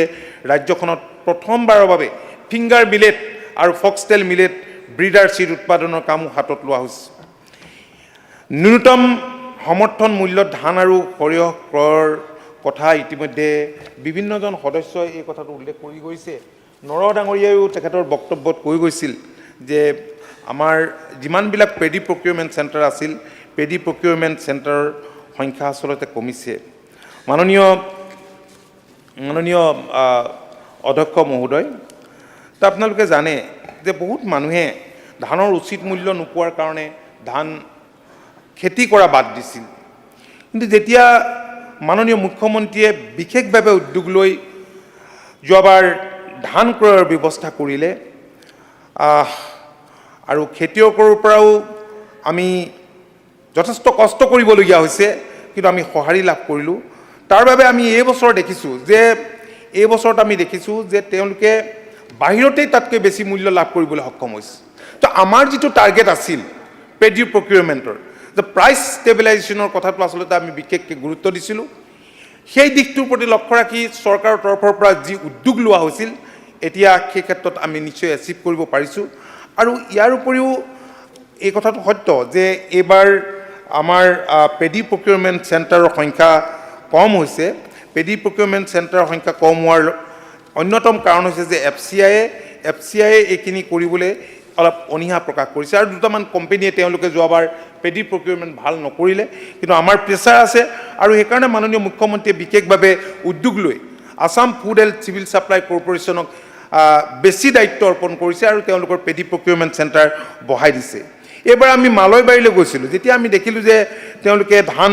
পেডি প্ৰকিউৰমেণ্ট চেণ্টাৰত অনা নাই। কিয় অনা নাই আমি যোৱাত গম পালোঁ যে এইবাৰ বাহিৰৰ কেতবোৰ ব্যৱসায়ী আহি তেওঁলোকে খেতি পথাৰলৈকে গৈছে আৰু খেতি পথাৰত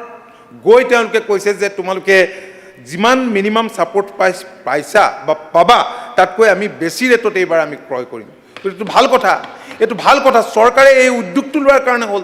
এই উদ্যোগ যদি কংগ্ৰেছৰ শাসনকালত তেতিয়াই যদি ব্যাপক ৰূপত ল'লেহেঁতেন আজি ফাৰ্মাৰখিনিয়ে হয়তো আজি তেওঁলোকে ধান খেতি বাদ নিদিলেহেঁতেন, তেওঁলোকে অন্য খেতিলৈ আগবাঢ়ি নগ'লহেঁতেন। গতিকে চৰকাৰখনে পেডি প্ৰকিউৰমেণ্টৰ ক্ষেত্ৰত কোনো ধৰণে ব্যৰ্থ হোৱা নাই বা এই ক্ষেত্ৰত চৰকাৰৰ তৰফৰ পৰা যিখিনি কৰিবলগীয়া আছে সেইখিনি কৰা নাই, এনে কথা নহয়। তো ইয়াৰ উপৰিও আমি এটা কথা আজি সদনত বিৰোধী পক্ষৰ সদস্যসকলে কংগ্ৰেছৰ সদস্যসকলেও কৈছে আৰু সন্মানীয় AIDFৰ সদস্যসকলেও গৰু খুঁটিৰ কথাটো বাৰম্বাৰ আনিছে। গৰু খুঁটি বহুমুখী কৃষি প্ৰকল্পৰ কথাটো হয়। 2022 বৰ্ষৰ 15 ছেপ্টেম্বৰ তাৰিখে যি আমাৰ সমিতি আছে সেই সমিতিৰ পঞ্জীয়ন আইনৰ অধীনত দৰং জিলাত গৰুখুঁটি বহুমুখী কৃষি প্ৰকল্প সমিতি নামৰ সমিতিখন পঞ্জীভূত কৰা হৈছিল আৰু এই প্ৰকল্পটো এখন 11জনীয়া কাৰ্যবাহী সমিতিৰ জৰিয়তে পৰিচালনা হৈ আছে আৰু এই প্ৰকল্পটোত 250জন লোকে কাম কৰি আছে আৰু এওঁলোকক কৃষি সৈনিক নামেৰেও নামাকৰণ কৰা হৈছে আৰু এই 250জনৰ 175গৰাকী হৈছে আৰু 75গৰাকী মহিলা কৃষি সৈনিক আৰু গৰুখুটিৰ আৰ্হিৰে আজি ৰাজ্যখনৰ বিভিন্ন ঠাইত তেনেধৰণৰ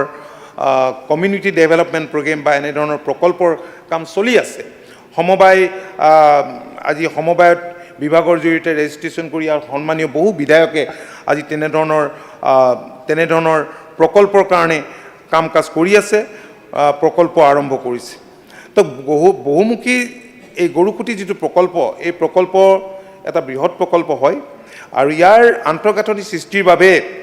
যথেষ্ট পুঁজিৰ প্ৰয়োজন আছিল আৰু পুঁজি ইনভেষ্ট কৰা হৈছিলে কিন্তু এই পুঁজি ইনভেষ্ট কৰাৰ লগে লগে যে ৰিটাৰ্ণ পাব এনেকুৱাটো কথা নাই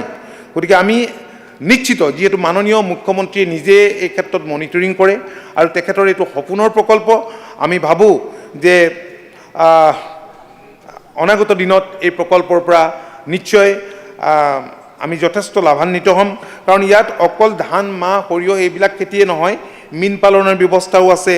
পশুপালনৰ ব্যৱস্থাও আছে উন্নত প্ৰজাতিৰ পশুধনো ক্ৰয় কৰা হৈছে ৰেচম বয়ন আদিৰ দৰে শিল্পৰ বাবে আন্তঃগাঁথনি সৃষ্টিও কৰা হৈছিল কৃষি যান্ত্ৰিকীকৰণ আৰু জলসিঞ্চনৰ বাবেও যাৱতীয় ব্যৱস্থা গ্ৰহণ কৰা হৈছিল গতিকে এইবোৰ কাম কৰোঁতে স্বাভাৱিকতে যথেষ্ট ইনভেষ্টমেণ্ট হৈছে কিন্তু এতিয়াই সেইখিনি ৰিটাৰ্ণ পোৱা নাই কিন্তু আমি নিশ্চিত যে অনাগত দিনত গৰুমুখী বহুমুখী প্ৰকল্পৰ পৰা আমি ৰিটাৰ্ণ পোৱাই নহয় এই আৰ্হিৰে ৰাজ্যখনৰ বিভিন্ন প্ৰান্তত এনেধৰণৰ প্ৰকল্প গঢ় লৈ উঠিব সন্মানীয় সদস্যসকল ইয়াৰ উপৰিও আৰু এটা কথা সন্মানীয় এগৰাকী সদস্যই কৈছে এইটো হৈছে এগ্ৰিকালচাৰ মাৰ্কেটিং বোৰ্ডৰ কথা কৈছে আমি এগ্ৰিকালচাৰ মাৰ্কেটিং বোৰ্ডৰ কথা ক'বলৈ যাওঁতে দুটামান কথা ক'ব লাগিব যে the Assam agriculture produce market act 1972 আৰু Assam agriculture produce market general rules 1975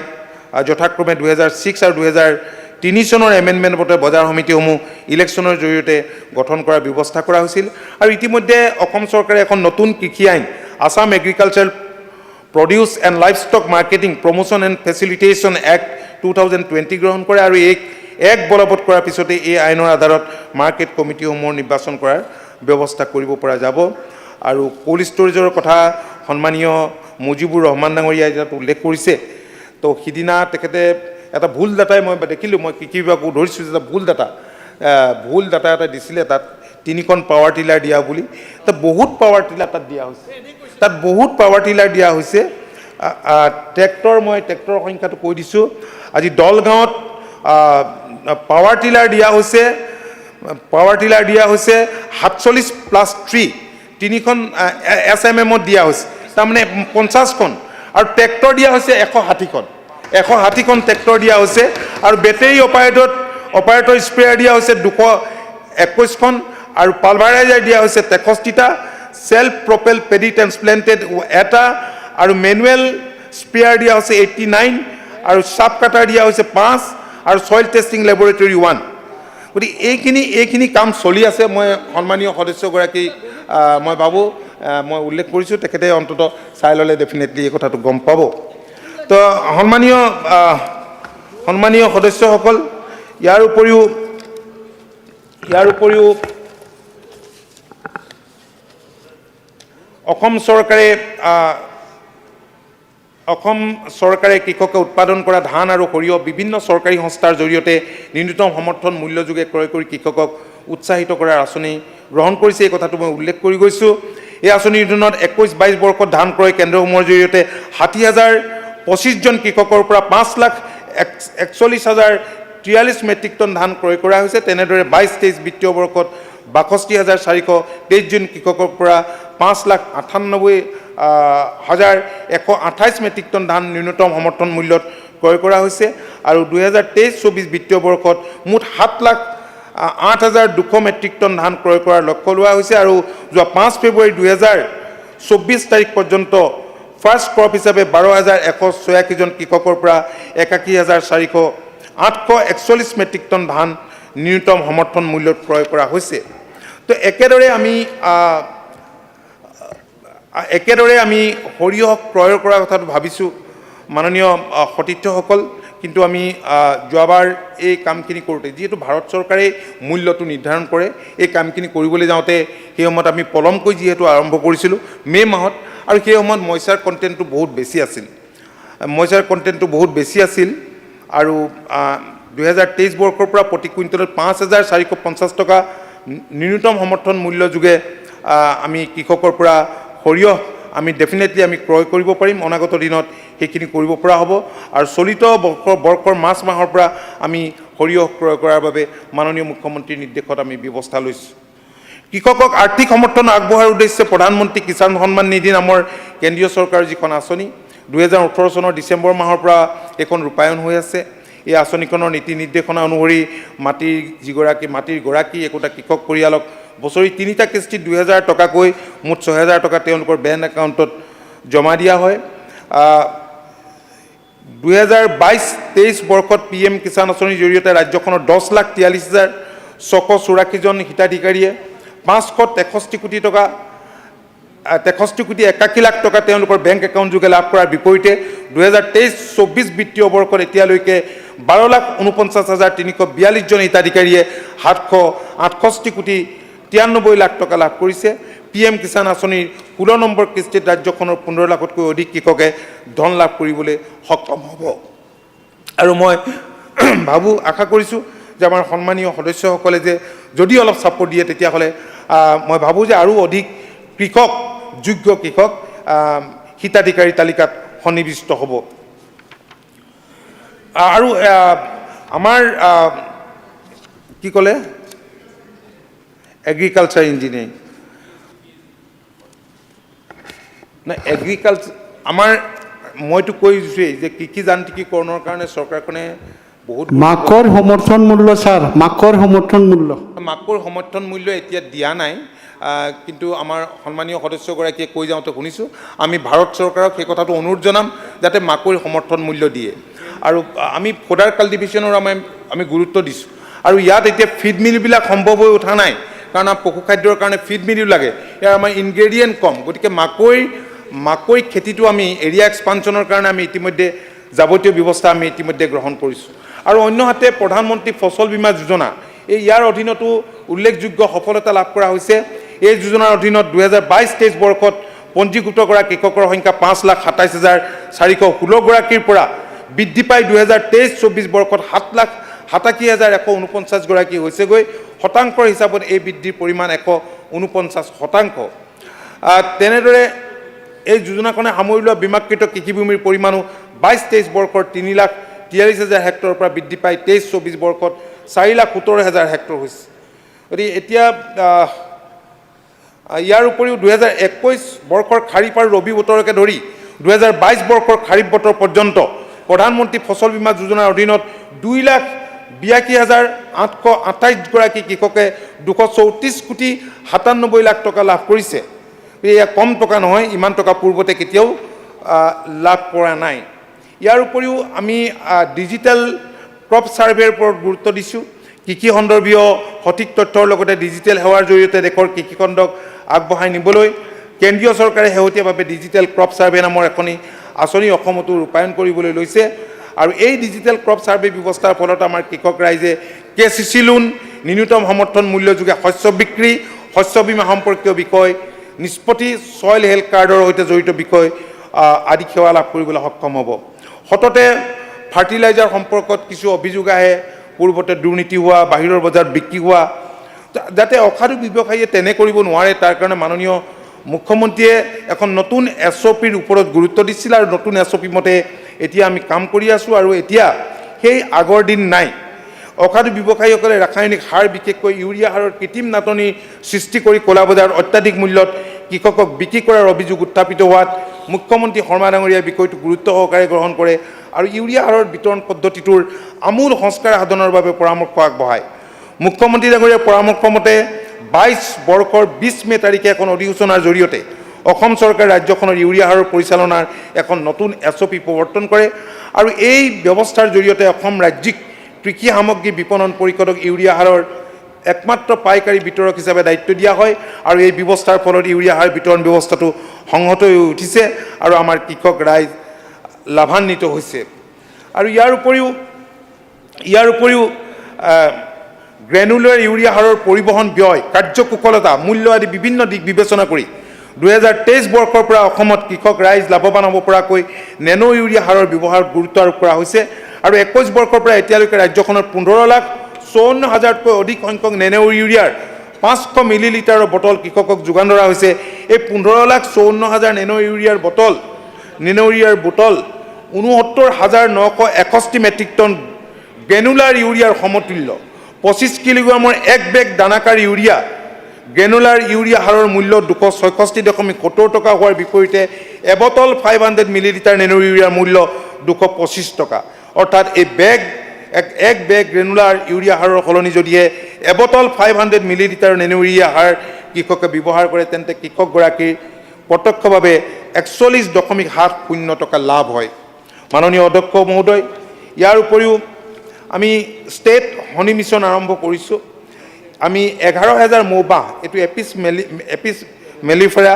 লগতে মৌ কলনী আৰু আনুষংগিক সামগ্ৰী আমি যোগান ধৰিছোঁ ফাৰ্মাৰ্ছক 2018 চনৰ পৰাই দিয়া হৈছে কৃষি বিভাগে ৰাজ্যখনৰ কামৰূপ গোৱালপাৰা বাক্সা গোলাঘাট জিলাত ষ্টেট হনি মিছন নামেৰে এখন আঁচনি ৰূপায়ণ কৰি আছে আৰু ইয়াৰ উপৰিও মই উল্লেখ কৰি গৈছোঁ যে আন্তঃগাঁথনি উন্নয়নৰ কথা তো অসমৰ কৃষিখণ্ডৰ সৰ্বাত্মক বিকাশৰ প্ৰতি লক্ষ্য ৰাখি কৃষি বিভাগে কৃষিখণ্ডক আন্তঃগাঁথনি উন্নয়নত গুৰুত্ব আৰোপ কৰিছে মাটিত থকা পুষ্টিৰ পৰিমাণ নিৰূপণ কৰি কৃষক ৰাইজে প্ৰয়োজনীয় ব্যৱস্থা গ্ৰহণ কৰাত সহায়ক হোৱাকৈ ছইল টেষ্ট মেনেজমেণ্ট এজেঞ্চি আৰু soil survey and land use laboratory স্থাপনৰ কাম সম্পূৰ্ণ হৈছে ইয়াৰ উপৰিও আমি নলেজ চেণ্টাৰ আৰু ADO অফিচ আমি নিৰ্মাণ কৰি আছোঁ এপাৰ্টৰ অধীনত 100টা কৃষি উন্নয়ন বিষয়াৰ কাৰ্যালয় স্থাপনৰ পথত আমি অগ্ৰসৰ হৈছোঁ ইয়াৰ ভিতৰত 47টাৰ নিৰ্মাণ কাৰ্য ইতিমধ্যে সম্পূৰ্ণ হৈছে আৰু আমি 96টা নলেজ চেণ্টাৰ উইথ ট্ৰেইনিং হল আমি নিৰ্মাণ কৰিছোঁ আমি ইয়াৰ বাবে 2022-23 আৰু 2023 চকীৰ প্ৰতি কৃষকক উৎসাহিত কৰি তোলাৰ লগতে জৈৱিক কৃষিত ব্যৱহৃত সাৰ পৰীক্ষণৰ বাবে মাজুলী হৰবুগ আৰু বোকাখাতত 3টা অৰ্গেনিক বায়' ফাৰ্টিলাইজাৰ টেষ্টিং লেবৰেটৰী স্থাপনৰ কাম চলি আছে আৰু ইয়াৰ উপৰি গুৱাহাটীত এটা RKBI আঁচনিৰ অধীনত state agricultural management and extension training ইনষ্টিটিউটৰ এটা সংহত ভৱন স্থাপন কৰা হৈছে আৰু এই অনুষ্ঠানটোৱে সফলভাৱে কৃষকক প্ৰশিক্ষণ সেৱা আগবঢ়াই আছে ৰাজ্যখনৰ কৃষি উদ্যোগীসকলক প্ৰয়োজনীয় আন্তঃগাঁথনি সৃষ্টিৰ বাবে ঋণ আগবঢ়াই সহায় কৰিবলৈ কৃষি বিভাগে এগ্ৰিকালচাৰ ইনফ্ৰাষ্ট্ৰাকচাৰ ফাণ্ড নামৰ এখন কেন্দ্ৰীয় চৰকাৰৰ অভিলেখী আঁচনি ৰূপায়ণ কৰি আছে আৰু এই আঁচনিৰ অধীনত কৃষক গোট কৃষি উদ্যোগী আদিক পোষ্ট হাৰ্ভেষ্ট মেনেজমেণ্ট ইনফ্ৰাষ্ট্ৰাকচাৰ আৰু কমিউনিটি ফাৰ্মিং এছেটছৰ বাবে নিৰ্দিষ্ট প্ৰকল্পৰ বিপৰীতে বেংকৰ জৰিয়তে ঋণ আগবঢ়াই থকা হৈছে আৰু এনে কৃষিভিত্তিক উদ্যোগ স্থাপনৰ বাবে এতিয়ালৈকে 954খন আবেদন লাভ কৰা হৈছে আৰু ইয়াৰ ভিতৰত 365খন আবেদনৰ বিপৰীতে নিৰ্দিষ্ট প্ৰকল্পৰ অধীনত 544 কোটি টকাৰ ঋণ ইতিমধ্যে মঞ্জুৰ কৰা হৈছে এয়া কম টকা নহয় মাননীয় অধ্যক্ষ মহোদয় আৰু ইয়াৰ উপৰিও আমি উদ্যান শস্যৰ জৰিয়তে আমি যথেষ্টখিনি কাম কৰিছোঁ কাৰণ পৰম্পৰাগতভাৱে অসমত উদ্যান শস্যৰ এক সুনাম আছে আমাৰ উদ্যান শস্যৰ খেতি কৰা কৃষকসকলক নতুন প্ৰযুক্তিৰ জৰিয়তে উচ্চমান বিশিষ্ট উদ্যান শস্যৰ খেতিৰ প্ৰতি আগ্ৰহী কৰি তুলিবলৈ কামৰূপ জিলাৰ ক্ষেত্ৰত HMNES আঁচনিৰ অধীনত centre of excellence on vegetables নিৰ্মাণৰ কাম চলি আছে উদ্যান শস্যৰ খাদ্য সংসাধন সঞ্চালকালয়ৰ জৰিয়তে 9খন জিলাত ব্যৱহাৰযোগ্য হৈ নথকা 9টা community canning and training centre পুনৰ নিৰ্মাণ কৰি উলিওৱা হৈছে একেদৰে HMNES আঁচনিৰ অধীনত অত্যাধুনিক পদ্ধতিৰে কাঠফুলাৰ বীজ উৎপাদনৰ জৰিয়তে মাছৰুম উৎপাদনৰ সৈতে জড়িত কৃষকসকলক সহায় কৰিবলৈ ৰাজ্যখনৰ বিভিন্ন জিলাত 4টাকৈ কাঠফুলাৰ বীজ উৎপাদন কেন্দ্ৰ স্থাপন কৰা হৈছে আৰু ইয়াৰ উপৰিও গোৱালপাৰা জিলাত শাক পাচলিৰ বীজ উৎপাদনৰ এখন গুৰুত্বপূৰ্ণ আঁচনি লোৱা হৈছে এই আঁচনিখনৰ মুঠ প্ৰকল্প ব্যয় 2 কোটি টকাৰ 50% উদ্যান শস্য সঞ্চালকালয়ৰ পৰা লোৱা হৈছে শোণিতপুৰ জিলাৰ জামুগুৰিত স্থাপন কৰিবলৈ লোৱা হৰ্টিকালচাৰ প্ৰচেছিং ইণ্ডাষ্ট্ৰী স্থাপনৰ বাবে মুঠ প্ৰকল্প ব্যয় 3 কোটি 7,44,000 টকাৰ 50% ৰাজসাহায্য হিচাপে আগবঢ়োৱাৰ ব্যৱস্থা কৰা হৈছে ঠিক তেনেকৈ নলবাৰী জিলাৰ কুমাৰীকাটাত 5000 মেট্ৰিক টন ক্ষমতাযুক্ত শীতল ভঁৰালৰ কথাটো সঘনে উচ্চাৰিত হৈছে শীতল ভঁৰাল স্থাপনৰ বাবে মুঠ প্ৰকল্প ব্যয়ৰ 5,85 লাখ টকাৰ বিপৰীতে 2,50 লাখ টকাৰ ৰাজসাহায্য হিচাপে আগবঢ়োৱাৰ বাবে অনুমোদন আগবঢ়োৱা হৈছে কোল্ড ষ্টৰেজৰ কথা সন্মানীয় সদস্য হিচাপে মোক প্ৰায়ে কৈ থাকে আমি কোল্ড ৰুম বিকজ মানে পাৱাৰ ছাপ্লাইটো এটা ডাঙৰ প্ৰব্লেম হৈ যায় গতিকে কোল্ড ৰুমৰ কথাটো আমি আলাপ আলোচনা কৰি আছোঁ স্বাভাৱিকতে তেনেধৰণৰ কোল্ড ৰুম যদি সমষ্টিত নিৰ্মাণ কৰিব পৰা যায় ভাল হ'ব কিন্তু মই এচিউৰেঞ্চ নিদিওঁ মই চেষ্টা কৰিম যাতে সেইখিনি মাননীয় মুখ্যমন্ত্ৰীৰ সৈতে বিষয়টো আলোচনা কৰি আগবঢ়াবলৈ চেষ্টা কৰিম ইয়াৰ উপৰিও এপাৰ্টৰ জৰিয়তে আমি মাৰ্কেট কৰিছোঁ ৱেৰহাউচ কৰিছোঁ গোডাউন কৰিছোঁ ৰোডো কৰিছোঁ কৃষকে যাতে তেওঁলোকে উৎপাদন কৰা শস্যৰ উপযুক্ত মূল্য লাভ কৰে সেই দিশত মাননীয় মুখ্যমন্ত্ৰী সৰ্বা ডাঙৰীয়াই অগ্ৰাধিকাৰ ভিত্তিত গুৰুত্ব আৰোপ কৰিছে আৰু এই গুৰুত্বৰ ফলশ্ৰুতিতেই এপাৰ্ট আঁচনিৰ অধীনত বিগত 2টা বছৰ ৰাজ্যখনৰ বিভিন্ন জিলাত 100খন বজাৰ নিৰ্মাণৰ লক্ষ্য লৈ কামত আগবঢ়া হৈছে ইতিমধ্যে এনে 25খন বজাৰ নিৰ্মাণৰ কাম সম্পূৰ্ণ হৈছে আৰু বাকী বজাৰসমূহৰ নিৰ্মাণৰ কাম চলি আছে একেদৰে এপাৰ্ট আঁচনিৰ অধীনত লক্ষ্য নিৰ্ধাৰিত 40টা ৱেৰহাউচ গোডাউনৰ ভিতৰত 17টা নিৰ্মাণৰ কাম সম্পূৰ্ণ হৈছে যাতে কৃষকে পথাৰৰ পৰা বজাৰলৈ উৎপাদিত ফচল সহজতে পৰিবহণ কৰিব পাৰে সেই দিশত গুৰুত্ব দি এই 2টা বছৰত লক্ষ্য নিৰ্ধাৰিত 250 কিলোমিটাৰ গ্ৰাম্য পথৰ ভিতৰত 161 কিলোমিটাৰ পথৰ নিৰ্মাণ কাম সম্পূৰ্ণ হৈছে এপাৰ্ট আঁচনিৰ অধীনতে মৰিগাঁও লখিমপুৰ হোজাই বিশ্বনাথ কাৰ্বি আলং আৰু যোৰহাটত 6টা কমন ফেচিলিটি চেণ্টাৰ নিৰ্মাণ চলি আছে পথৰুঘাটত স্মৃতি যুগমীয়া কৰি তোলাৰ প্ৰয়াস অসমৰ ইতিহাসত অৰ্থনৈতিক স্বাৱলম্বিতাৰ বিপ্লৱৰ উজ্জ্বল উদাহৰণ পথৰুঘাটৰ ৰণ সাম্ৰাজ্যবাদী ব্ৰিটিছ চৰকাৰৰ পুলিচৰ গুলীত প্ৰাণ আহুতি দিয়া 140জন কৃষকৰ প্ৰতি শ্ৰদ্ধা জনাই কৃষি বিভাগে দৰং জিলাৰ পথৰুঘাটত ইতিমধ্যে integrated training and skill development centre প্ৰথম মহলাত ডিজিটেল অডিটৰিয়াম ব্ৰঞ্জৰ স্মাৰক নিৰ্মাণ আদি বিভিন্ন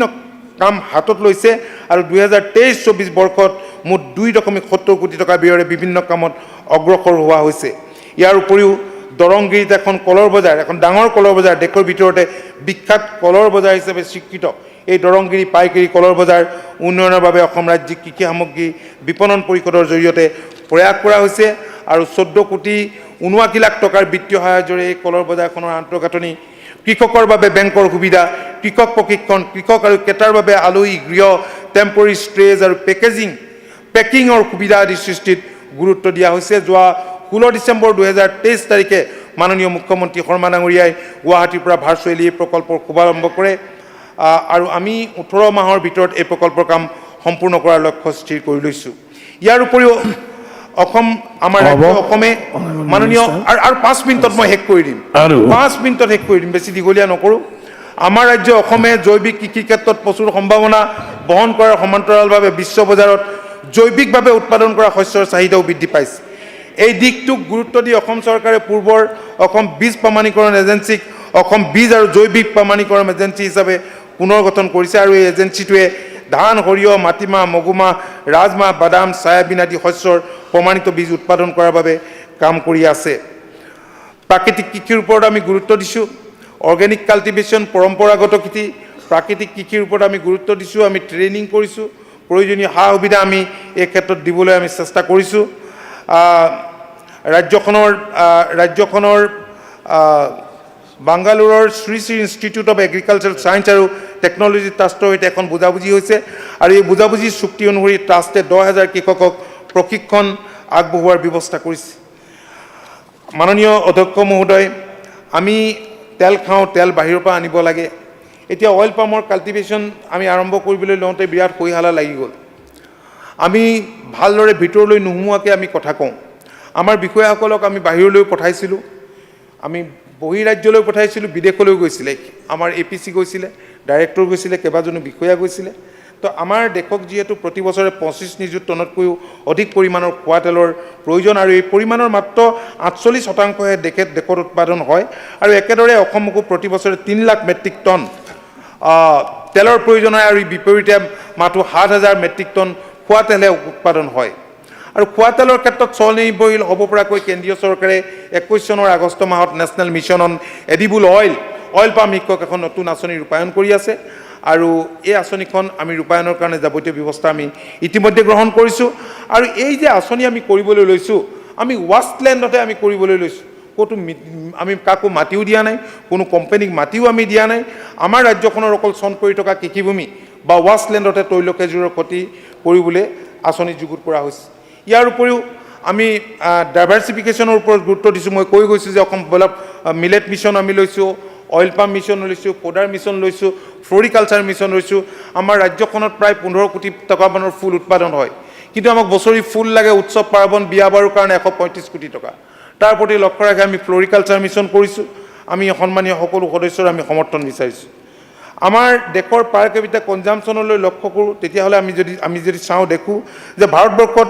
জনপ্ৰতি গ্ৰহণ কৰা চাউল ঘেঁহু আদিৰ দৰে খাদ্যশস্যৰ পৰিমাণ প্ৰায় স্থিৰ হৈ থকাৰ বিপৰীতে শেহতীয়াভাৱে উপভোক্তাৰ মাজত নতুন নতুন পুষ্টিকৰ খাদ্য অন্যান্য প্ৰচেছ ফুডছৰ ব্যৱহাৰ দিনক দিনে বৃদ্ধি পাইছে আৰু সেইবাবে পৰিৱৰ্তিত সময়ক গুৰুত্ব দি অসম চৰকাৰ কৃষি বিভাগে মিলেট মিছন গ্ৰহণ কৰিছে অসম মিলেট মিছন নামেৰে মাননীয় অধ্যক্ষ মহোদয় ইয়াৰ উপৰিও আমি মেডিচিনেল আৰু এৰমেটিক প্লেণ্ট আমি কৰিবলৈ লৈছোঁ আৰু আমি এই গোটেই কামখিনি কৰোঁতে আমাৰ যিহেতু এখন কৃষি বিশ্ববিদ্যালয় আছে এখন পুৰণি বিশ্ববিদ্যালয় 1948তে প্ৰতিষ্ঠা হোৱা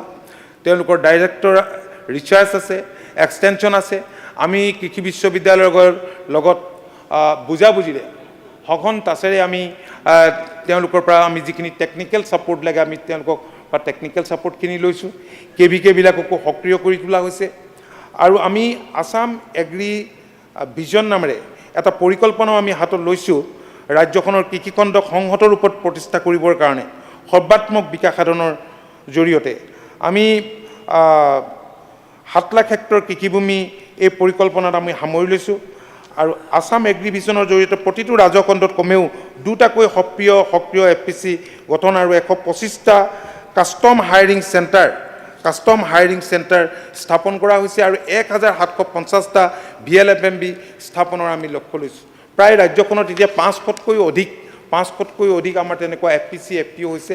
আমি সন্মানীয় সদস্যসকলক এটাই আমি অনুৰোধ জনাম এই কথাটো স্বীকাৰ কৰিবই লাগিব য'ত বংগীয় মূলৰ লোক আছে তাত মানে ডাবল ক্ৰপেই নহয় ট্ৰিপল ক্ৰপছ হয় মানুহবিলাক লেবৰিয়াছ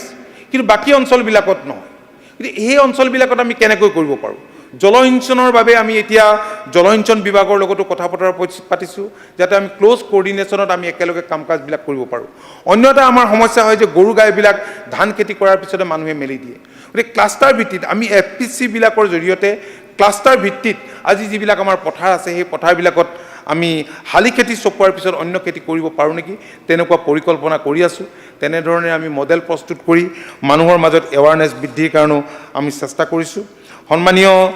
বহুখিনি সদস্য এই ক্ষেত্ৰত অভিজ্ঞ ভাস্কৰ বৰুৱা খেতিয়ক আৰু বহুকেইগৰাকী বিৰোধী পক্ষৰ সন্মানীয় সদস্য আছে মই জানো যে তেওঁলোক খেতিপথাৰৰ সৈতে জড়িত থাকে আমাৰ শাসকীয় দলৰো বহুখিনি সদস্য খেতি বাতিৰ লগত জড়িত আছে আৰু এটা ভাল কথা আমি খুব আনন্দিত যে যোৱা সময়ছোৱাত যদি মোক কোনোবাই সোধে মই সদায় কৈ আহিছোঁ যে যোৱা সময়ছোৱাৰ আটাইতকৈ ডাঙৰ সফলতা কি ডাঙৰ সফলতা হৈছে যে কৃষকে মৰ্যাদা পাইছে কৃষকে প্ৰথম শ্ৰেণীৰ নাগৰিকৰ মৰ্যাদা পাইছে চৰকাৰে অসম গৌৰৱৰ দৰে সন্মান যাচিছে মাননীয় মুখ্যমন্ত্ৰীৰ বিশেষ উদ্যোগত আৰু সেইকাৰণেই উঠি অহা প্ৰজন্ম শিক্ষিত যুৱক যুৱতীসকল কৃষি খণ্ডৰ লগত জড়িত হৈ পৰিছে আৰু এক্সপৰ্টৰ কথাটো এটা সময়ত কোনেও কল্পনা কৰিব পৰা নাছিল বহিৰাজ্যলৈকে আমাৰ বস্তু যাব এইটো কল্পনা কৰিব পৰা নাছিল এতিয়া 10,000 crores প্ৰডাক্ট যাব বুলি 2026-27 ভিতৰত বিভিন্ন অৰ্গেনাইজেশ্যনে প্ৰেডিক্ট কৰিছে এইটো এটা আমাৰ কাৰণে ডাঙৰ এচিভমেণ্ট মই সন্মানীয় সদস্যসকলক মই আন্তৰিক ধন্যবাদ জনাইছোঁ তেওঁলোকে কাঠমোচনৰ জৰিয়তে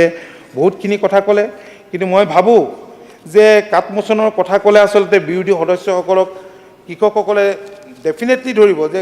কৃষকসকলে অধিক উপাৰ্জন কৰাটো আচলতে আমাৰ সন্মানীয় সদস্যসকলে নিবিচাৰে নেকি বিৰোধী সদস্যসকলে কৃষকসকলে উপাৰ্জন কৰে কৃষকসকল যাতে উপকৃত হয় তাৰ কাৰণেই কৈছোঁ সেইটো কৃষকসকলৰ স্বাৰ্থত কৈছোঁ আমি তেতিয়াহ'লে বঢ়িয়া কথা কৃষকসকলৰ স্বাৰ্থৰ কাৰণে যিহেতু কৈছে গতিকে সকলো সদস্যৰে সন্মতি আছে মাননীয় অধ্যক্ষ মহোদয় মই এইখিনি কথাই আজিৰ দিনটোত ক'লোঁ আৰু বিভিন্ন ধৰণৰ প্ৰশ্ন আছে আৰু এদিন আছে গতিকে প্ৰশ্নত সেইখিনি উত্তৰ দিম ধন্যবাদ ধন্যবাদ মন্ত্ৰী মহোদয় উত্তৰদান দিলে এতিয়া মই মানে সুধিব বিচাৰিছোঁ আমাৰ সন্মানীয় সদস্য দেৱব্ৰত শইকীয়াৰ লগতে আমাৰ যি ইয়াত কৰ্তন প্ৰস্তাৱ আছিলে আপোনালোকে উঠাই ল'ব ছাৰ আমি এইটো কৰ্তন প্ৰস্তাৱটো আমি নিশ্চয় উঠাই ল'ম কিন্তু মাননীয় মন্ত্ৰী ডাঙৰীয়াই ছাৰ কিছুমান স্পেচিফিক কুৱেশ্যন এইটো মাত্ৰ 2-3 মিনিট লাগে তেখেতে এনচাৰ নিদিলে যে যিটো পেডি প্ৰকিউৰমেণ্ট ধান ক্ৰয় কৰাৰ যিটো টাৰ্গেটটো কিয় কমিছে 22 আৰু 23ত 10 লাখ আছিলে টাৰ্গেট মেট্ৰিক টন তাৰপিছত মই কমপ্লিট কৰিলোঁ মই তাৰপিছত যাক 23-24ত এইটো 7 লাখলৈ নামিলে মেট্ৰিক টন আৰু যিটো ছাৰ PPC পেডি প্ৰকিউৰমেণ্ট যিটো চেণ্টাৰ 272 আছিলে তে 114লৈ নামি পেলাই 158 হ'ল নামিলে ছাৰ PPC-টো বাঢ়িবহে লাগে 272ৰ পৰা আগলৈ যাব লাগিছিলে নামি পেলাই 158 হ'ল তাৰমানে 114টা চেণ্টাৰ কমি গ'ল আৰু টাৰ্গেটটোত প্ৰায় 3 লাখ কমি গৈছে 22-23ত যিমান আছিলে 23-24ত টাৰ্গেট কমি গৈছে আৰু আগতে 22-23ত 6টা এজেঞ্চিৰ পৰা আপোনালোকে ধান ক্ৰয় কৰিছিলে আকৌ 6টা এজেঞ্চিৰ পৰা 2টা এজেঞ্চি কমাই পেলাই মাত্ৰ 4টা এজেঞ্চি ৰাখিছে সেইটো মই উঠিছিলোঁ তাৰপিছত এইবাৰ যিটো 23-24ত 23 লাখ যিটো 7 লাখ যিটো টাৰ্গেট লৈছিলে মেট্ৰিক টন এতিয়াতো ছাৰ বছৰটো শেষ হ'বলৈ মাত্ৰ 1.5 মাহ আছে আজি আমাৰ 21 ফেব্ৰুৱাৰী হ'ল এতিয়ালৈকে 81,000 মেট্ৰিক টন 81,841 মেট্ৰিক টন মাত্ৰ ধান ক্ৰয় কৰিছে এইটো কিয় হৈছে মই এইটো মাননীয় মন্ত্ৰী সুধিব বিচাৰিছোঁ অনাৰেবল মিনিষ্টাৰ মাননীয় অধ্যক্ষ মহোদয় মই এই কথাটো কৈয়ে গৈছিলোঁ যে আমাৰ যিটো লক্ষ্য আছিল সেই লক্ষ্যটো মূল লক্ষ্য আছিল যে প্ৰাইচ ষ্টেবিলাইজেশ্যন কৃষকে সমৰ্থন মূল্য পাওক যেতিয়া যোৱাবাৰ আমাৰ চৰকাৰে ন্যূনতম সমৰ্থন মূল্যত ধান ক্ৰয় কৰিলে ক্ৰয় কৰাৰ পাছত খেতিয়কসকলে দেখিলে নহয় আমি খেতি মাটি চন পেলাই থোৱাটো উচিত কথা নহ'ব আৰু এইবাৰ বেছি খেতি কৰিছে মই যেতিয়া মালৈবাৰীলৈ গৈছিলোঁ মালৈবাৰীত কৃষকসকলে কৈছে যে আপোনালোকে বোলো কিয় দিয়া নাই ইমান খেতি কৰে আপোনালোকে যোৱাবাৰ যে MSP বঢ়াই দিলে এইবাৰ বাহিৰৰ বেপাৰী আহি আমাৰ খেতি পথাৰ পাইছে আৰু খেতি পথাৰৰ পৰাই অধিক দামত ক্ৰয় কৰিছে গতিকে আমাৰ পাৰ্পাছটো আছিল খেতিয়কে উচিত মূল্য পোৱা গতিকে খেতিয়কে উচিত মূল্য পোৱাৰ কথাটোতো আমি ছাকচেছ হৈছোঁ থেংক ইউ উঠাই ল'ব ছাৰ কৰ্তন প্ৰস্তাৱটো উঠাই লৈছোঁ হ'ব ধন্যবাদ 2 নম্বৰ আছিলে আমাৰ হাফিজ বছিৰ আহমেদ ডাঙৰীয়া আৰু তেখেতৰ সহযোগী ছাৰ কৰ্তন প্ৰস্তাৱ আমি উঠাই ল'ম তাৰ পূৰ্বে মাত্ৰ 1 মিনিটত কথাখিনি শেষ কৰিছোঁ কৃষি বিভাগৰ বেছিভাগ স্কিমে আমি চিম্বলিক দেখিছোঁ আজি মন্ত্ৰীৰ বক্তব্যটো স্কিমবিলাক তেনেকুৱা চিম্বলিকে লাগিছে আৰু এটা বিষয় খুব আগ্ৰহেৰে জানিবলৈ ইচ্ছুক আছিলোঁ যে যি সময়ত কৃষিৰ যান্ত্ৰিকীকৰণ কৃষি ক্ষেত্ৰত যন্ত্ৰপাতিৰ ব্যৱহাৰটো অধিক কৰিব লাগিছিল সেই সময়ত মন্ত্ৰী মহোদয়ৰ বিভাগত ইঞ্জিনিয়াৰ বা টেকনিকেল পাৰ্চনৰ যিটো অভাৱ সেই কথাটো মন্ত্ৰী মহোদয়ে তেওঁৰ বক্তব্যত স্বীকাৰ কৰিব লাগিছিল মই আশা কৰিম যে যিহেতু বৰ্তমানৰ সময়ত ইৰিগেশ্যনত যথেষ্টখিনি মানুহ এতিয়া ৰিজাৰ্ভ বেঞ্চত বহি আছে গুৱাহাটীত তো তাৰ পৰা হ'লেও আপুনি লৈ মানুহ ফিল্ডত দিয়ক অন্তত মেচিন পাতি এইবিলাকৰ অকণমান চোৱা চিতাৰ কাৰণে মানুহৰ যথেষ্ট আপোনাৰ প্ৰয়োজনীয়তা আছে আৰু মহোদয় আপোনাৰ পৰা মিলেটৰ খবৰ আৰু তৈল খেজুৰৰ খবৰটো নাপালোঁ এই খবৰটো আপুনি দি যাব ধন্যবাদ আৰু এইখিনি কৈ আমাৰ কৰ্তন প্ৰস্তাৱ উইথড্ৰ কৰিছোঁ ধন্যবাদ মন্ত্ৰী ক'ব কিবা জনাব আপুনি মাননীয় অধ্যক্ষ মহোদয় মই দুটা কথা ক'ম যে ইঞ্জিনিয়াৰ আমাৰ কম আছে আৰু সেইকাৰণে কণ্টেক্সুৱেল ভিত্তিত আৰু আমি খুব ততাতৈয়াকৈ ৰেগুলেশ্যন 3F-ত এগ্ৰিকালচাৰ ইউনিভাৰ্চিটিৰ হতুৱাই আমি ৰিক্ৰুইট কৰাই পেলাই কিছু আমি ইঞ্জিনিয়াৰ আমি দিছোঁ তথাপি যিখিনি খালী আছে আমি সেইখিনি পূৰণ কৰিবলৈ যত্ন কৰিম আৰু এগৰাকী সন্মানীয় সদস্যই কৈছিলে আগতে VLEW বুলি কৈছিল গ্ৰাম সেৱক এতিয়া AEA এগ্ৰিকালচাৰ এক্সটেনশ্যন এছিষ্টেণ্ট কম আছে ইণ্টাৰভিউ পাতিবৰ কাৰণে চৰকাৰে ইতিমধ্যে ব্যৱস্থা কৰিছে এডভাৰটাইজমেণ্ট দিছে সেই ইণ্টাৰভিউ হ'লে আমি মেন পাৱাৰ যি শ্বৰ্টেজ আছে আমি সেই শ্বৰ্টেজখিনি নাইকিয়া কৰিব পাৰিম থেংক ইউ শ্ৰী মনোৰঞ্জন তালুকদাৰ মই হ'ব আৰু হৈছে আৰু উইথড্ৰ হৈছে উইথড্ৰল কৰিলে আপোনালোকৰ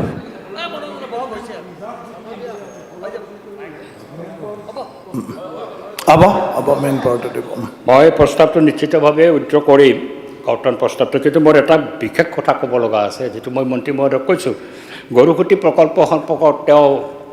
কথাটো জাষ্টিফাইড কৰি গৈছে যে 15 কোটি টকা টচ-নচ হ'ল কিন্তু মই এতিয়াও স্থিৰভাৱে কৈছোঁ যে অন্ততঃ গৰুসুঁতি প্ৰকল্পৰ কমিটি চেঞ্জ কৰক কাক খেদিব লাগে খেদক কিন্তু গৰুখুটি প্ৰকল্প ভালকৈ কৰাৰ এচুৰেঞ্চটো আমাক দিয়ক, নহ'লে সদন কমিটি কৰক। মই সদন কমিটিৰ কথাটোত আছোঁ। গৰুখুটি প্ৰকল্পত লুণ্ঠন হৈছে, এই লুণ্ঠনটো বন্ধ কৰক কাইণ্ডলি। ৰাইজৰ ধন ধ্বংস নকৰিব। মই কৰ্তাৰ প্ৰস্তাৱ উঠাই লৈছোঁ। ঠিক আছে, ধন্যবাদ।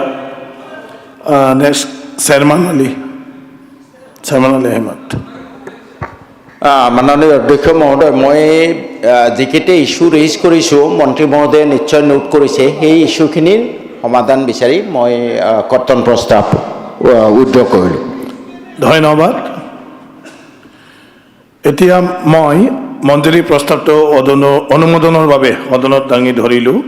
মঞ্জুৰী প্ৰস্তাৱটো হ'ল 2025 চনৰ 31 মাৰ্চত শেষ হ'বলগীয়া বছৰটোৰ কালচোৱাত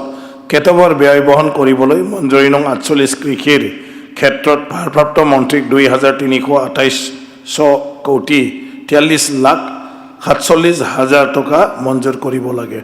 যিসকল প্ৰস্তাৱটোৰ সপক্ষে আছে কওক হয়, যিসকল বিপক্ষে আছে কওক নহয়। মই ভাবোঁ হয়ৰ সপক্ষে প্ৰস্তাৱটো গৃহীত হ'ল। দাবী মঞ্জুৰী নং 48টো গৃহীত হ'ল। হাউচ এডজৰ্ন টিল 9:30 AM on 22nd February 2024.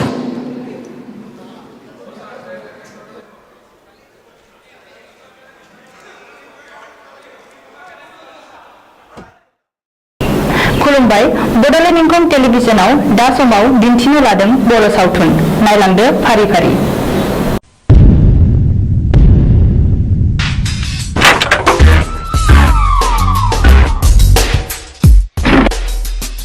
बाथ्राया साननो गोनां जाबाय। माखौ? बे जों गोदो बुथारनायनि फिसालाया बेयो सानसे समाव जोंनि सायाव फिनायबो लानो हागौ। बे सानब्रायनाय हुदा गोसोआव लोरबांसो थानाय नङा। बे आंनि थावनि न'आ जे बिफानि मुङावसो दं। जों होमानो आथिं आखाइ गैया नामा? नुबानो फैनांगौ बेखौ।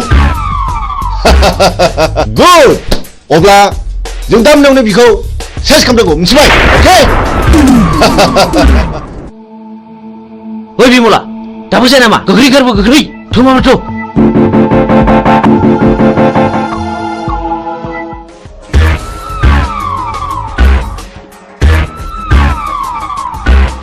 हनै खारबाय। गो। कुसन।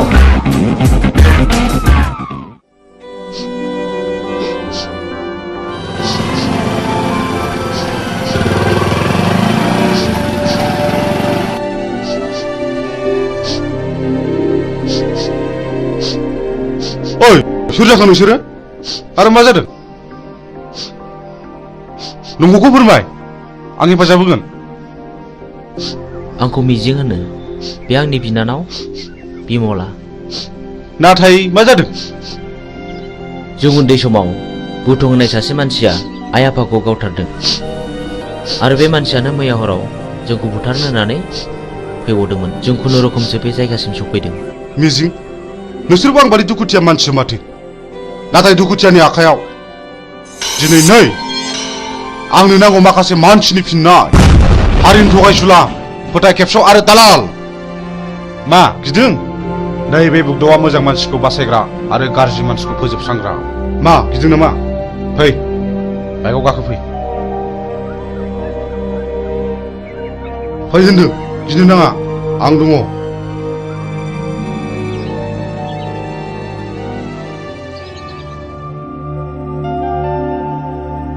मिजिं, नोंनि जारिमिनखौथ' नों खोन्थानायलाय बुजिनो मोनबाय आं। मा नों आंजों जुजिनो ओंखारफानो हागोन? मोजांनि जुजिनाय,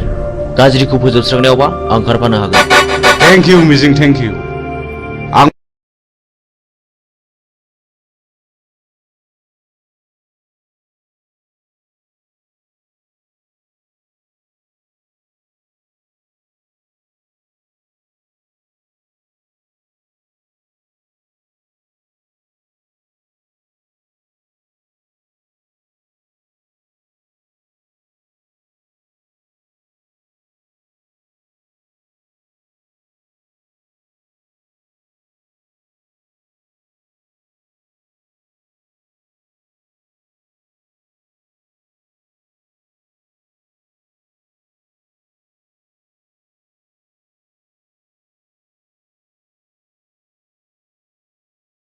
आइ आफाखौ फोजोबस्रांग्राफोरजों आं जुजिगोन।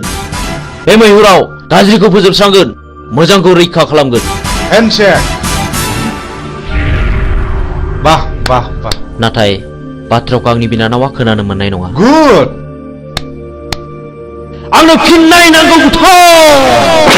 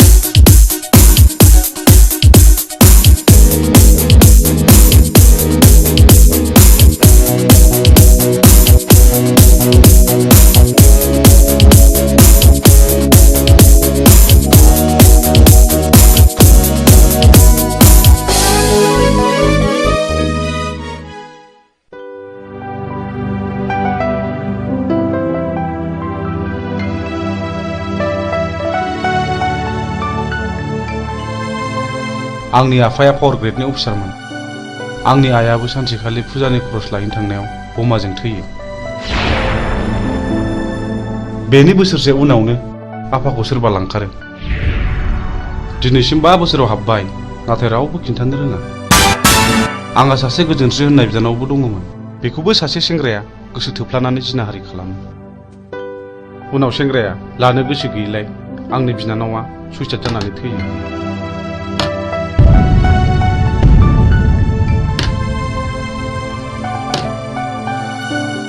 आदामोननो माबाफोर नांगौ आंनो नांथ'वा बे जिनाहारि खालामग्रा मानसिखौ सिनायोना सिनाया सिनायो बेखौनोथ' फानसानानै दं आं आइ थैनायनि मोननाय रांजों बेखायनो हाथियारसो बायदों आं माखासे मानसिनि फिननाय लानो बे गेमखौ आंबो गेलेगोन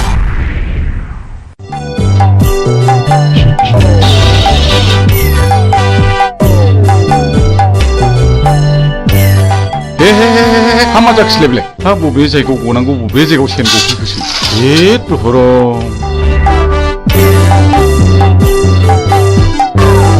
हाबाब सेनाबो बबाव गनांगौ बबाव गफैखोब्रा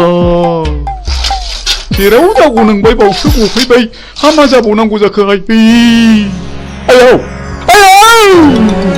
मा होदों बाबु गिदों नामा आयौ निमाहा होदोलै मानैसो आयौ नोंबो लोंदोंना नोंमाबो लोंदों आंखौ बानायसो होनोलाय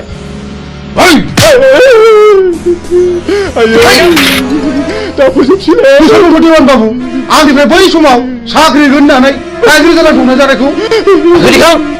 बानायसो आंनि नैबे सिखोलाबसोरै बानायसो माखासेखौ उनाव सुख'जोबसिगोन देवानि बाबु जमनानै थानाय जिबौनि खुगायाव मोख्राया बारस'फैदों सिखार खालामनो थांनाय समाव मैया लामायाव गसंथि फैदों हाबनि लामायाव थाबायनाय लांसुनिया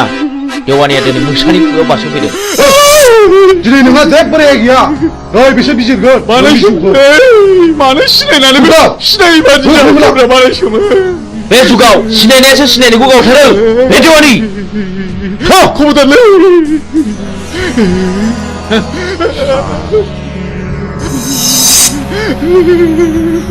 खबरदारलै बानायसो हिनजाव दं नोमानै दं बानायसो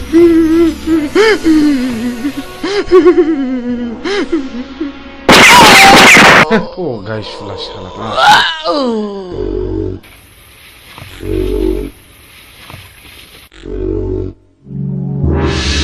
Wah, udah. Malah nunggu kumung lagi. मोजां मानसिया गाज्रि खामानियाव ओंखारनांगौब्ला गाज्रि मानसिनिख्रुइ बांसिन गाज्रिसिन हाबा मावनो हायो Success.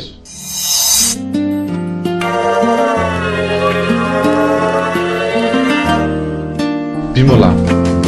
नों बिदि दुखु जाबाय थानो मोना नै आं सनानि हार लाबोदों नाजावदो जाम्बि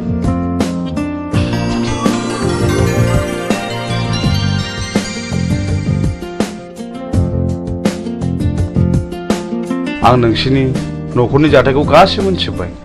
नोंसोर जेरावबो थांनो नांलिया बुथारग्राया सोर जोंनो फिननाय नांगौ बिमला नों गाज्रि मोनाब्ला आं मोनसे खोथा बुंगौमोन माने नों राजिब्ला आं नोंखौ जुलि खालामगोन मा गाज्रि मोनदों प्लिज जाय जाया अननाय फिननाय हो नों जाया बुंब्लाबो आं जेबो गाज्रि मोना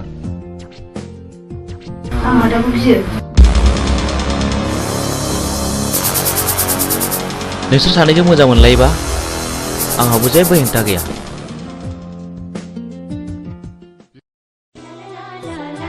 मिजिं नों दिनै बहा दं आं दि नोंखौ अराय सम गोसोखांबाय थायो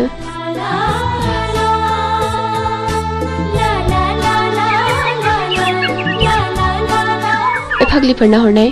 हौनाय आंनि बयफ्रेन्डआ हैद फाग्लि मिजिङा येस थांदो रायलायहैदो जों रावबो नायहरा औ जों रावबो नायहरा नङा नोंसोर नायहरबाय था मिजिं औ फिरफिला मा खौरां आंनि गोसोनि बाथ्रा फोरमायनो फैदों आं बुजियाखै नुबाय बिसोरखौ माबादि नायनाय आंबो मिथिगौ फिरफिला आं नोंनि बुंनायखौ हेव खालामाखै नाथाय नांगौ समाव आं फिरफिलाखौ दैखांनायाव गोब्राबबो जानो हागौ नाथाय मिजिं आंनि गोसोआ दि मानिया नोंखौल' गोसोखांबाय थायो थाथ'दो मिजिं लोगोफ्रा जंखायहरबाय बाय फैदो लोगोफोर बाबारे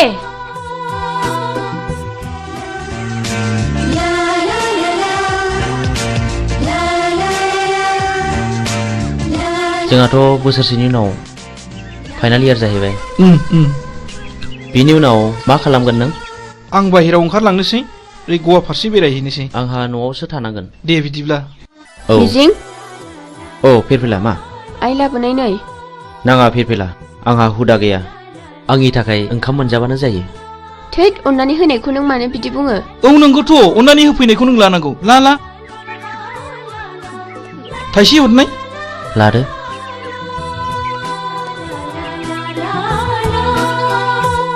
Dear children, so far as the academic performance of Mr. Mijing Kusumatari is concerned, he will surely secure the rank in the ensuing higher secondary board examination, I hope, and uphold the glorious tradition of this Jawar Navodaya School, Kokarajar.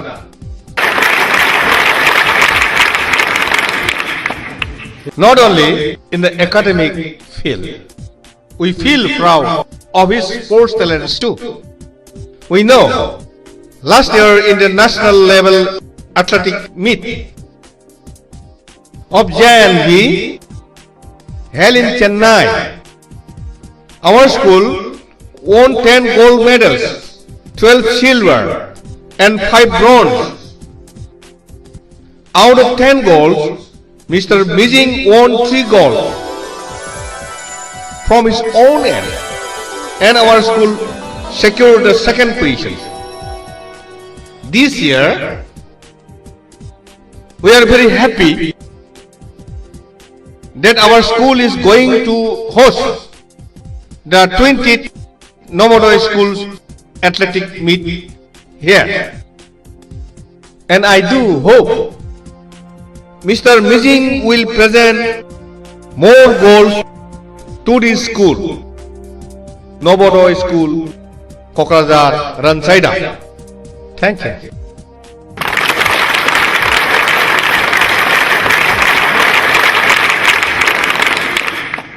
So after the clap only you have to take a start.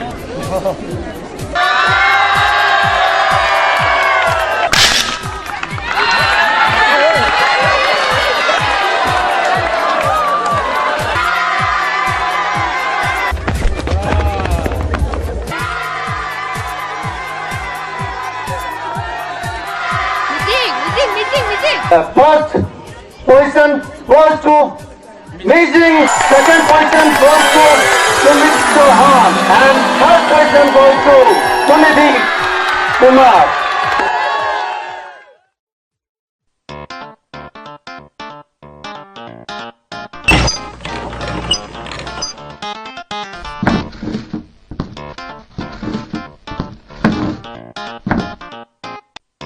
आफांना मबाइला गाज्रि जाबाय mobile बायनो रां नांगौ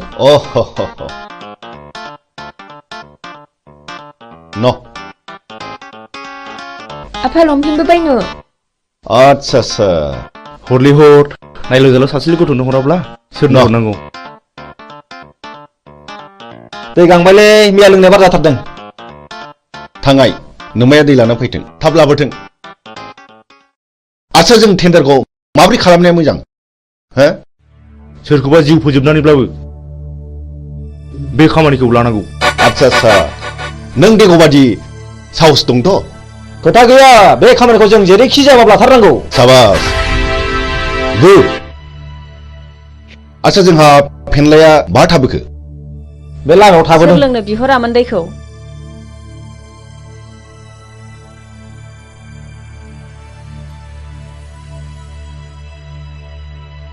बिदिब्ला जोंनि tender पेपाराथ' बै न' मोनसेयावसो जों बेखौ हाबना लांफानोसै थ' जों मोनाबोनो हागौ थाथ'दो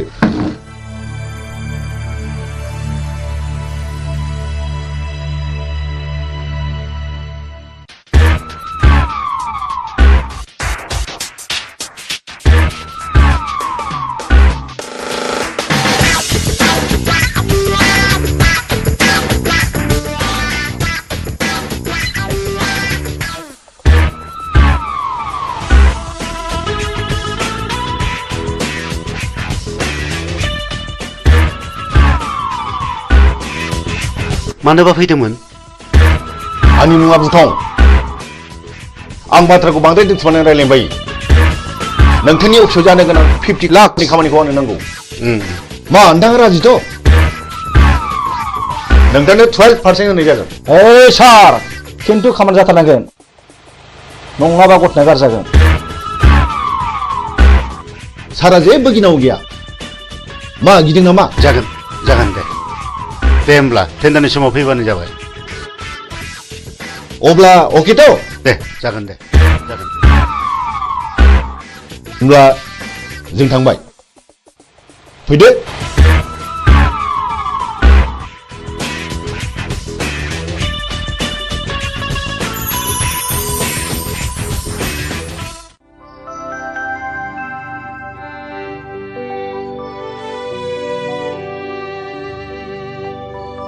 नोंसोर बे लामाजों बहा थांनो नागिरदों जों बिबायारिलै बाबुफोर जों बै हाजो बारनानै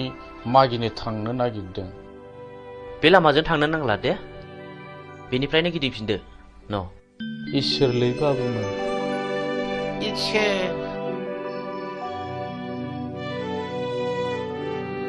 नुबाय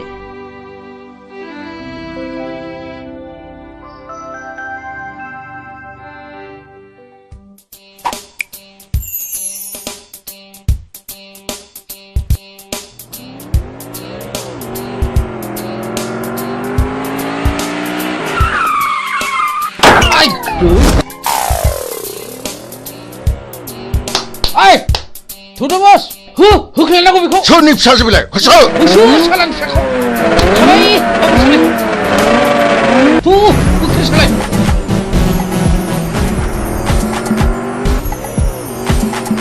होख्लाय सालाय बाबा नै माबा गारिनि सोदोब बुङो थु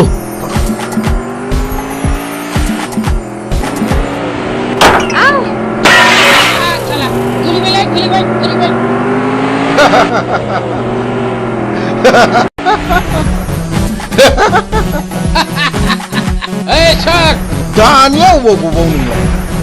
दाउ मैना माबारला खाफाल बियो खाफाल माबारला फै Aduh, babor. Gar. Babor. Gar itu. Gar. सालि बेनो आंनि खाफाल बेनो आंनि खाफाल बे ओरैनबारि हाग्रायाव सोर रैखा खालामबावनो नोंखौ हायला आं रैखा खालामगोन नों सोर आं बे हाग्रानि राजा लहाखौ हास'नांगौब्ला लहानि गोनांथि जायो नोंसोर बायदि गाज्रि मानसिखौ फोजोबस्रांनोबा गाज्रि महर लानांगौ जायो मा बुंनो खोनादों बिनि थिफुनाखौ गियो नामा होख्लाय माबा हो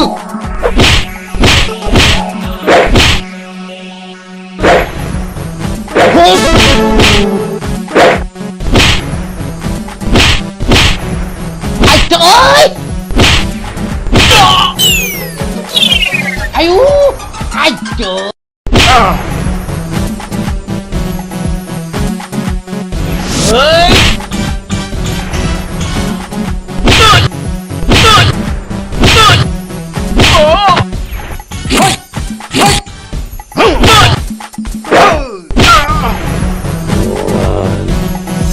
Man, nोंसोर बेबायदि मावगोन नामा नङाब्ला नै हास'नोसै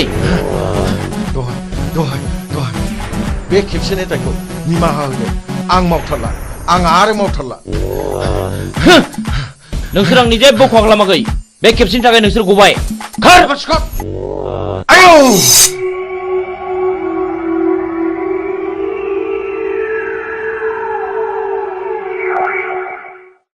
आं नोंखौ बेसेबा गोबावजों लोगो मोननानै आंनि गोसोआ जोबोद गोजोनदों मिजिं मानोना आं नोंखौ सम सम जोबोद गोसोखांबाय थायोमोन नाथाय नोंसोर मानो गोसोम गोसोम खसाब गानदों मिजिं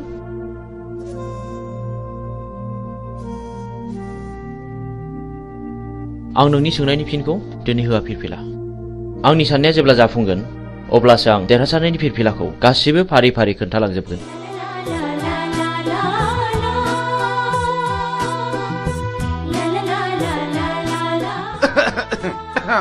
गुमै आं बिब' लिंखानोसै नामा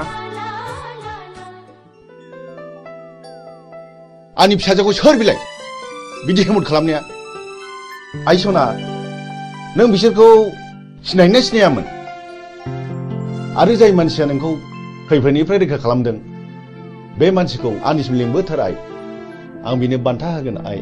नोंखौ बासायग्रा मानसिखौ नों सिनायगोन ना सिनायामोन आइ सिनायै सिगाङाव जवाहरलाल नवोदया बिद्यालयाव फरायोमोनबा बियो थाखो 11आव फरायोमोन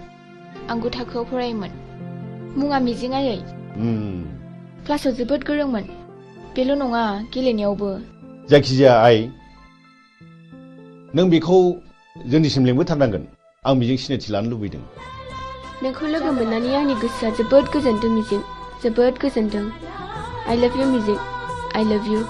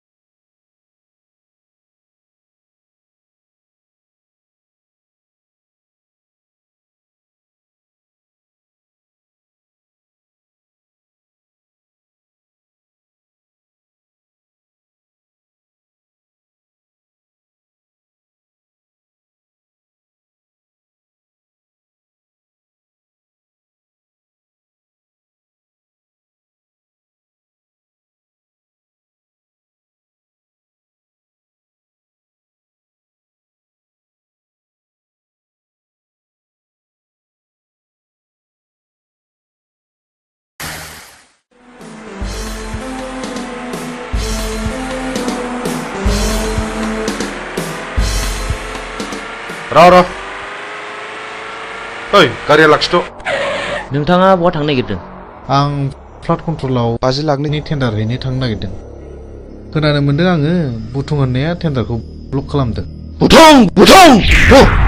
जोंबो थांफानो नोंजों लोगो लागोन। बाब खम नङालै बिसिनि टिमा बिराद गोराथार। बिसोर गावथारनाय फुथारनायखौल' मिथिगौ। जोंबो टिम फिसानि मानसि नङालै। टेन्डारा नोंनि जागोन। 10% होनो राजिथ'। औ जागोन दे जागोन। गाखो माबार।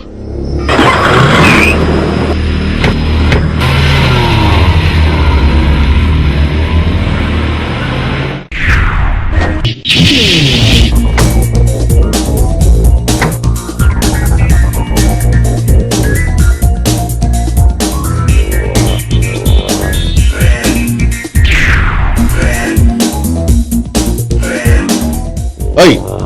बे बक्सआव रावबो टेन्डार सोनो हायैनि नोजोर हो। अके जागोन दे।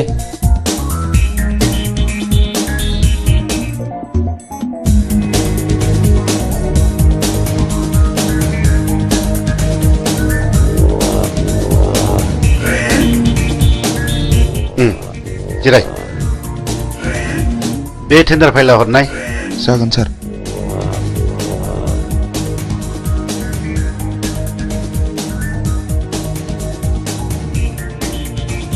नोंथाङा आंजों जेब्ला मोजां सोमोन्दो लागोन अब्ला जेबो गिनांगौ गैया। नोंथाङा गिदिर खामानिखौ जोंनो होदो,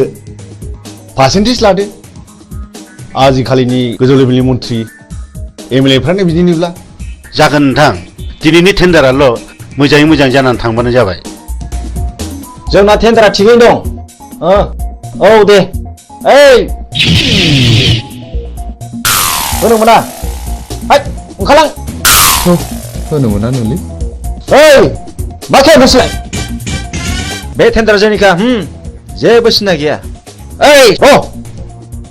मा नांगौ? ओंखारलां। ओइ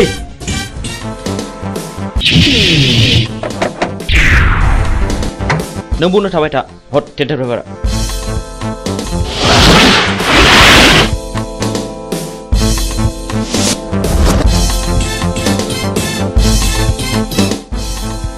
ओइ मा? नोंसोर नोंबौ माने नोम्फानि बिफा।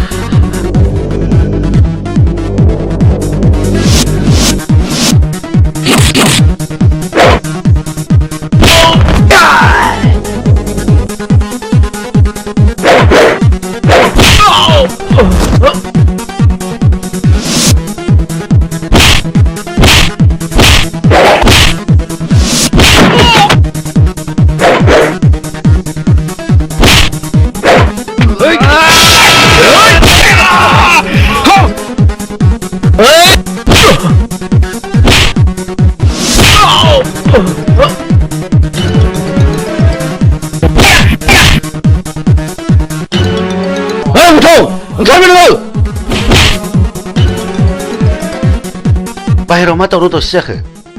थनाय ओंखारबाय नोङो।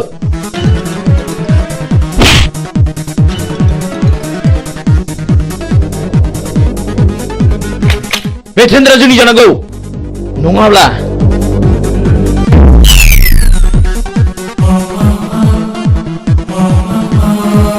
सिङाव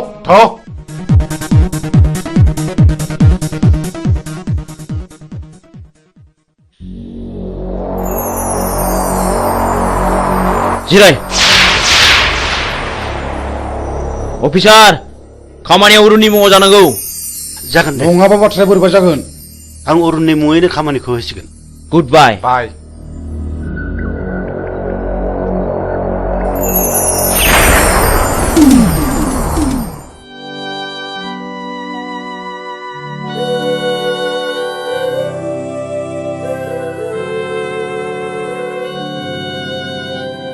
ओइ बोराय बे लामाजों मानो फैदों नोंलाय आरो बहा थांनो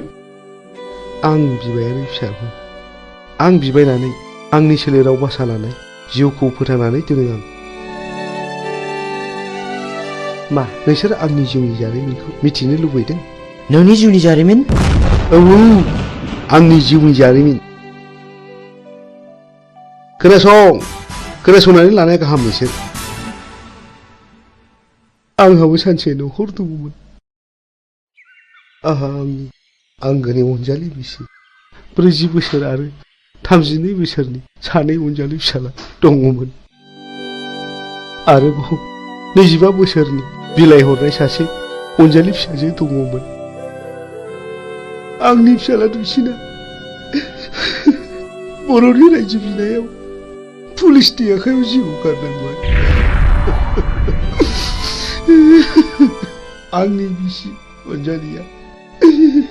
फिसानि दुखुआव गाबै गाबै बेमार जानानै थैलांबाय नों अन्नानै नोंनि जिउनि जारिमिनखौ गासिबो फोरमायलांनो हागोन ना हागोन बेनि उनाव आंनि फिसाजो बिलाइ हरनायाबो बर'नि गावजों गाव एना एनियाव सायगथा जालांबाय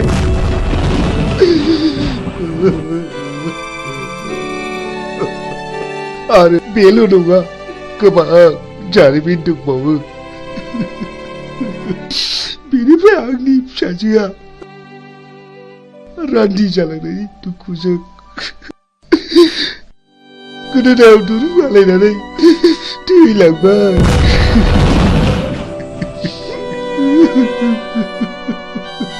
बेनि उनाव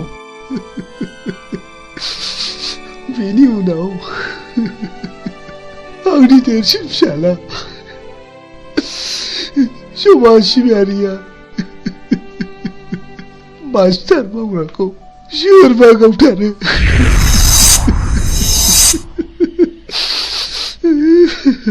बे बुथारजानायनि मुङा मामोन नङा आं नोंसोरनो गासिबो खोथाखौ खोन्थाजोबनो हानाय नङा आं थांनोसै रथ' आबौ नों नैबे 1000 रांखौ लांदो आरो नोंनि गासिबो जिउ जारिमिनखौ खोन्थालांदो रां नोंसोर आंनो रां होदों आंनो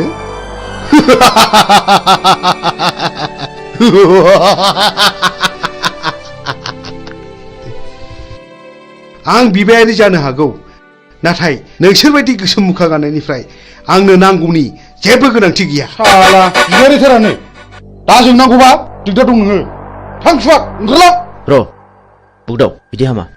बिनि गोसोआवबो जोंनि गोसोआव खामग्लिनाय बायदि दुखु दङ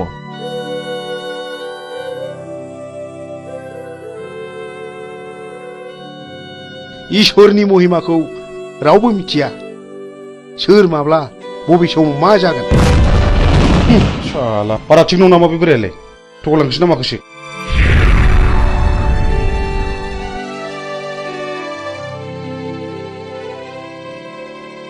बेफोरखौ बारा संखिनो नाङा बैनाय लामा थाबायनायाव हाखर हाला दैमा दैसा बारलांनांगौबो जानो हागौ हाग्रायाव मै शिकार खालामनायाव मैनि अनगा गुबुन जुनारबो स्टार्ट नांनो हागौ बेनिखायनो गोसोखौ बारा लोरबां खालामनाया थिग नङा जोंनि लामा हान्थिनांगौआ दाबो जेबो जायाखै बाह बुमै नों माथो आंनिख्रुइ जेरावबो गोजौसिनाव रोंसिनबायलाय गोसो गैयामोन जानांबाय नै सोरबा फैगौ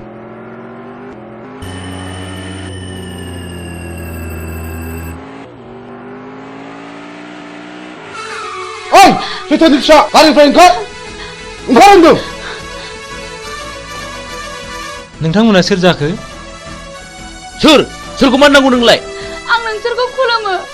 आंनि खावलायनाय अन्नानै जोंखौ बिनिफ्राय हगार हरदो नों माला फैलावजों जुलि जाया नों कि मिथिगौ बेहा मा पाप दं आं जेबो मिथिया आइ आफाया जायजों हरदों आं बेजोंनो थांदों अन्नानै बिनि दायखौ निमाहा खालामदो नों दिनैनो दानो नोंनि फिसाइनिफ्राय जेला साखादो नों रान्दि जानांगौ आं रान्दि जानांगौ औ नों रान्दि जानांगौ नोंनि फिसाया गोबां मानसियाव गोसो बोना जिनारि खालामदों बिनि गेजेराव आंनि बिनानावा सासे जाय आंनि बिनानावा दुखु आरो दिखारजों मुलि लोंना थैनो गोनां जादों आं गोदो जा गोरोन्थि मावफ्रांबाय आं दा बिदि नंला आंखौ निमाहा होदो मानसिनाव गोसोनानै खामानि मावनाया माब्लाबा निमाहा होनांगौ गोरोन्थियाव गोग्लैया नोंसोरबायदि मानसिया दुनियाखौ रांजों बुथायनो नागिरदों नङा होमबा दहाय अन्नानै नांगौबा नोंसोर बिसोरखौ जि दं सना रुफा लाखिजोब अन्नानै आंनि फिसायखौ रैखा खालामदो हाला जिनाहारि खालामग्रा फैलाव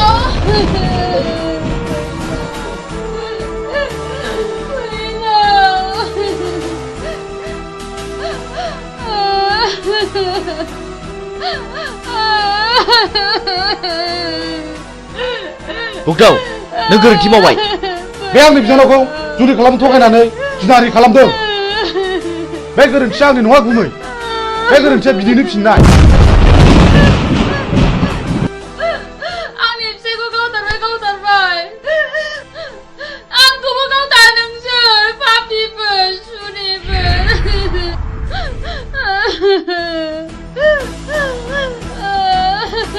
ओइ बिथि आबार ओंखारला नङाब्ला नोंखौबो जाबसिननाय जासिगोन मोनथिगौ आंबो नोंनि नोंबायाबो थिग बे बिजाव थाइगेर बायदि मानसिमोन जायनि थाखाय बिबाय खानोबो सुलु मोनलायदों बुगदाव गोथैखौ माबार आनज्रायना दोनै दिनैथ' हाय खुगा ओंखारलां माबार नङाब्ला नों देहा मोदोम दसे मोजां थानाय नङा ओंखारलां माबार नङाब्ला नै होनसै नों पुलिसखौ रान्दि खालामनाया थिग जायाखिसै मानो मानोना बाव पुलिसआ जेबो दाय गैया आं बेनि इयुनखौ सानसे नायनांसिगोन बिदिब्ला नों आंखौ एसे इंगित होनांगौमोन ना जा जायो जाबाय मिथिगौ आंबो फैलाव मानसि मोजां नङा नै माथो मिजिंजों सानखांजों सिखाव खावै रां रुफा सनाखौ न'आवसो होफैयोनो ए बेखौनो बहाबासो साख्रि मावहैदों नङाहाय थांनाय नायगोन मालाय गोदोनायानो सना रुफाजोंनो बुंफबजोब्बाय आरो नै देग्लाय मेसेङाव सानखाङा बिमलाखौ हाबा खालामबावनोसै नो औहाय आंबो खोनादों नोंगौहाय दानिया मानसिफोरखौनो न'आवनो नुथारला ओइ न'आव थांला मालायनि खोथा लानानै मालायनि न' सावरायनो माबार फै ओंखाम संनो होमबालाय नोंस्रा थादोहाय दे औ दे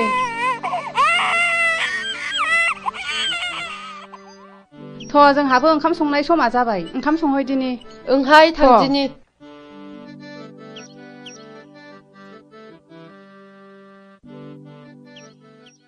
बिमला माथो आदामोनहा सिखाव खावनानैसो रां रुफा खामायो थाखा फैसा खामायो होननानै बयबो बुंजोब्बाय नों सोरनिफ्राय मिथिया बयबो बुङो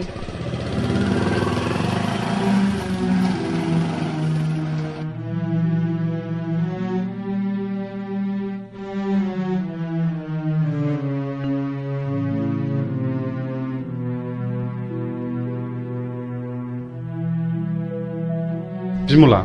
मा जादों नों न नैबे राङा दोन जुलिनि सिगां रां खामायखायाब्ला उनाव माखौ जानो नोंनि फाबजों सोरजिनाय रांखौ आं नाङा नोंनि होफैनाय सना रुफाखौ आं नाङा नों दिनै मा जादों बिमला हगार दा बुनो आंखौ बिमला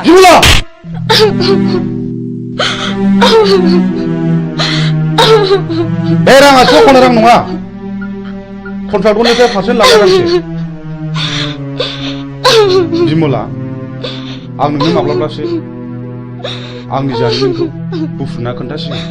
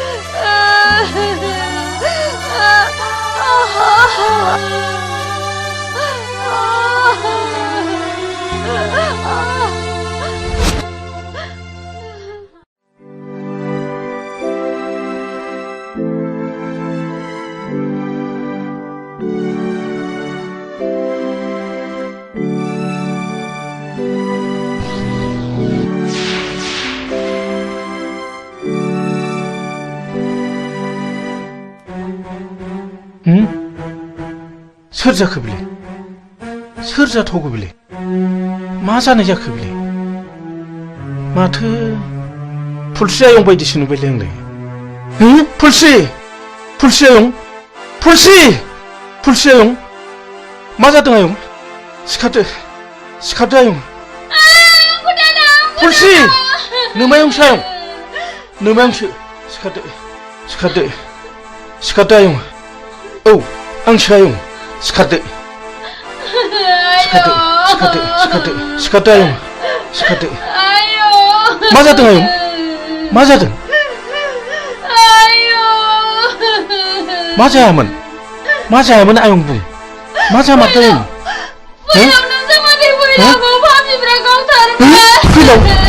फैलावखौ गावथारबाय आरे मानो गावथारखो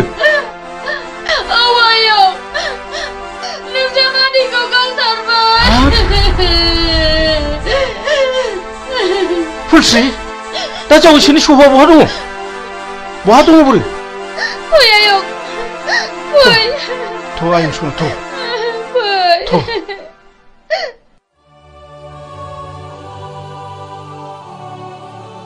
मा गोसो गिलि मा जादों नों जोंनि खामानि मावनाया बिमलां खोमायाव हाबबाय आरो गामिनि मानसिफ्राबो जोंखौ बांसावबाय खोनाखागोन मानो खोनाया जानो नाथाय आंनि नांगौखौ फिन खिथेर होखानो मोननांगौमानि आं माब्लाबाबो मोजां खामानियाव दोरोदा आंहाबो मोजां न'खर दंमोन बे जोंनि मोजां संसारखौ सिलिंखार खालामग्राफोरनि सायाव नांगौ आंनो फिननाय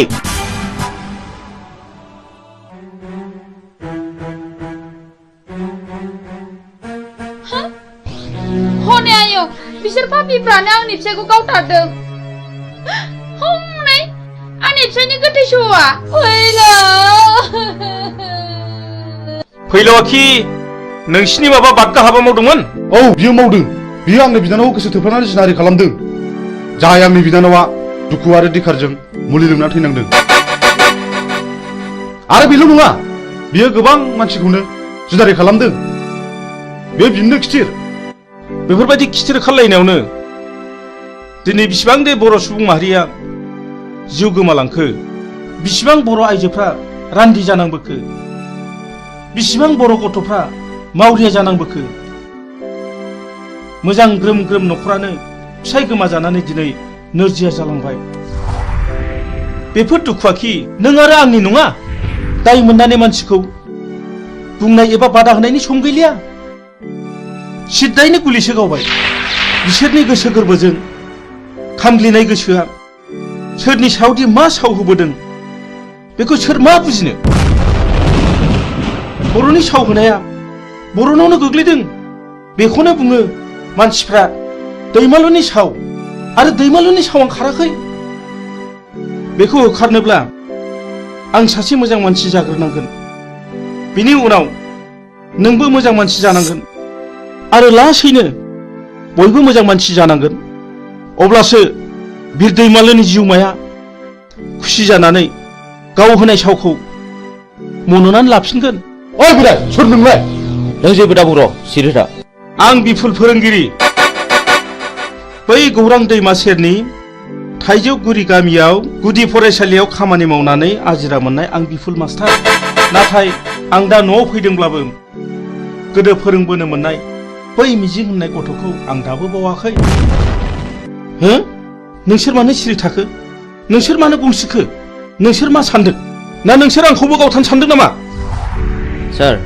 जों जोबोद गिदिर गोरोन्थि मावफ्लांबाय जोंखौ निमाहा होदो सार जों थांसै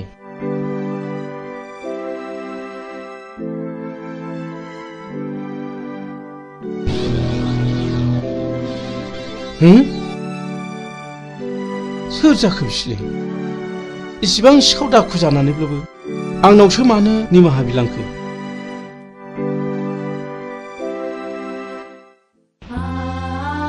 फुलस्रि आयं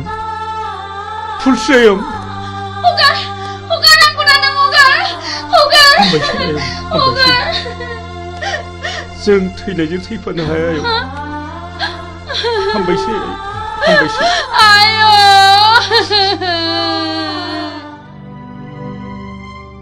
नों मा सानदों गुमै सानदों गोबांबो सौदावदों नों फुलस्रिखौ रान्दि खालामनो नाङामोन आरो जाय मानसिया फुलस्रिजों फैफादों बियो आंनिनो फोरोंगिरिमोन बियो आंनि खोथाखौनो बुंबाय थादोंमोन फुलस्रिया बिपुल सारनि न'खरनि जायोब्लाथ' बिबो आंनि न'खरनिनो जागोन नंगौ थुनलाइगिरि मानसिफ्रा ओरैनो लिराखै जों बर' हारिया रावबो मालाय नङा जों बयबो न'खरसेनिनो नाथाय आं दि गोरोन्थिखौ मावफ्रांबाय नाथाय जों फुलस्रिखौ सानसे नायनांसिगोन सलायनोब्ला गं गोनांजों गं गोनाङासो सलायनांगौ गं गैयैजों नङा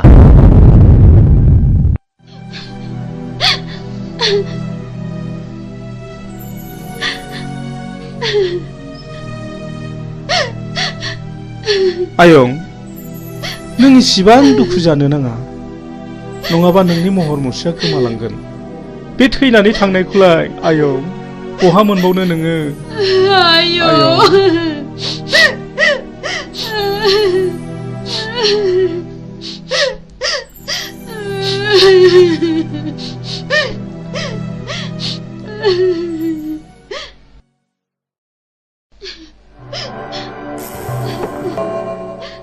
जाथाय जानाय न'खरनि मानसिया सोर आं आरो बे न'खराव साबेसे मानसिफोर दं आफा आरो आंनि बिबोनां दं आफा सानफुं नै पुलिस फैदों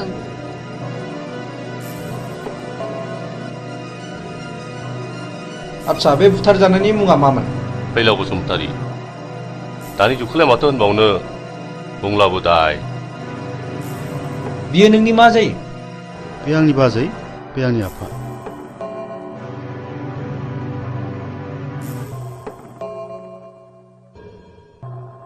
दाखालि थानायाव लाखाजोब्बाय आच्छा फुलस्रि बै गावथारनाय मानसिफोरखौ नों सिनायो नामा आं सिनाया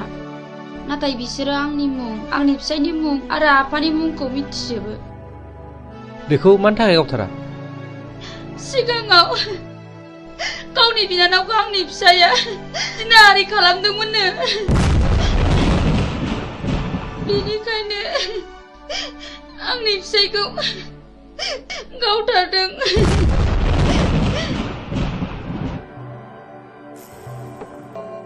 आं बे जायगायाव दैथाय हरजानाया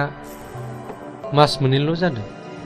नाथाय सिगांनि रिपर्टखौ आं खोनानो मोनदों बे जायगायाव सम सम मार्डार जाबाय थायोनो माथो गोबां मानसिफोरनिफ्राय खोनादों बे मार्डार खालामग्राफोरा सोरनोबा रांबो राननानै होयोनो जायखिजाया बे जायगाखौ पुलिस रेड खालामनाय जासिगोन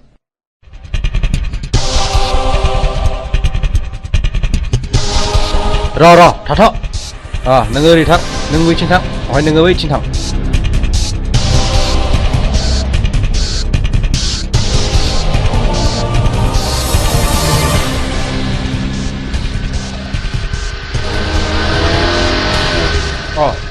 सफैबाय खोनानो मोन्दों पुलिसा जोंखौ रेड खालामसिगोन बाराखौबो थाजाला गाखोनो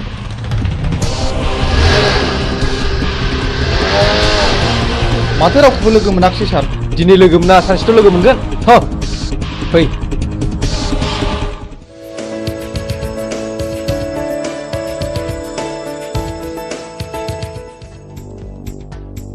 गयहर जादो बस बस बै दाख्लै जोङो सोनाया बैनो नङा होमब्ला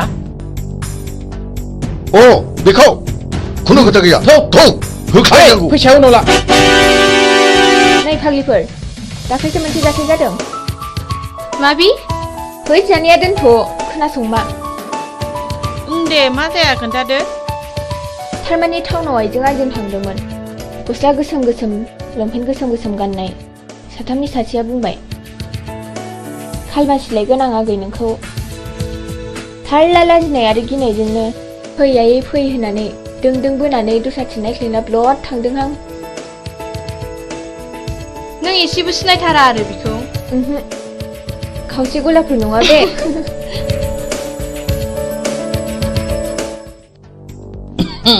हेल' डार्लिं फिलफिला आं नोंखौ मोजां मोननानै गानो रोङै केन्सार बेमार बायदि जाबाय मा नों आंनि गोसोनि बेमारखौ सोखानांगोन दा आं नोंनि बेमारखौ गाहोनायाव गैया बारायहोनायावसो दं फै लोगोफोर मा मोखां नायखो थ' लाथ' माबा लांनानै जुलि खालामफैना Hei, macam apa? Ini kau kerja kalau. Nombor mana? Kata. Hei, kata tu.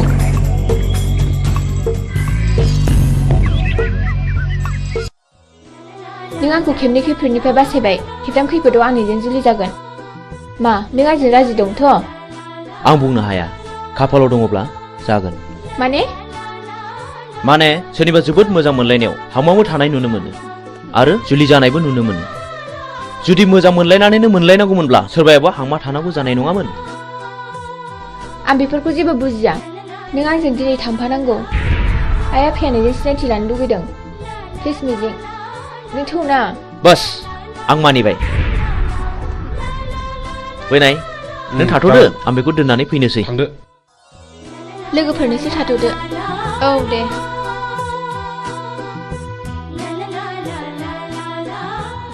मिजिं आंहा मादै मोनाव ड्रेस सोलायलांनांगौ जागोन दे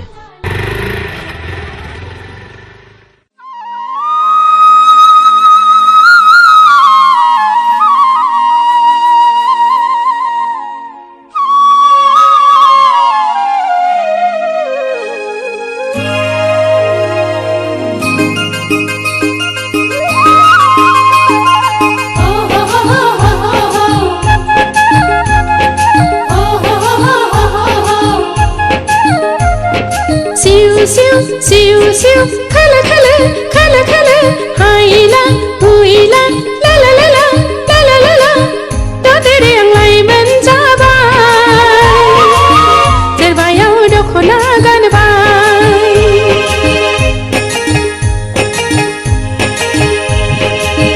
da tere ang lai man jabai terbayau dokhona ganbai magonni jauli habara angni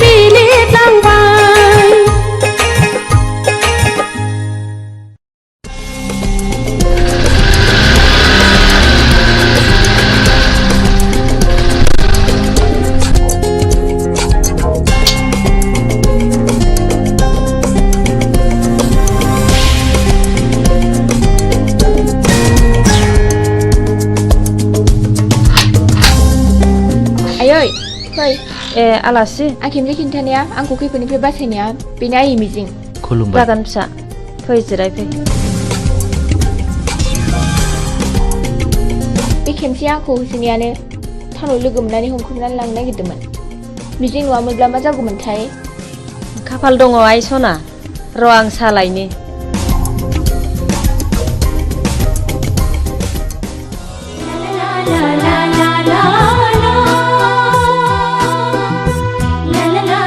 मानो गसंखो बांद्राय गिदिर गोलावनि न'आव हाबनो लाजिनाय मोनो आं फिरफिला थोद नों मानो खोनासंथारै खोथा बुङो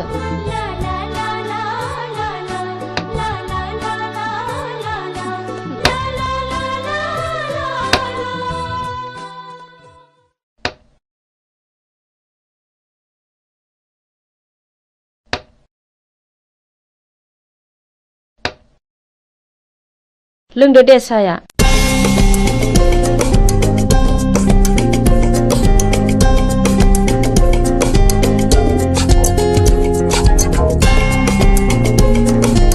आयै आफाया फैयाखै गैया टाउननि न'आवसो दंहैयो नोमफा दंमोनब्ला जोबोद खुसि जागौमोन बियो आयै आं आफा थानायाव थांनो आफाया मिजिंखौ नायनो होनबाय थादोंमोन हा थांब्लानो जाबाय दायो फैफिनदो थौ मिजिं बाय आयै थाथ' मादै दे फिसाफोर थांदो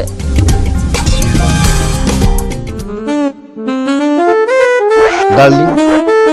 नों मा उसुदा मोनदों जेबो उसुदा मोननाङा लीला नों आंनि रानि जानांगौ थारमानि सासेल' फिसा हिनजाव बेखौथ' बिलाइ हरबानो जोब्बाय बे गासैबो सम्पथिया नोंनिनो जाजोबगोन मिथिबायथ'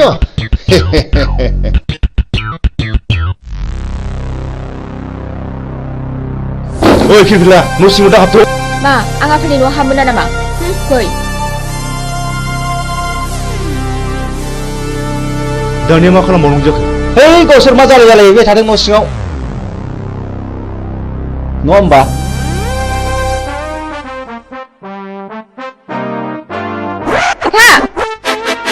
हा नों बेयाव मानो फैदों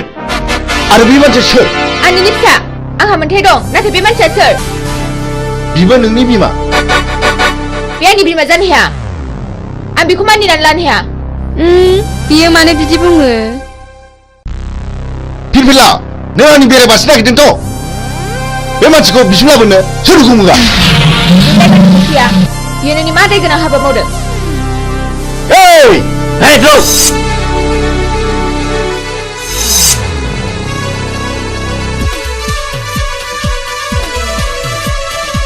नोंसोर मा नायनानै थाखो है रावबो रावलाय नङाब्ला बसनि फिसाजों थांगोन दाना मा खालामबावनांगौ खोनानो मोनदों बे मानसिया जों सिगां बुथारनाय रघुनाथनि फिसाज्लासो नों माबोरै मिथिया आरो आं दाखालिसो सुलानानै मोनथिबाय बिहा सासे बिनानाव दङ बे थांनायखौबो आं मिथिगौ ओइ बिदिब्ला थौ दानो हमना लायनांगौ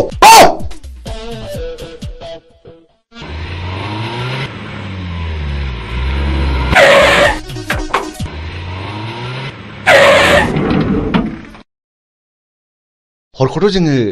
हटेल थानानै बारग'नो हाबाय दाना नों मा मावो नोंनि खायदासैलै अके र' नोंसोर बेयावनो थाद' बेखौ आं दंसै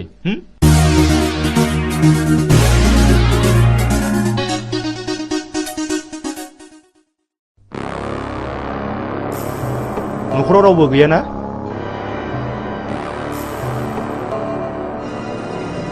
बियो मिजिंनि न' नङा होमब्ला औ नंगौ आं बिनिनो बिनानाव मिजिङा आंनि लोगो बियो गारिजों एक्सिडेन्ट जानानै हस्पिटालाव दंहैयो बियो नोंखौ नायनो हांख्रायबाय थाथारदों दा माबोरै दं सिरियासथारमोन एसे मोजाङाव फैबाय र' दा जिरायथ'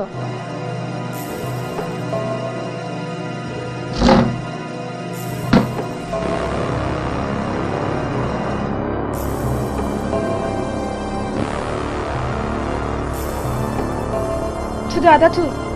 फै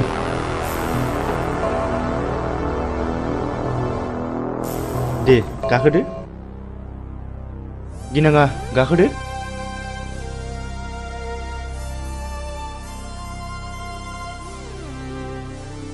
मा गिदों ओइ जेराव गिनाङा ड्राइभार गारि गोख्रै सालाय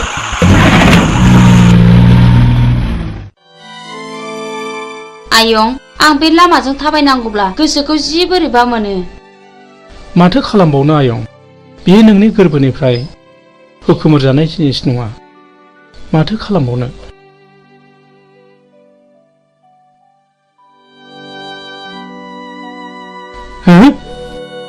नों उद्रा मादा नङा होमबा नों आंखौ सिनायनो हायाखिसै नामा नों मा जादों आदा नों मा जादों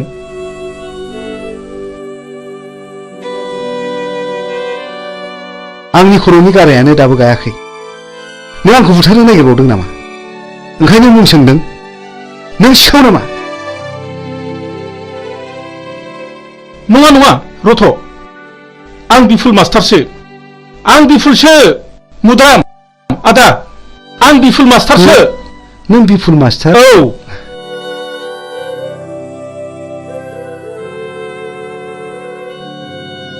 नों बिफुल मास्टार मारना औ मुद्राम आदा औ औ नंथारगौ नों मानो बिदि जाखो आदा नों मानो बिदि जाखो दिनै नों मानो बिदि आलाय सिलाय जाखो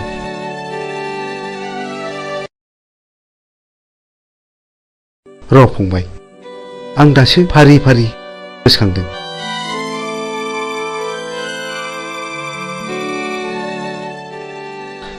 फंबाय दासो गोसोआव फैबाय आं दिनै गोसोआव फैबाय खोनासं फंबाय बे बुथं होननाया जेब्ला आंनि फिसाज्ला आरो बिहामजोखौ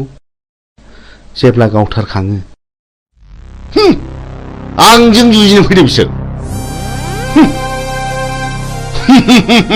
मा जाखो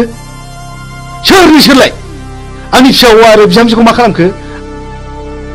मा दाय मावदों बिसोरलाय ओइ फिसा हौवा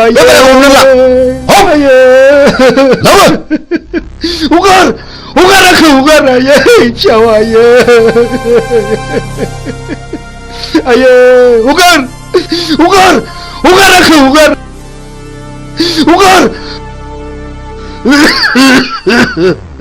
ओमफ्राय बे दलिलाव सहि हो आं मानो होनो आंनि फिसाला आरो बिहामजोखौ गावथारबाय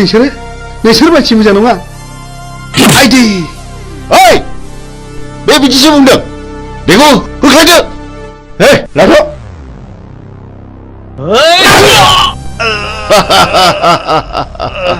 ओइ छाला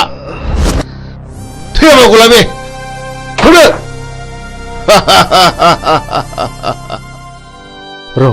र' फंबाय आं दासो फारि फारि गोसोखांदों जायखिया आदा नों आंजों थांफानांगौ आंजों थांफाथारनांगौ आदा दाबा आं बहा दङ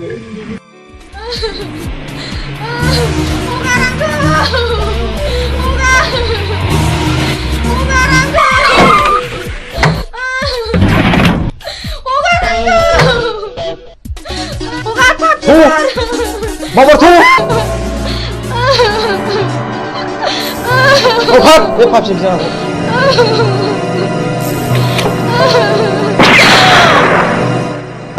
गुड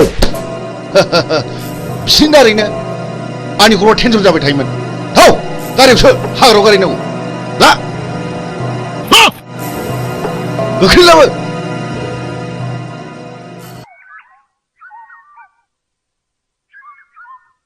नों दिनै मा सानो आं नोंनो फोरमायजोबगोन फिरफिला जोंनि न'खरखौ सिलिंखार खालामनाया नोंनि असे बिफासो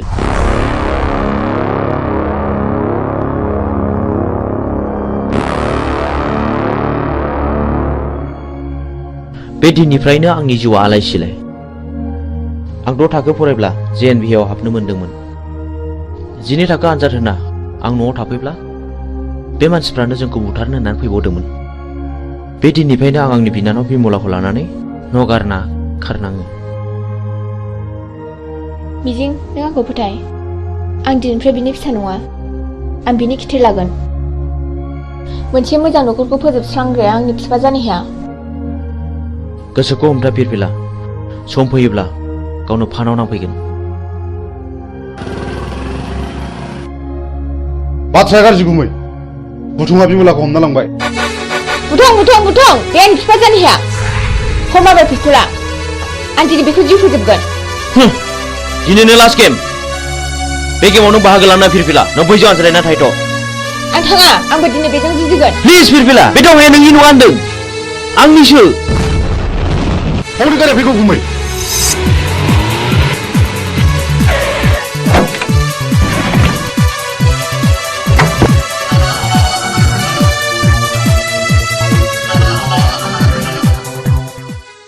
Hei, ani bilang aku buta ni sudah. Hei, apa kan aku? Go.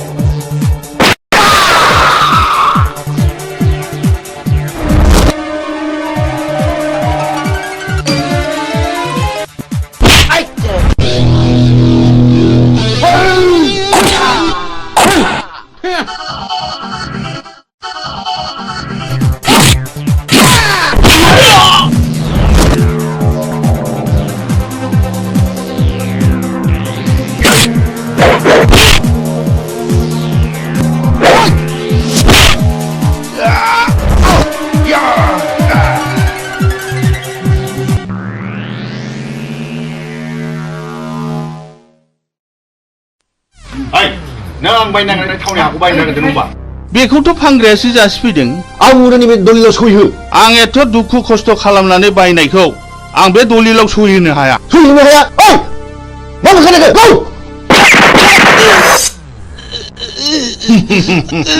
पापिफोर सुलिफोर नोंसोर आंनि फिसायखौ मा खालायखो? आंनि जेखौबो सिनि मावदों। बेखौबो गौ!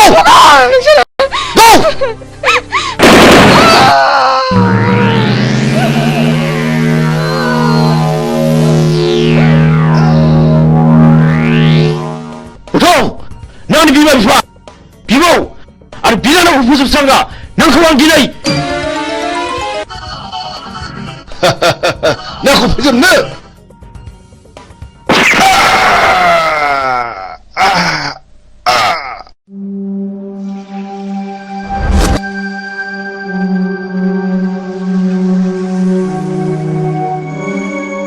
बिदि मानसिखौ बर' समाजाव दोननायनिफ्राय दोननाया साबसिन। बियो गावखौ बुथारनो जोंल' होदों। आं बेखौ बिफा मानिनानै लानो हाया।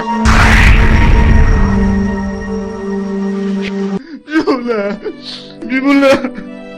नों आंखौ गालांबाय। बिमला गुबैलै।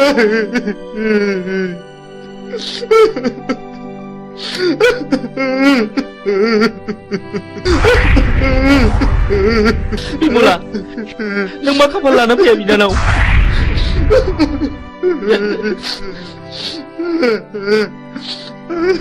बे मानि दावहा बेफोर गोथैफ्रा कि बरफ फिसा नङामोन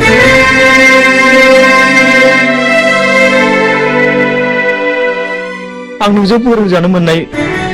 मिजिं सार आं मिजिं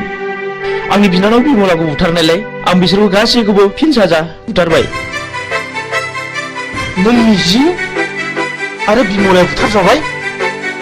मथुरा मादा नैबे नोंनि फिसौला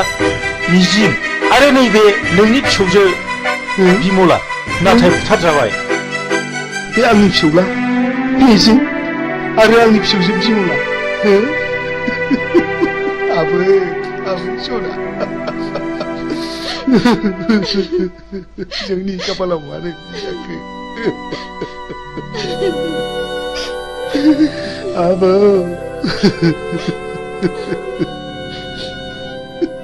बै समाव फैलावखौ फोजोबस्रांनायाबो आंजों आरो सानखांजोंमोन सार बै समनिफ्रायनो जों मुंसोलायनानै सुखदाव आरो बुगदाव लादों सार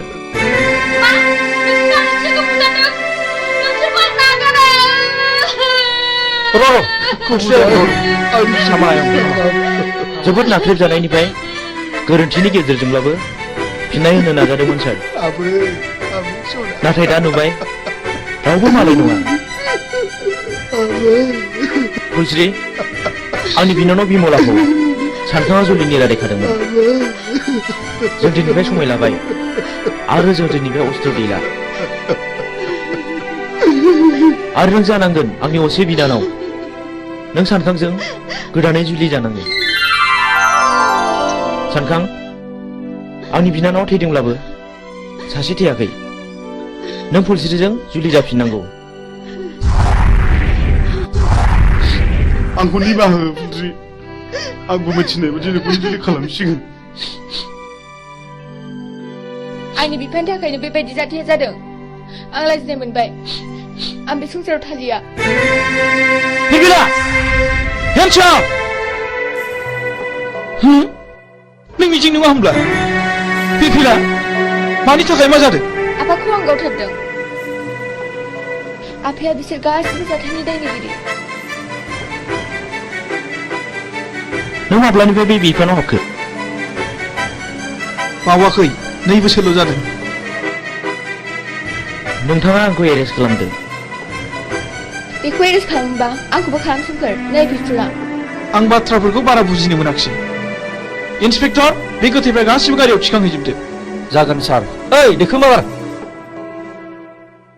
आं जेएनबिआव फरायोब्ला नोंथांनो खिन्थानाय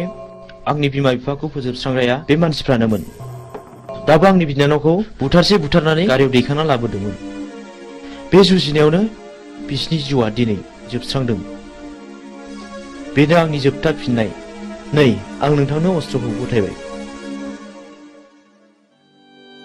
आं मिजिंनि बिबौ एसपि साहब बाव मिजिंनि जेबो दाय गैया बेखौ बुंनांगोन मिजिंआ गावनि बांद्राय दुखुखौ सहायनो हायैयाव बे हाबाखौ मावनांदों आंबो मिथिगौ एसपि साहब मिजिंखौ आं उन्दैनिफ्रायनो मिथिगौ बेयो गाज्रि मानसि जानो हाया रिलेक्स मिजिं आरो फिरफिलाखौ आंबो मिथिगौ आं बिसोरखौ हानायमानि सहायखौ होगोन नाथाय मिजिं आरो फिरफिलानि जुलिया थाबैनो जानांगोन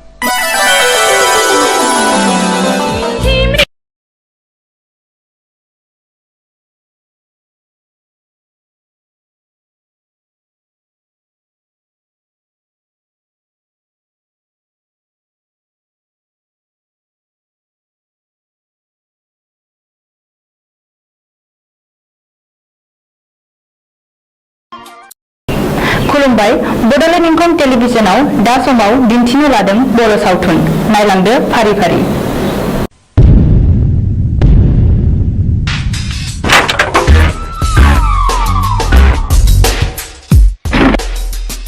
बाथ्राया साननो गोनां जाबाय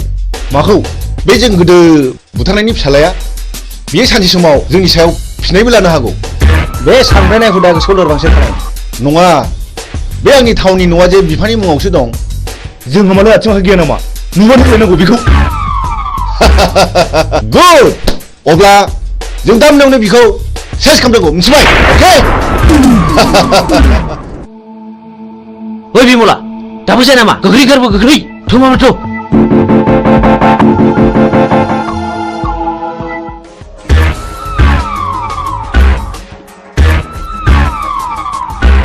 हनै खारबाय गो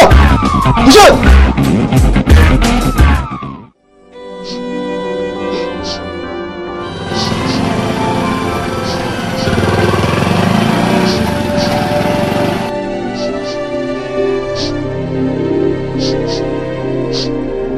ओइ सोर जाखो नोंसोरो आरो मा जादों नंगौखौ फोरमाय आं हेफाजाब होगोन आंखौ मिजिं होनो बे आंनि बिनानाव बिमला नाथाय मा जादों जों उन्दै समाव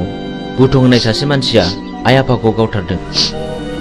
आरो बे मानसियानो मैया हराव जोंखौ बुथारनो होननानै फैबावदोंमोन जों खुनुरुखुमसो बे जायगासिम सफैदों मिजिं नोंसोरबो आं बादि दुखुथिया मानसि माथो नाथाय दुखुथियानि आखायाव दिनै नै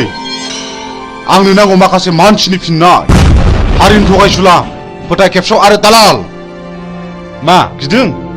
नैबे बुग्दावा मोजां मानसिखौ बासायग्रा आरो गाज्रि मानसिखौ फोजोबस्रांग्रा मा गिदों नामा फै बाइकआव गाखो फै होनदों गिनो नाङा आं दङ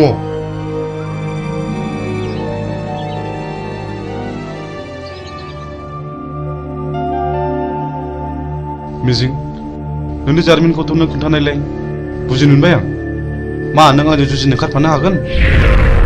मोजांनि जुजिनाय गाज्रिखौ फोजोबस्रांनायावबा आं ओंखारफानो हागोन थेंक इउ मिजिं थेंक इउ आं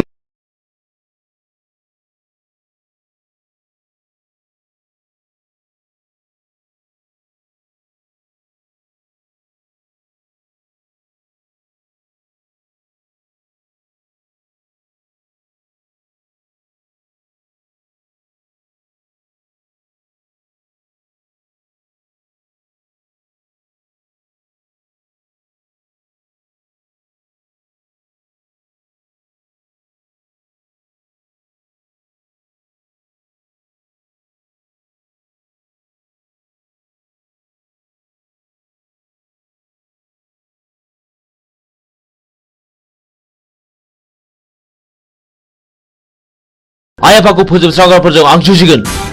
बे मैहुराव गाज्रिखौ फोजोबस्रांगोन मोजांखौ रैखा खालामगोन हेन्डशेक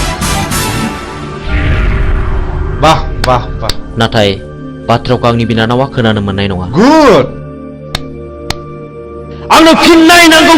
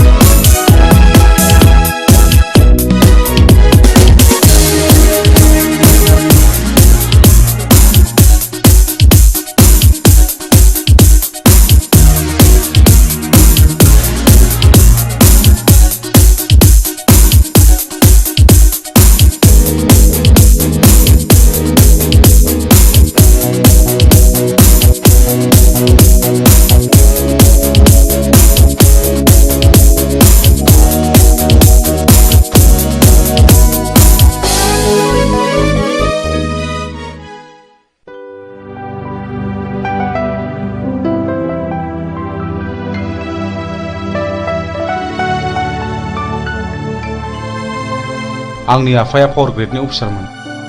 आंनि आइयाबो सानसेखालि फुजानि खरस लायनो थांनायाव बमाजों थैयो। बेनि बोसोरसे उनावनो आफाखौ सोरबा लांखारो। दिनैसिम 5 बोसोराव हाबबाय, नाथाय रावबो खिन्थानो रोङा। आंहा सासे गोजोनस्रि होननाय बिनानावबो दङमोन। बेखौबो सासे सेंग्राया गोसो थोफ्लानानै जिनाहारि खालामो। उनाव सेंग्राया लानो गोसो गैयिलाय आंनि बिनानावा सुइसाइड जानानै थैयो।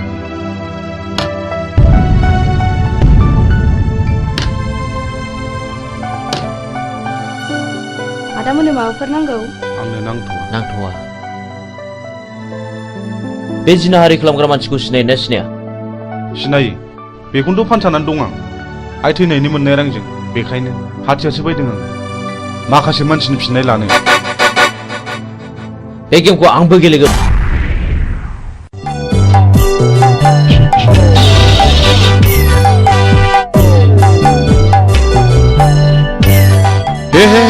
हामा जाखिलायबाय। हा बबे जायगायाव गनांगौ बबे जायगायाव सेन गफैखोसै।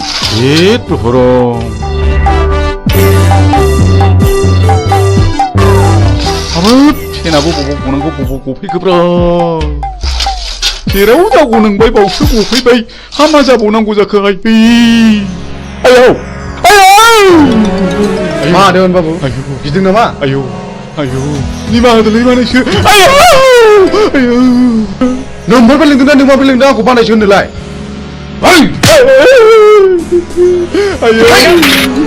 दा फोजोबसै बाबु। आंनिफ्राय बै समाव साख्रि होननानै रायजो जाना संना जानायखौ बानायसो आंनि लोगो सिखोना फिरि बानायसो माखासे गावनाव फोजोबसिगोन। देवानि बाबु जमनानै थानाय जिबौनि खुगायाव मोख्राया बारस'फैदों। सिखार खालामनो थांनाय समाव मैया लामायाव गसंथेफैदों। पाबनि लामायाव थाबायनाय लांसुनिया देवानिया दिनै मोसानि खुगायाव बारस'फैदों। दिनै नोंहा जेबो रेहाय गैया। नै बिसोर बिजिरगोन। मानो सिनायनानै सिनायै बादि बानायसोमोन। बे जुगाव सिनायनायासो सिनायनायखौ गावथारो। बे देवानि खबरदारलै।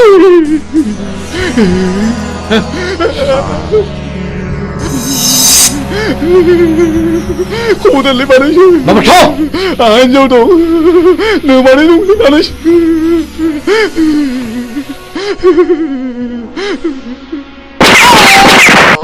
गायसुला साला।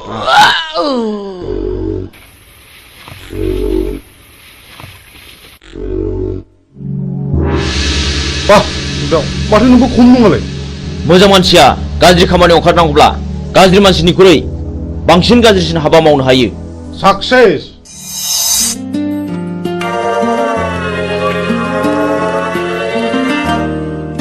बिमला, नों बिदि दुखु जाबाय थानो मोना। नै आं सनानि हार लाबोदों। नाजावदो जाम्बि।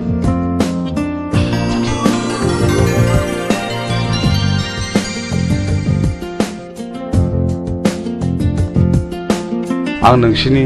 न'खरनि जाथायखौ गासिबो मोनथिजोब्बाय। नोंसोर जेरावबो थांनो नांलिया। बुथारग्राया सोर? जोंनो फिननाय नांगौ। बिमला, नों गाज्रि मोनाब्ला आं मोनसे खोथा बुंगौमोन। माने नों राजिब्ला आं नोंखौ जुलि खालामगोन। मा गाज्रि मोनदों? प्लिज जाय जाया अननानै फिननाय हो। नों जाया बुंब्लाबो आं जेबो गाज्रि मोना।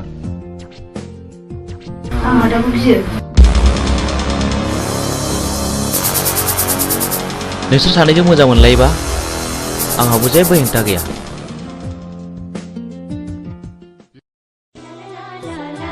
मिजिं, नों दिनै बहा दं? आं दि नोंखौ अराय सम गोसोखांबाय थायो।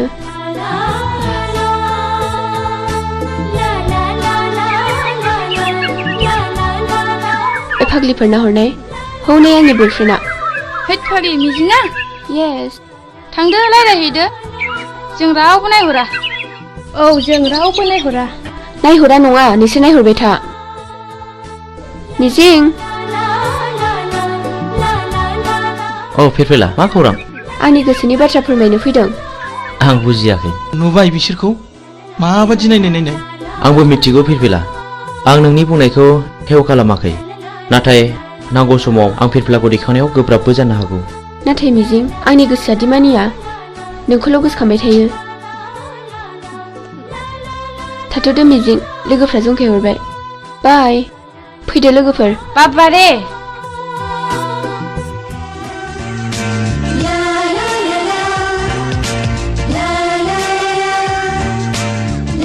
जोंहाथ' बोसोरसेनि उनाव फाइनाल इयार जाहैबाय। बिनि उनाव मा खालामगोन नों? आं बाहेरायाव ओंखारलांनोसै ओरै गवा फारसे बेरायहैनोसै। आंहा न'आवसो थानांगोन। दे बिदिब्ला। औ मिजिं औ फिरफिला मा? आइ लाबोनाय नै। नाङा फिरफिला आंहा हुदा गैया। आंनि थाखाय ओंखाम मोनजाबानो जायो। थैद अननानै होनायखौ नों मानो बिदि बुङो? औ नंगौथ' अननानै होफैनायखौ नों लानांगौ। ला थाइसे हरनाय। लादो।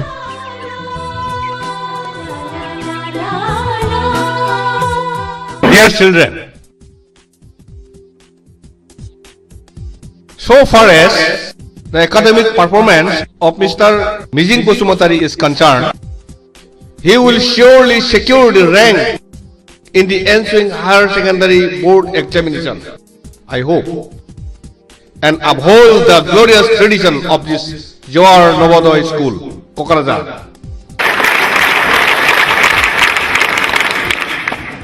Not only in the academic field,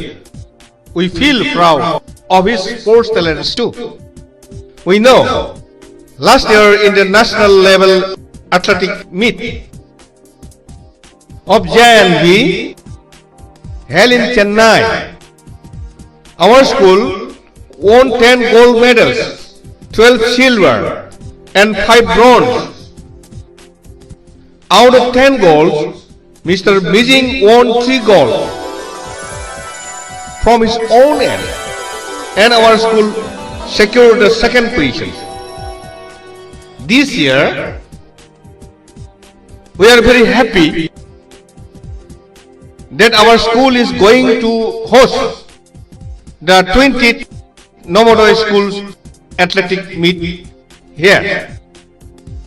and I do hope Mr. Mijing will present more goals to this school, Novodoy School, Kokrazar, Ransaida. Thank you.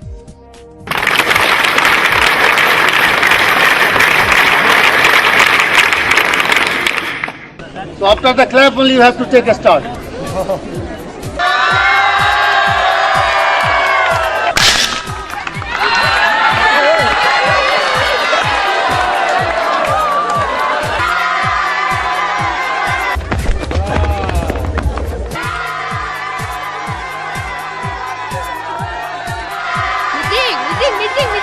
First position goes to Mijing, second position goes to Mr. Han, and third position goes to Sunidhi Kumar.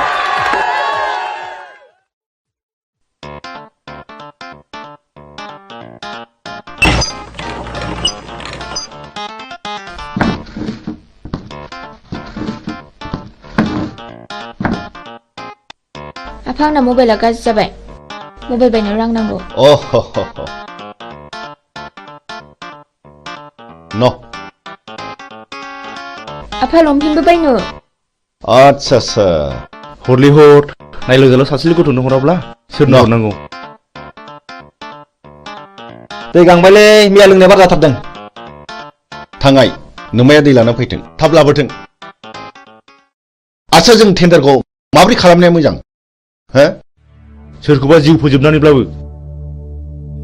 बे खामानिखौ लानांगौ। आच्छा नों देग'बादि साहस दंथ'? खोथा गैया, बे खामानिखौ जों जेरैखि जायाबाबो लाथारनांगौ। साबास गुड। आच्छा जोंहा फेनलाया बहा थाबोखो? बे लामायाव थाबोदों। सोर लोंनो बिहरामोन दैखौ?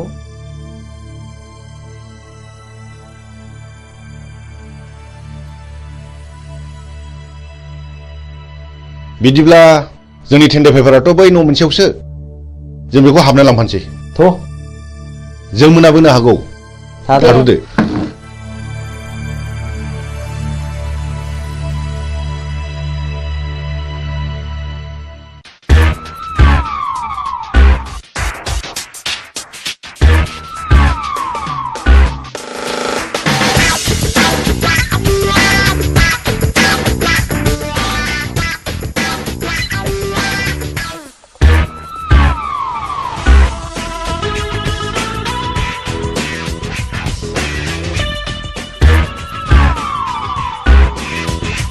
मानोबा फैदोंमोन? आंनि मुङा बुथं। आं बाथ्राखौ बांद्राय दोनथुमनानै रायलायबाय।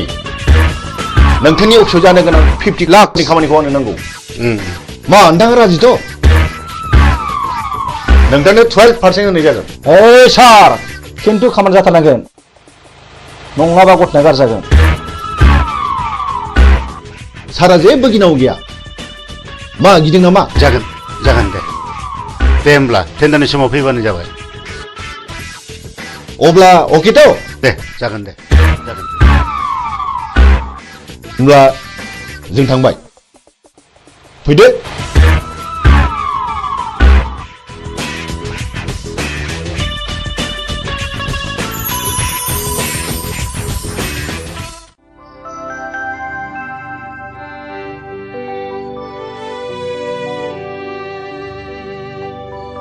नोंसोर बे लामाजों बहा थांनो नागिरदों? जों बिबायारिलै बाबुफोर, जों बै हाजो बारनानै मागिनो थांनो नागिरदों। बे लामाजों थांनो नांला दे, बेनिफ्रायनो गिदिंफिनदो। न' इसोरलै बाबुमोन।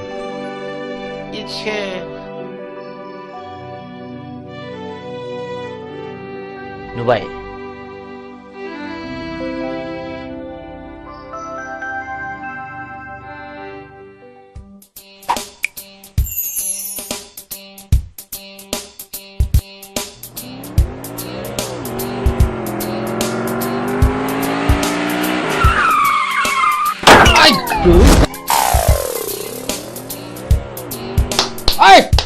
थुदो बस! होख्लायनांगौ बेखौ! सोरनि फिसासो बेलाय? होसो! सालानि फिसाखौ! सालाय! होख्लाय सालाय!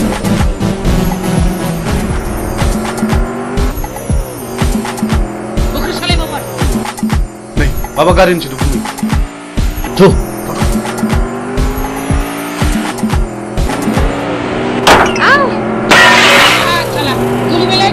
गोलैबाय!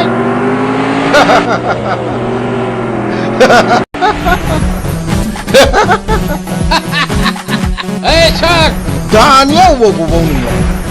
दाउ मैना! माबारला! खाफाल बियो खाफाल! माबारला! फै! Babar! Babar! Sali! Beनो आंनि खाफाल! बेनो आंनि खाफाल! बे ओरैनबारि हाग्रायाव सोर रैखा खालामबावनो नोंखौ? हायला!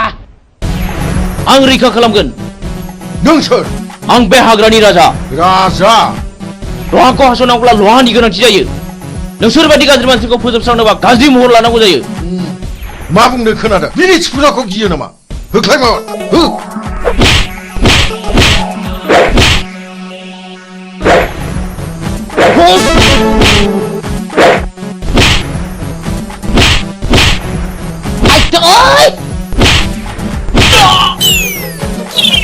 Ayo! Aduh!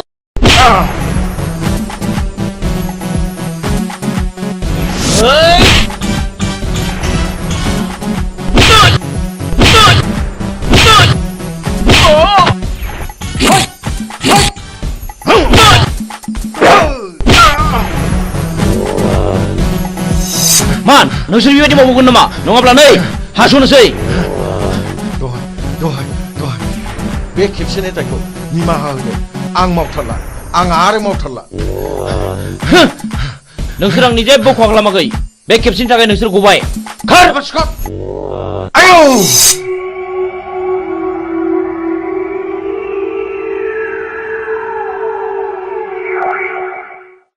आं नोंखौ बेसेबा गोबावजों लोगो मोननानै आंनि गोसोआ जोबोद गोजोनदों मिजिं। मानोना आं नोंखौ सम सम जोबोद गोसोखांबाय थायोमोन। नाथाय नोंसोर मानो गोसोम खसाब गानदों मिजिं?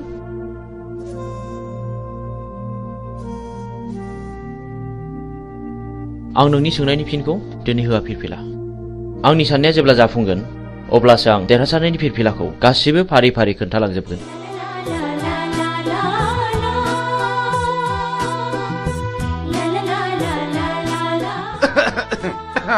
गुमै आं बिब' लिंखानोसै नामा? आंनि फिसाजोखौ सोर बिलाय? बिदि हेमत खालामनाया? आइ सना, नों बिसोरखौ सिनायना सिनायामोन? आरो जाय मानसिया नोंखौ खैफोदनिफ्राय रैखा खालामदों बे मानसिखौ आंनिसिम लिंबोथार आइ आं बिनो बान्था होगोन आइ नोंखौ बासायग्रा मानसिखौ नों सिनायगोन ना सिनायामोन आइ सिनायै सिगाङाव जवाहरलाल नवोदया बिद्यालयआव फरायोमोनबा बियो थाखो 11आव फरायोमोन आं 9 थाखोआव फरायोमोन मुङा मिजिं आयै क्लासाव जोबोद गोरोंमोन बेल' नङा गेलेनायावबो जायखिजाया आइ नों बेखौ जोंनिसिम लिंबोथारनांगोन आं बेजों सिनायथि लानो लुबैदों नोंखौ लोगो मोननानै आंनि गोसोआ जोबोद गोजोनदों मिजिं जोबोद गोजोनदों I love you मिजिं I love you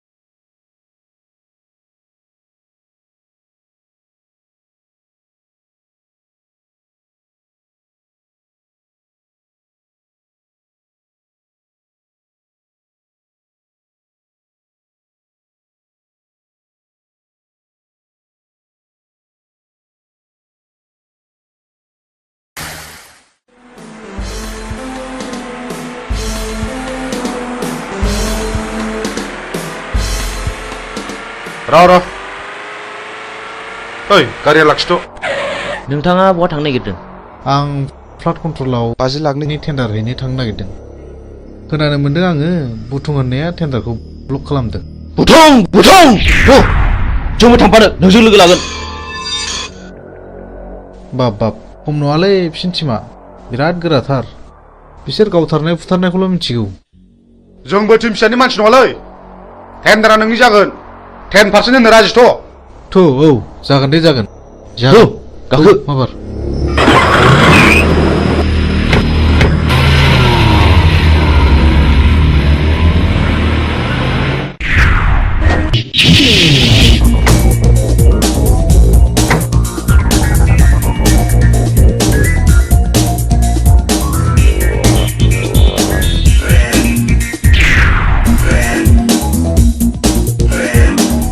ओइ बे बक्सआव रावबो टेन्डार सोनो हायैनि नोजोर हो अके जागोन दे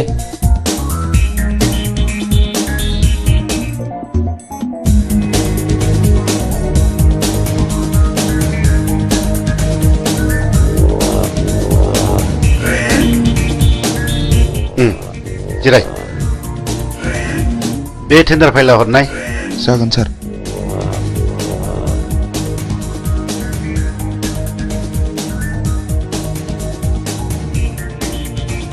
नोंथाङा आंजों जेब्ला मोजां सोमोन्दो लागोन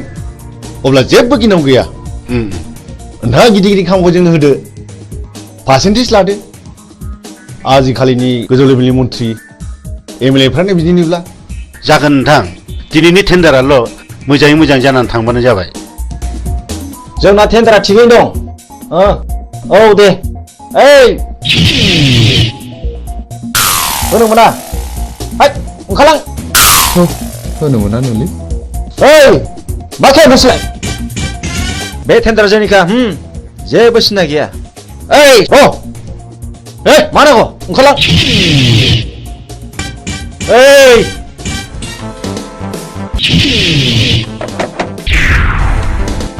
नों बुंनो थाबाय था हट टेन्डार पेपारा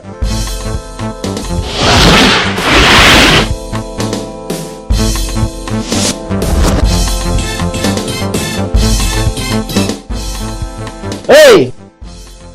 मा नोंसोर नोम्बौ माने नोम्फानि बिफा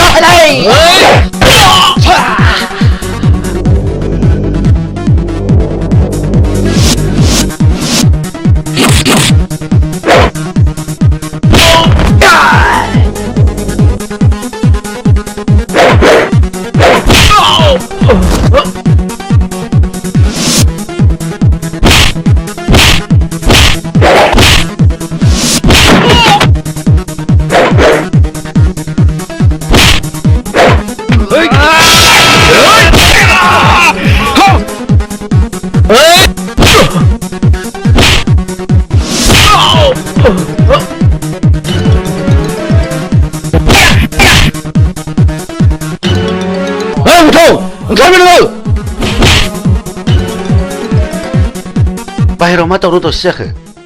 थनाय थनाय ओंखारबाय नोङो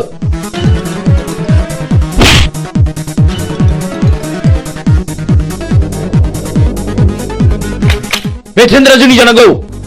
नङाब्ला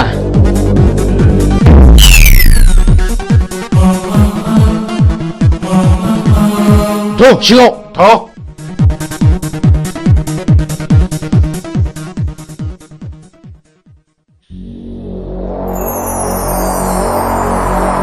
जिराय अफिसार खामानिया अरुणनि मुङाव जानांगौ जागोन दे नङाबा बाथ्राया बोरैबा जागोन आं अरुणनि मुङैनो खामानिखौ होसिगोन गुड बाय बाय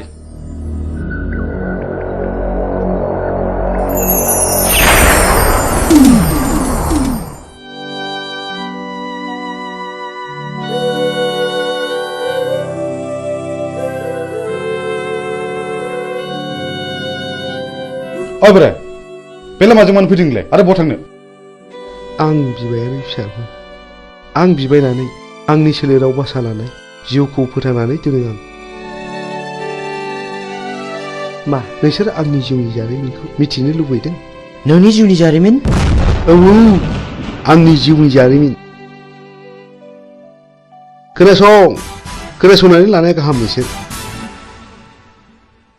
आंहाबो सानसे न'खर दङमोन आंहा आंनि आंगोनि अनजालि बिसि 40 बोसोर आरो 32 बोसोरनि सानै अनजालि फिसाला दङमोन आरोबाव 25 बोसोरनि बिलाइ हरनाय सासे अनजालि फिसाजो दङमोन आंनि फिसाला दुइसिना बर'नि रायजो बिनायाव पुलिसनि आखायाव जिउ गारनांबाय आंनि बिसि अनजालिया फिसानि दुखुआव गाबै गाबै बेमार जानानै थैलांबाय नों अन्नानै नोंनि जिउनि जारिमिनखौ गासिबो फोरमायलांनो हागोन ना हागोन बेनि उनाव आंनि फिसाजो बिलाइ हरनायाबो बर'नि गावजों गाव एना एनियाव फिसायवथा जालांबाय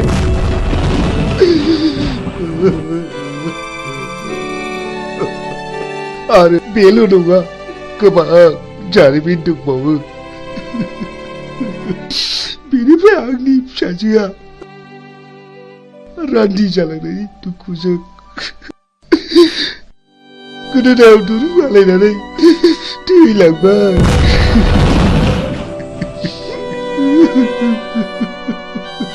बेनि उनाव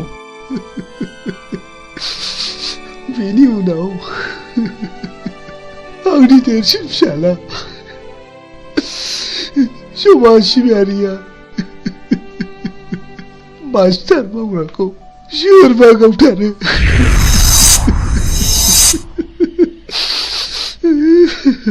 बे बुथारजानायनि मुङा मामोन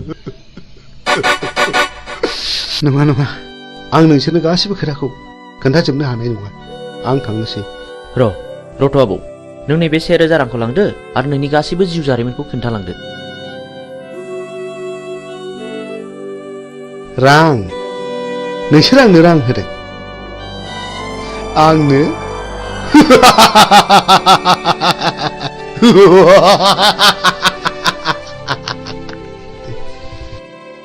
आं बिबायारि जानो हागौ नाथाय नोंसोर बायदि गोसोम मुखा गाननायनिफ्राय आंनो नांगौनि जेबो गोनांथि गैया साला बिबायारिथारानो दा जोंनांगौबा दिगदार दं नोङो थां सुवाद ओंखारलां बुगदाव बिदि हामा बिनि गोसोआवबो जोंनि गोसोआव खामग्लिनाय बायदि दुखु दङ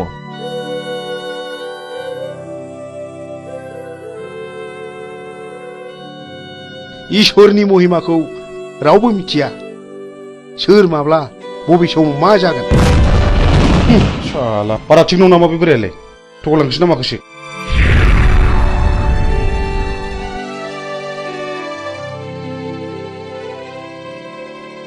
बेफोरखौ बारा संखिनो नाङा बैनाय लामा थाबायनायाव हाखर हाला दैमा दैसा बारलांनांगौबो जानो हागौ हाग्रायाव मै शिकार खालामनायाव मैनि अनगा गुबुन जुनारबो स्टार्ट नांनो हागौ बेनिखायनो गोसोखौ बारा लोरबां खालामनाया थिग नङा जोंनि लामा हान्थिनांगौआ दाबो जेबो जायाखै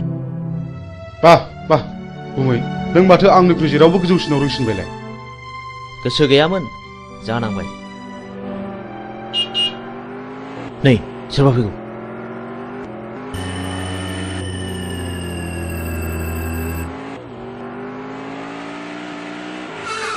ओइ सैथोनि फिसा गारिनिफ्राय ओंखार होनदों नोंथांमोना सोर जाखो सोरखौ मान नांगौ नोंलाय आं नोंसोरखौ खुलुमो आंनि खावलायनाय अन्नानै जोंखौ बिनिफ्राय हगार हरदो नों माला फैलाव जुलि जाया नोंखि मिथिगौ बेहा मा पाप दं आं जेबो मिथिया आइया बे जायजों हरदों आं बेजोंनो थांदों अन्नानै आंखौ अन्नानै बिनि दायखौ निमाहा खालामदो नों दिनैनो दानो नोंनिफ्राय जेला साखादो नों रान्दि जानांगौ आं रान्दि जानांगौ औ नों रान्दि जानांगौ नोंनि फिसाया गोबां मानसियाव गोसो बोना जिनारि खालामदों बिनि गेजेराव आंनि बिनानावा सासे जाय आंनि बिनानावा दुखु आरो दिखारजों मुलि लोंना थैनो गोनां जादों आं गोदो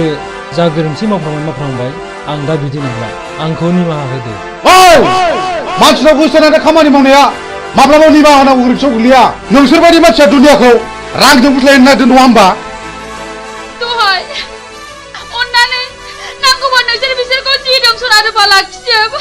अन्नानै आंनि फिसायखौ रैखा खालामदो हाला जिनाहारि खालामग्रा फैलाव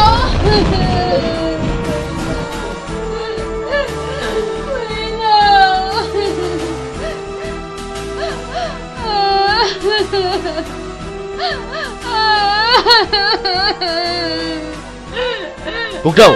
नों गोरोन्थि मावबाय बे आंनि बिनानावखौ जुलि खालामनो थगायनानै जिनाहारि खालामदों बे गोरोन्थिया आंनि नङा गुमै बे गोरोन्थिया बिदिनो फिननाय आंनि फिसायखौ गावथारबाय आंखौबो गावथार नोंसोर पापिफोर सुनिफोर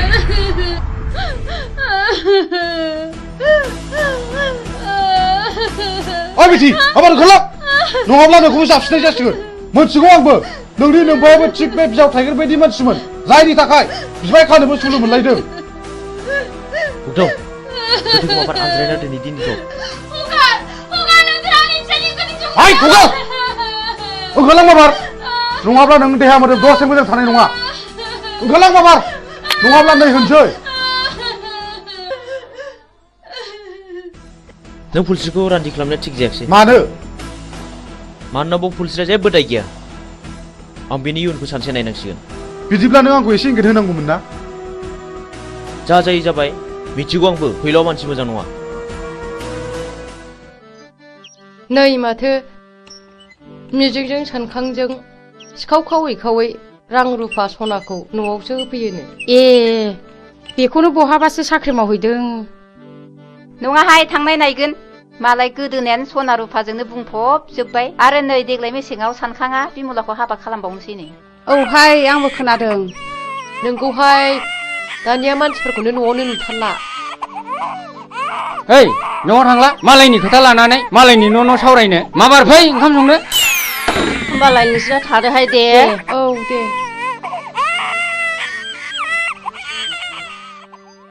थ' जोंहाबो ओंखाम संनाय समा जाबाय ओंखाम संहैदिनि ओंहाय थांदिनि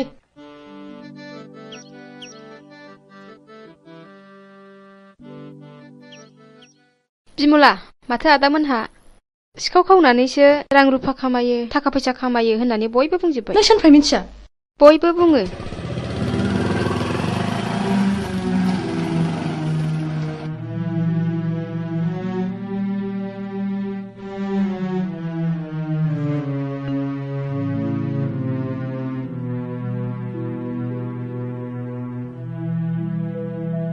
बिमला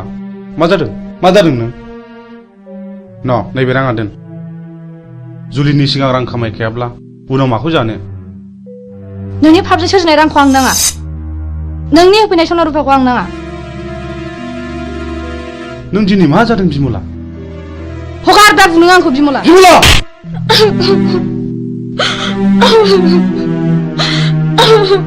बे राङा सख'नो रां नङा कन्ट्राक्टरनिफ्राय पारसेन्ट लागायनांसो बिमला आं नोंनो माब्लाबासो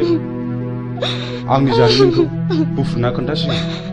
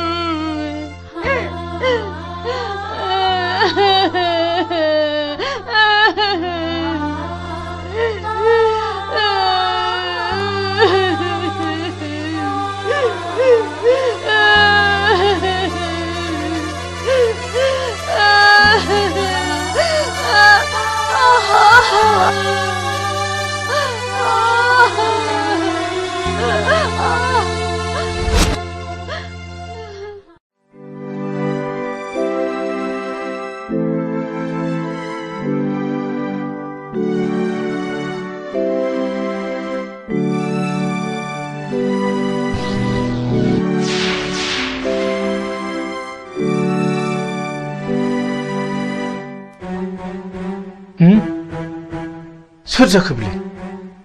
सोर जाथावगौ बेलाय मा जानाय जाखो बेलाय माथो फुलस्रि आयं बायदिसो नुबायलै आंलाय फुलस्रि फुलस्रि आयं फुलस्रि आयं मा जादों आयं सिखारदो आयं फुलस्रि नोमायंसो आयं नोमायंसो सिखारदो आयं औ आंसो आयं सिखारदो आयं सिखारदो मा जादों आयं मा जादों मा जायामोन आयं बुं मा जामारदों आयं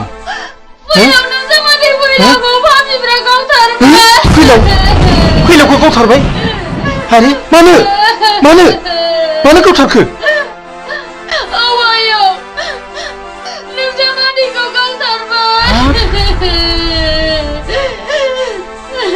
फुलस्रि दा जावैसोनि सफा बहा दङ बोरो फै आयं फै थ' आयं सना थ'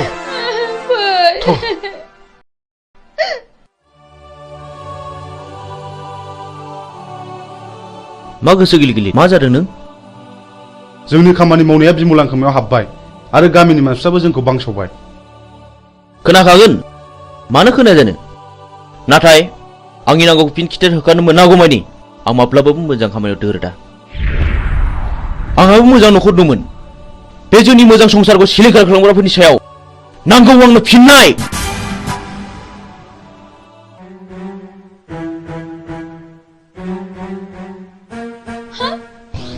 हनै आयं बिसोर पापिफ्रानो आंनि फिसायखौ गावथारदों हनै आंनि फिसायनि गोथै सहआ फैलावाखि नोंसिनि माबा बादगा हाबा मावदोंमोन औ बियो मावदों बियो आंनि बिनानावखौ गोसो थोफ्लानानै जिनाहारि खालामदों जाय आंनि बिनानावा दुखु आरो दिखारजों मुलि लोंना थैनांदों आरो बेल' नङा बियो गोबां मानसिखौनो जिनाहारि खालामदों बे बिनो खिथिर बेफोरबायदि खिथिर खालायनायावनो दिनै बिसिबां दे बर' सुबुं माहारिया जिउ गोमालांखो बिसिबां बर' आइजोफ्रा रान्दि जानांबोखो बिसिबां बर' गथ'फ्रा मावरिया जानांबोखो मोजां ग्रोम ग्रोम न'खरानो फिसाय गोमाजानानै दिनै नोरजिया जालांबाय बेफोर दुखुआखि नों आरो आंनि नङा दाय मोननानै मानसिखौ बुंनाय एबा बादा होनायनि सम गैलिया सिद्दायैनो गुलिसो गावबाय बिसोरनि गोसो गोरबोजों खामग्लिनाय गोसोआ सोरनि सायावदि मा साव होबोदों बेखौ सोर मा बुजिनो बर'नि साव होनाया बर'नावनो गोग्लैदों बेखौनो बुङो मानसिफ्रा दैमालुनि साव आरो दैमालुनि सावा खाराखै बेखौ होखारनोब्ला आं सासे मोजां मानसि जाग्रोनांगोन बिनि उनाव नोंबो मोजां मानसि जानांगोन आरो लासैनो बयबो मोजां मानसि जानांगोन अब्लासो बिर दैमालुनि जिउमाया खुसि जानानै गाव होनाय सावखौ मन'नानै लाफिनगोन ओइ बोराय सोर नोंलाय नों जेबो दाबुं र' सिरिथा आं बिफुल फोरोंगिरि बै गौरां दैमा सेरनि थाइजौगुरि गामियाव गुदि फरायसालियाव खामानि मावनानै आजिरा मोननाय आं बिफुल मास्टार नाथाय आं दा न'आव फैदोंब्लाबो गोदो फोरोंबोनो मोननाय बै मिजिं होननाय गथ'खौ आं दाबो बावाखै हो नोंसोर मानो सिरि थाखो नोंसोर मानो गंसिखो नोंसोर मा सानदों ना नोंसोर आंखौबो गावथानो सानदों नामा सार जों जोबोद गिदिर गोरोन्थि मावफ्लांबाय जोंखौ निमाहा होदो सार जों थांसै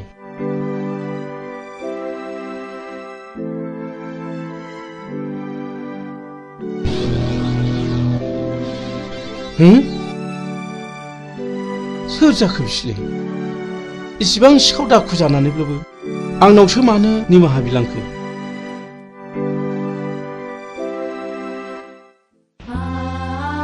फुलस्रि आयं हगार आंखौ दाना हगार जों थैनायजों थैफानो हाया आयं हामबायसै आयौ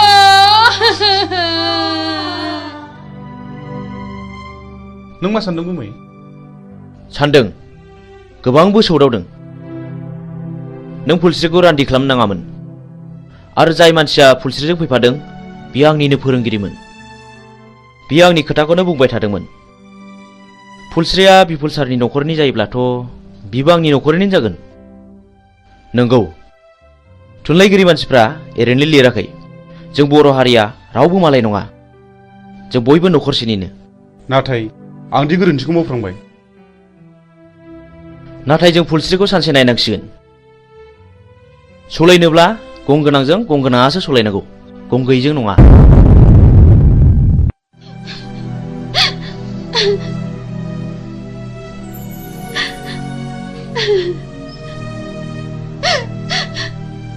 आयं नों इसिबां दुखु जानो नाङा नङाबा नोंनि महर मुस्रिया गोमालांगोन बे थैनानै थांनायखौलाय आयं बहा मोनबावनो नोङो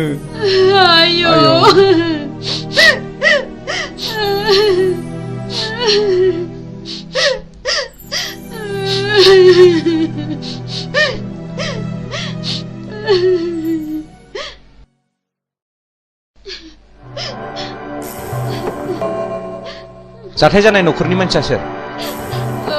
आं आरो बे न'खराव साबेसे मानसिफोर दं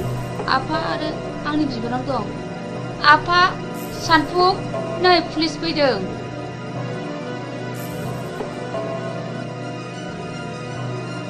आदसा बे बुथारजानायनि मुङा मामोन फैलाव बसुमतारी दानि जुगखौलाय माथो होनबावनो बुंलाबो दाय बियो नोंनि मा जायो बे आंनि बाजै बे आंनि आफा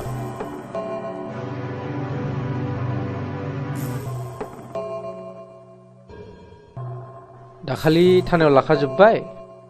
आदसा फुलस्रि बै गावथानाय मानसिफोरखौ नों सिनायो नामा आं सिनाया नाथाय बिसोरो आंनि मुं आंनि फिसायनि मुं आरो आफानि मुंखौ मिथिजोबो बेखौ मानि थाखाय गावथारा सिगाङाव गावनि बिनानावखौ आंनि फिसाया जिनाहारि खालामदोंमोननो बेनिखायनो आंनि फिसायखौ गावथारदों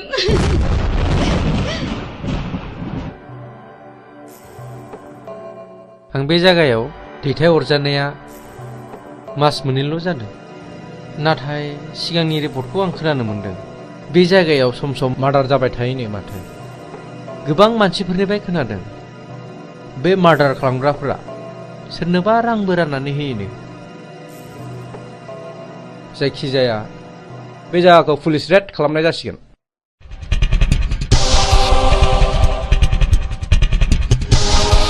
र' थाथ' नोङो ओरै थां नों बैथिं थां ओमफ्राय नोङो बैथिं थां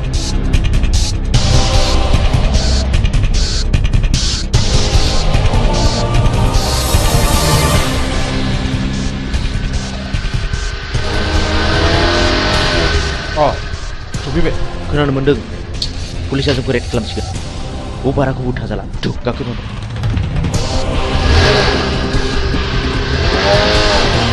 माथो रावखौबो लोगो मोनाखिसै सार दिनै लोगो मोना सानसेथ' लोगो मोनगोन फै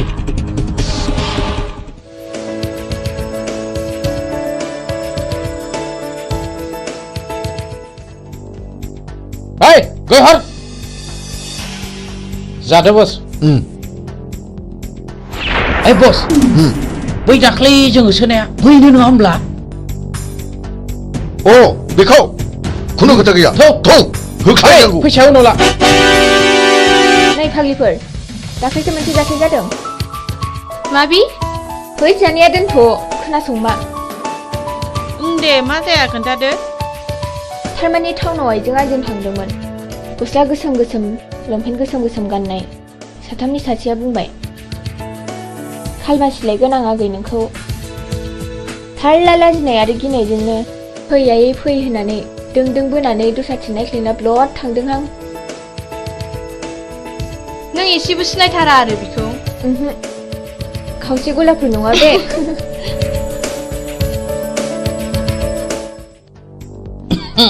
हेलौ डार्लिं फिलफिला आं नोंखौ मोजां मोननानै गानो रोङै केन्सार बेमार बायदि जाबाय मा नों आंनि गोसोनि बेमारखौ सोखानांगौ दा आं नोंनि बेमारखौ गाहोनायाव गैया बारायहोनायावसो दं फै लोगोफोर मा मोखां नायखो थ' लाथ' माबा लांनानै जुलि खालामफैनां Hei, masyarakat, ini kau kerja kalau. Nonton ni. Hei, kata tu.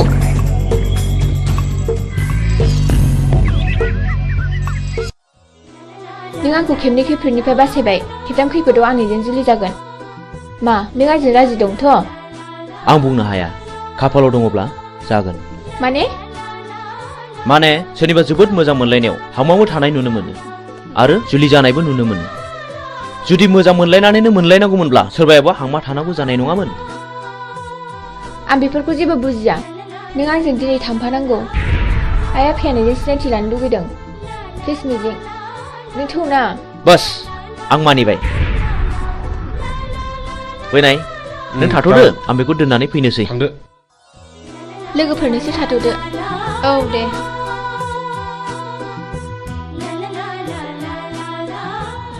मिजिं आंहा मादैमोनाव ड्रेस सोलायलांनांगौ जागोन दे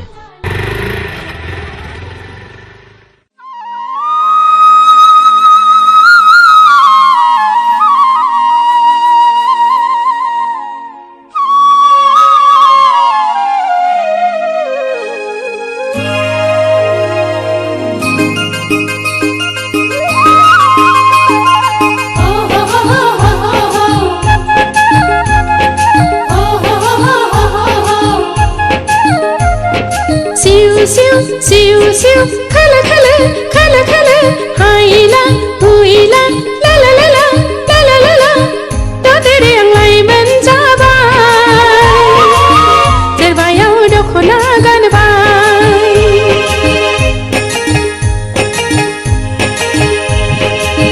da tere anglai man jabai terbayau dokhona ganbai pagonni jauli habara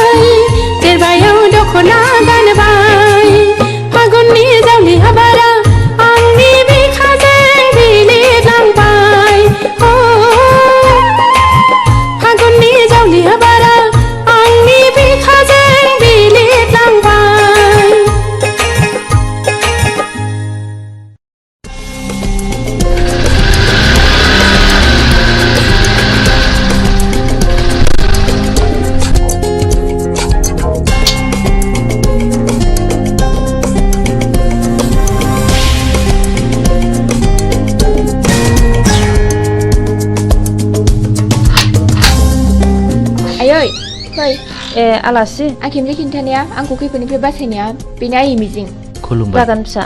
फै जिरायफै बे खेमसे आंखौ होसोनायानो टाउनाव लोगो मोननानै हमख्रुमनानै लांनो नागिरदोंमोन मिजिं नङामोनब्ला मा जागौमोनथाय खाफाल दङ आइ सना र' आं सालायनि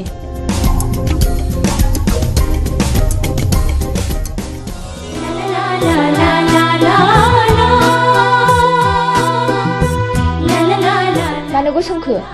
बांद्राय गिदिर गोलावनि न'आव हाबनो लाजिनाय मोनो आं फिरफिला थोद नों मानो खोनासंथारै खोथा बुङो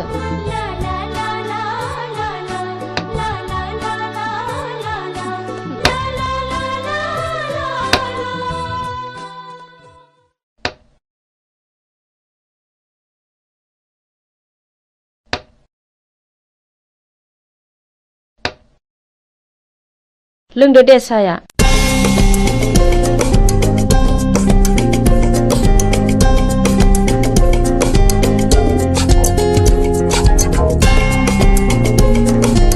आयै आफाया फैयाखै गैया टाउननि न'आवसो दंहैयो नोंफा दंमोनब्ला जोबोद खुसि जागौमोन बियो आयै आं आफा थानायाव थांनो आफाया मिजिंखौ नायनो होनबाय थादोंमोन हा थांब्लानो जाबाय दायो फैफिनदो थौ मिजिं बाय आयै थाथ' मादै दे फिसाफोर थांदो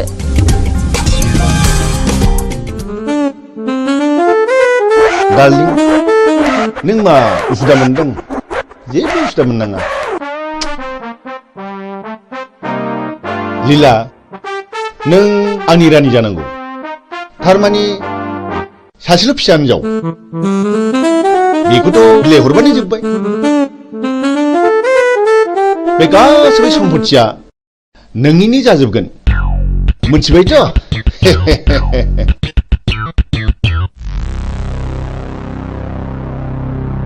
ओइ फिरफिला न' सिङाव दा हाबथ' मा आं आफानि न'आव हाबमोना नामा फै दानिया मा खालामबावनांगौ जाखो है गावसोर मा जालायबाय थादों न' सिङाव नङा होमबा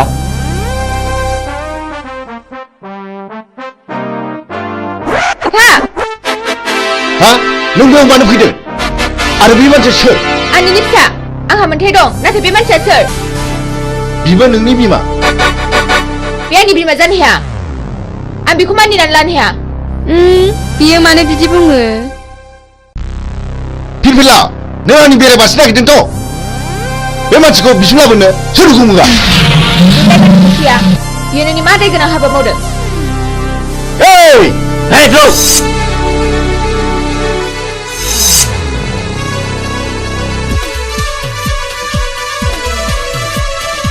नोंसोर मा नायनानै थाखो रावबो रावलाय नङाब्ला बसनि फिसाजों थांगोन दाना मा खालामबावनांगौ खोनानो मोनदों बे मानसिया जों सिगां बुथारनाय रघुनाथनि फिसाज्लासो नों माबोरै मिथिया आरो आं दाखालिसो सुलानानै मोनथिबाय बिहा सासे बिनानाव दङ बे थांनायखौबो आं मिथिगौ ओइ बिदि जाथौ दानो हमना लायनांगौ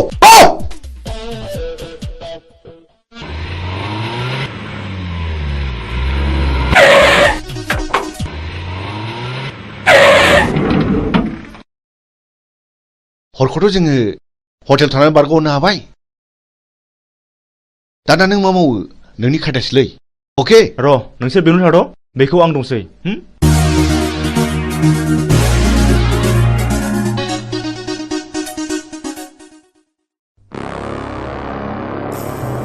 न'खराव रावबो गैयाना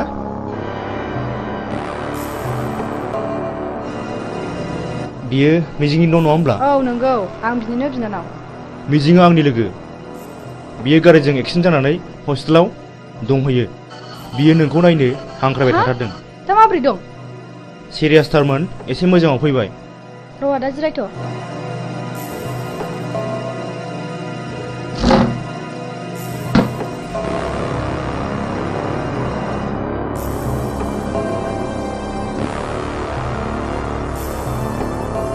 थुदो आदा थु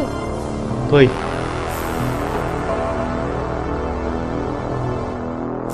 दे गाखोदो गिनाङा गाखोदो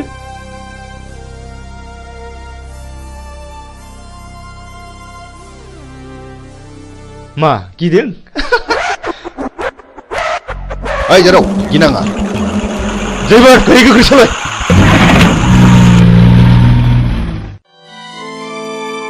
आयं आं बे लामाजों थाबायनांगौब्ला गोसोखौ जि बोरैबा मोनो। माथो खालामबावनो आयं, बेयो नोंनि गोरबोनिफ्राय हुखुमोर जानाय जिनिस नङा। माथो खालामबावनो।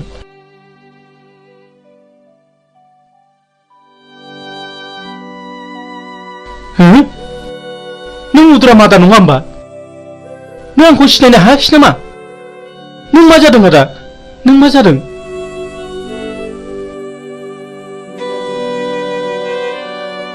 आंनि खर'नि गारायानो दाबो गायाखै।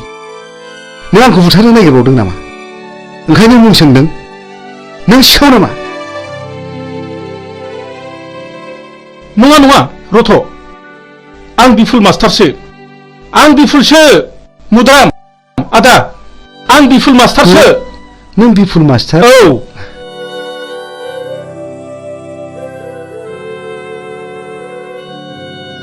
नों बिफुल मास्टार मारना? औ मुद्राम आदा, औ औ नंथारगौ। नों मानो बिदि जाखो आदा? नों मानो बिदि जाखो? दिनै नों मानो बिदि आलाय सिलाय जाखो?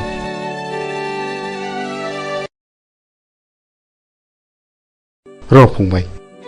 आं दासो फारि फारि गोसोखांदों।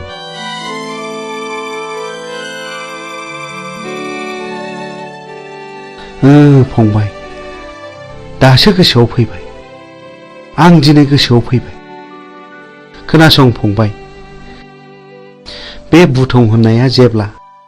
आंनि फिसाज्ला आरो बिहामजोखौ जेब्ला गावथारखाङो। आंजों जुजिनो फैदों बिसोर। मा जाखो? मा जाखो? सोर नोंसोरलाय? आंनि फिसाज्ला आरो बिहामजोखौ मा खालामखो? मा दाय मावदों बिसोरलाय? ओइ फिसाज्ला, हगार हगार आंखौ, हगार आयै फिसाज्ला, आयै हगार हगार हगार आंखौ, हगार हगार। ओमफ्राय बे दलिलाव सहि हो, सहि हो। आं मानो होनो? आं मानो होनो? आंनि फिसाज्ला आरो बिहामजोखौ गावथारबाय नोंसोरो? नोंसोर मानसि मोजां नङा। आइदि ओइ बे बिदिसो बुंदों। बेखौ होख्लायदो। हे लाथ'।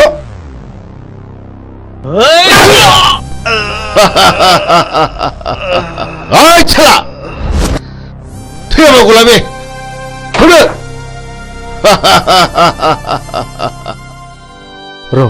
र' फंबाय, आं दासो फारि फारि गोसोखांदों। जायखिजाया आदा, नों आंजों थांफानांगौ। आंजों थांफाथारनांगौ आदा। दाबा आं बिसोरखौ बहा दोनो?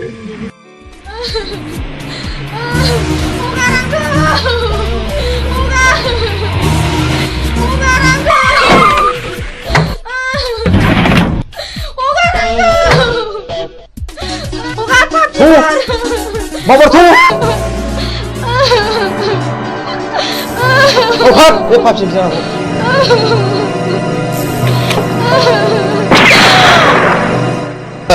गुड बिसिनि दारैनो आंनि खर'आ टेनसन जाबाय थायोमोन। हौ गारियाव सो, हाग्रायाव गारिनांगौ। ला गोख्रै लाबो।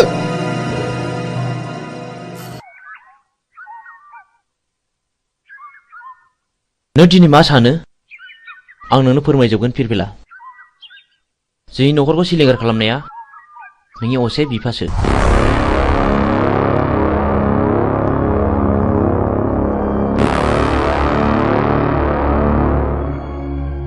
बे दिननिफ्रायनो आंनि जिउआ आलाय सिलाय। आं 6 थाखो फरायब्ला JNVआव हाबनो मोनदोंमोन। 12 थाखो आनजाद होना आं न'आव थाफैब्ला बे मानसिफ्रानो जोंखौ बुथारनो होननानै फैबावदोंमोन। बे दिननिफ्रायनो आं आंनि बिनानाव बिमलाखौ लानानै न' गारना खारनाङो। मिजिं, नों आंखौ फोथाय। आं दिनैनिफ्राय बिनि फिसा नङा। आं बिनि खिथेर लागोन। मोनसे मोजां न'खरखौ फोजोबस्रांग्राया आंनि बिफा जानो हाया। गोसोखौ हमथा फिरफिला सम फैयोब्ला गावनो फानाव नांफैगोन। बाथ्राया गाज्रि गुमै बुथुङा बिमलाखौ हमना लांबाय। बुथुं बे आंनि बिफा जानो हाया। हमाबाय पिस्तला आं दिनै बेखौ जिउ फोजोबगोन। दिनैनो लास्ट गेम। बे गेमाव नों बाहागो लाना फिरफिला नों बैजों आनज्रायना थाहैथ'। आं थाङा आंबो दिनै बेजों जुजिगोन। प्लिज फिरफिला बे दावहाया नोंनि नङा होनदों आंनिसो। हौरि गारि फैगौ गुमै।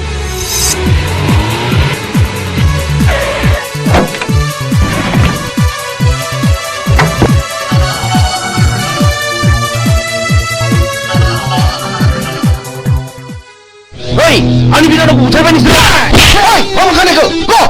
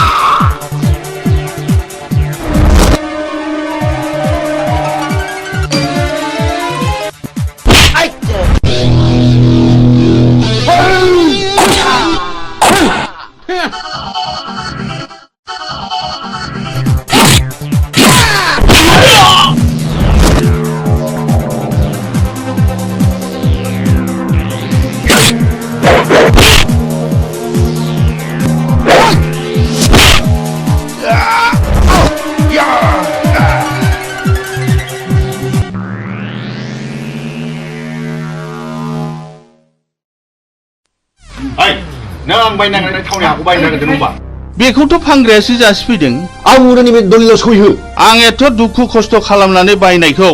आं बे दलिलाव सहि होनो हाया। सहि होनो हाया? ओइ! मा बुंखानायखौ? गौ!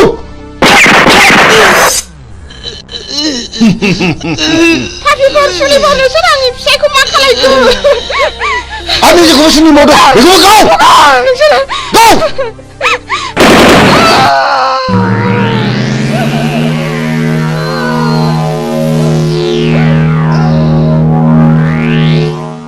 गौ! नोंनि बिमा बिफा बिबौ आरो बिनानावखौ फोजोबस्रांगा नोंखौ आं दिनै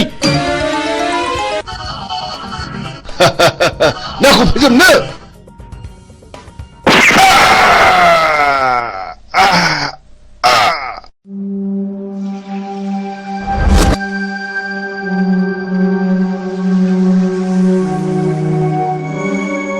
बिदि मानसिखौ बर' समाजाव दोननायनिफ्राय दोननाया साबसिन। बियो गावखौ बुथारनो जोंनो होदों। आं बेखौ बिफा मानिनानै लानो हाया।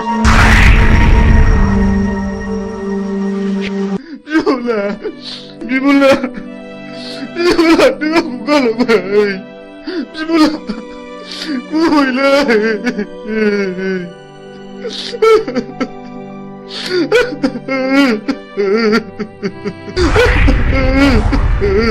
बिमला नों मा खाफाल लाना फैया बिनानाव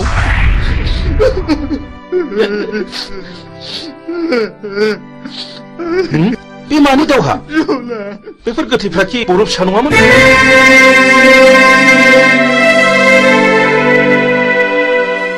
आं नोंजों फोरोंजानो मोननाय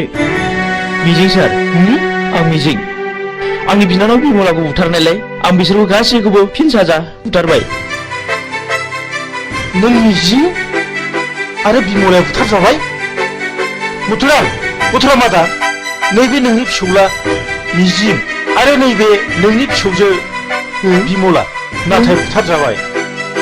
बे आंनि फिसौला मिजिं आरो आंनि फिसौजो बिमला आबै सना जोंनि खाफालाव मानो जाखो आबौ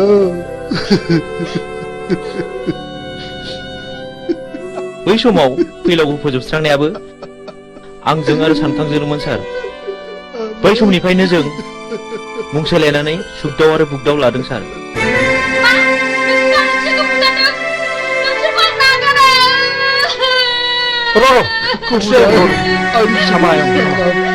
जोबोद नाख्रेबजानायनिफ्राय गोरोन्थिनि गेजेरजोंब्लाबो फिननाय होनो नाजादोंमोन सार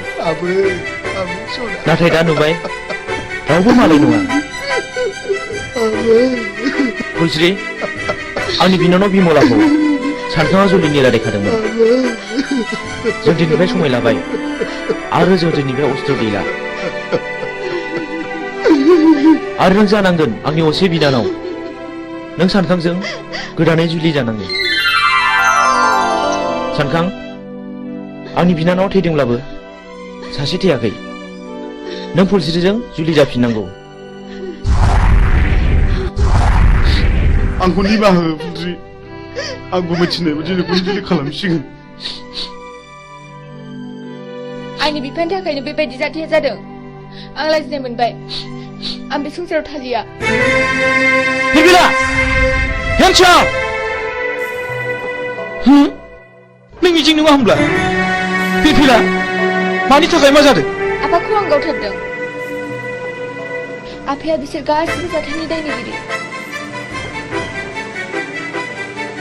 नों माब्लानिफ्राय बे बिफानाव हाबखो मावाखै 2 बोसोरल' जादों नोंथाङा आंखौ एरेस्ट खालामदों बेखौ एरेस्ट खालामोबा आंखौबो खालामसोमखोर नै पिस्तुला आं बाथ्राफोरखौ बारा बुजिनो मोनाखिसै इन्सपेक्टर बे गोथैफ्रा गासिबो गारियाव थिखांहैजोबदो जागोन सार ओइ देखोमार आं जेएनबिआव फरायोब्ला नोंथांनो खिन्थानाय आंनि बिमा बिफाखौ फोजोबस्रांग्राया बे मानसिफ्रानोमोन दाबो आंनि बिनानावखौ बुथारनानै गारियाव दैखांना लाबोदोंमोन बे जुजिनायावनो बिसिनि जिउआ दिनै जोबस्रांदों बेनो आंनि जोबथा फिननाय नै आं नोंथांनो अस्त्रखौ गथायबाय आं मिजिंनि बिबौ एसपि साहब बाव मिजिंनि जेबो दाय गैया बेखौ बुंनांगोन मिजिंआ गावनि बांद्राय दुखुखौ सहायनो हायैयाव बे हाबाखौ मावनांदों आंबो मिथिगौ एसपि साहब मिजिंखौ आं उन्दैनिफ्रायनो मिथिगौ बेयो गाज्रि मानसि जानो हाया रिलेक्स मिजिं आरो फिरफिलाखौ आंबो मिथिगौ आं बिसोरखौ हानायमानि सहायखौ होगोन नाथाय मिजिं आरो फिरफिलानि जुलिया थाबैनो जानांगोन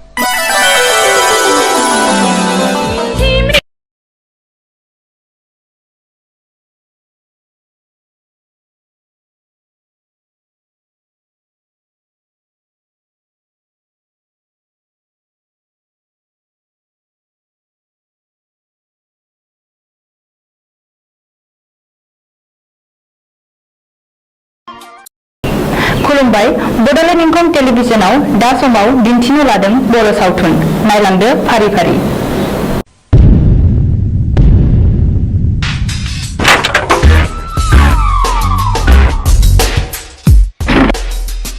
बाथ्राया साननो गोनां जाबाय माखौ बे जों गोदो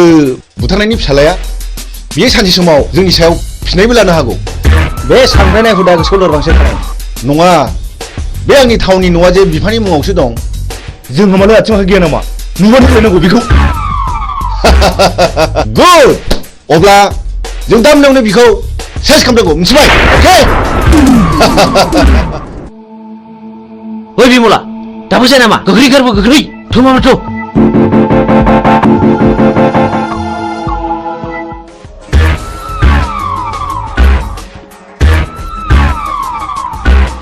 हनै खारबाय गो बुसोर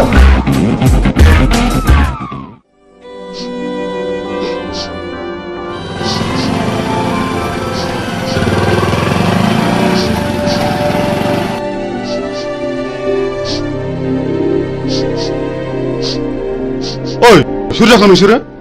आरो मा जादों नंगौखौ फोरमाय आं हेफाजाब होगोन आंखौ मिजिं होनो बे आंनि बिनानाव बिमला नाथाय मा जादों जों उन्दै समाव बुथुं होननाय सासे मानसिया आइ आफाखौ गावथारदों आरो बे मानसियानो मैया हराव जोंखौ बुथारनो होननानै फैबावदोंमोन जों खुनुरुखुमसो बे जायगासिम सफैदों मिजिं नोंसोरबो आं बादि दुखुथिया मानसि माथो नाथाय दुखुथियानि आखायाव दिनै नै आंनो नांगौ माखासे मानसिनि फिननाय हारिनि थगायसुला फोथाय खेबस' आरो दालाल मा गिदों नैबे बुग्दावा मोजां मानसिखौ बासायग्रा आरो गाज्रि मानसिखौ फोजोबस्रांग्रा मा गिदों नामा फै बाइकआव गाखोफै फै होनदों गिनो नाङा आं दङ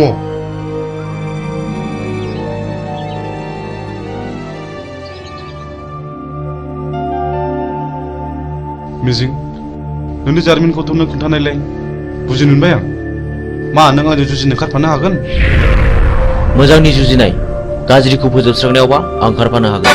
थेंक इउ मिजिं थेंक इउ आं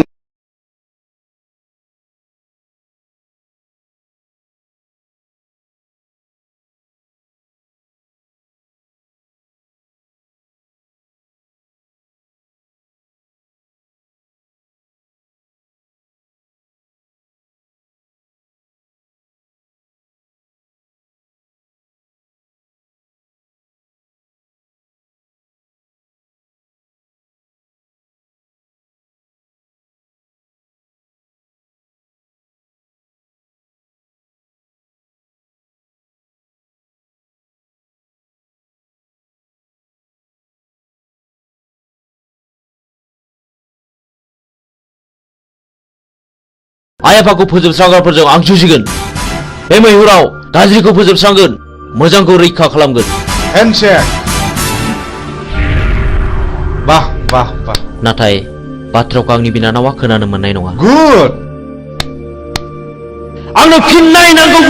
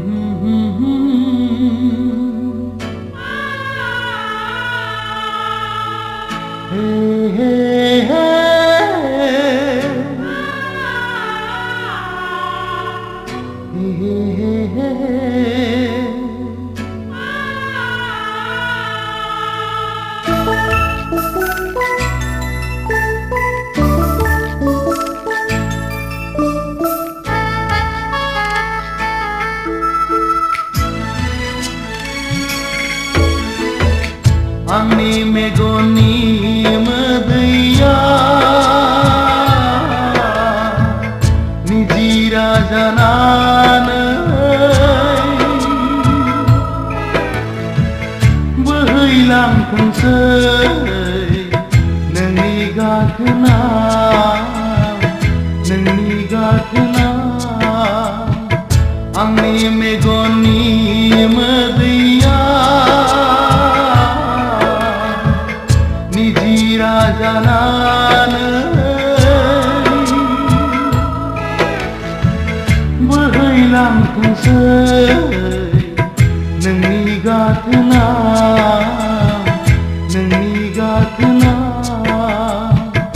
आंनि मेगननि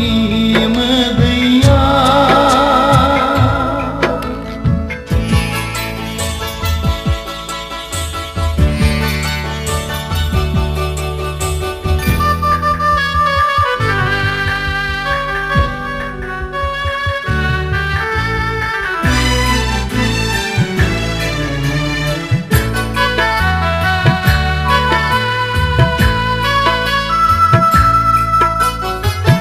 अनज्लायनायाव आं गैया नोंल' मोनजेराव मिजिङाव जुलिया नोंजोंनो मोनजेनोमा अनज्लायनायाव आं गैया नोंल' मोनजेराव मिजिङाव जुलिया नोंजोंनो मोनजेनोमा गोमोरलांबाय नों खाफालनि रेखाखौ गोमोरलांबाय नों खाफालनि रेखाखौ जिउनि लामाया हन्थासे गोरबोनि अनसुलि जानानै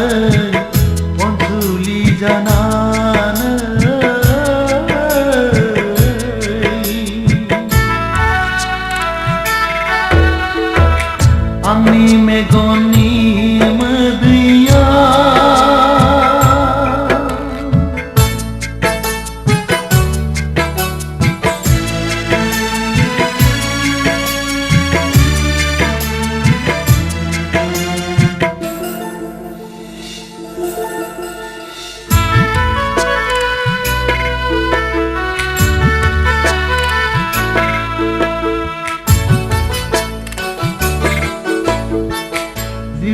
जाथोंसै दैमा नोंनि हामायाव सोलेरा जाथोंसै दिङा नोंनि संसाराव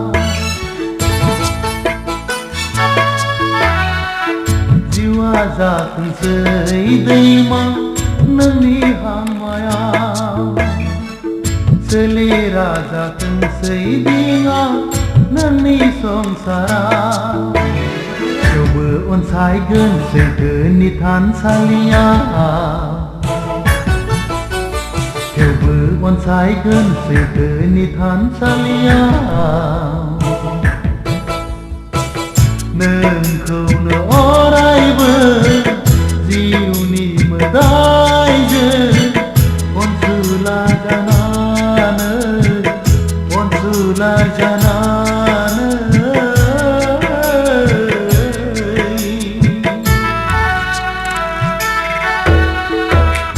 आंनि मेगननि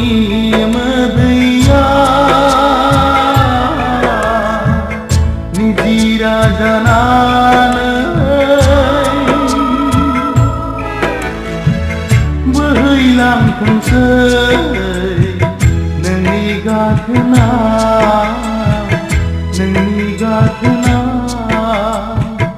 आंनि मेगननि मोदैया निजिरा जानानै बोहैलांथोंसै नोंनि गाथोना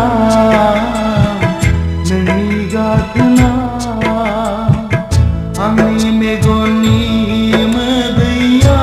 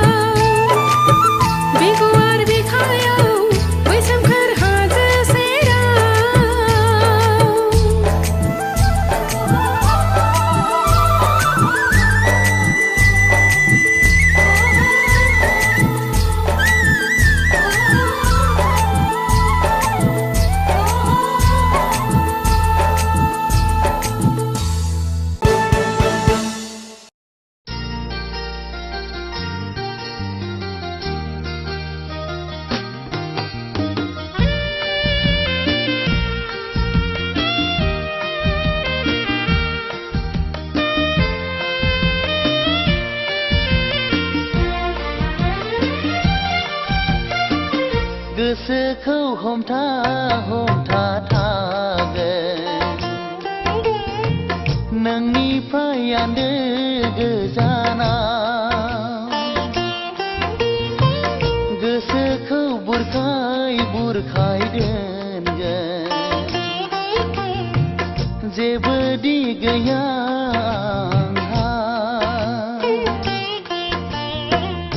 आं गनायबाय आं फोथायबाय नोंल'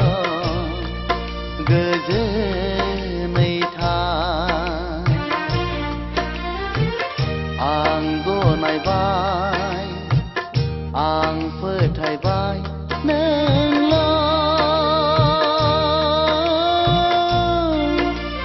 गोजोनै था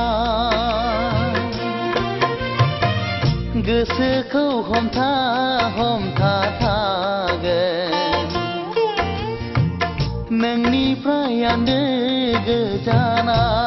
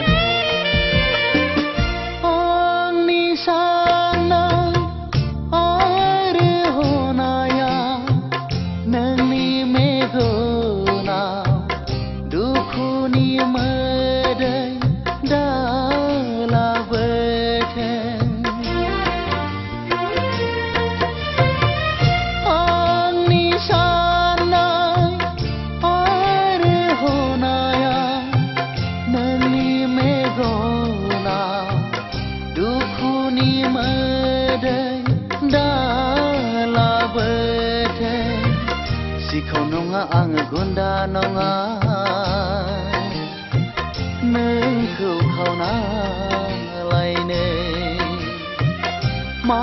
पापनि साजा मोनखो आं थैनो बादि गोरबोजों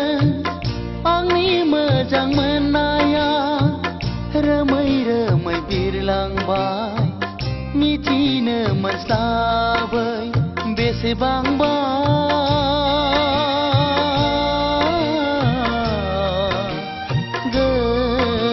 गोजानाव दुखुनि मोदै गदों गोसोखौ हमथा हमथा थागोन नोंनिफ्राय आन्दो गोजानाव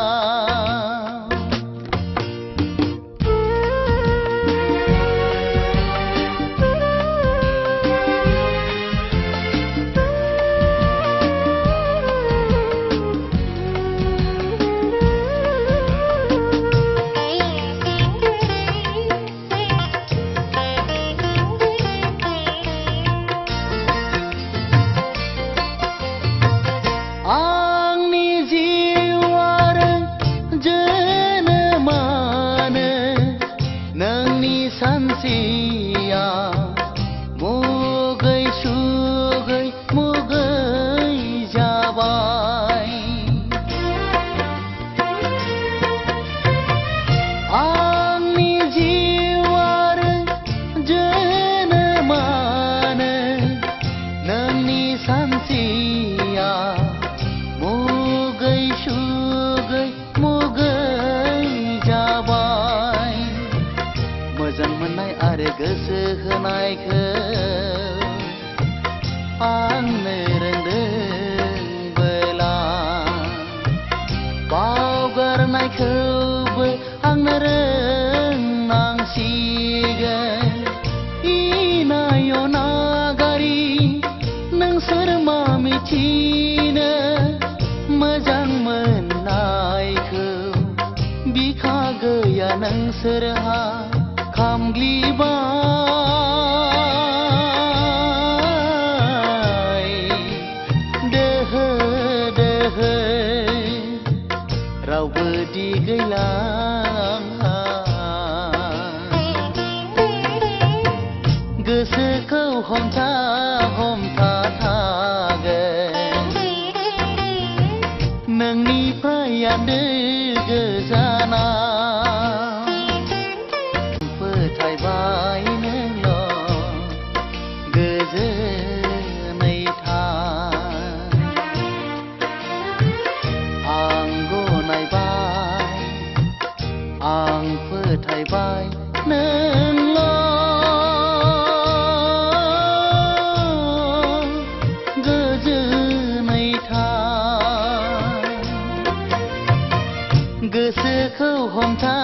हमथाथागोन नोंनिफ्राय आन्दो गोजाना गोसोखौ बुरखाय बुरखाय दोनगोन जेबो दि गैया आंहा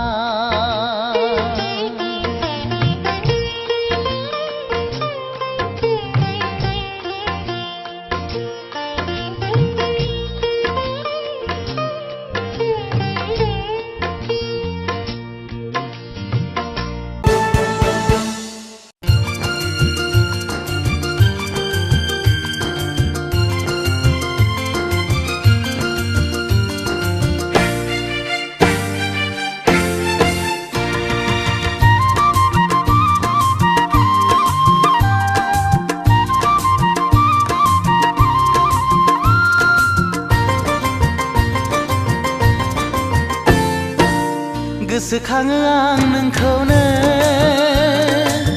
गोसोखाङो आं नोंखौनो गोसोखाङो आं नोंखौनो जेरावखि थाया नोंनि महराल' गोसो मेगनाव बेरखांफैयो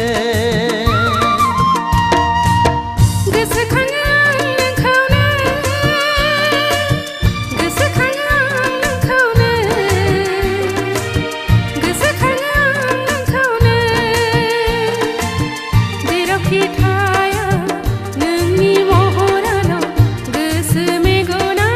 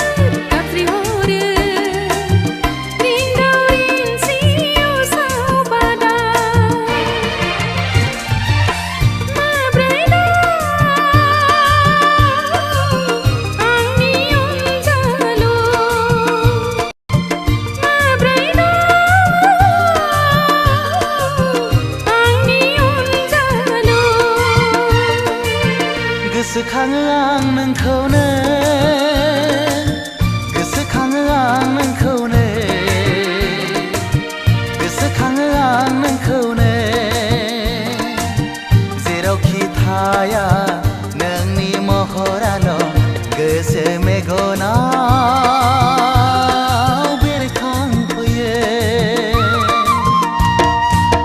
गोसोखाङो नोंखौनो गोसोखाङो नोंखौनो गोसोखाङो नोंखौनो जेरावखि थाया नोंनि महराल' गोसो मेगनाव बेरखांफैयो गोसोखाङो आं नोंखौनो गोसोखाङो आं नोंखौनो गोसोखाङो आं नोंखौनो गोसोखाङो नोंखौनो गोसोखाङो आं नोंखौनो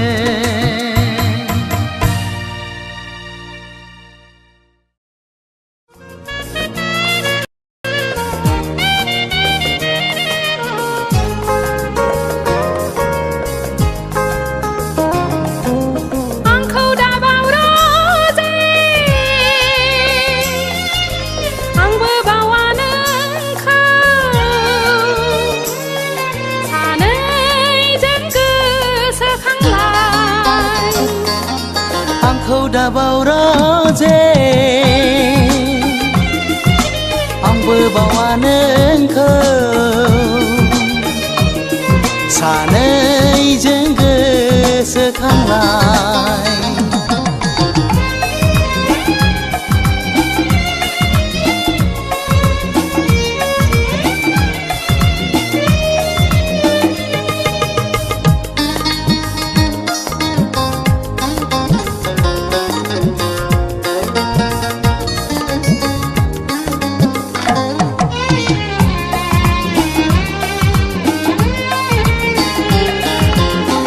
जेबो नाङा आंनो नोंनि अनगायै जेबो लुबैया आं नोंखौ लानानै खालि लुबैयो नोंखौ मोननो खालि हास्थायो नोंजों थानो गोसोनि लुबैनाय बुंथ्र' हाया बिखाया गावो सोदोब गैया सान फाथोलो जिंगा सिहाबो हर फाथोलो गोसोखांहाबो आंखौ दाबाव रोजे आंबो बावा नोंखौ सानैजों गोसोखांलाय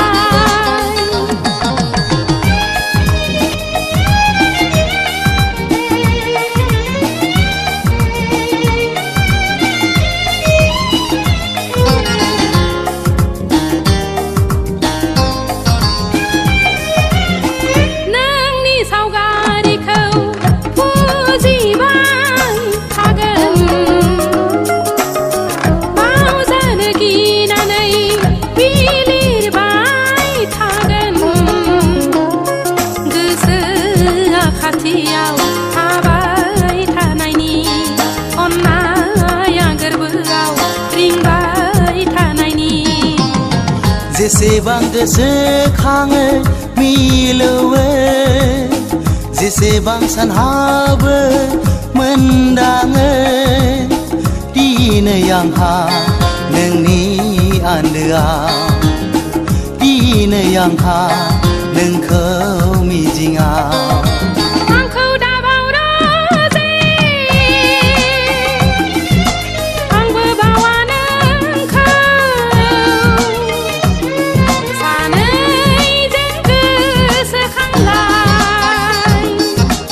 आंखौ दाबाव रोजे आंबो बावा नोंखौ सानैजों गोसोखांलाय सानैजों गोसोखांलाय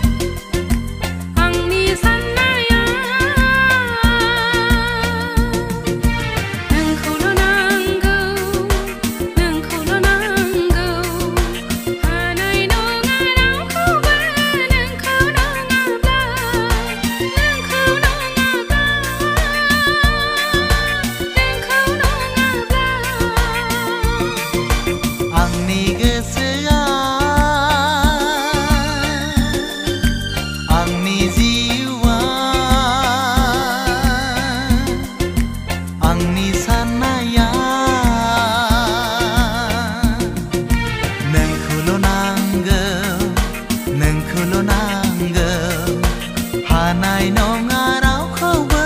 नोंखौ नङाब्ला नोंखौ नङाब्ला नोंखौ नङाब्ला आंनि गोसोआ आंनि जिउआ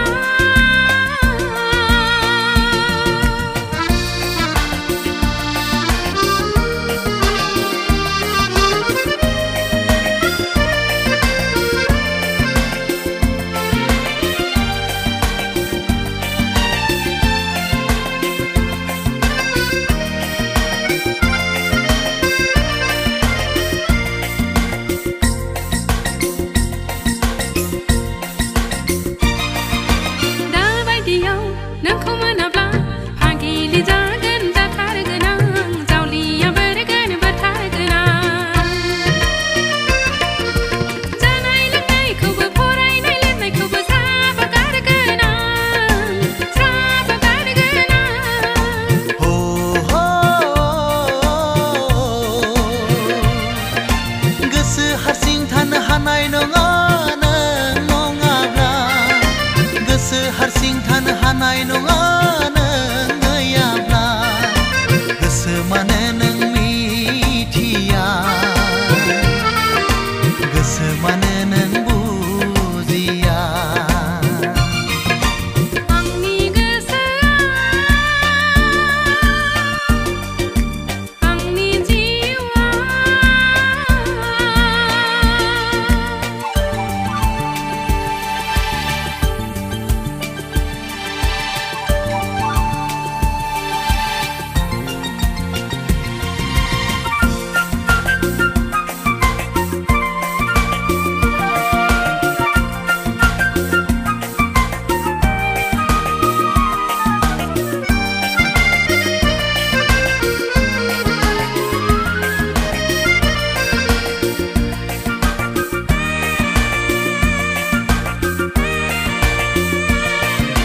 दाबायदियाव नोंखौ मोनाब्ला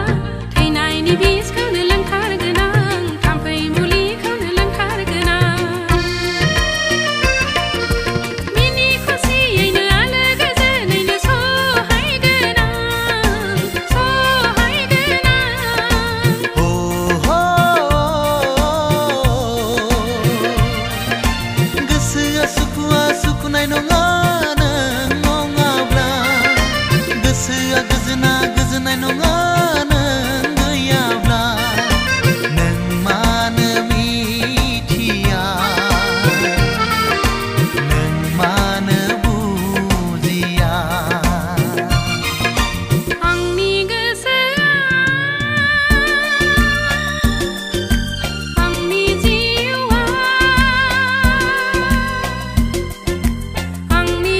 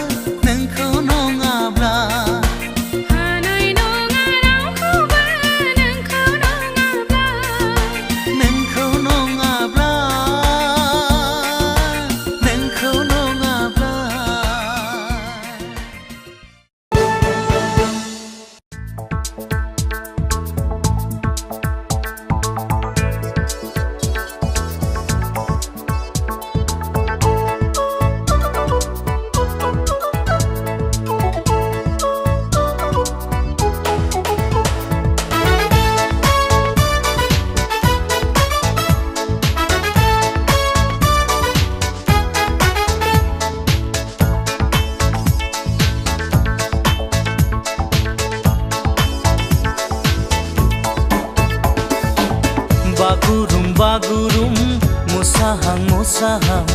रुंबां रुंबां खानाय लानानै आंनि गोसोखौ खावना लांबाय नों आंनि गोसोखौ बोना लांबाय नों असना नोंनि थेखा असना नों खिन्थाखा बागुरुम बागुरुम मोसाहां मोसाहां रुंबां रुंबां खानाय लानानै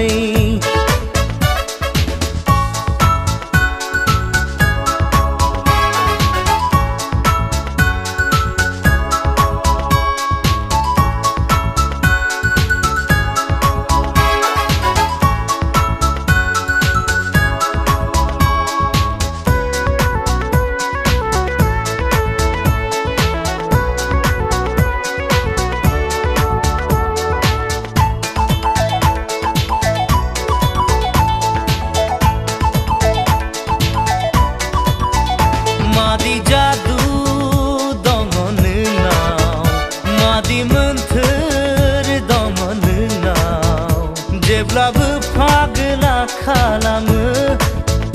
जेब्लाबो गोसोखौ बोर होयो जेब्लाबो जावलिया खालामो जेब्लाबो सोमोनांहोयो नोंनि महर मुसिया नोंनि राव फाव सना नोंनि महर मुसिया नोंनि राव फाव सना बागुरुम बागुरुम मोसाहां मोसाहां रुंबां रुंबां खानाय लानानै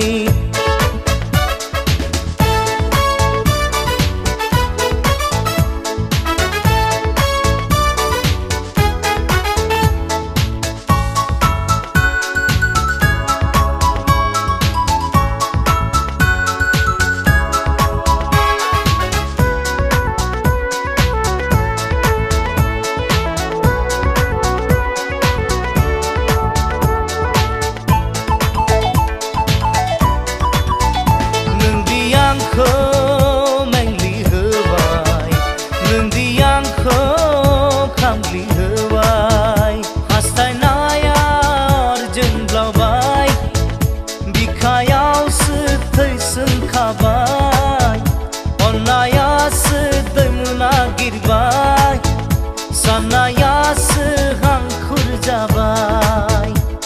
नोंनि थाखाय असना फाग्ला बायदि आं जाबाय नोंनि थाखाय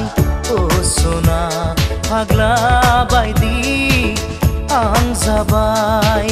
बागुरुम बागुरुम मोसाहां मोसाहां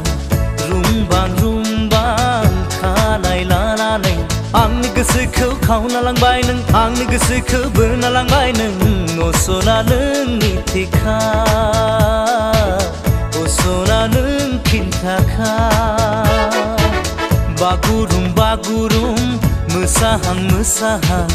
रुंबां रुंबां खानाय लानानै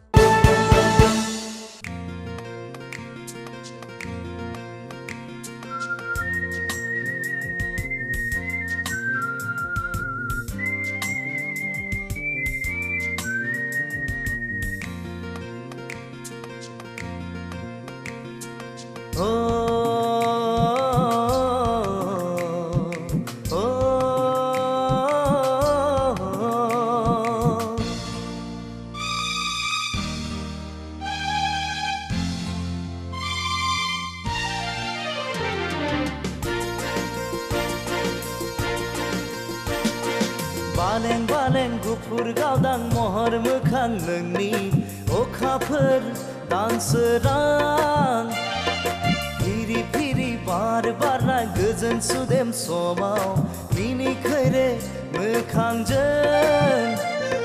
बायदेमग्लाय सिदेमग्लाय आंनि बिबार बारियाव जेब्लाबो गेलेफैयो सना ददे रे आदोर मालि सना ददे रे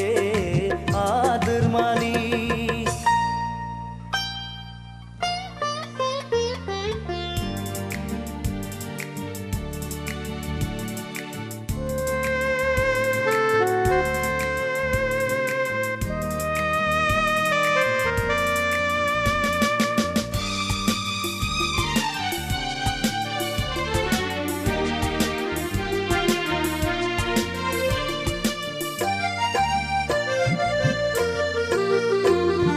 लाजिस्लु मिनिस्लु जारो खावलायखौ दबा बिलाइजों हुब्लिरै लाजिस्लु मिनिस्लु जारो खावलायखौ दबा बिलाइजों हुब्लिरै माबा बाथ्रा बुंहां मेगनजों माबा फोरमायहां माबा बाथ्रा बुंहां मेगनजों माबा फोरमायहां आंलाय मिथिखाबाय सना ददे रे आदोर मालि सना ददे रे आदोर मालि बालें गुफुर गावदां महर मोखां नोंनि अखाफोर दानसोरां फिरि बार बारनाय गोजोन सुदेम समाव मिनिखैरे मोखांजों बायदेमग्लाय सिदेमग्लाय आंनि बिबार बारियाव जेब्लाबो गेलेफैयो सना ददे रे आदोर मालि सना ददे रे आदोर मालि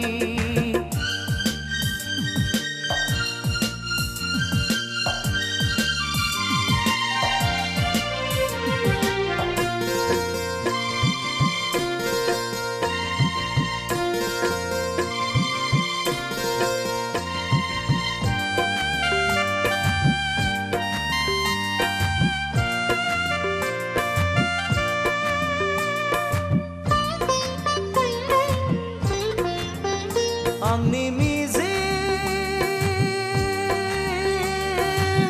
पुरिनि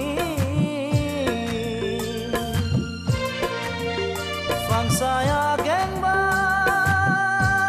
गेंबाय नोंनि थाखाय आंनि मिजिं पुरिनि फांसाया गेंबाय नोंनि थाखाय हाफैहागोन नों अनजालिया हाफैहागोन गोरबो बिखायाव सना ददे रे आदोर मालि सना ददे रे आदोर मालि बालें गुफुर गावदां महर मोखां नोंनि अखाफोर दानसोरां फिरि बार बारनाय गोजोन सुदेम समाव मिनिखैरे मोखांजों बायदेमग्लाय सिदेमग्लाय आंनि बिबार बारियाव जेब्लाबो गेलेफैयो सना ददे रे आदोर मालि सना ददे रे आदोर मालि सना ददे रे आदोर मालि सना ददे रे आदोर मालि सना ददे रे आदोर मालि सना ददे रे आदोर मालि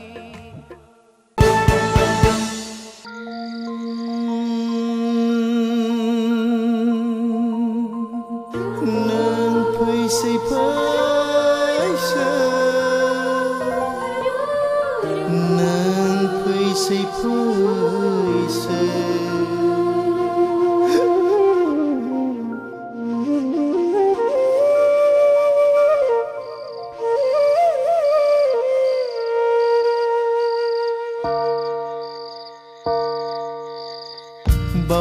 बावनो सानब्लाबो मानो हाया बावनो आं नाया नंब्लाबो मानो हाया थानो आं बावनो सानब्लाबो मानो हाया बावनो आं नाया नंब्लाबो मानो हाया थानो आं बे नोंनि जादु नामा बे नोंनि गेलेनाय नामा बे नोंनि जादु नामा बे नोंनि गेलेनाय नामा बावनो सानब्लाबो मानो हाया बावनो आं नाया नंब्लाबो मानो हाया थानो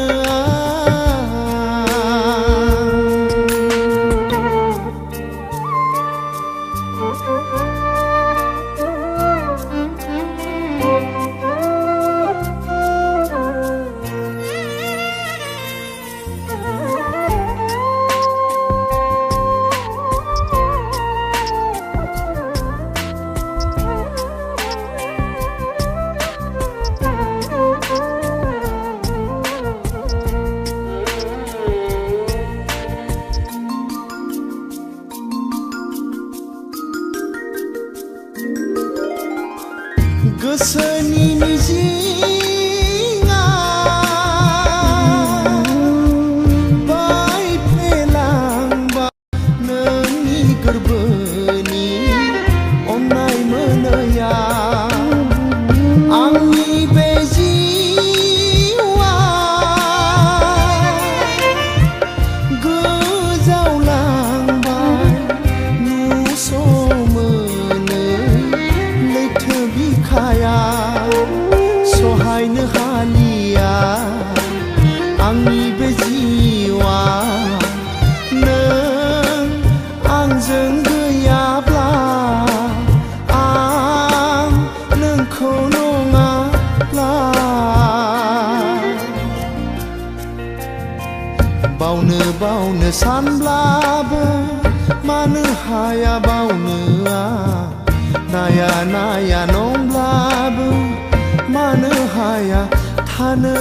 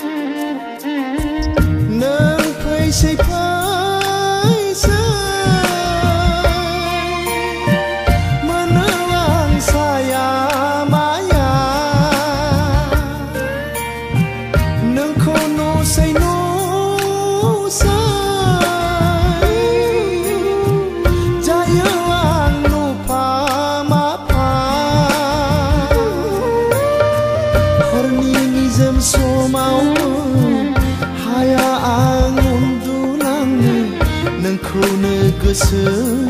खाङै नोंनिनो खोथा सानै नोंखौनो गोसो खाङै नोंनिनो खोथा सानै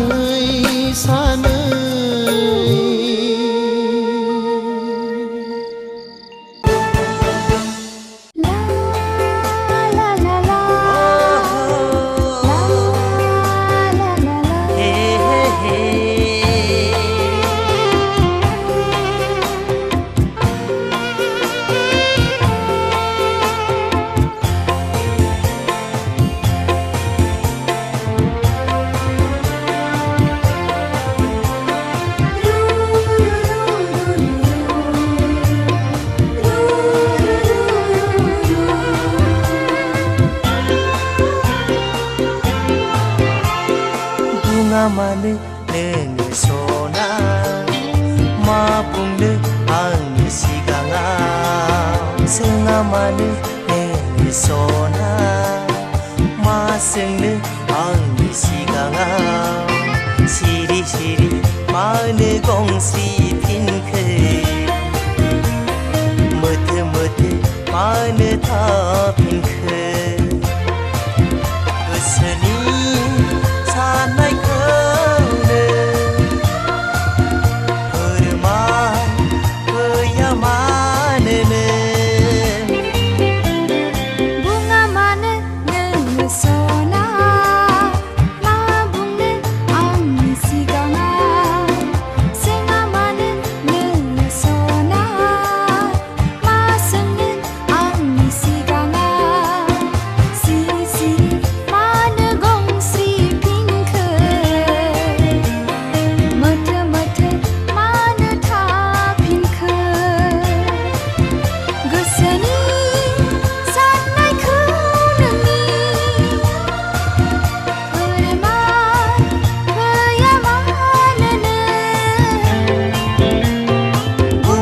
मानो नोङो सना मा बुंनो आंनि सिगाङाव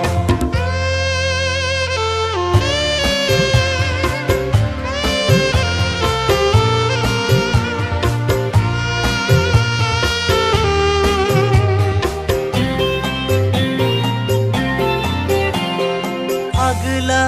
बायदि मोनबाय एहे जावलिया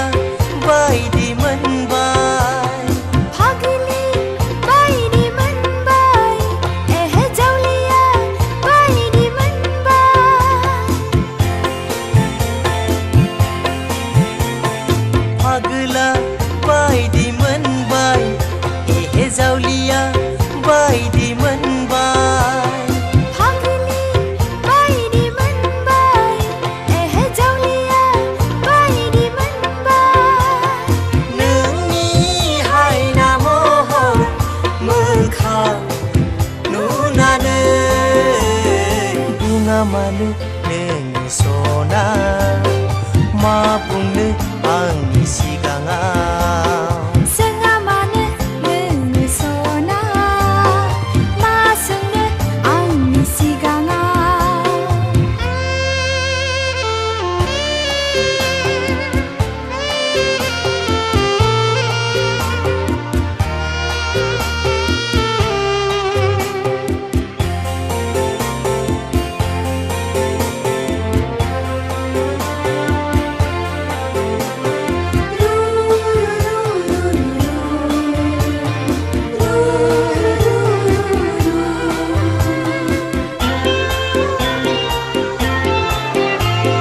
सिमांना मोगथां जाखो नोंजों गेलेनाय बै समा सिमांना मोगथां जाखो नोंखौ लोगो मोननाय समा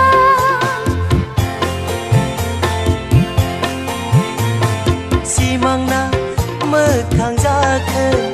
नोंजों गेलेनाय बै समा सिमांना मोगथां जाखो नोंखौ लोगो मोननाय समा जिउनि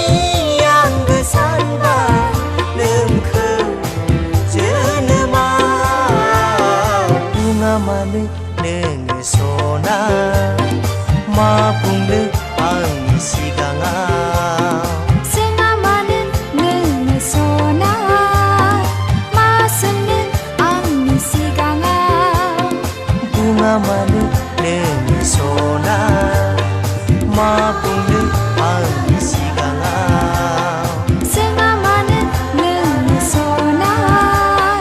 मा सोंनो आंनि सिगाङाव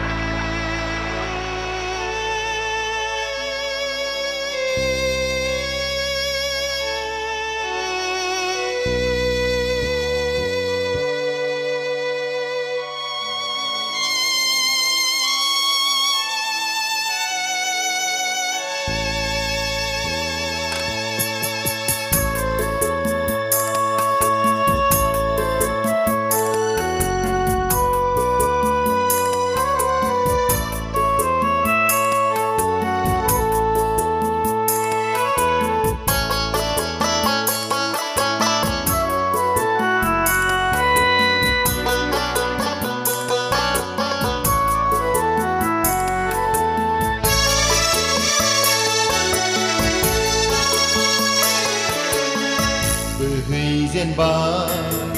आंनि मेगननि मोदै थांग्लिहांबाय आंनि बिखानि नोंखौ गोसोखाङै खाङै नोंखौनो हास्थायै हास्थायै नोंखौ गोसोखाङै खाङै नोंखौनो हास्थायै हास्थायै अनजालि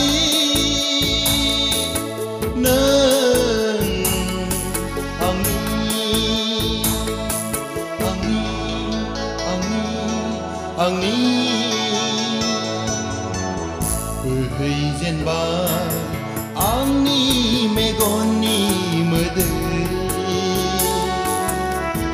खामग्लिहांबाय आंनि बिखानि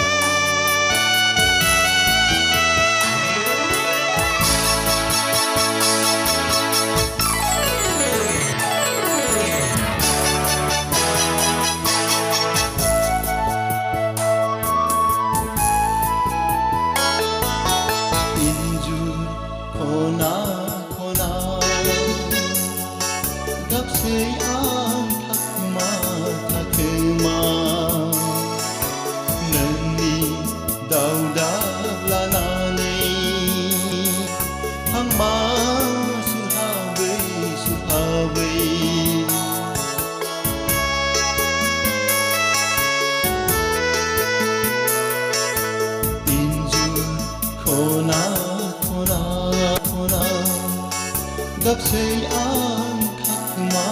takema Nani dauda lananai Hangma suhabai On jali nang angni बोहैजेनबाय आंनि मेगननि मोदै खामग्लिहांबाय आंनि बिखानि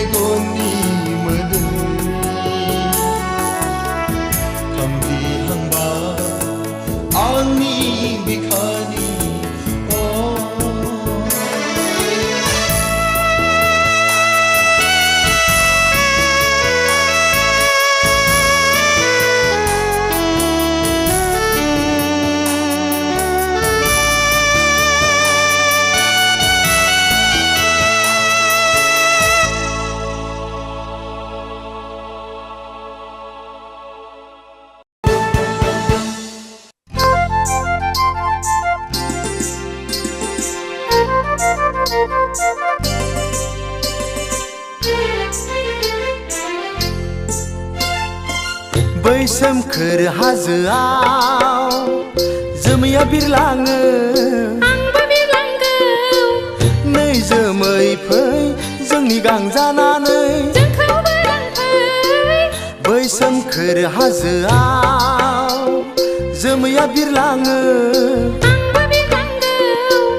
नै जोमै फै जोंनि गां जानानै जोंखौबो लांफै बै सोमखोर हाजोआव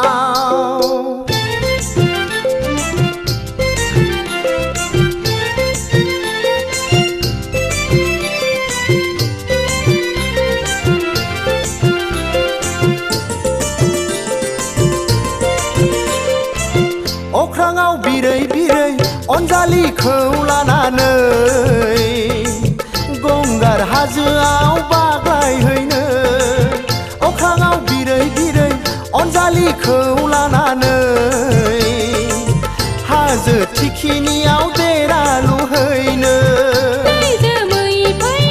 जोंनि गां जानानै जोंखौबो लांफै बै सोमखोर हाजोआव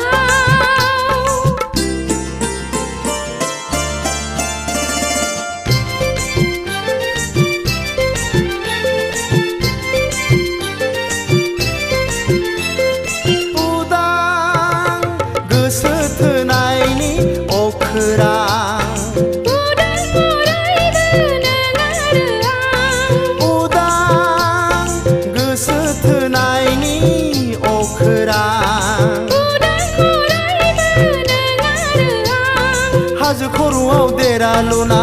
सानैजों रायजो जागोन मिथिंगा गेजेराव सानैजोंल' बेसे गोजोन बै सोमखोर हाजोआव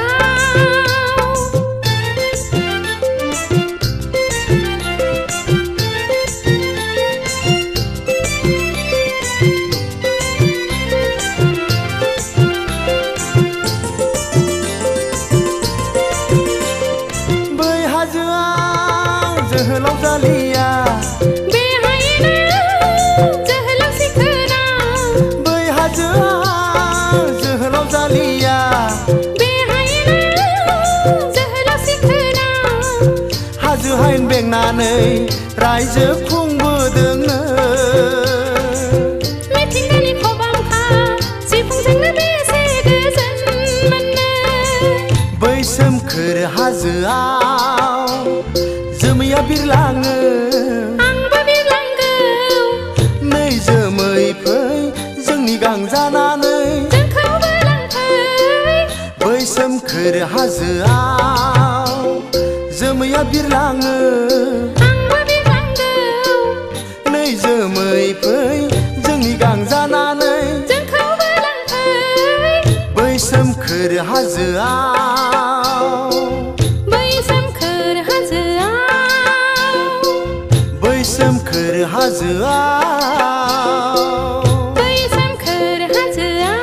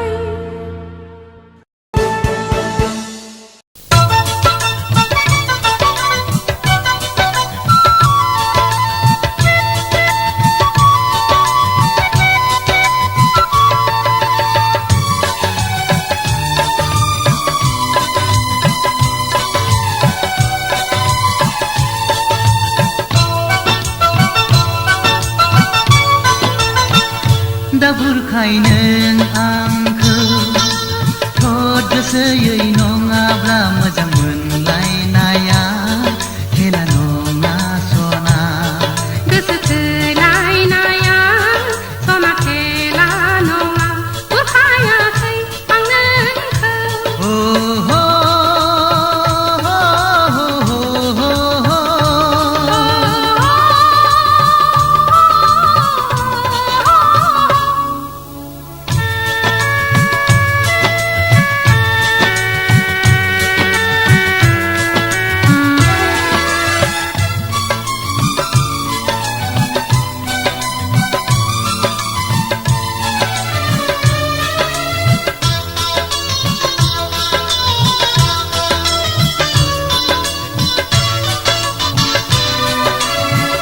आजलि नों सिखोला नोजोरनि बानजों मैहुर जाहोनानै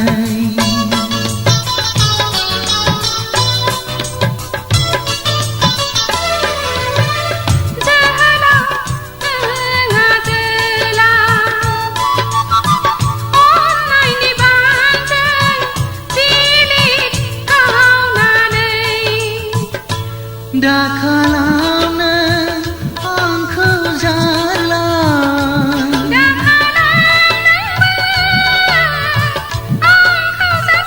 दा बुरखाय नों आंखौ थद गोसोयै नङाब्ला मोजां मोनलायनाया खेला नङा सना गोसो थोलायनाया सना खेला नङा बुरखायाखै आं नोंखौ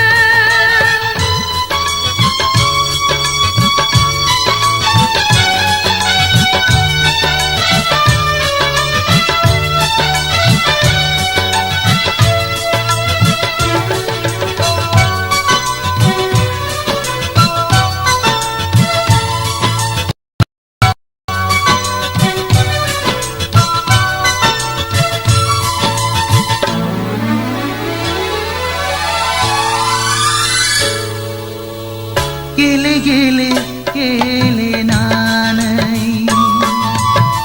गोरबोखौ आवग्रिनानै हारसिं आंखौ गालांब्ला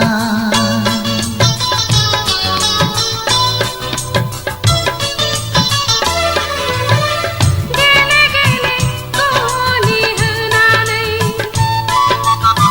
गोसो गोरबोखौ जाब्रि होयोबोला जानांगोनसो आङो फागोला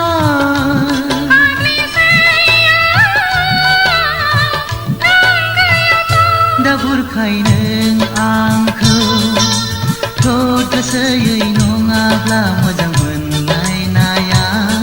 खेला नङा सना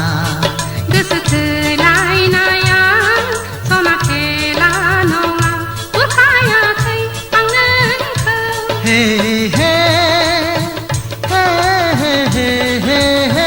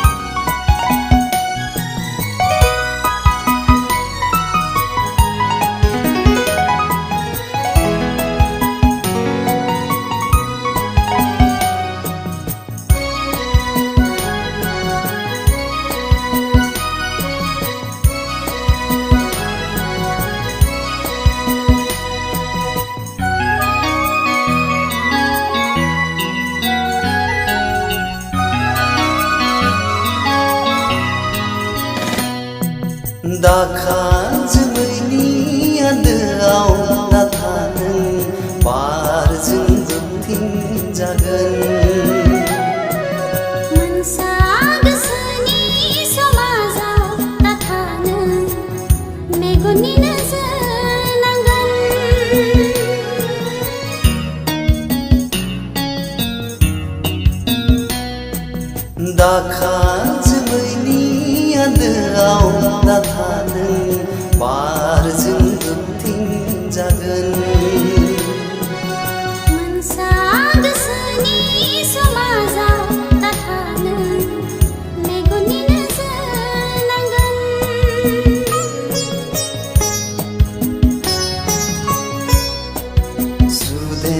बार बारनाय मोदोमफ्रु मोदोमनाय आंनि गोरबोआव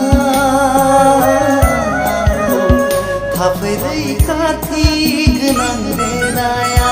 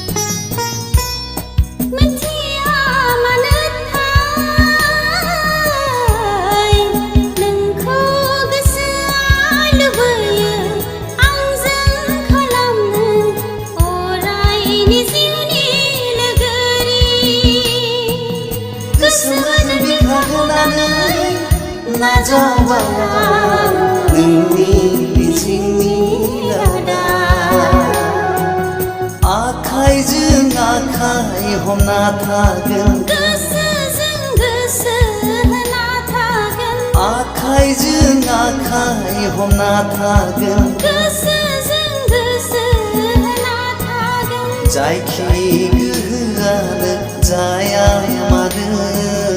दाहाथों जोंखौ जानगार होनो जायखि गोहोआनो जाया मानो दाहाथों जोंखौ जानगार होनो जोंनि सानैजों गरसे फैसानि फारनै महर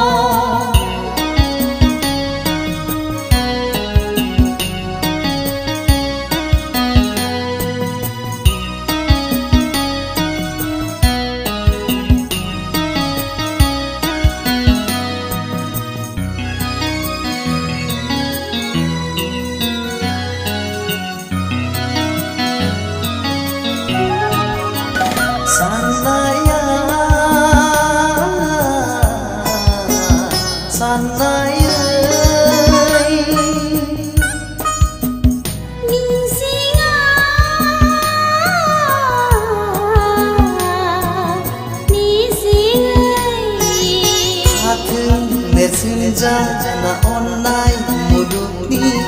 जोंनि अनलायनाया जोरथों जुगामि थाथों नेरसोन जाना अननाय मुलुगनि जोंनि अनलायनाया जोरथों जुगामि समनि दुलिंखौ नेवसिनानै लामानि जेंसिखौ बोस्रांनानै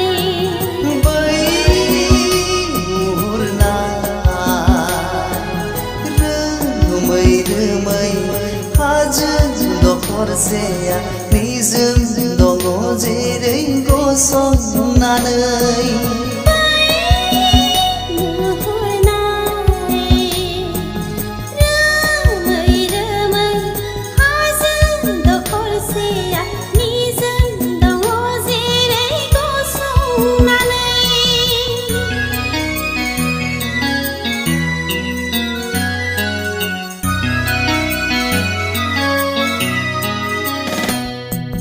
दाखा जोमैनि आन्दोआव नाथा नों बारजों होबथिंजागोन मोनसा गोसोनि समाजा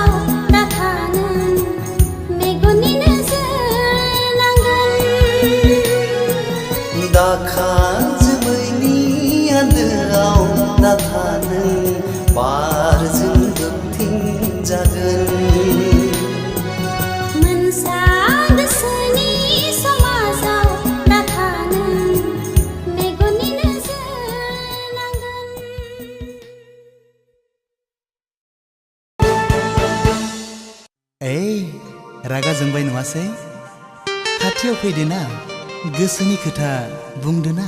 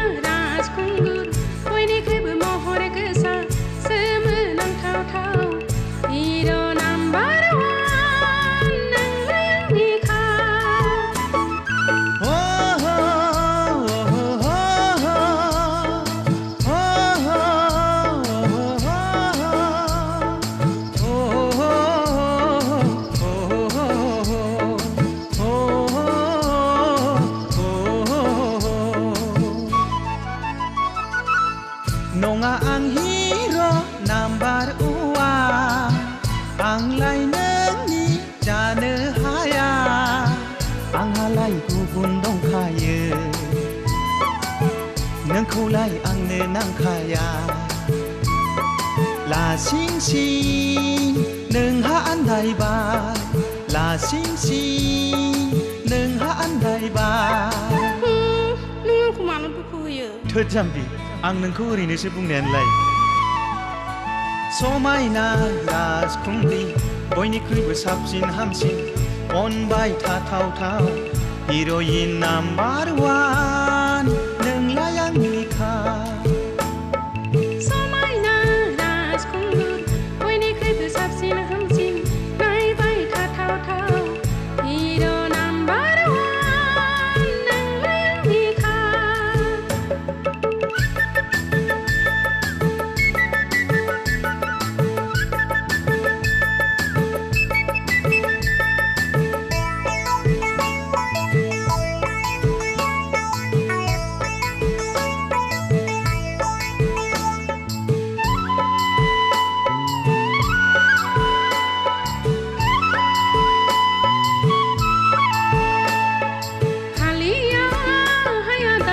गोसोखौ आं हमथाहालिया हालिया हाया दा गोसोखौ आं हमथाहालिया नोंजों आंजों जुलि जानानै रें रें रायजो जानोसो गोसो जाथारबाय हालिया हाया दा गोसोखौ आं सहाय हालिया रथ'लै सना गोसोखौ नों बोदोर दाखाला फैगोन बोथोरा सफैगोन जेबोला नोंजों आंजों जुलि जानानै ग्रें ग्रें रायजो जानोसै फैगोन बोथोरा सफैगोन जेबोला नोंजों आंजों जुलि जानानै ग्रें ग्रें रायजो जानोसै रथ'लै सना गोसोखौ नों लोरबां दाखाला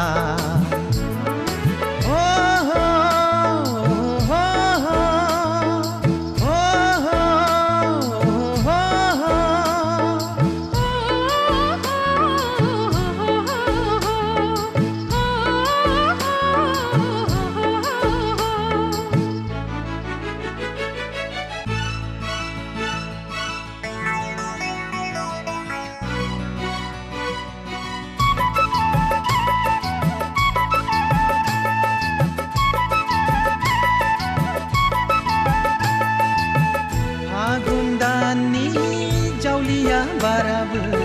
बोखानो हालिया जोंनि अनज्लायनायखौ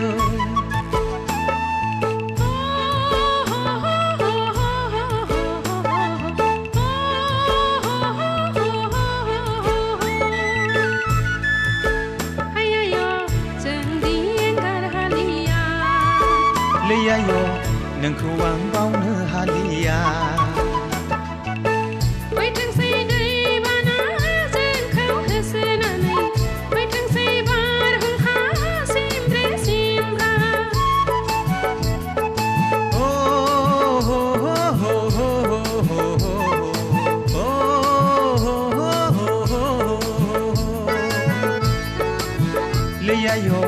जोंदि गिनो रोंलिया जोंदि एंगार हालिया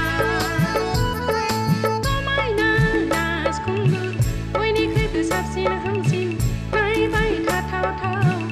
हिर' नाम्बार वान नोंलाय आंनिखा समायना राजखुंगुर बयनिख्रुइबो महर गोसा सोमोनांथावथाव हिर' नाम्बार वान नोंलाय आंनिखा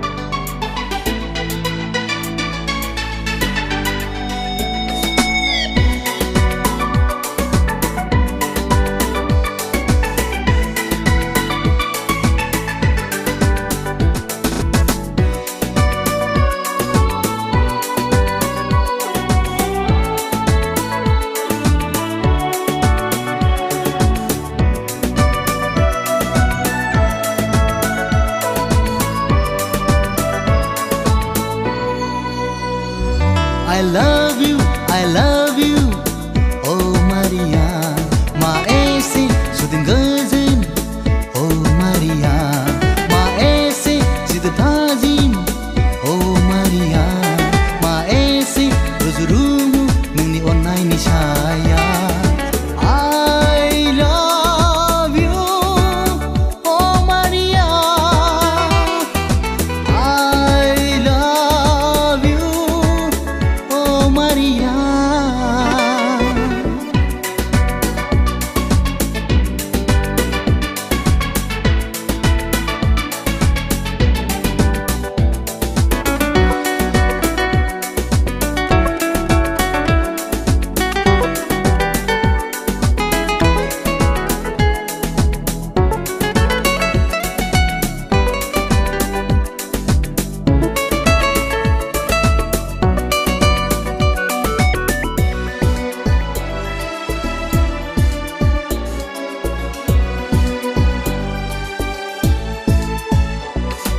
सानसे थाङाब्लानो सानसे नुवाब्लानो दरसि दरसि गोसो आंनि सानसे सानाब्लानो सानसे बुङाब्लानो गिलिर गिलिर मोनो गोसो सोलेरखौ I love you heart and soul I can never forget you. I love you, I love you, oh Maria. Ma ese sudin gazin nuni onai ni saya ya.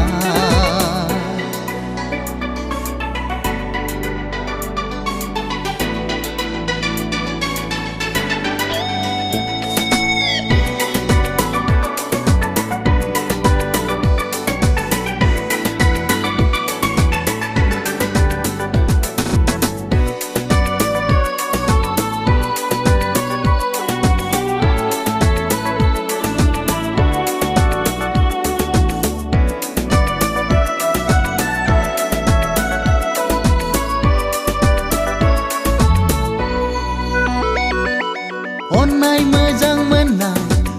लाखिदों जोथोनै गोरबो बुंजासे आं सना अरगें हाजोनिनो उखुन्दै जाना दा साग्लोब आंखौ बावगारनो हानो I love you, oh Maria. I can never forget you. I love you, I love you, oh Maria. Ma ese sudin gazin, oh Maria. Ma ese sudin tazin, oh Maria. Ma ese rozurumu nungni onai ni saya. I love you, oh Maria. I love you, oh Maria.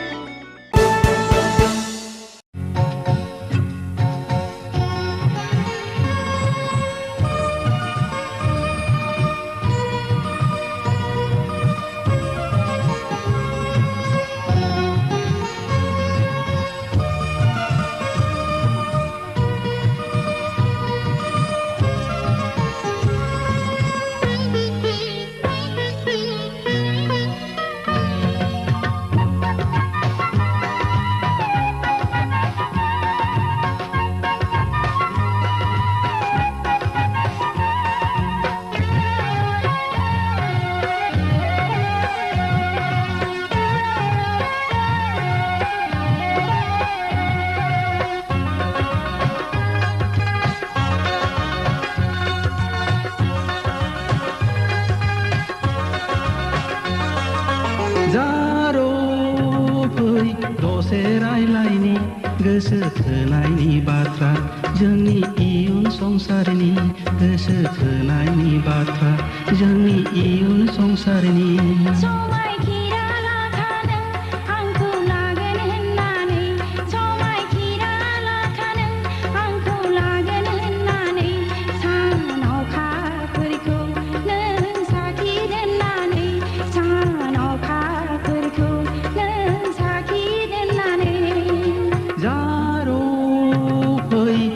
दसे रायलायनि गोसो थोनायनि बाथ्रा जोंनि इयुन संसारनि गोसो थोनायनि बाथ्रा जोंनि इयुन संसारनि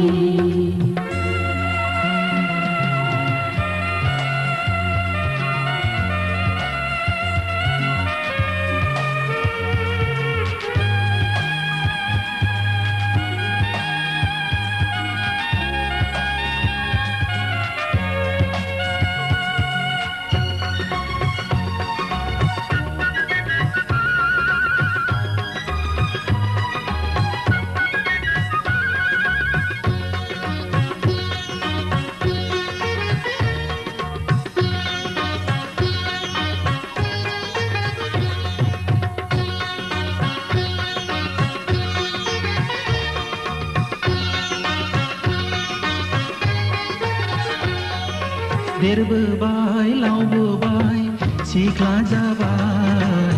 आंखौ बरायनाय फावखौ नोंबो रोंबाय देरबोबाय लावबोबाय जोहोलाव जाबाय आंखौ लांनाय गोहोआ नोंहा जाबाय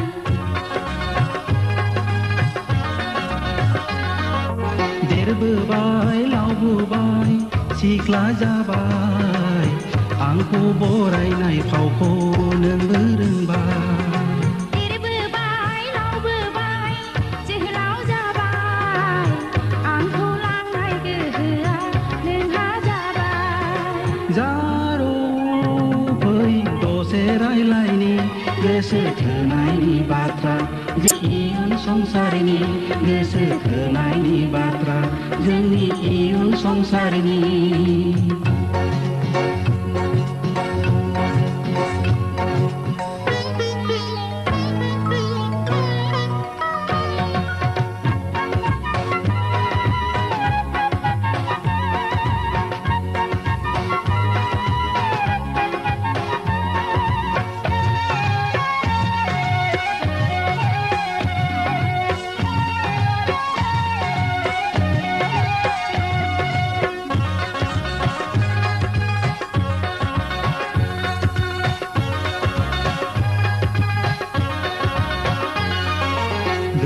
दैमायावनो आंनि गाथोनावनो दैखाव दैमायावनो आंनि गाथोनावनो लामाखौ आन्दायना फैनो रायलायनो दान्दिसे बाथ्रा लामाखौ आन्दायना फैनो रायलायनो दान्दिसे बाथ्रा गोसोखौ हमथाथ'नो दा खालाम दावरा गोसोखौ हमथाथ'नो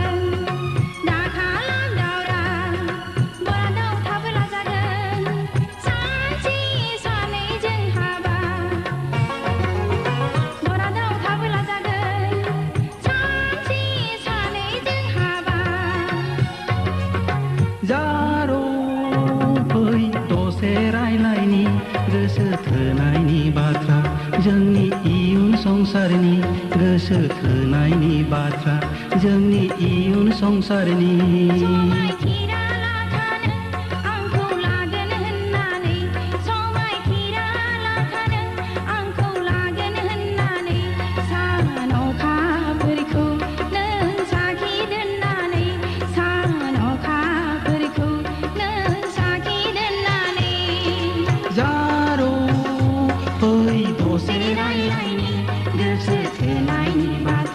जोंनि इयुन संसारनि गोसो थोनायनि बाथ्रा जोंनि इयुन संसारनि गोसो थोनायनि बाथ्रा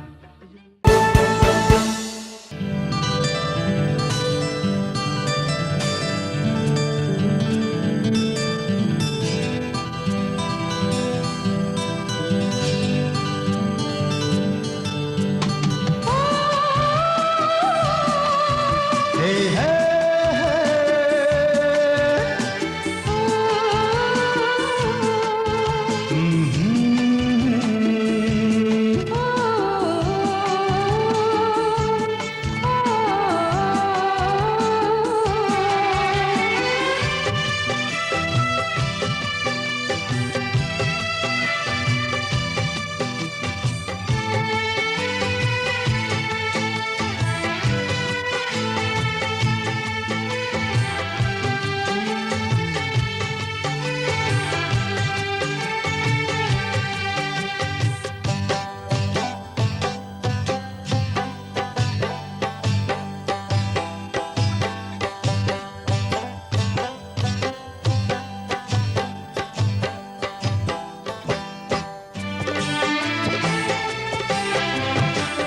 जेसेबां नोंखौ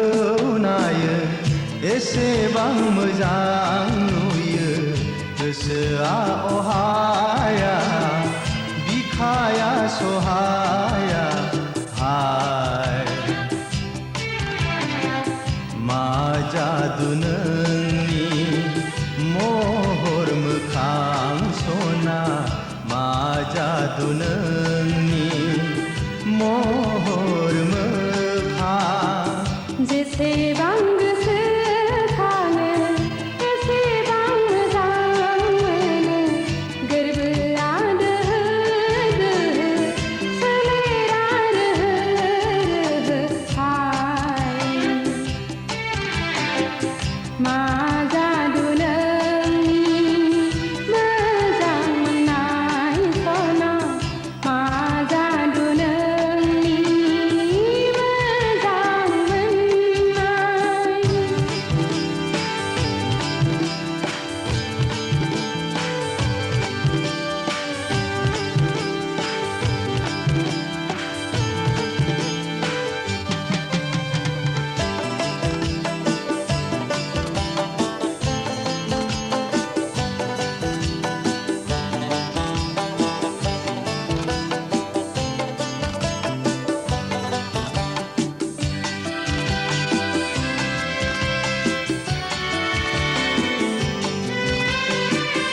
आंनि मेगन थाइनै दाखालाम फाग्ला आंखौ जानाय नङाथ' नोजोरनि आंमा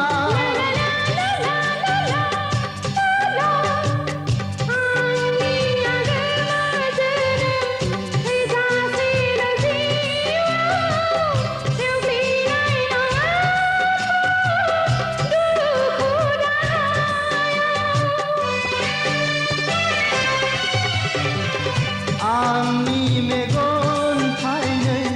दाखालाम फाग्ला आंखौ जानाय नङाथ' नोजोरनि आंमा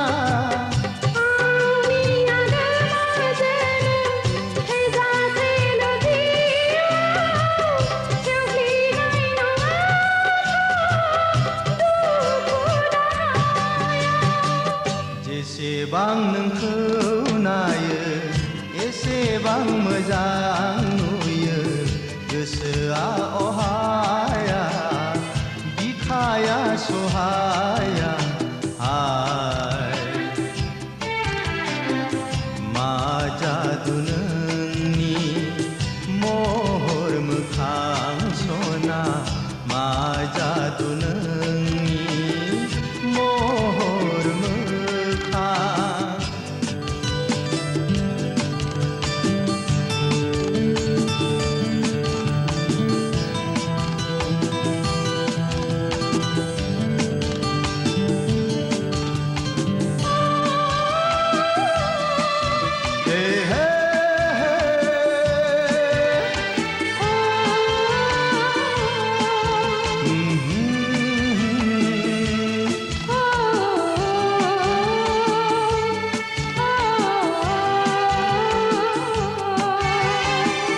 मुलुगा खम नंखाया अख्रांनि नों अखाफोरखा अख्राङावनो थाबाय था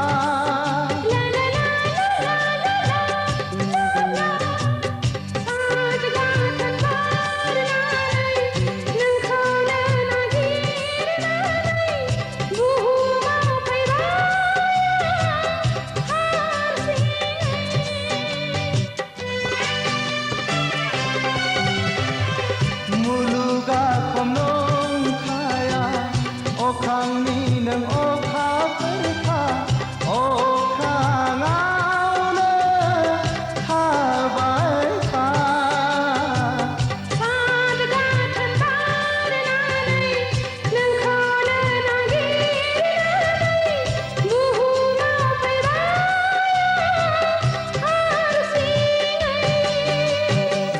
जेसेबां नोंखौ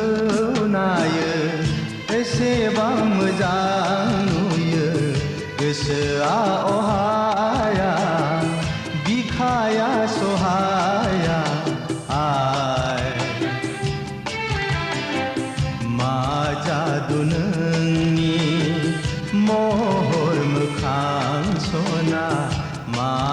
जादु नोंनि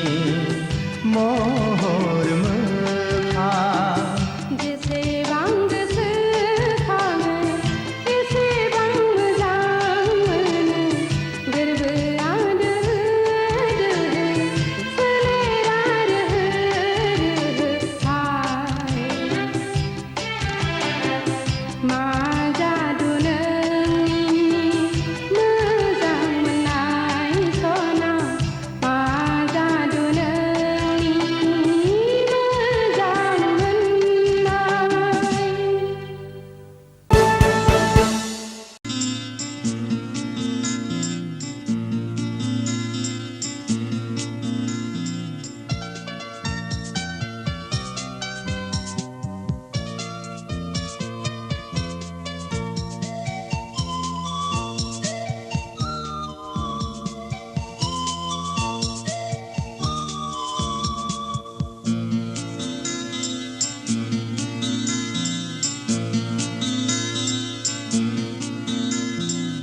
माब्लानिफ्राय बेखेवजेना खिरखि गोसोनि गेलेफैखो आंजोंनो सिरि सिरि सिरि सिरि माब्लानिफ्राय लुफावजेनना फिथिखा अननायनि गेलेफैखो सिखिरिनो गुलि गुलि गुलि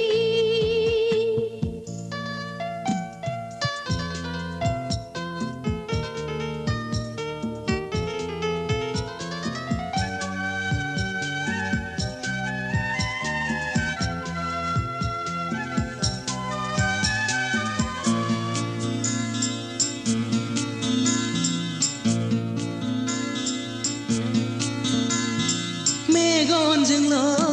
गेलेनानै बिखाखौ दोनखोमानानै दा सानो खेंफोरनो अननायनि दौले अननायनि दौले गोसोजोंल' हास्थायनानै मोगथांखौ एरायनानै दा साननो लुखोमोरनो अननायनि अरगें माब्लानिफ्राय बेखेवजेना खिरखि गोसोनि गेलेफैखो आंजोंनो सिरि सिरि सिरि सिरि माब्लानिफ्राय लुफावजेनना फिथिखा अननायनि गेलेफैखो सिखिरिनो गुलि गुलि गुलि गुलि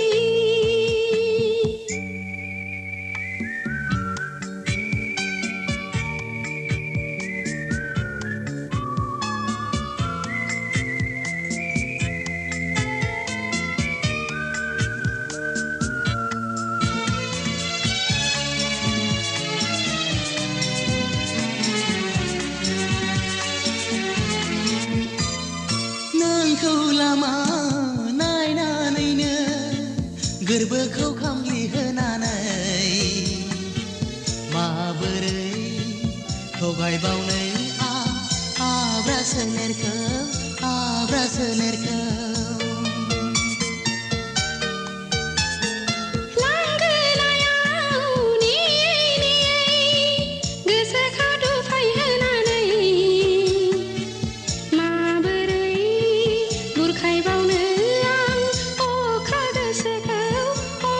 गोसोखौ माब्लानिफ्राय बेखेवजेना खिरखि गोसोनि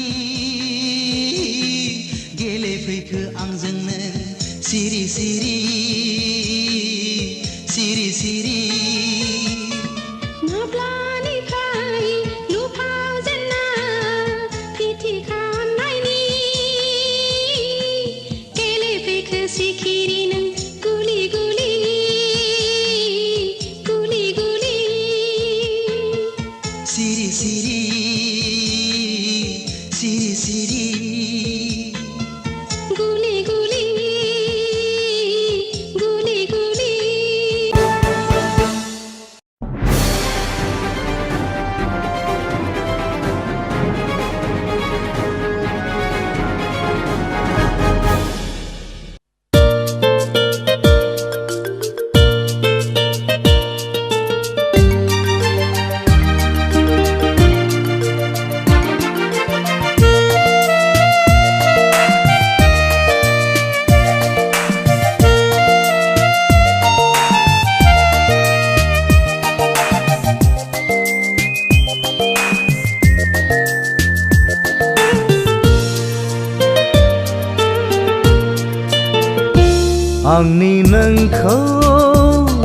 गोथारनायाव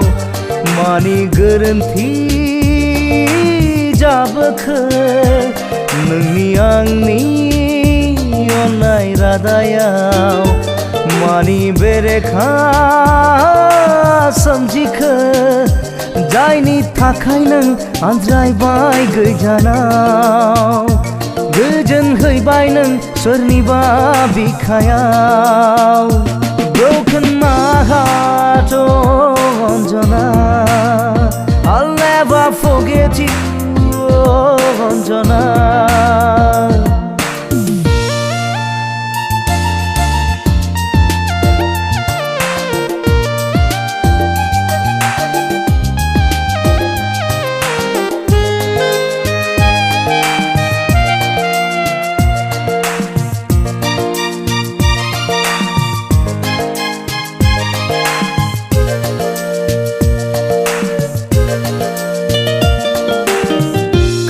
होलांनाय नोंनि आं बावाखै सना आंनि बिखायाव नोङो उफेले उफेले गोसोखाङो आं दिनैबो बोहैयो मोदै मेगन थाइनैजों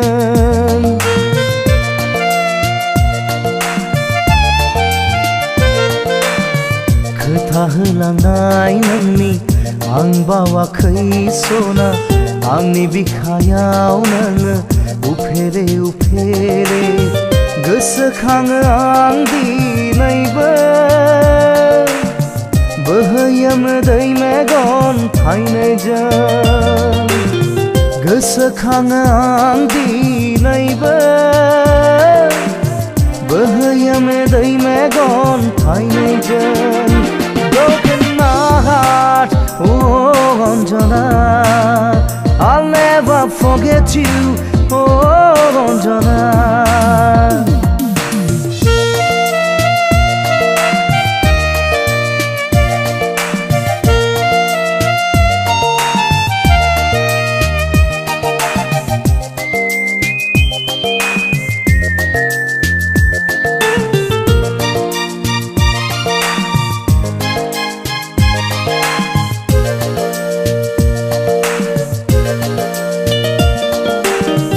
गोरबोनि अननाया नोंनिल' थाखायमोन जिउनि मिजिंगा नोंखौल' लानानैमोन बुजियासै नोङो दिनै फोथायासै आंखौ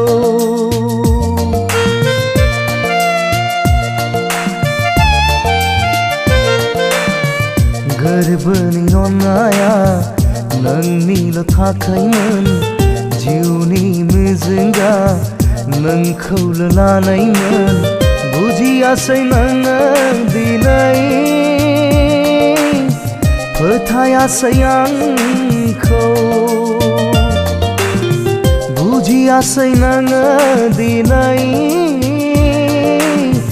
फोथायासै आंखौ Broken my heart, oh Anjana I'll never forget you, oh Anjana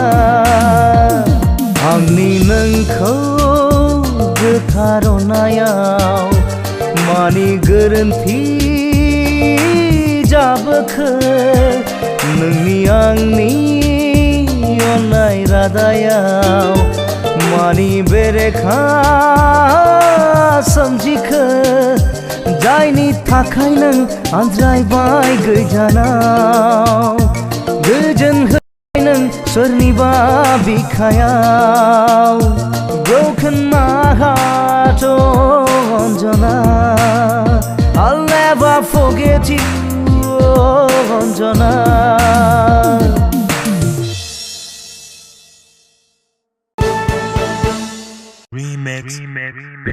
Ladies and gentlemen.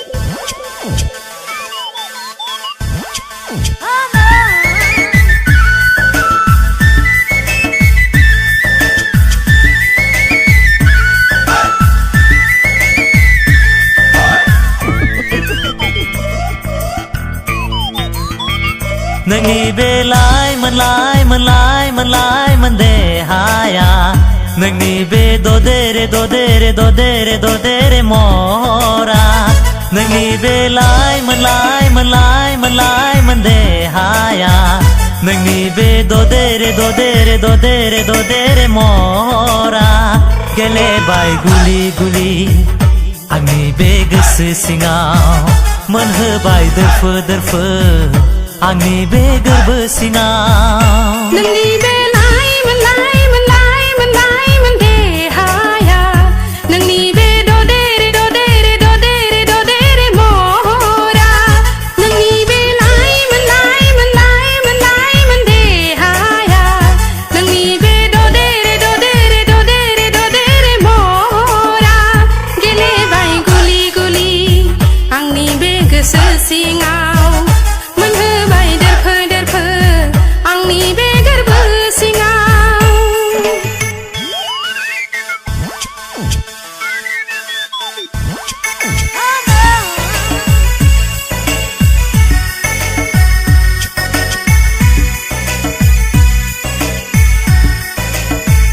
बारफुनाय बिबार समायना महर नोंनि सारफावबाय हायना मेगनाव आंनि खालामबाय आनिथानि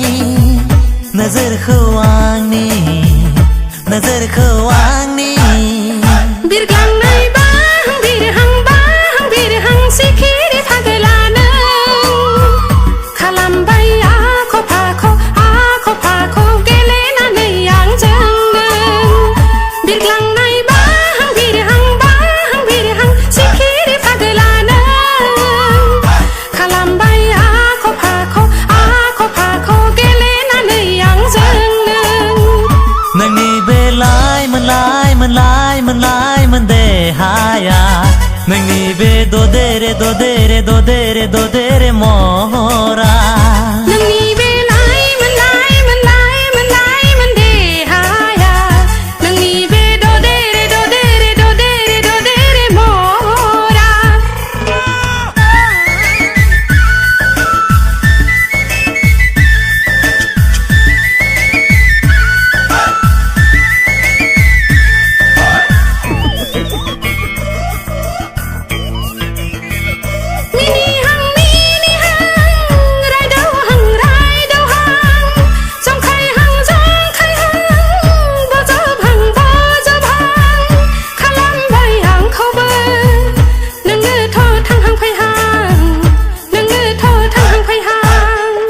नोजोरावसो दोनगोन ना गोरबोआवसो लागोन जाबाय आं नोंखौ सना आंनि बे आजोला आजोला फागोला फागोलायाव थुनाय बैसोआ नोजोरावसो दोनगोन ना गोरबोआवसो लागोन जाबाय आं नोंखौ सना आंनि बे आजोला आजोला फागोला फागोलायाव थुनाय बैसोआ नोंनि बे लाय मोनलाय मोनलाय मोनलाय मोनदेहाया नोंनि बे ददेरे ददेरे ददेरे ददेरे महरा नोंनि बे लाय मोनलाय मोनलाय मोनलाय मोनदेहाया नोंनि बे ददेरे ददेरे ददेरे ददेरे महरा गेलेबाय गुलि गुलि आंनि बे गोसो सिङाव मोनहोबाय दोरफो दोरफो आंनि बे गोरबो सिङाव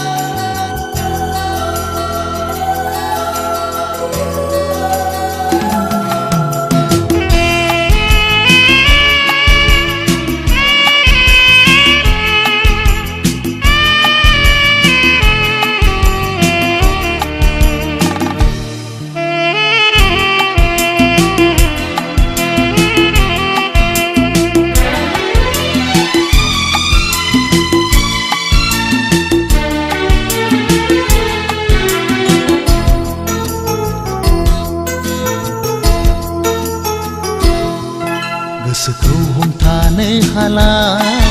नोंनि अनगा बे जोनोमाव गोसोखौ बुरखायनो हाला नोंखौ दसे नुवाबोला मुलुगखौनो खोमसि दरसि नुयो आं नोंखौ गोसोखाङाब्ला नोंखौ दसे नुवाब्ला नोंखौ गोसोखाङाब्ला नोंखौ दसे नुवाब्ला गोसोखौ हमथानो हाला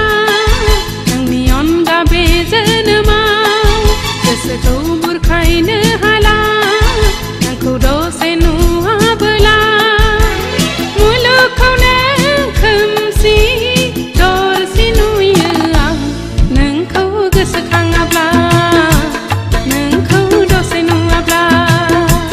नोंखौ गोसोखाङाब्ला नोंखौ दसे नुवाब्ला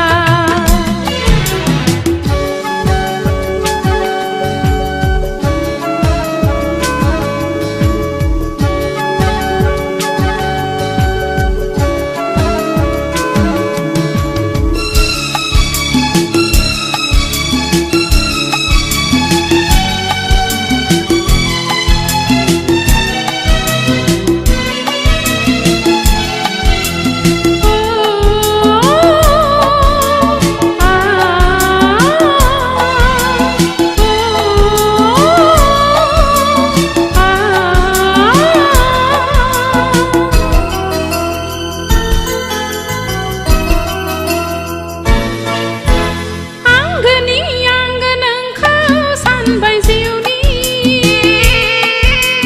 थैस' थांस' अराय जिउनि लोगोरि आंगोनि आंगो नोंखौ सानबाय जिउनि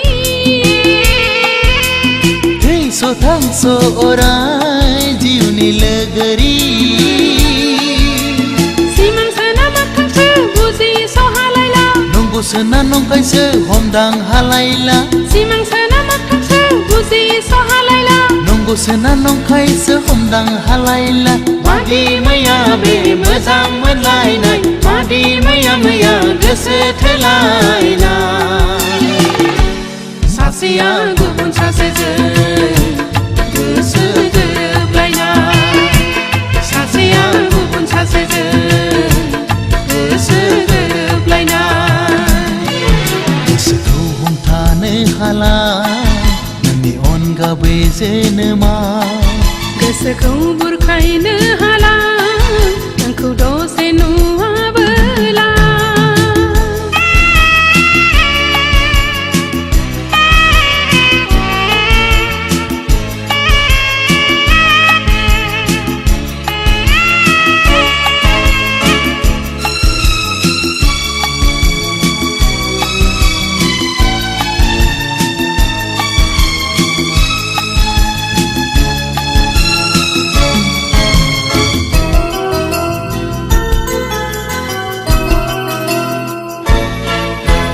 दाउसिन दाउला हनै बिरलांजोब्बाय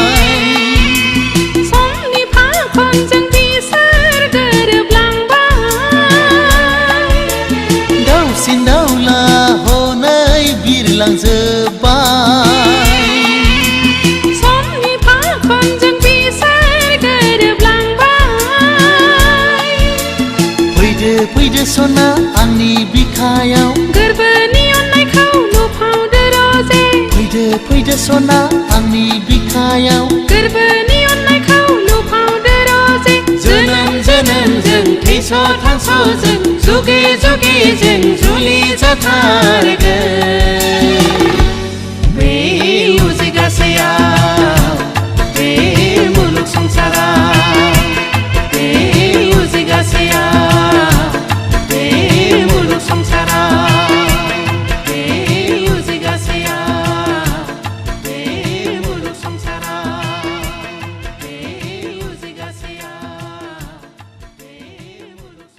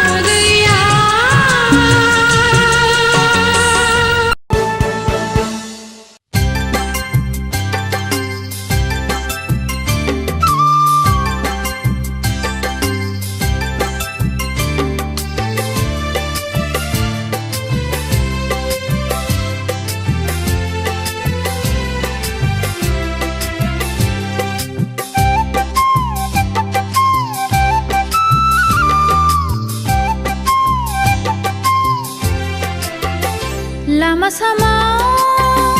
नोंखौ नुब्ला गोरबो खामसै आंनि मोदै गसै सिरि सिरि नोंखौ सानना आंनि सैया सैया नायख्लें नायख्लें आंखौ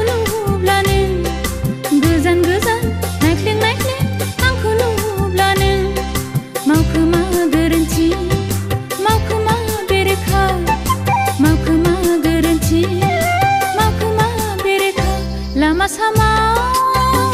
नोंखौ नुब्ला गोरबो खामसै आंनि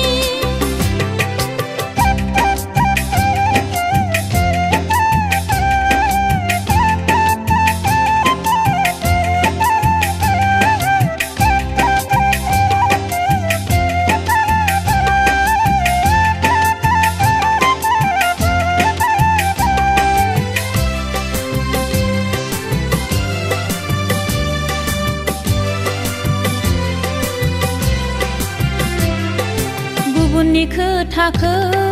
सैथो सानबाय नों आंनि खोथाखौसो नंखाय सानबाय नों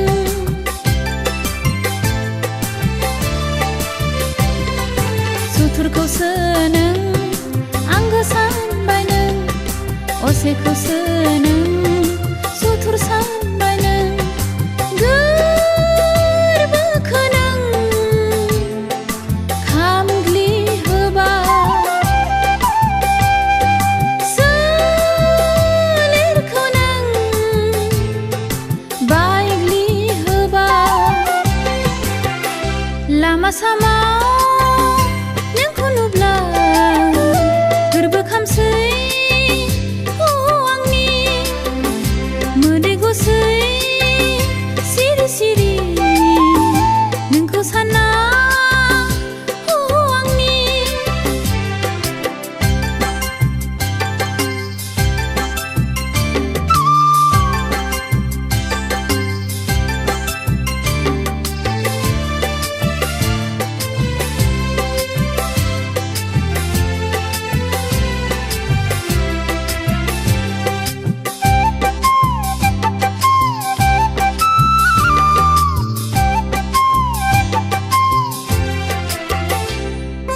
बालाहामा बायदि खालामबाय गोरबो दैबाना बादि बोहैहोबाय मोदै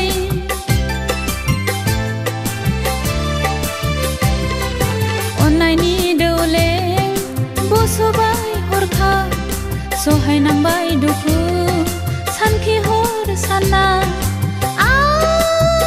आसखान्दा खालामबाय नों गोदाव सोराव खालामबाय नों लामा सामाव नोंखौ नुब्ला गोरबो खामसै आंनि मोदै गसै सिरि सिरि नोंखौ सानना आंनि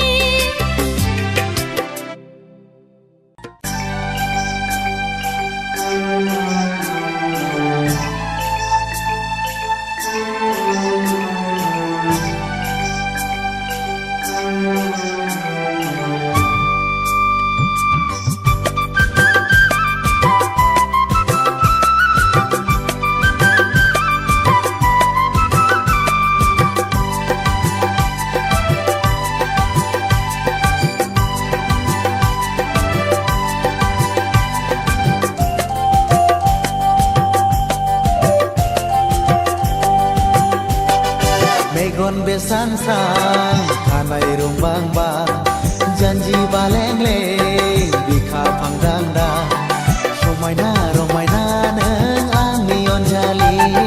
सायख'बाय नोंखौनो आं जिउनि लोगोरि आदै मदद बिखा फांदांदा मदद जानगिला जौस्रां देस्रां सान समायना रमायना नों आंनि अनजालु सायख'बाय नोंखौनो आं जिउनि लोगोरि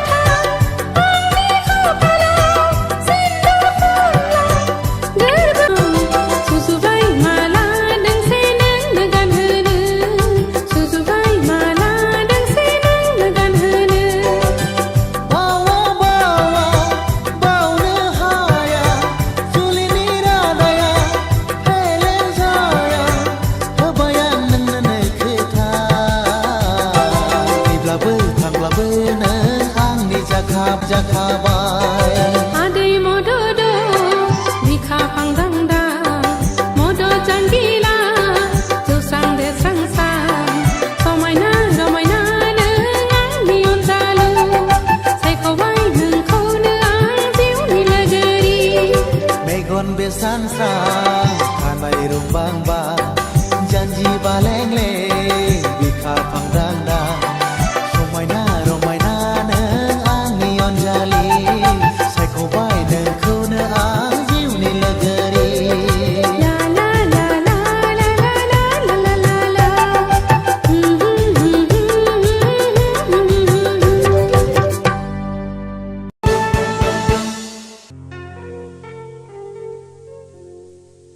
अनजालि देना दोंसे मेथाइ रोजाब नों दामग्रो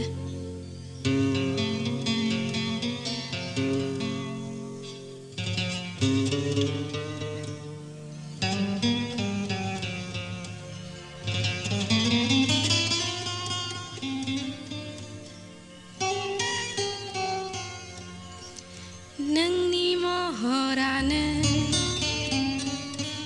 आंनि हायना मुलि हे हे हे हे हे नोंनि महरानो आंनि हायना मुलि नोंनि रावानो आंनि बेरे मोदै जेसेबांखि नुफ्लेया जेसेबांखि रायज्लाया जेसेबांखि नुफ्लेया जेसेबांखि रायज्लाया मेगना गोसोआ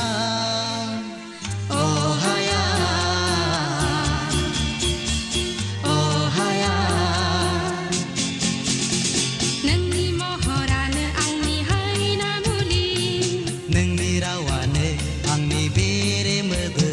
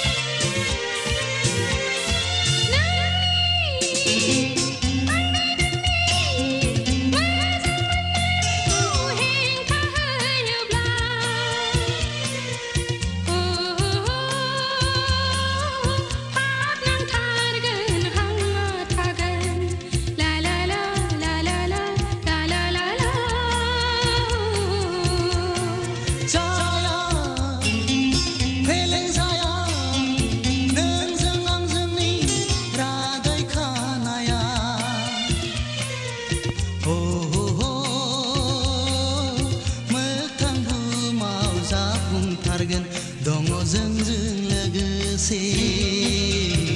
सोरजिगिरियानो दङ जोंजों लोगोसे सोरजिगिरियानो सानैजों जुगामि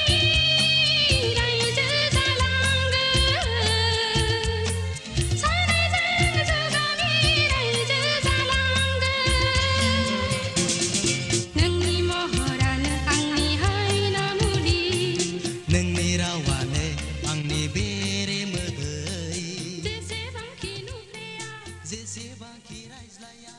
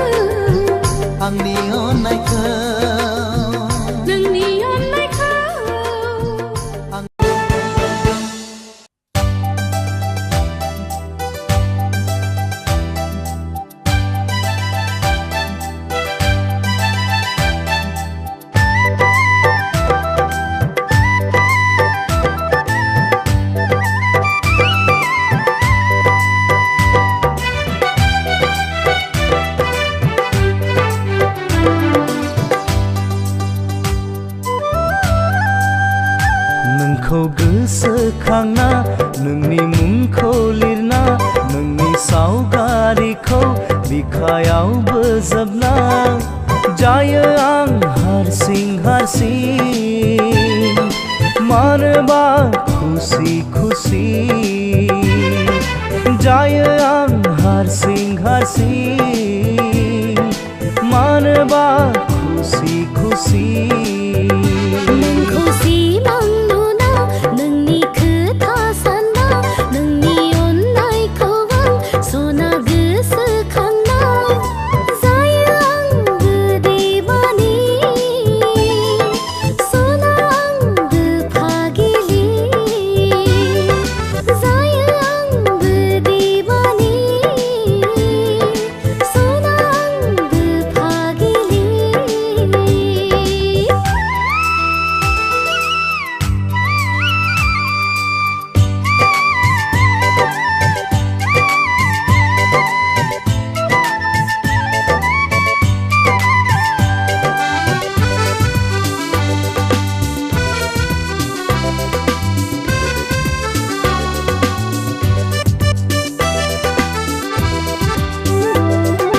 जौमोन बैसोआनो बिनि जाहोन खोमा खुरिया गोरबोआनो हास्थायबायल' थायो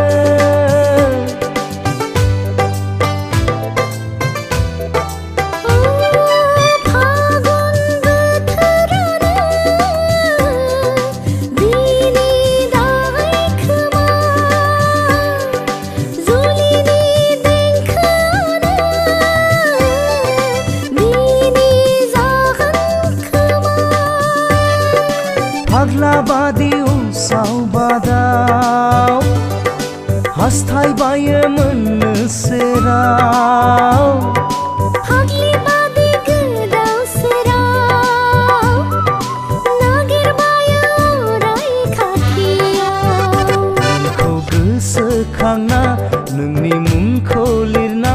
नोंनि सावगारिखौ बिखायाव बोजबना जायो आं हारसिं हारसिं मानोबा खुसि खुसि जायो आं हारसिं हारसिं मानोबा खुसि खुसि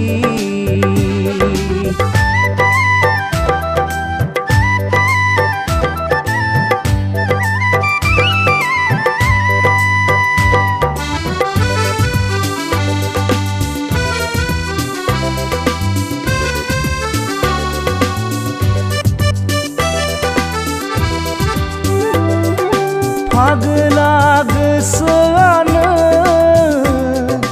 गोसोखांबायल' थायो खुरिया गोरबोआनो हास्थायबायल' थायो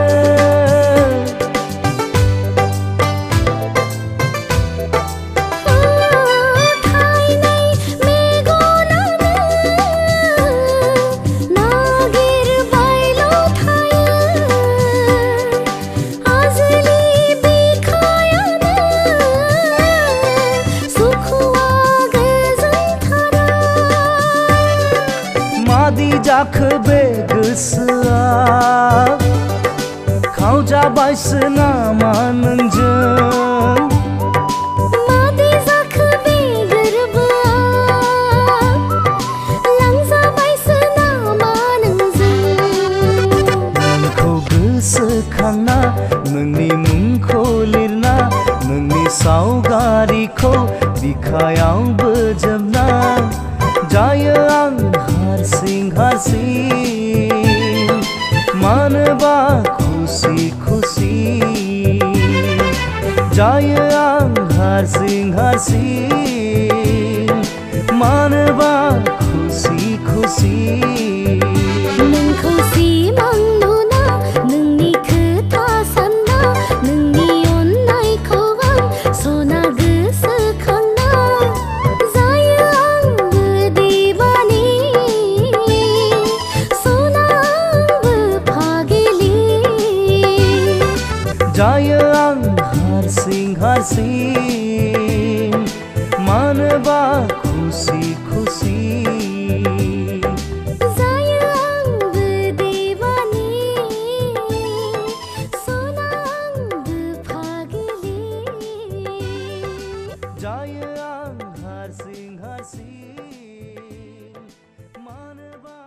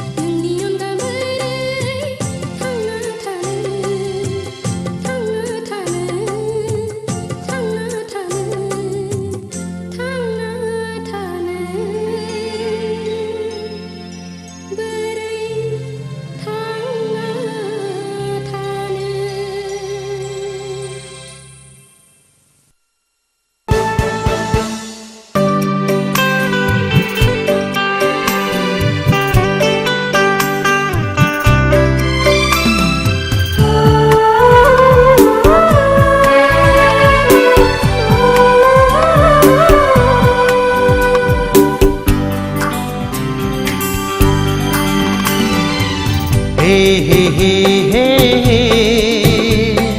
ला ला ला ला ला ला ला ला आ हा हा हा हा हा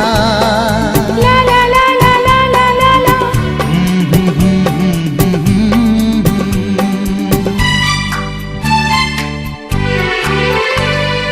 नोंनि सावगारि ला ला ला ला नायै नायैनो आं दीवाना जाबाय पागला जाबाय नोंनिनो अननाय मोजां मोनैया नोंनि महर मोखां हे हे हे हे सानै सानैनो आं दिवानि जाबाय फागिलि जाबाय नोंनिनो अननाय मोजां मोनैया नोंनि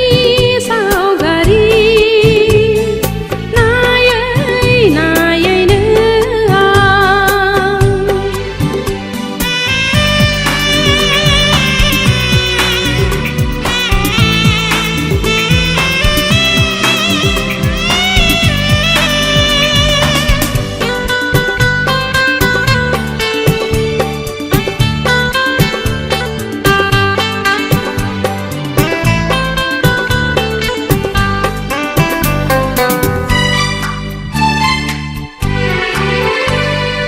आंनि थाइनै मेगनाव नों मानो जाखांफैयो सना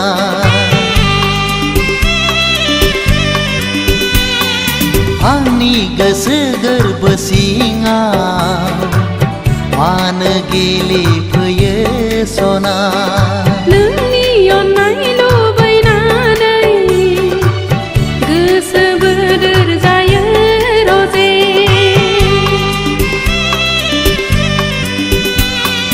नोंखौ सेराव मोननो अराय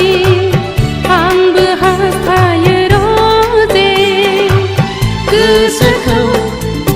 उसाव बादाव गोरबोखौ गावनाय बादि मानो मोनो सना नोंनि सावगारि नायै नायैनो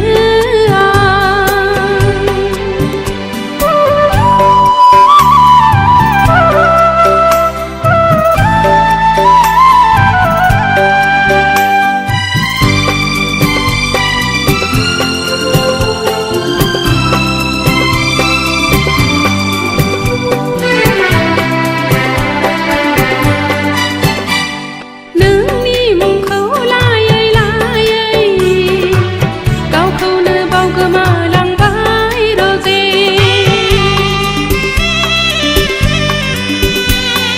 जिउआव अराय नोंखौ मोननो आरज गाबबाय गसाइनाव जेरै नायो एरैनो आं खालि नोंखौसो नुयो सना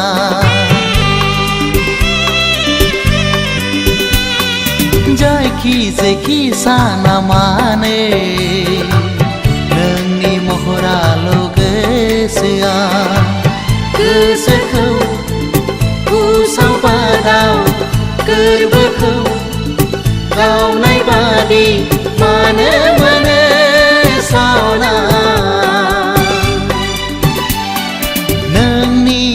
सावगारि ला ला ला ला नायै नायैनो आं दीवाना जाबाय पागला जाबाय नोंनिनो अननाय मोजां मोनैया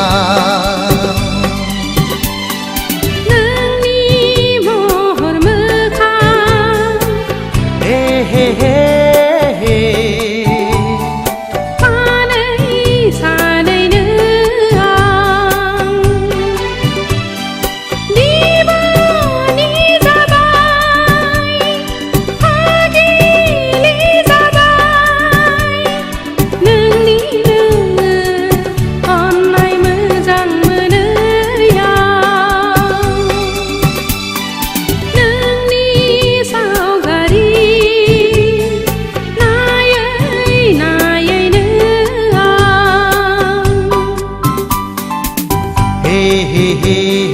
हे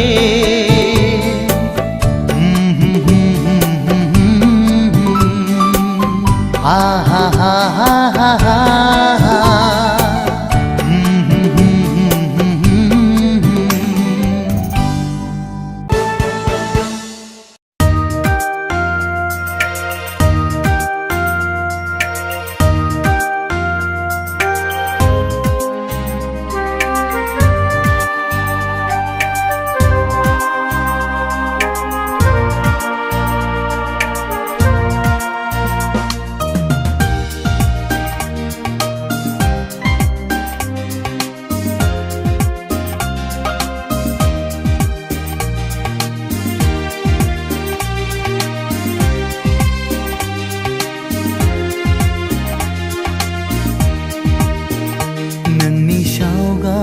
नायै नायै हाबसे हाबसे गाबखोमासै आं नोंनि लाइजामखौ नायै नायै सिरि सिरि गाबखोमासै आं फोथाय खेबस'नो अनजालि अन्थाइ बिखानो अनजालि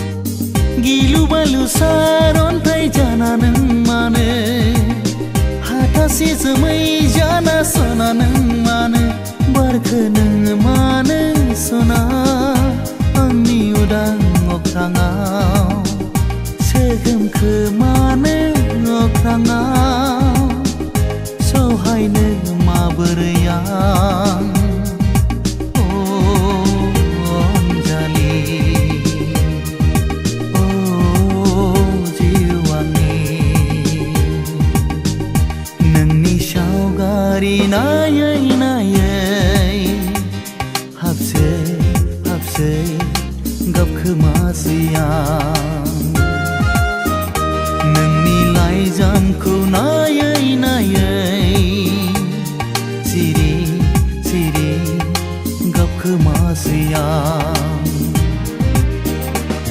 फोथाय खेबस' नोङो अनजालि अन्थाइ बिखा नोङो अनजालि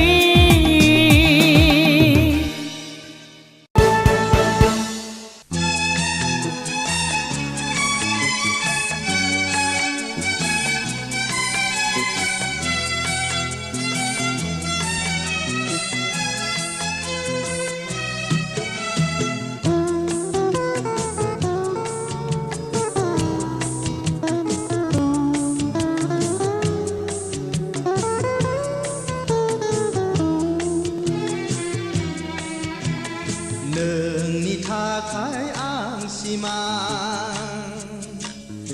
आंनि थाखाय नों सिमां मोनहासयै मुलुगाव आं लोरबां बावनो हाया आं नोंखौ नेबाय थागोन आं नोंखौ फैलाव बुहुमावनो आंनिखा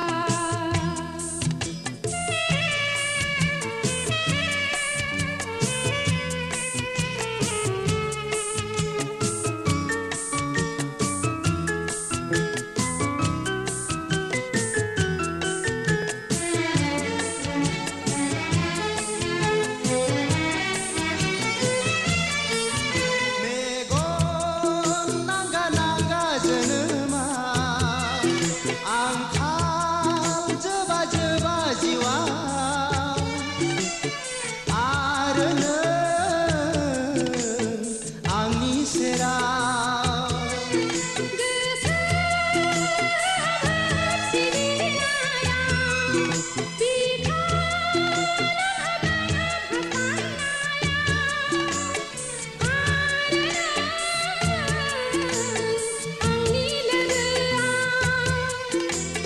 नोंनि थाखाय आं सिमां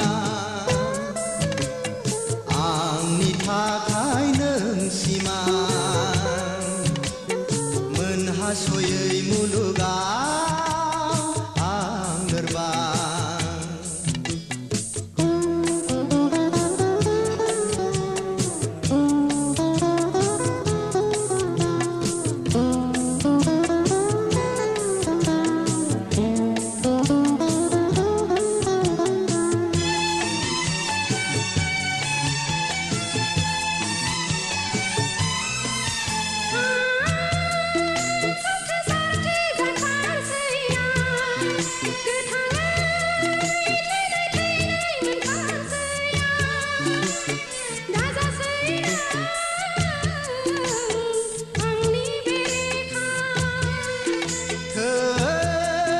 सिदाव सिदाव जों थाङो आं हारसिङै खुद्रि खुद्रि बोराबो आं दा फैनो आंनि खाथियाव नोंनि थाखाय आं सिमां आंनि थाखाय नों सिमां मोनहासयै मुलुगाव आं लोरबां बावनो हाया आं नोंखौ नेबाय थागोन आं नोंखौ फैलाव बुहुमावनो आंनिखा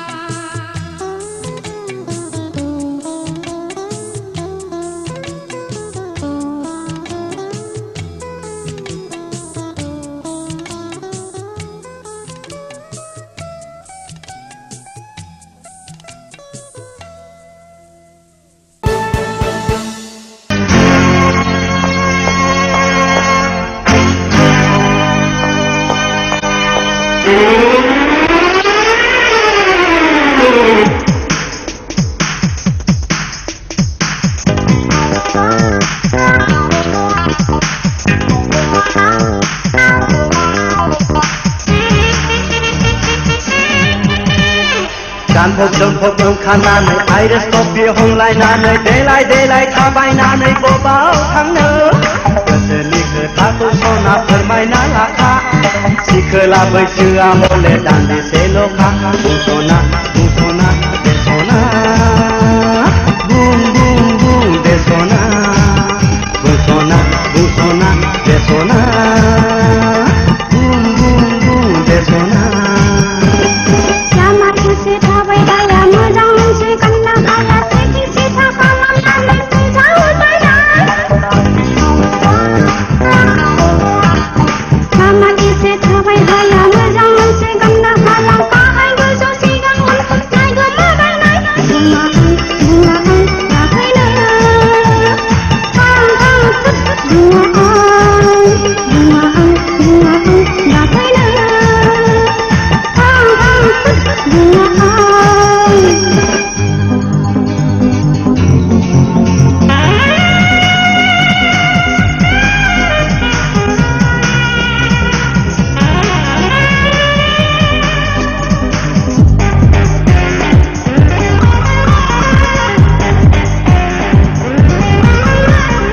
नोंखौ नुब्ला गोसो आंनि बोदोर जायो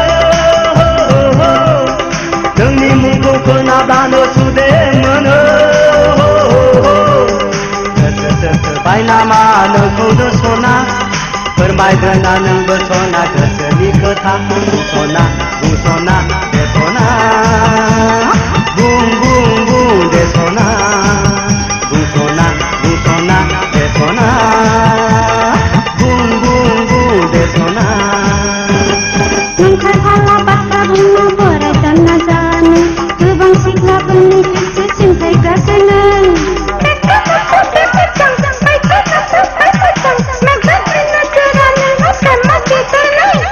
नोंखौ हाला बाथ्रा बुंनो बोराय जाना जानो गोबां सिख्लाफोरनि गोसो सिंखायग्रासो नों बुङा आं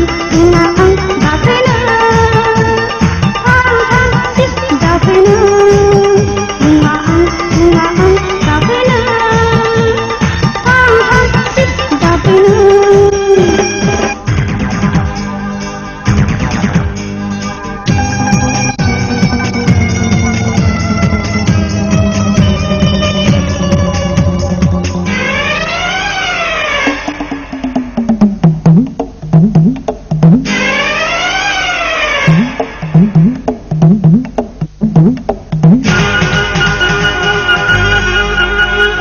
थारैनो नोङो आंखौ गोसो थोयोना अनुमान दिन्थिगौमोन बिखाबो सावना थारैनो नोङो आंखौ गोसो थोयोना अनुमान दिन्थिगौमोन बिखाबो खावना माथो फोरमान होनो हायो आंनि सिगाङाव बेखौ खानानै दैयाव बाजुमनो हायो सना नोंनि सिगाङाव लागिथाराबो बुंस'ना बुंस'ना देस'ना बुं बुं बुं देस'ना बुंस'ना बुंस'ना देस'ना बुं बुं बुं देस'ना गानफब जोमफब ओंखारनानै आइरिस कफि हमलायनानै देलाय देलाय थाबायनानै बबाव थांनो गोसोनि खोथाखौ सना फोरमायना लाखा सिखोला बैसोआ हले दान्दिसेल'खा बुंस'ना बुंस'ना देस'ना बुं बुं बुं देस'ना बुंस'ना बुंस'ना देस'ना बुं बुं बुं देस'ना लामा ससे थाबायबाया मोजां मोनसे गाननो हाला सेथि सेथा खालामनानै फैजावबायना लामा ससे थाबायबाया मोजां मोनसे गाननो हाला गाहाय गोजौ सिगां उन नायगोमोबायनाय बुङा आं गाखैनो थां थां बुङा आं गाखैनो थां थां बुंस'ना बुंस'ना देस'ना बुं बुं बुं देस'ना बुंस'ना बुंस'ना देस'ना बुं बुं बुं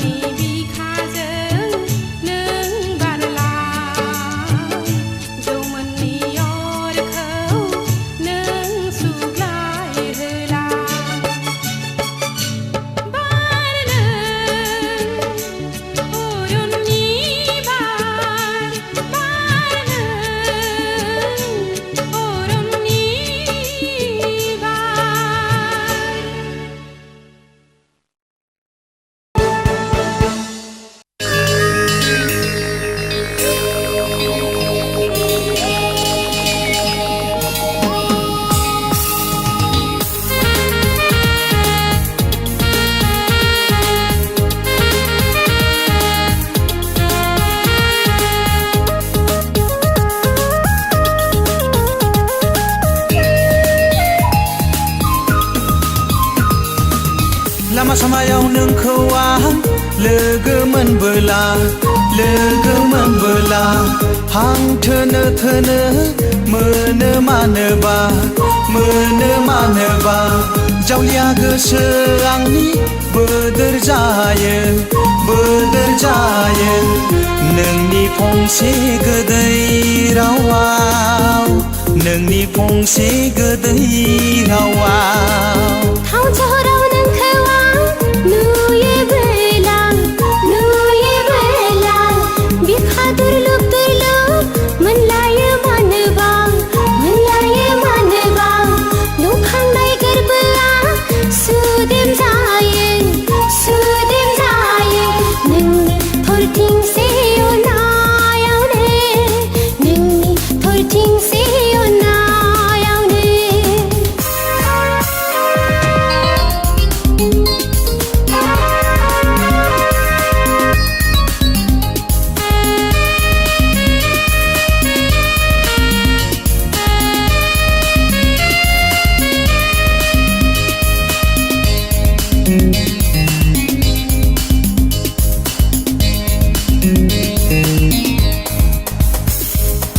मावनाय दांनायाव फरायनाय लिरनायाव जानाय लोंनायाव बेरायनाय उन्दुनायाव जौमोन बैसो आंनि नोंखौनो गोसोखांसैया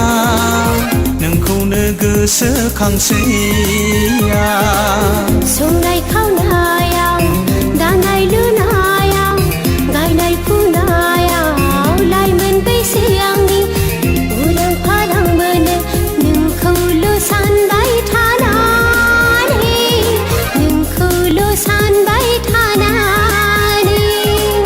लामा सामायाव नोंखौ आं लोगो मोनबोला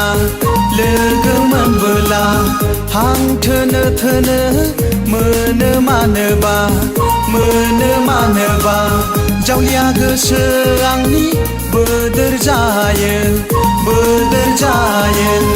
नोंनि फंसे गोदै रावाव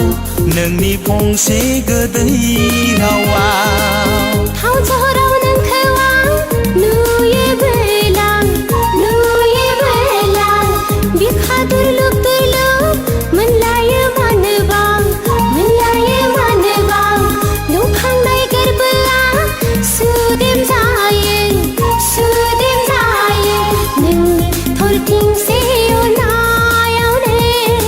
नोंनि थरथिंसे अनायावनो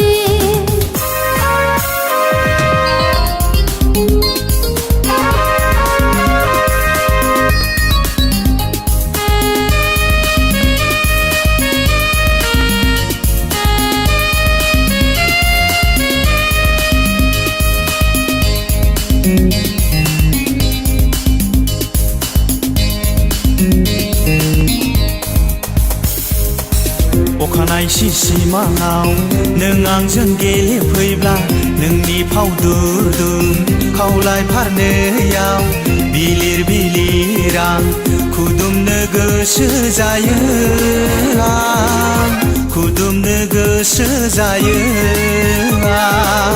हर गेजेरनि समाव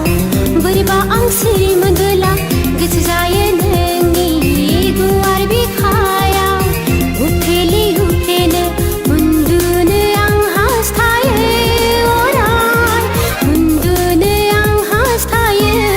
अराय लामा सामायाव नोंखौ आं लोगो मोनबोला हां थोनो मोनो मानोबा जावलिया गोसो आंनि बोदोर जायो नोंनि फंसे गोदै रावाव टाउन सहराव नोंखौ आं नुयोबोला बिखा दुरलुब मोनलायो मानोबा नुखांनाय गोरबोआ सुदेम जायो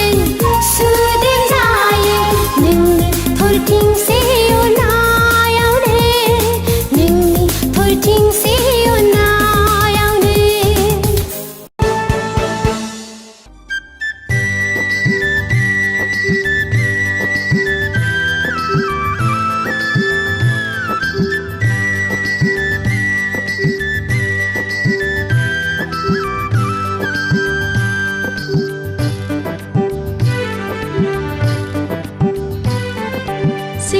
सिरि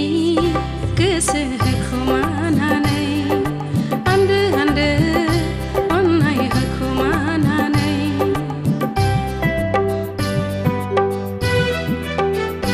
बिखा गावो खुगा गेवैयाव आङो दिनै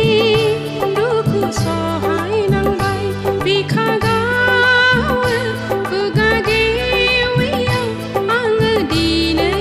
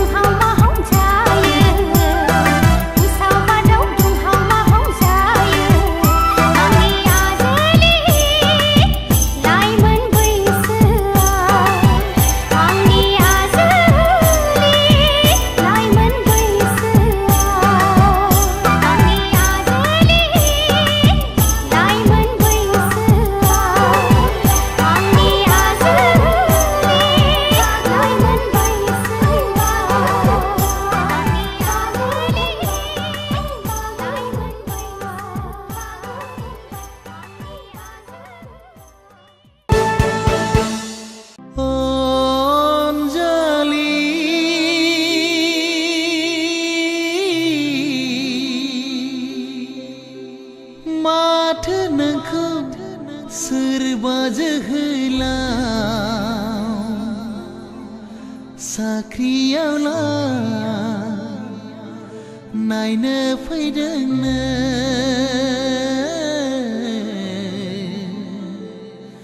साख्रियावला नायनो फैदोंनो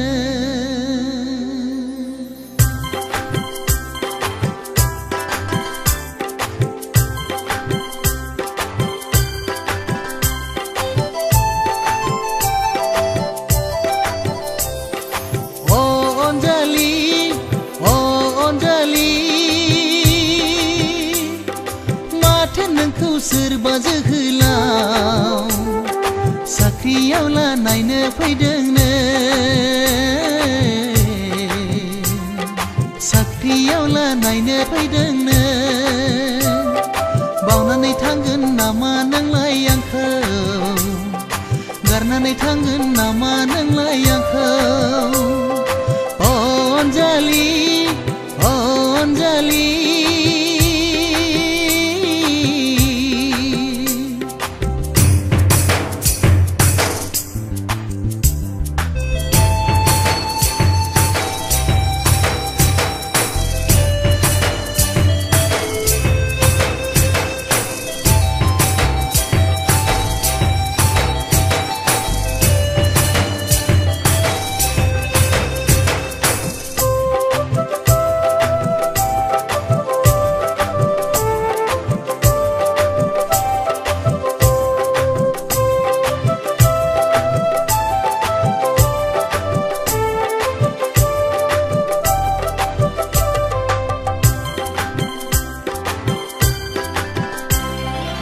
गोसोआ आंनि बागदाव खांदों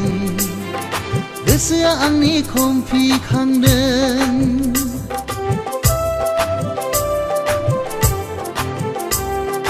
गोसोआ आंनि बागदाव खांदों गोसोआ आंनि खमफि खांदों जानो लोंनो गोजोना जादों नोंखौ सोरबा जोहोलावा सेनानै लांसिगोन साननानै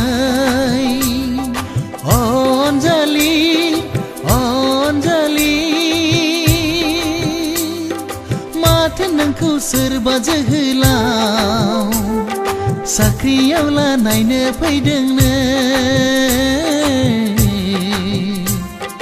साख्रियावला नायनो फैदोंनो अनजालि अनजालि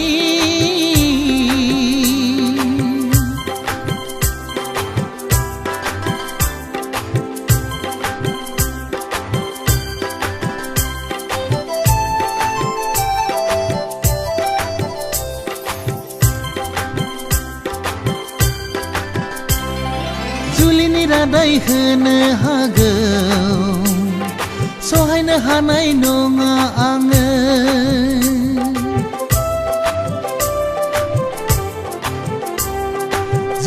रादाय होनो हागौ सहायनो हानाय नङा आङो थांना थानाय नङा आङो राजि जानो नाङा नोङो आंखौ नोङो नागारनानै अनजालि अनजालि माथो नोंखौ सोरबा जोहोलाव साख्रियावला नायनो फैदोंनो साख्रियावला नायनो फैदोंनो बावनानै थांगोन नामा नोंलाय आंखौ गारनानै थांगोन नामा नोंलाय आंखौ बावनानै थांगोन नामा नोंलाय आंखौ गारनानै थांगोन नामा नोंलाय आंखौ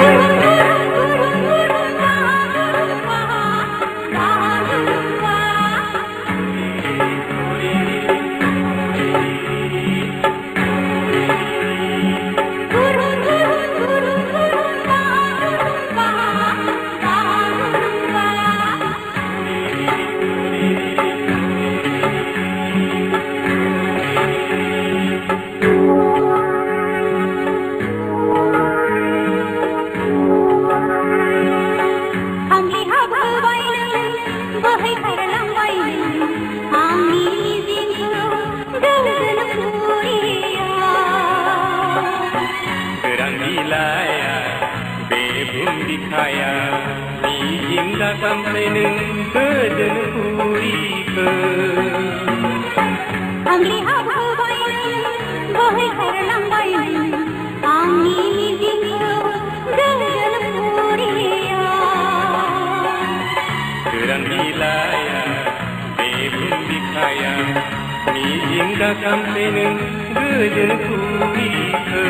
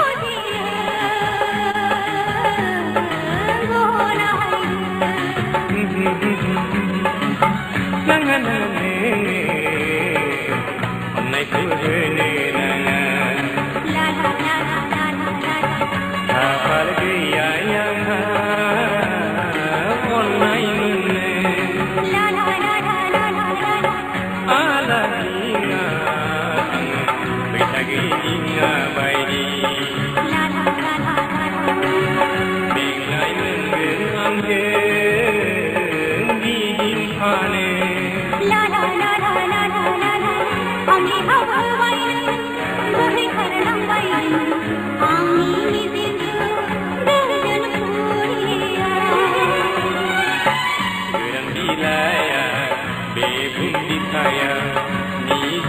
सामथाय नों गोजोन फुरिखो आंनि हावबाय बोहैखारलांबाय आंनि मिजिंखौ गोजोन फुरियाव गोरान बिलाइया दैनि बिखायाव मिजिं दा सामथाय नों गोजोन फुरिखो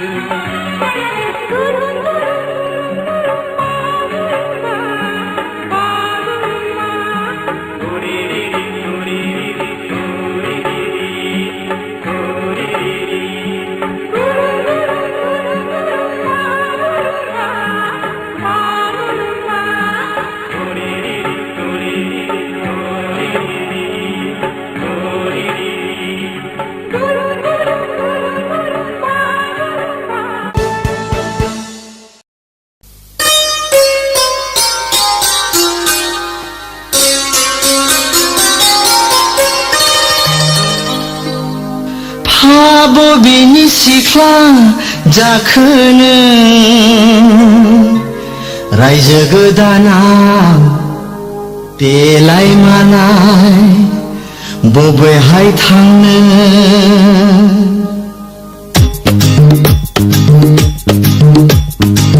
ओइ सना महराव जेना ओइ सना आखलाव जेना फै सना रायजो गोदानाव फै सना आंनि खाथियाव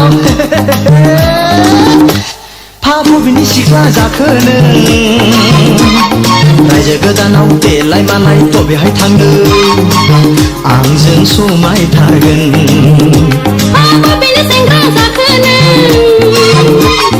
रायजो गोदानाव सिथिं सिथा खावब्ला सिब्ला आंखौ नोङो दा हास्थायखा बबेनि सिख्ला जाखो नों बबेनि सेंग्रा जाखो नों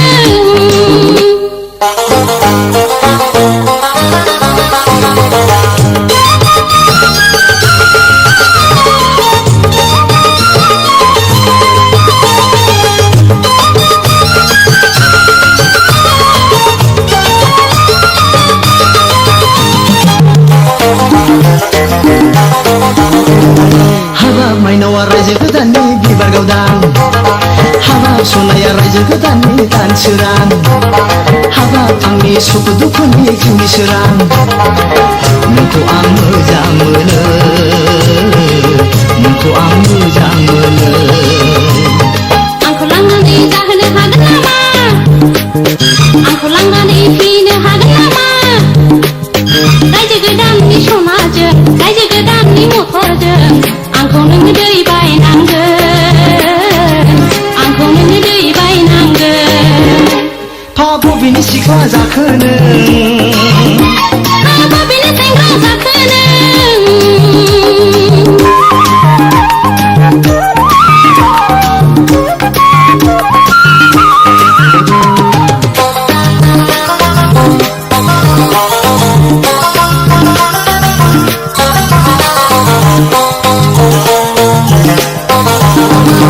हाबाब सना नोंखौ मोनोबा थाबाय आं हाबाब थांदोंलै रायजो गोदाननि माला होगोन हाबाब नोंनो रायजो गोदाननि खेरा होगोन नोंखौ आं बावनो हाला नोंखौ आं बावनो हाला रायजो गोदानाव माबा साख्रि नागिर टाउन सहराव माबा न' बांनो दोहोन दौलता गैयाब्ला जुलिनि उनाव नुवाब्ला आं हयले गोगोमसो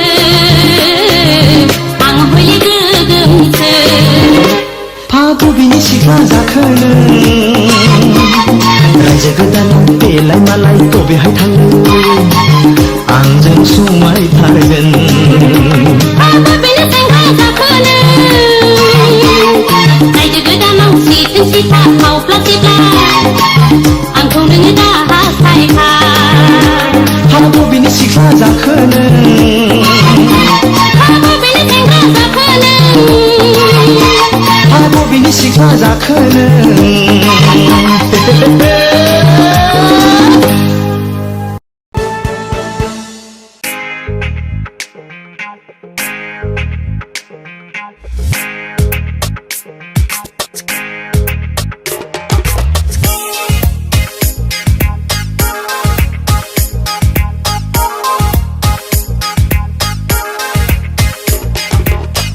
फागोला आं फागोला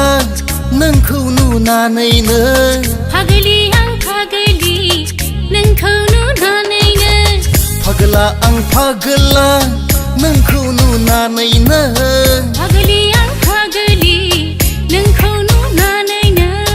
ग्रोब ग्रोब ग्रोब मोसाफैयो नों आंनि सिगाङाव ग्रोम ग्रोम ग्रोम दामफैयो नों आंनि सिगाङाव फागोला आं फागोला नोंखौ नुनानैनो फागोलि आं फागोलि नोंखौ नुनानैनो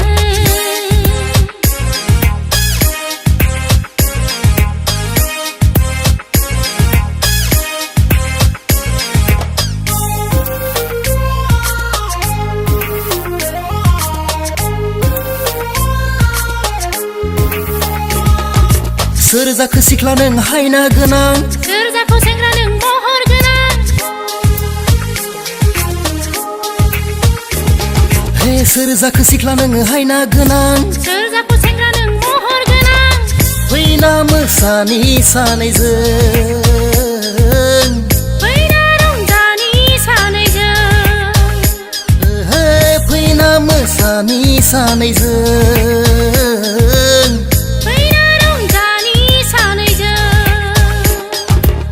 सना गोनां माइनाव गोनां सनाथि नों रुपाथि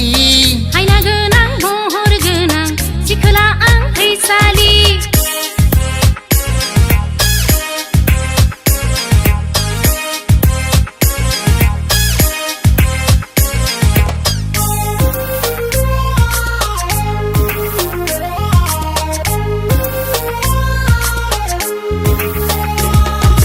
गोमोलाय गोथांलाय दखना गाननाय स्रायलाय स्रैलाय ओंखारलांनाय गोमोलाय गोथांलाय दखना गाननाय स्रायलाय स्रैलाय ओंखारलांनाय खामानि बा रोंगौ खि रोङा फैना मोसानि सानैजों ओहो खामानि बा रोंगौ खि रोङा